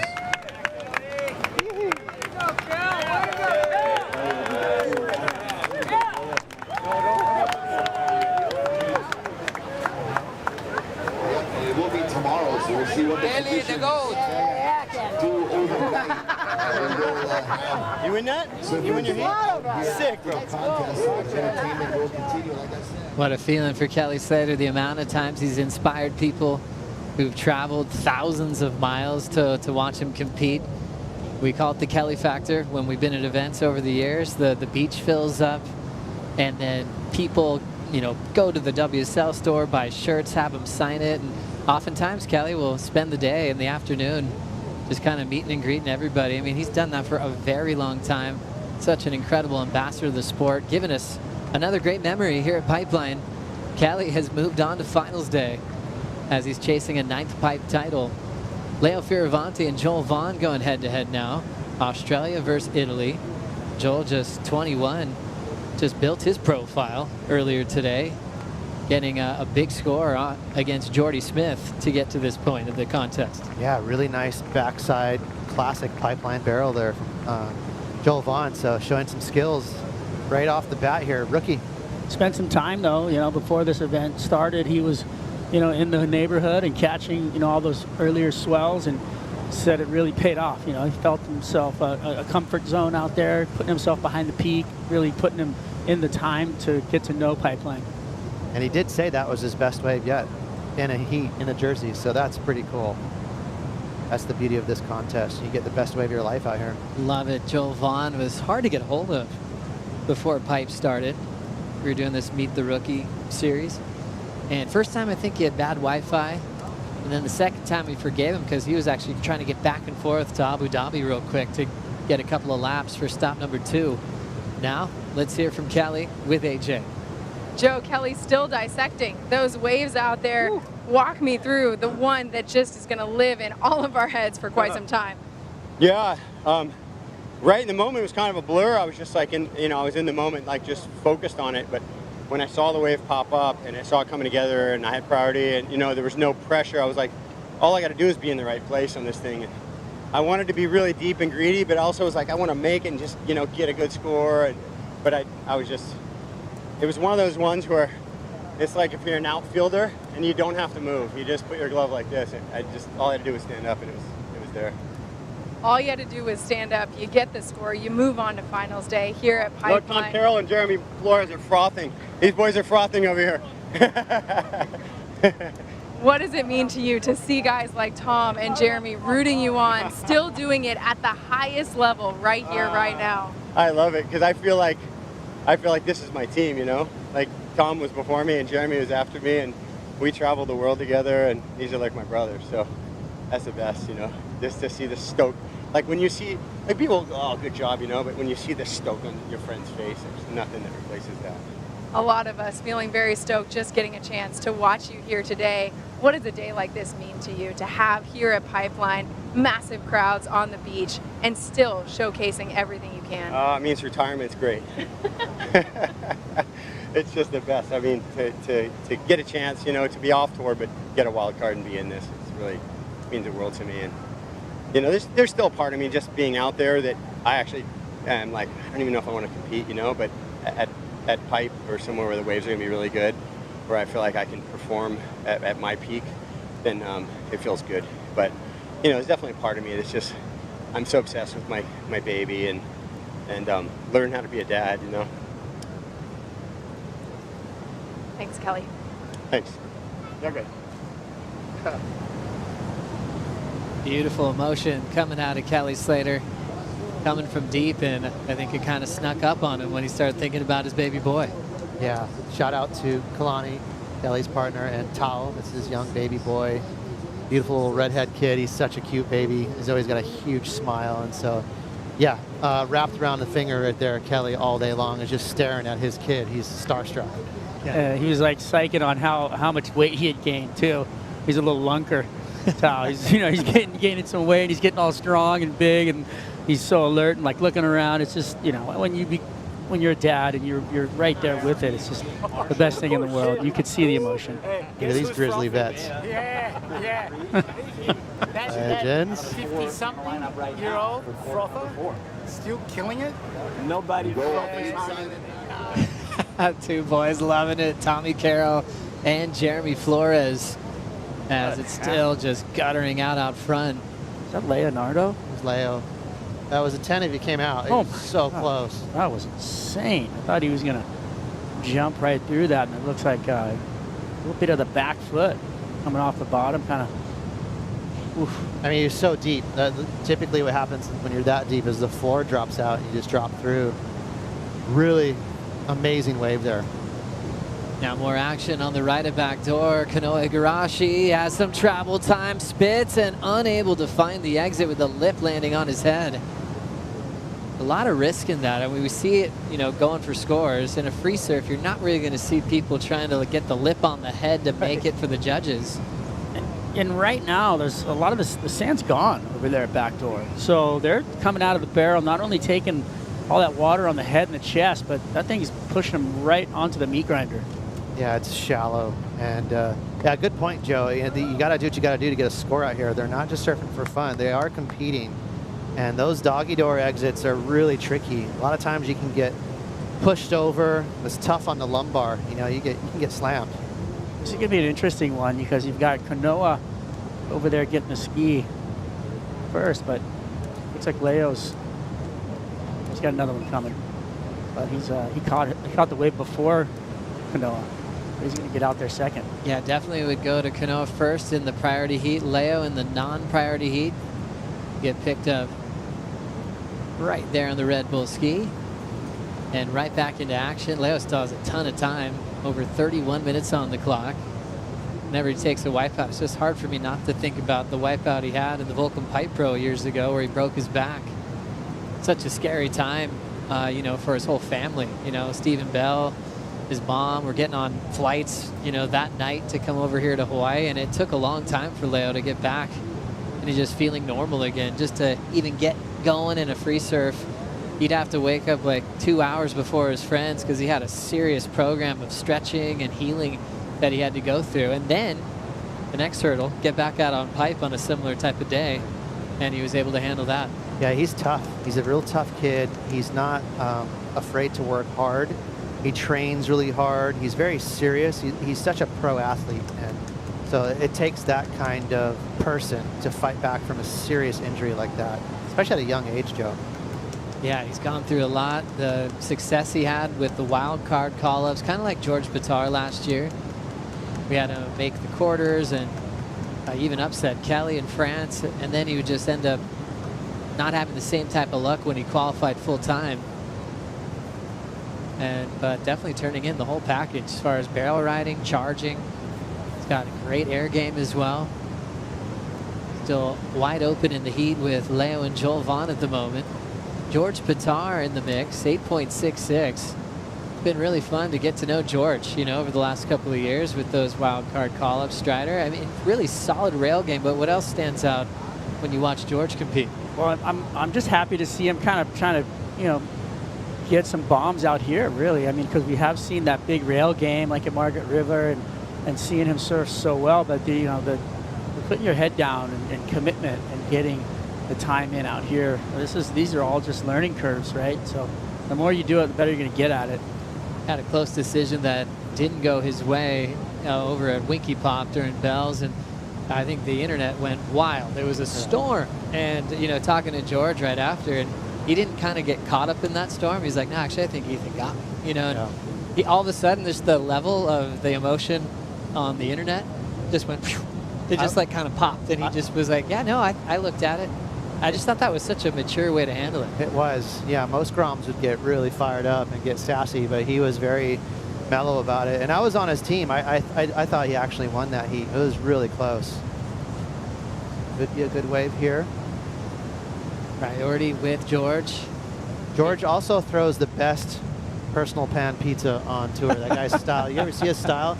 He does that. We always say that, and, you know, it's a slang for this little forehand snap when you get the right arm straight and the left arm goes up. Looks like you're tossing a pizza dough in the air. I know it's weird. Just stay with me. But we've always called it, for years, Strider knows, we've always called it pizza toss. And that guy, not only does he do the pizza toss, but he flips his right hand over, and it looks like he's serving a cocktail. This is a very stylish, kind of intricate style here from Brother George. I love the breakdown. It's true. It's late in the afternoon. I'm sorry. No, but cocktails and pizza. We're gonna be okay. You actually are referencing his form and technique as we look at Leo Fioravanti trying to punch free from the exit. Shows his excitement for getting the make. His back's working. Yeah, he's looking solid. He actually fell in love with his workout program during that 2020 year off season. Got a spot in Australia. I believe it was near Byron Bay. Made sure he has some gym equipment. Rule was stay inside, and so he just threw some weights around. He is, I think he's the fittest guy on tour. He is unbelievably strong. His legs are just like trunks, and he is just ripped. And I don't think, you know, there's a lot of credit being paid off to it, but he is really an athlete like you guys talked about earlier, and he's 100% probably the fittest guy on tour. That's a big call. I think he is. Italo, that guy has got like 2% body fat. I think Italo is definitely strong and in the gym every single day, but I feel like just wanted to throw that out there. So yeah, you know, keep you on your toes. Have like a squat challenge with those two, Leo and Italo. Italo would be close for sure. I think Leo's gonna win. Good time to check out the WSL store. You can go to WSLstore.com. Grab Leo's jersey. Joel's got a new number, 68, since he's a rookie on tour. There's posters, all the Pipe Pro merch that you can get as well. A lot of the shirts brought to you by Florence and Vissla coming together to give you a one-of-a-kind 2025 Lexus Pipe Pro presented by YETI. T-shirt, sweatshirt, there's hats, YETI water bottles. Spend some time on that store. Hook up your friends. Also a good WSL calendar, so you can remember when all your favorite stops are starting and ending as we go back to the wave for Fioravanti, Ross. Yeah, again, we were just talking about that side door exit there, very tricky, and he had to sort of wear it on his back, but it paid off with a keeper score for Leo. What was it, 6.33? So sometimes it's not all peaches and cream out here. You got to work for those scores. See those legs? He held on to that one. Settle down. Settle down. Well, we're talking about style as we watch these waves drift through. Priority still with George. And paddling hard for this one. Locking in, pulling up and under. Traveling for a bit. George Pittar was able to identify a wave that he could make. 8.66 though is what he's looking for.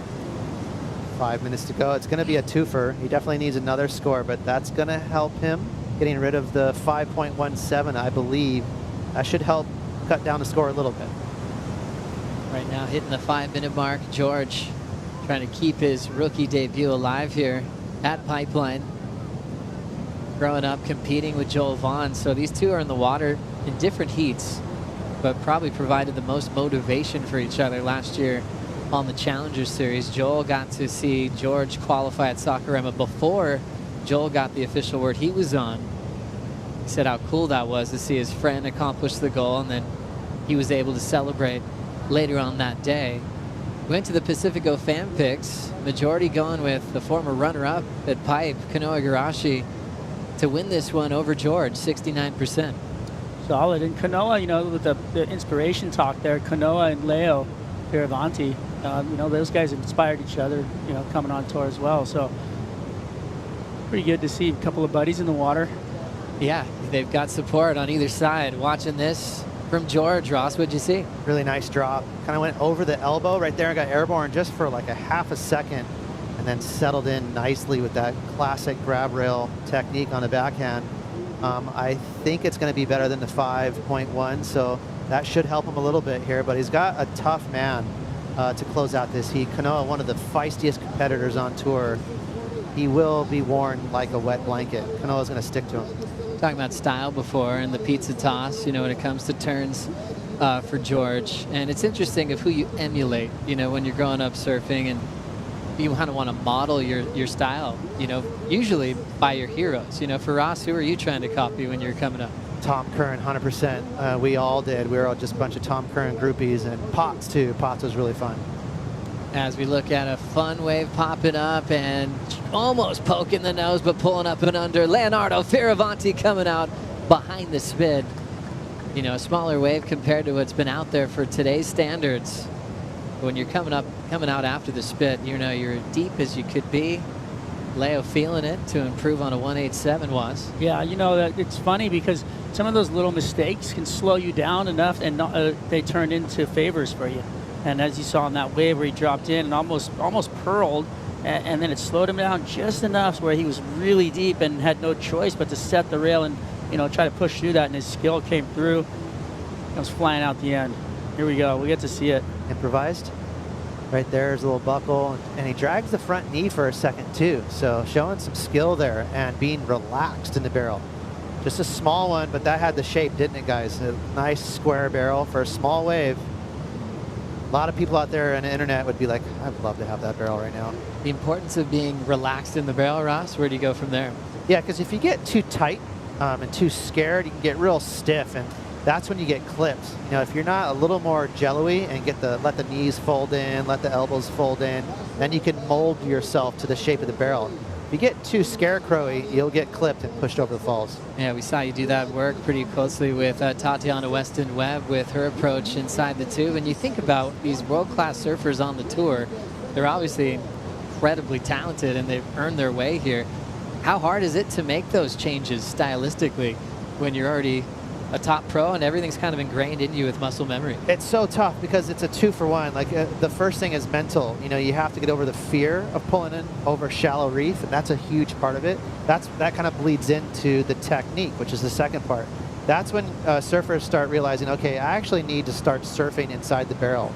It doesn't all just stop at taking off. You need to surf inside the barrel. 1:15 on the clock. Kanoa still leading in the priority heat, but forced to straighten out this time. Still has the lead over George Pittar. And George, who needs a 7.04, locking in on the forehand and looking to get blown out of the pit. You saw Jake Patterson Looked like there. Joel Vaughn getting started. Sorry, Joe. You saw Jake Patterson there under the umbrella. He's a coach on tour here. Raising his hands, he was a little confused that Kanoa didn't pull into that barrel. I was too. It looked like it might have been makeable. So Kanoa maybe just thinking, I don't need to risk it right now. I've got George on the ropes, but yeah, there looked like maybe an opening there. It was pretty fast though. Jake the Snake Patterson. Yeah, he has some words right now. He's so classy. He needs to be mic'd up at all times. If Pittar gets a wave, it's definitely going to be the mistake. Scooping up, late takeoff, stopping it is George Pittar. Getting blown out at the end. Will Kanoa pay for that? 7.04, guys. It's a pretty solid score. Was he deep enough? That's the question. Did get the air underneath his board and had to control it. They have lots of numbers to compare it to, Joe. 7.3 from Kanoa. That's right there in the neighborhood. So if the judges want to, they can look back at that pair. See if he gets enough points to pass Kanoa Igarashi. And that's why Jake was so angry. You know, he just wanted Kanoa to pull into there to take the control out of this man's hands, but it was deep, it was late, and he had a nice stall as well. So he showed some poise inside the barrel, had commitment on the drop, but I know what you're saying, Strider, it was kind of quick. I saw the board the whole time, and that's the only thing that draws me back from the score. But there was a late drop, the technique was there, and then he went into a stall, so I did see the front of the board a little bit. I think it might think back to Kanoa's 7.3. Was it much better? I guess the judges will tell us. Wow, no wonder Jake would be shivering in his seat see there. the frustration. Because if anyone knows that you could win at any time, it's Jake, winning with 16 seconds on the clock at Pipe over Bruce Irons when Bruce was already getting chaired up the beach. Where is Jake? He'd be funny to watch right now. He's probably just tripping out. Skits ball. I think I'm with you though, Strider. Probably going to come up a little short, but we'll see. Well, let's make a comparison. Kanoa's 7.33 right here. Okay, nice and deep, bigger wave. Big wave. But he had to stall, and this angle is tough to know too. This is way from behind. This is shot from Aukai, so it's always going to look deep there. So it's actually pretty tough to tell as far as comparing the two. But it was a bigger wave, for sure. It was taller. But hard to know how much deeper Kanoa was shot from that angle. It's close. The judges are thinking about it. Yeah, these are great moments too. You know, they decided on the beach. You're a rookie. This would be just an amazing moment for him if he could pull this off. I still think it's going to come a little under, but you never know. Still want to see Jake. Where's Jake? He's tweaking. Oh, it's close. It's Oh, going to be boy. close. Oh, boy. Numbers locking in for George Pittar. He turns it. Show Jake. Where's Jake? Oh. Gets the message now right back to making a little fan's day. I love it. You win some, you lose some. You guys were talking about the one that he lost at Winky Pop, and now he's right here winning this one. Oh, and that moment for Kanoa not pulling in. Jake showing frustration, and that was exactly why he was frustrated. George Pittar, a rookie on tour, making finals day at Pipeline and upsetting the veteran from Japan. Leo and Joel will have priority for the remainder of the day. We'll bring in Kaipo, Jesse, and Flick for the call. Pizza boy.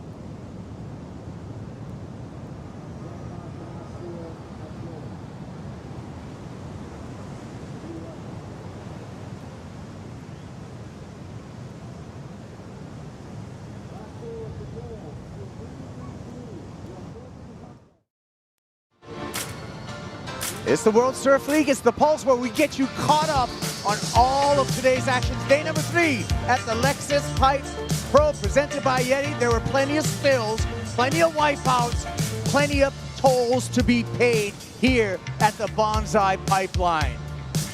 Hey, the 10 doesn't guarantee you a heat. Alan Cleland Jr. in his matchup with Jack Robinson, coming through with a 9.5. Robo pulls in. Where'd he go? There he is for a perfect 10. Unfortunately for Jack Robinson, doesn't get the backup. Eliminated from competition. The rookie moves on. Pipe perfection. Barron Mamiya drops in and drops a perfect 10. 10 across the board. This was a matchup for the ages. A rematch of last year's final. John Florence goes excellent here, gets right back into the heat. High scoring affair between those two, but Barron Mamiya advances on, as does the GOAT. That's right, Kelly Slater does it again. He makes finals day. Round 16 victory for Slater. Doesn't even age. Still the same dance. Deep barrels disappear. Slater on to finals day. Now you're caught up with the Pulse. And we're back at Pipeline for 14 minutes between Leonardo Fioravanti and Joel Vaughn in the final heat. That's going to decide the final quarterfinalists for men. Leo Fioravanti with a lead over the rookie Joel Vaughn. Joel Vaughn sitting with priority on Kaipo Guerrero, along with Felicity Palmentier, Eddie Big Wave invitee Felicity Palmentier, and Triple Crown winner Jesse Mendez, and a pinchy situation right there, Jesse, for, I think that was Joel Vaughn that took that wave. Yeah, I think so too. It looked like him, and that was one of those waves that just bowl up so much at Pipeline, and there's so much energy on the takeoff that kind of dissipates and disappears. Like literally he was in a massive barrel, all of a sudden it turns into a 1 foot wave, and all the energy just goes into one place and it's kind of gets smoked. But it looks pretty out there, man. Look at that set rolling in. The offshore is perfect right now. As good as he gets at Pipeline and Backdoor today. That's right. Well, let's take a look at our Pacifico fan picks. And this is what the fans decided. Like 79% with Leo Fioravanti. Former finalist out here. Can't blame the pick. Yeah, 100%. I mean, you know, he's a runner-up. The same year Jack won a couple of years back, and so much experience out here. And Joel, obviously the rookie on tour. I mean, it's going to be skewed that way, but You know what? I've been so impressed by Joel and what I've seen from his campaign, this event so far. It's been impressive for a rookie, the composure that he's had, and he's put big scores on the board today in his earlier round heat. Yeah, big rookie news. Some outstanding performances by a rookie. We even got a rookie in the quarterfinals last heat, George Pittar, overcoming Kanoa Igarashi as a rookie into the quarterfinal. His first CT. Let's hear from North Shelley's, from Manly's, Joel Vaughn. Oh, I'm sorry, I'm throwing to George Pittar. Joel Vaughn's in this heat. George Pittar into the quarterfinals. He's with AJ.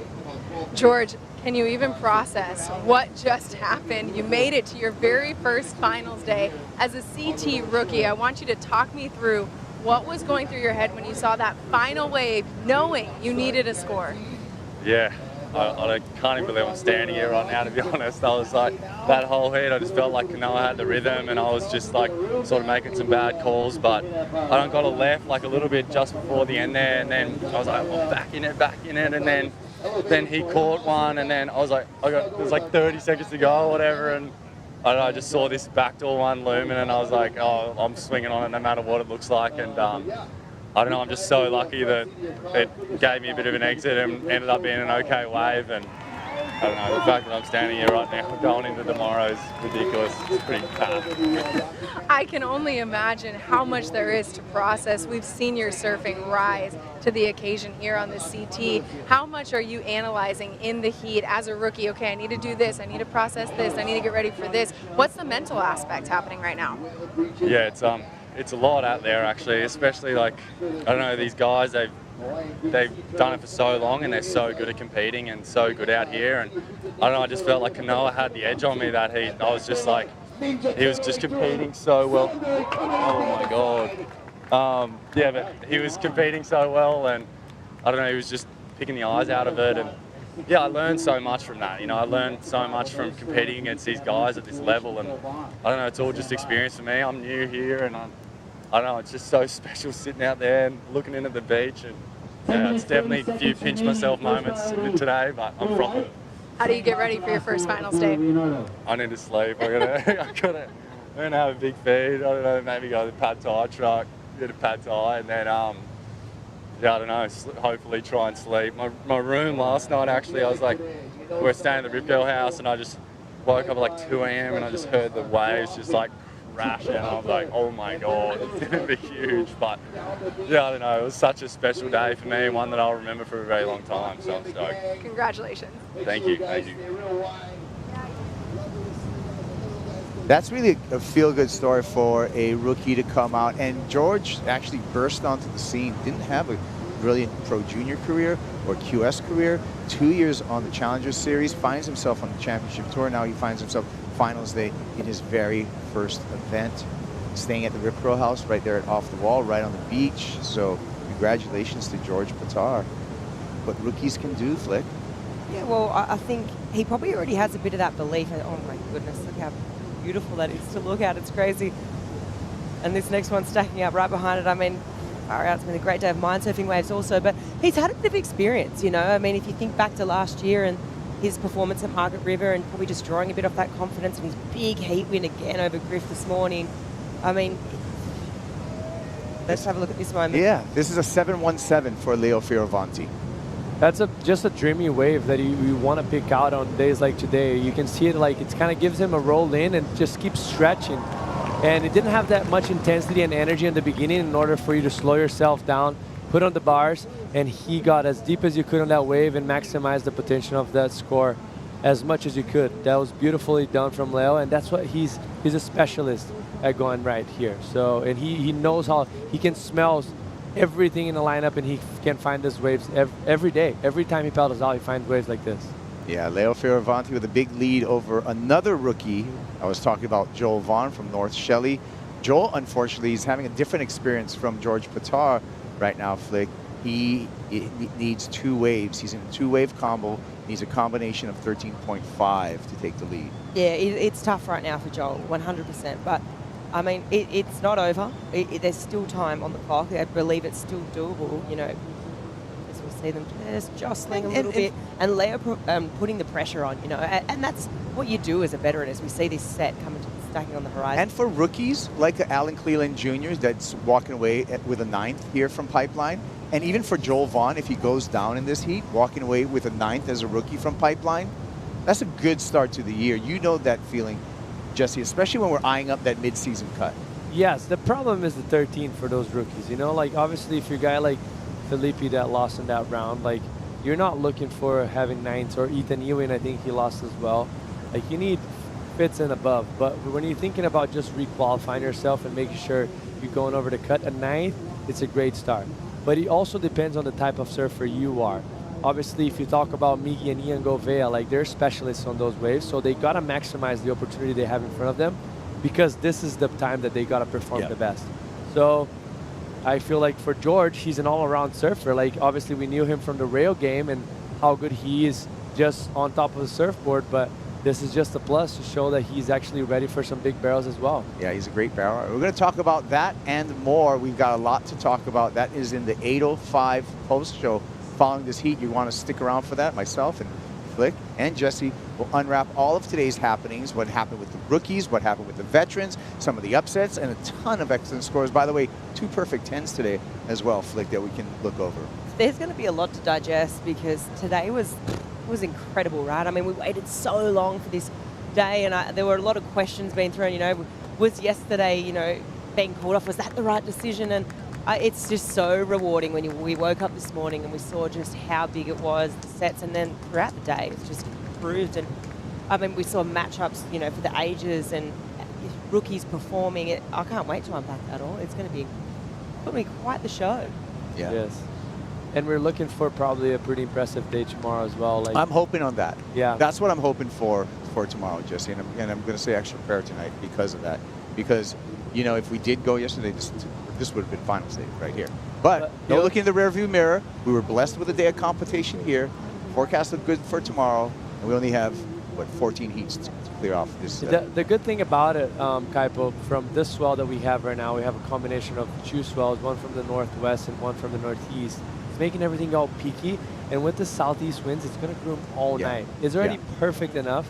Tomorrow is just going to be a little bit less pressure, a little bit of less water moving. I think we're going to have beautiful, just first reef, just beautiful backdoor and pipeline waves. And I'm with you on that, Jesse Mendez, because all day too, the sand has migrated into a better position on the beach. So we should have better shape tomorrow when we wake up. And it's on, hey, tune in, check in. You don't have to wait for the call. Tomorrow will be finals day at the Lexus Pipe Pro presented by YETI. So put in your schedule, count on it, and we'll crown both men's and women's champs. It's exciting stuff, Fred. It's exciting, and I was just thinking to myself, I mean, how amazing is it to, you know, get to surf a couple of heats today? I just saw that some of the free surfers starting to make their way out, you know, and just as a rookie right now for Joel, getting to have that valuable time out there with no one in the lineup. I think George was even saying, not that post-heat interview, but his previous one today, just how valuable that's been, and you just sort of tripping, being like, wow, like, is this really real? Because the free surfs out here are intense, you know, you've got your local crowd, you've got up-and-coming Groms, you've got people from the CT, you know, warming up, and it's just incredible to look at a lineup right now with only 2 guys. Yeah, it sure is. And it's a nice afternoon. And again, Joel can take some, you know, take a little bit of confidence. He did in the round of 32. He took out Jordy Smith, who would have been one of my picks for this event. So that's already, you know, as a rookie, doing some big things. So a confidence builder for the rookie, but it doesn't look like he's going to make it out of this. It's going to be Leo Fioravanti, who's on his way to finals day. Yeah, he's looking solid right there. Obviously, Joe has priority, but with 3 minutes and 50 seconds left, like, this is a big task, you know, as much as not the most massive combination, but still pretty gnarly. And like you mentioned, they're by themselves right there, but on the right of our screen, you saw how many people are already waiting for it. So it's going to get pretty crowded in about 3 minutes and 30 seconds. So that's the biggest blessing those guys could have, to surf these conditions all day long by themselves. If you're Joel right now, you're like, okay, let's just catch as many waves as possible, right? Get that experience up. Stay out after with the jersey. There you go, Joel, trying to get on the board there, break out of that 3-point zone that he's in, and to get it to a one-wave need for Joel Vaughn. 3 minutes on the countdown. Really needs to post, he has a 3.33. He really needs to post like a 4 to give himself a chance of getting out of that, to take a win here. Yeah, just a problem on that wave, my personal opinion, just positioning. That wave was a little bit deeper, came a little bit deeper on the shelf, and he was just on the shoulder. He had to kind of swing it because there's not much time left, and he's sitting in a combination total. But he stalled as much as he could. But when you're not behind, like this wave has so much energy, pushes you down the line. Like you see the best in the world, they're always coming from behind. Speaking of energy, I want to thank Eero for providing energy and Wi-Fi, the fastest Wi-Fi that we've had on site. Thank you, Eero, for keeping us all connected. The speeds have been incredible, and the energy unlimited. Better than the coconut wireless.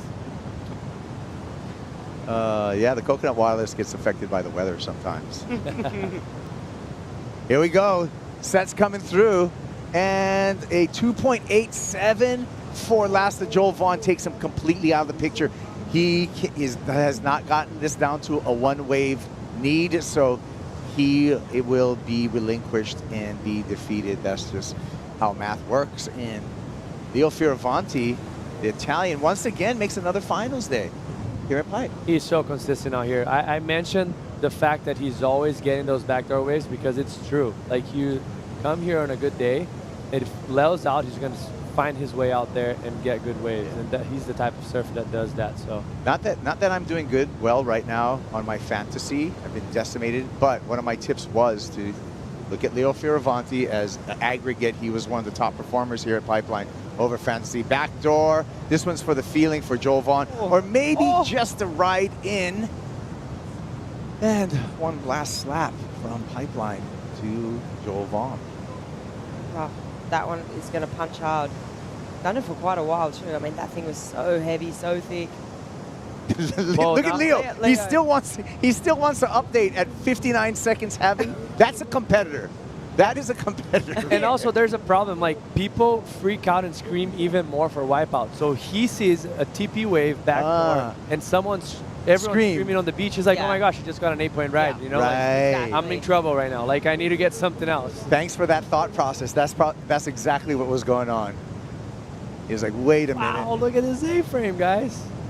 Should we just keep the cameras on for a while? Well, actually, we got the 805 post show. What a post Look at this thing. All about the live webcast right now. Oh, literally. This is one of the best pipelines I've seen in a contest, man. Like the consistency and how many waves. It's been a really consistent swell, right? And that's been welcomed. And that's enabled us, with all of these overlapping heats, of enough opportunity for all the surfers all day long. And look at the rat pack right now, the free surfers. There they go. They're almost dropping in on Leo right now. It's like, hey, it's done for you. My turn. Yep, that's the scramble.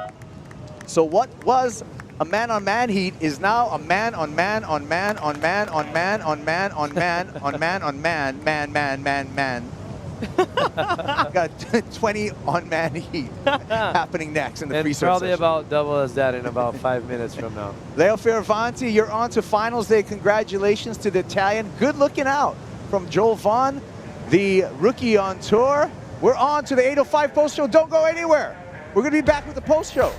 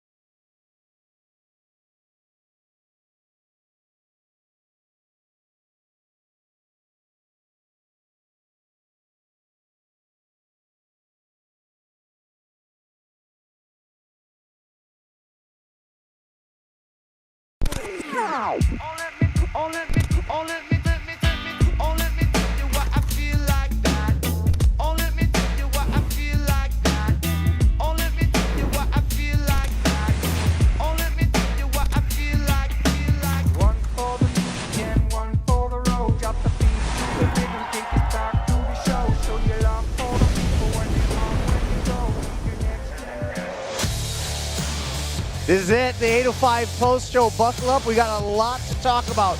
Day number 3, Lexus Pipe Pro, presented by YETI. Perfect backdoor and pipeline, big scores, big upsets. Rookies came out, perfect 10s. That's just the start of it right now, okay? But we got a list of things to go through. We actually could come up short on it because we have so much to go through. I'm Kuiper Guerrero. This is Felicity Flick Palmentier. That's Jesse Mendez. Flick, what a day. Oh, it was an incredible day. I think when we rocked up this morning, everyone was sort of surprised at how much swell there was. It overperformed and it just kept getting more and more groomed throughout the day.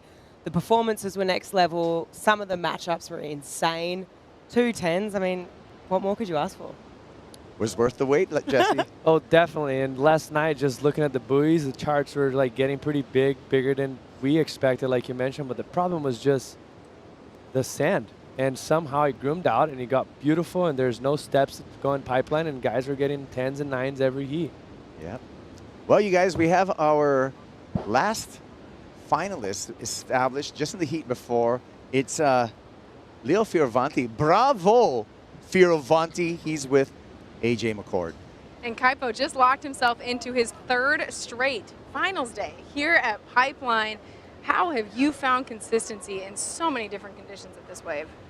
I mean, I love pipeline, I love backdoor. I spend a lot of time here. My fiance, Sofia, which I love you, she's from here, so I've been spending, I mean, not only from that, just from since I was young, Belly, you know, we've been coming here since forever, for months and months and months, and I think spending time in the lineup is the only way that you can get good at pipeline, feeling comfortable, knowing the holes, knowing the wave really well, and what a beautiful day. A beautiful day indeed. From the beach, it just felt like it was non-stop. You were in 2 heats that felt incredibly non-stop. Walk me through how you would describe this day. Oh, I think it matches those days in 2022. I think that we had that were all time, right? There was 2 10s. I had a couple excellent scores. I think it could be one of the highest excellent scores in the history of a day at Pipe, no? It was beautiful. Before we let you go, get ready for another finals day. You have anything you want to say to friends and family back home? Just so much love to everyone that supports me, that believes in me, and I'm really grateful to start the year well, and tomorrow is a beautiful day, and I hope that I can give it my best. Congratulations. See you then. Thank you. Yeah. Leo Fioravanti, he loves pipeline. He does not like pineapple on his pizza, however. But just another finals day for Leo. Very impressive. Oh, so impressive. And just to say what you were saying before, Jesse, he just knows that backdoor reef so well. And every heat, he sniffed them out. He found it. He knows where those gems are on that reef. And I'd say he'll do it again tomorrow. I was looking forward, you guys, to a heat with Al Cleland Jr. and Jack Robinson. And that heat did not let us down. It was Al Cleland Jr. coming up, but it was Jack Robinson with the perfect 10 here, Jesse. I mean, this is impressive. That was another 10-point ride if he would have came out of that, but this guy charges so hard. This is so sketchy. The first section is already sketch itself, but pulling in into the dry reef right there, backdooring that second section, which I'm telling you, it looks like a straight closeout when you're on that wave. Yeah, that was a 9.5. You got the backup right here, Cleland, with just a 3.33, and that was very valuable when Jack Robinson dropped into this is the perfect 10. This thing was absolutely insane. You know what? They brought the best out of each other. Al dropped the 9.5, and I said, watch this. Jack's going to do something crazy. He loves to rise to the challenge, but he just couldn't find a backup, and it was Al's day. Hats off to the And it was a kind of a time factor too, because that note for Jack Robinson losing with a 10 is just because Jack couldn't find a backup. He was holding that 2.17 in his scoreline. So that 3.33, all the numbers matter.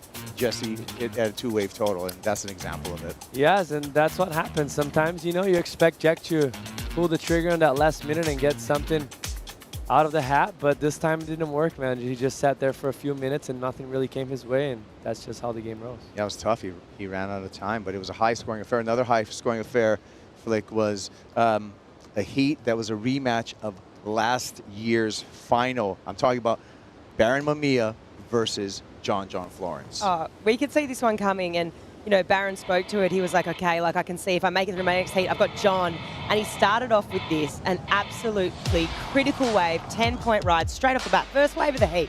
I mean, how much more underneath it can you get? How much more late? Oh, you cannot. That was just, it was a perfect 10. It was incredible. And I was like, wow, this is just starting off right where he left off from the final. And then John sort of, you know, pulled a rabbit out of the hat, and he ended up getting back in the game, 7.43. But it was this thing that really put Barron, okay, this is scary. That was near a 10, 9.63. I was thinking that thing could have almost been. I thought it could have been a 10 as well. I was in the same way as you guys. I thought that was going to come in a 10 as well, but I guess the intensity of Barron's takeoff, like you mentioned, he could not be underneath enough on that wave, and he somehow find that only little inch that made him roll in, and all the ability he has, because that was as impressive as it gets. Giant numbers between these two, both in the 17-point range. That was a highlight heat of the day. Barron Mamiya will be facing Jake Marshall in the quarterfinals. Big stuff. That was a great heat. We had another great heat, Jesse, with the GOAT. The guy's timeless, right? Kelly Slater against Ethan Ewing. That was an incredible heat. He's moving through generations, and he doesn't stop. That's just how he rolls. And he's the one to beat in this event. Now, like, you have John out. Gabriel's not in this event. Obviously, you have Italo, past champion before, and Barron, but he's one of the guys that we got to look out. Mostly tomorrow with those sneaky backdoor waves. It's going to be super fun to watch him. Yeah, Ethan Ewing did put up a battle, but just the wave selection, Flick, and the performance of Slater, undeniable. He's undeniable in waves like this, and he's still just as relevant as ever. And when it's big, when experience pays, like days like today is when he just really shines. And it's amazing to see, because it's a privilege to still get to watch him compete in a jersey. For how much longer will we see this? I mean, hopefully. Could be another 10 years by the way he's going right now. But you just never know. So you got to be grateful. Taking a look at the numbers between these two, and Slater onto the quarterfinals, where Slater will be facing up against Ian Gouveia. This is how long Kelly Slater's been doing this. Kelly has actually surfed against Ian Gouveia's father, Fabio Gouveia. However, Fabio in head-to-head matchups is 4-2 on Kelly Slater. So maybe Kelly's going to take a little bit of a wrap out on Gouveia Jr. in that quarterfinal number 3 as we look at our bracket. This is going to be such an exciting match. I mentioned a few times, Ian Gouveia, that's his spot. Like, that's the best surfing he would provide. It's tube riding. Like, he's second to none, and he gets underrated for some reason. Just a small guy, comes from Brazil, but the tube riding technique that guy has is impeccable. So it's going to be a fun heat to watch. You got a favorite quarter here? Wow, I mean, they're all stacked. You know who I'm really excited to watch? George Pittar. I just feel like he's been on this roll, but he's coming up against Leo, who's got so much experience. And is Leo going to, you know, sort of trump this rookie and put a stop to the sort of steamroll that he's been on? I like quarterfinal number 1. A couple of goofies out there. Italo, Ferreira, Miguel, Pupo. That's how we're going to start the men's quarterfinal. That's how we're going to do it tomorrow, which is going to be finals day. Now, when we're talking about tomorrow, I want to know what we're expecting. We're expecting the sand to clear through. We're expecting some good wind and still some swell. But Jesse, you know who I asked? Surfline, and they can give us all the data. I got to say, they really nailed it down for making us wait for these conditions that we have today. And tomorrow is just a decreasing swell of what we have today. So it's still going to be beautiful. Probably a little bit smaller, a little bit easier for the surfers as well, because there's been a lot of sets going through the lineup and cleaning them up. So I think tomorrow's going to be more organized. I don't see it being as good as today, but still going to be probably pretty good and amazing barrels reading all day long with offshore wind. Thank you to Surfline. Hey, 6 to 8 foot faces will take it, Flick, with offshore winds. Oh, we know it's going to be on. It's the last day of the waiting period. Final day. Look at that. 6 to 8 foot. It's offshore. Beautiful. Let's go. It's going to be more groomed, I'll tell you that much, because that wind's just going to keep grooming it overnight. All day. This morning when we rocked up, it was a bit rogue, and so it cleaned up throughout the day. Tomorrow's going to be beautiful. That's going to be beautiful. You want to tune in, make sure you tune in. Tomorrow's the finals day. Let's celebrate today and the Aero top 5 moments of the day. We got a lot, but we got to start off with number 5, Jesse, the punishment, the wipeouts, out. The tube monster's getting everyone today, and this is what happens. Like on days like today, like just trying to take off under the lip, it's not the easiest job you have. And look at that. That's the same heat, just you mentioned. Those 2 waves are in the same heat right there. It's just, it's tense or once. Number 4, the rookies came out today, Flick. Yeah, they were out in full force, and it started with Al right here. This 9.5 was absolutely incredible. Jesse said it, that last section was absolute, just, it was as heavy as it gets, and he just put it to the test. And then we obviously saw Joel as well, locking in this 8.83. And, you know, there was a lot of chatter, you know, what's Joel's barrel game like? Well, I mean, he shut everyone up today. And the buzzer beater. I know. This thing, absolutely incredible from George Pittar. Just beautiful surfing. Number 3, you talked about it, Jesse. Jan Gouveia. I mean, this wave itself was so beautiful, but that's not even his best wave. Like, the wave he caught after the 9-point ride was incredible. I was watching it live and he was so deep. Number 2, Flick, it's the GOAT, Kelly Slater. He made finals day yet again. Yeah, he's doing Kelly Slater things. And if there's conditions where he's going to thrive, it's today. And, you know, if I think about, you know, this is his 100th heat win here at Pipe. If I think about tomorrow. He got 2 today, 100th and 100th and 1st. 100th and 100th and 1st. Number 1, all the 10s today. Jack Robinson, perfect 10. I mean, one thing that you can compare to those 2 rides, the intensity of the takeoff. Both of them falling off the sky and somehow managing. Look how thick that wave is from Barron.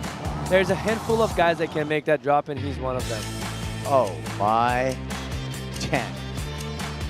Take a Yeti for that one. Congratulations, Barron. What a day. What a day, what a day, what a day. I hope you enjoyed it. Final thoughts, Flick? Bring on tomorrow. I'm looking forward to seeing the women, actually. We didn't get to see them today, so I'm looking forward to it. We're still, that swell's still going to hold in there a bit. Drop off ever so slightly, but it's going to be beautiful, groomed, great finals day. What about you, Jesse? Tomorrow's on.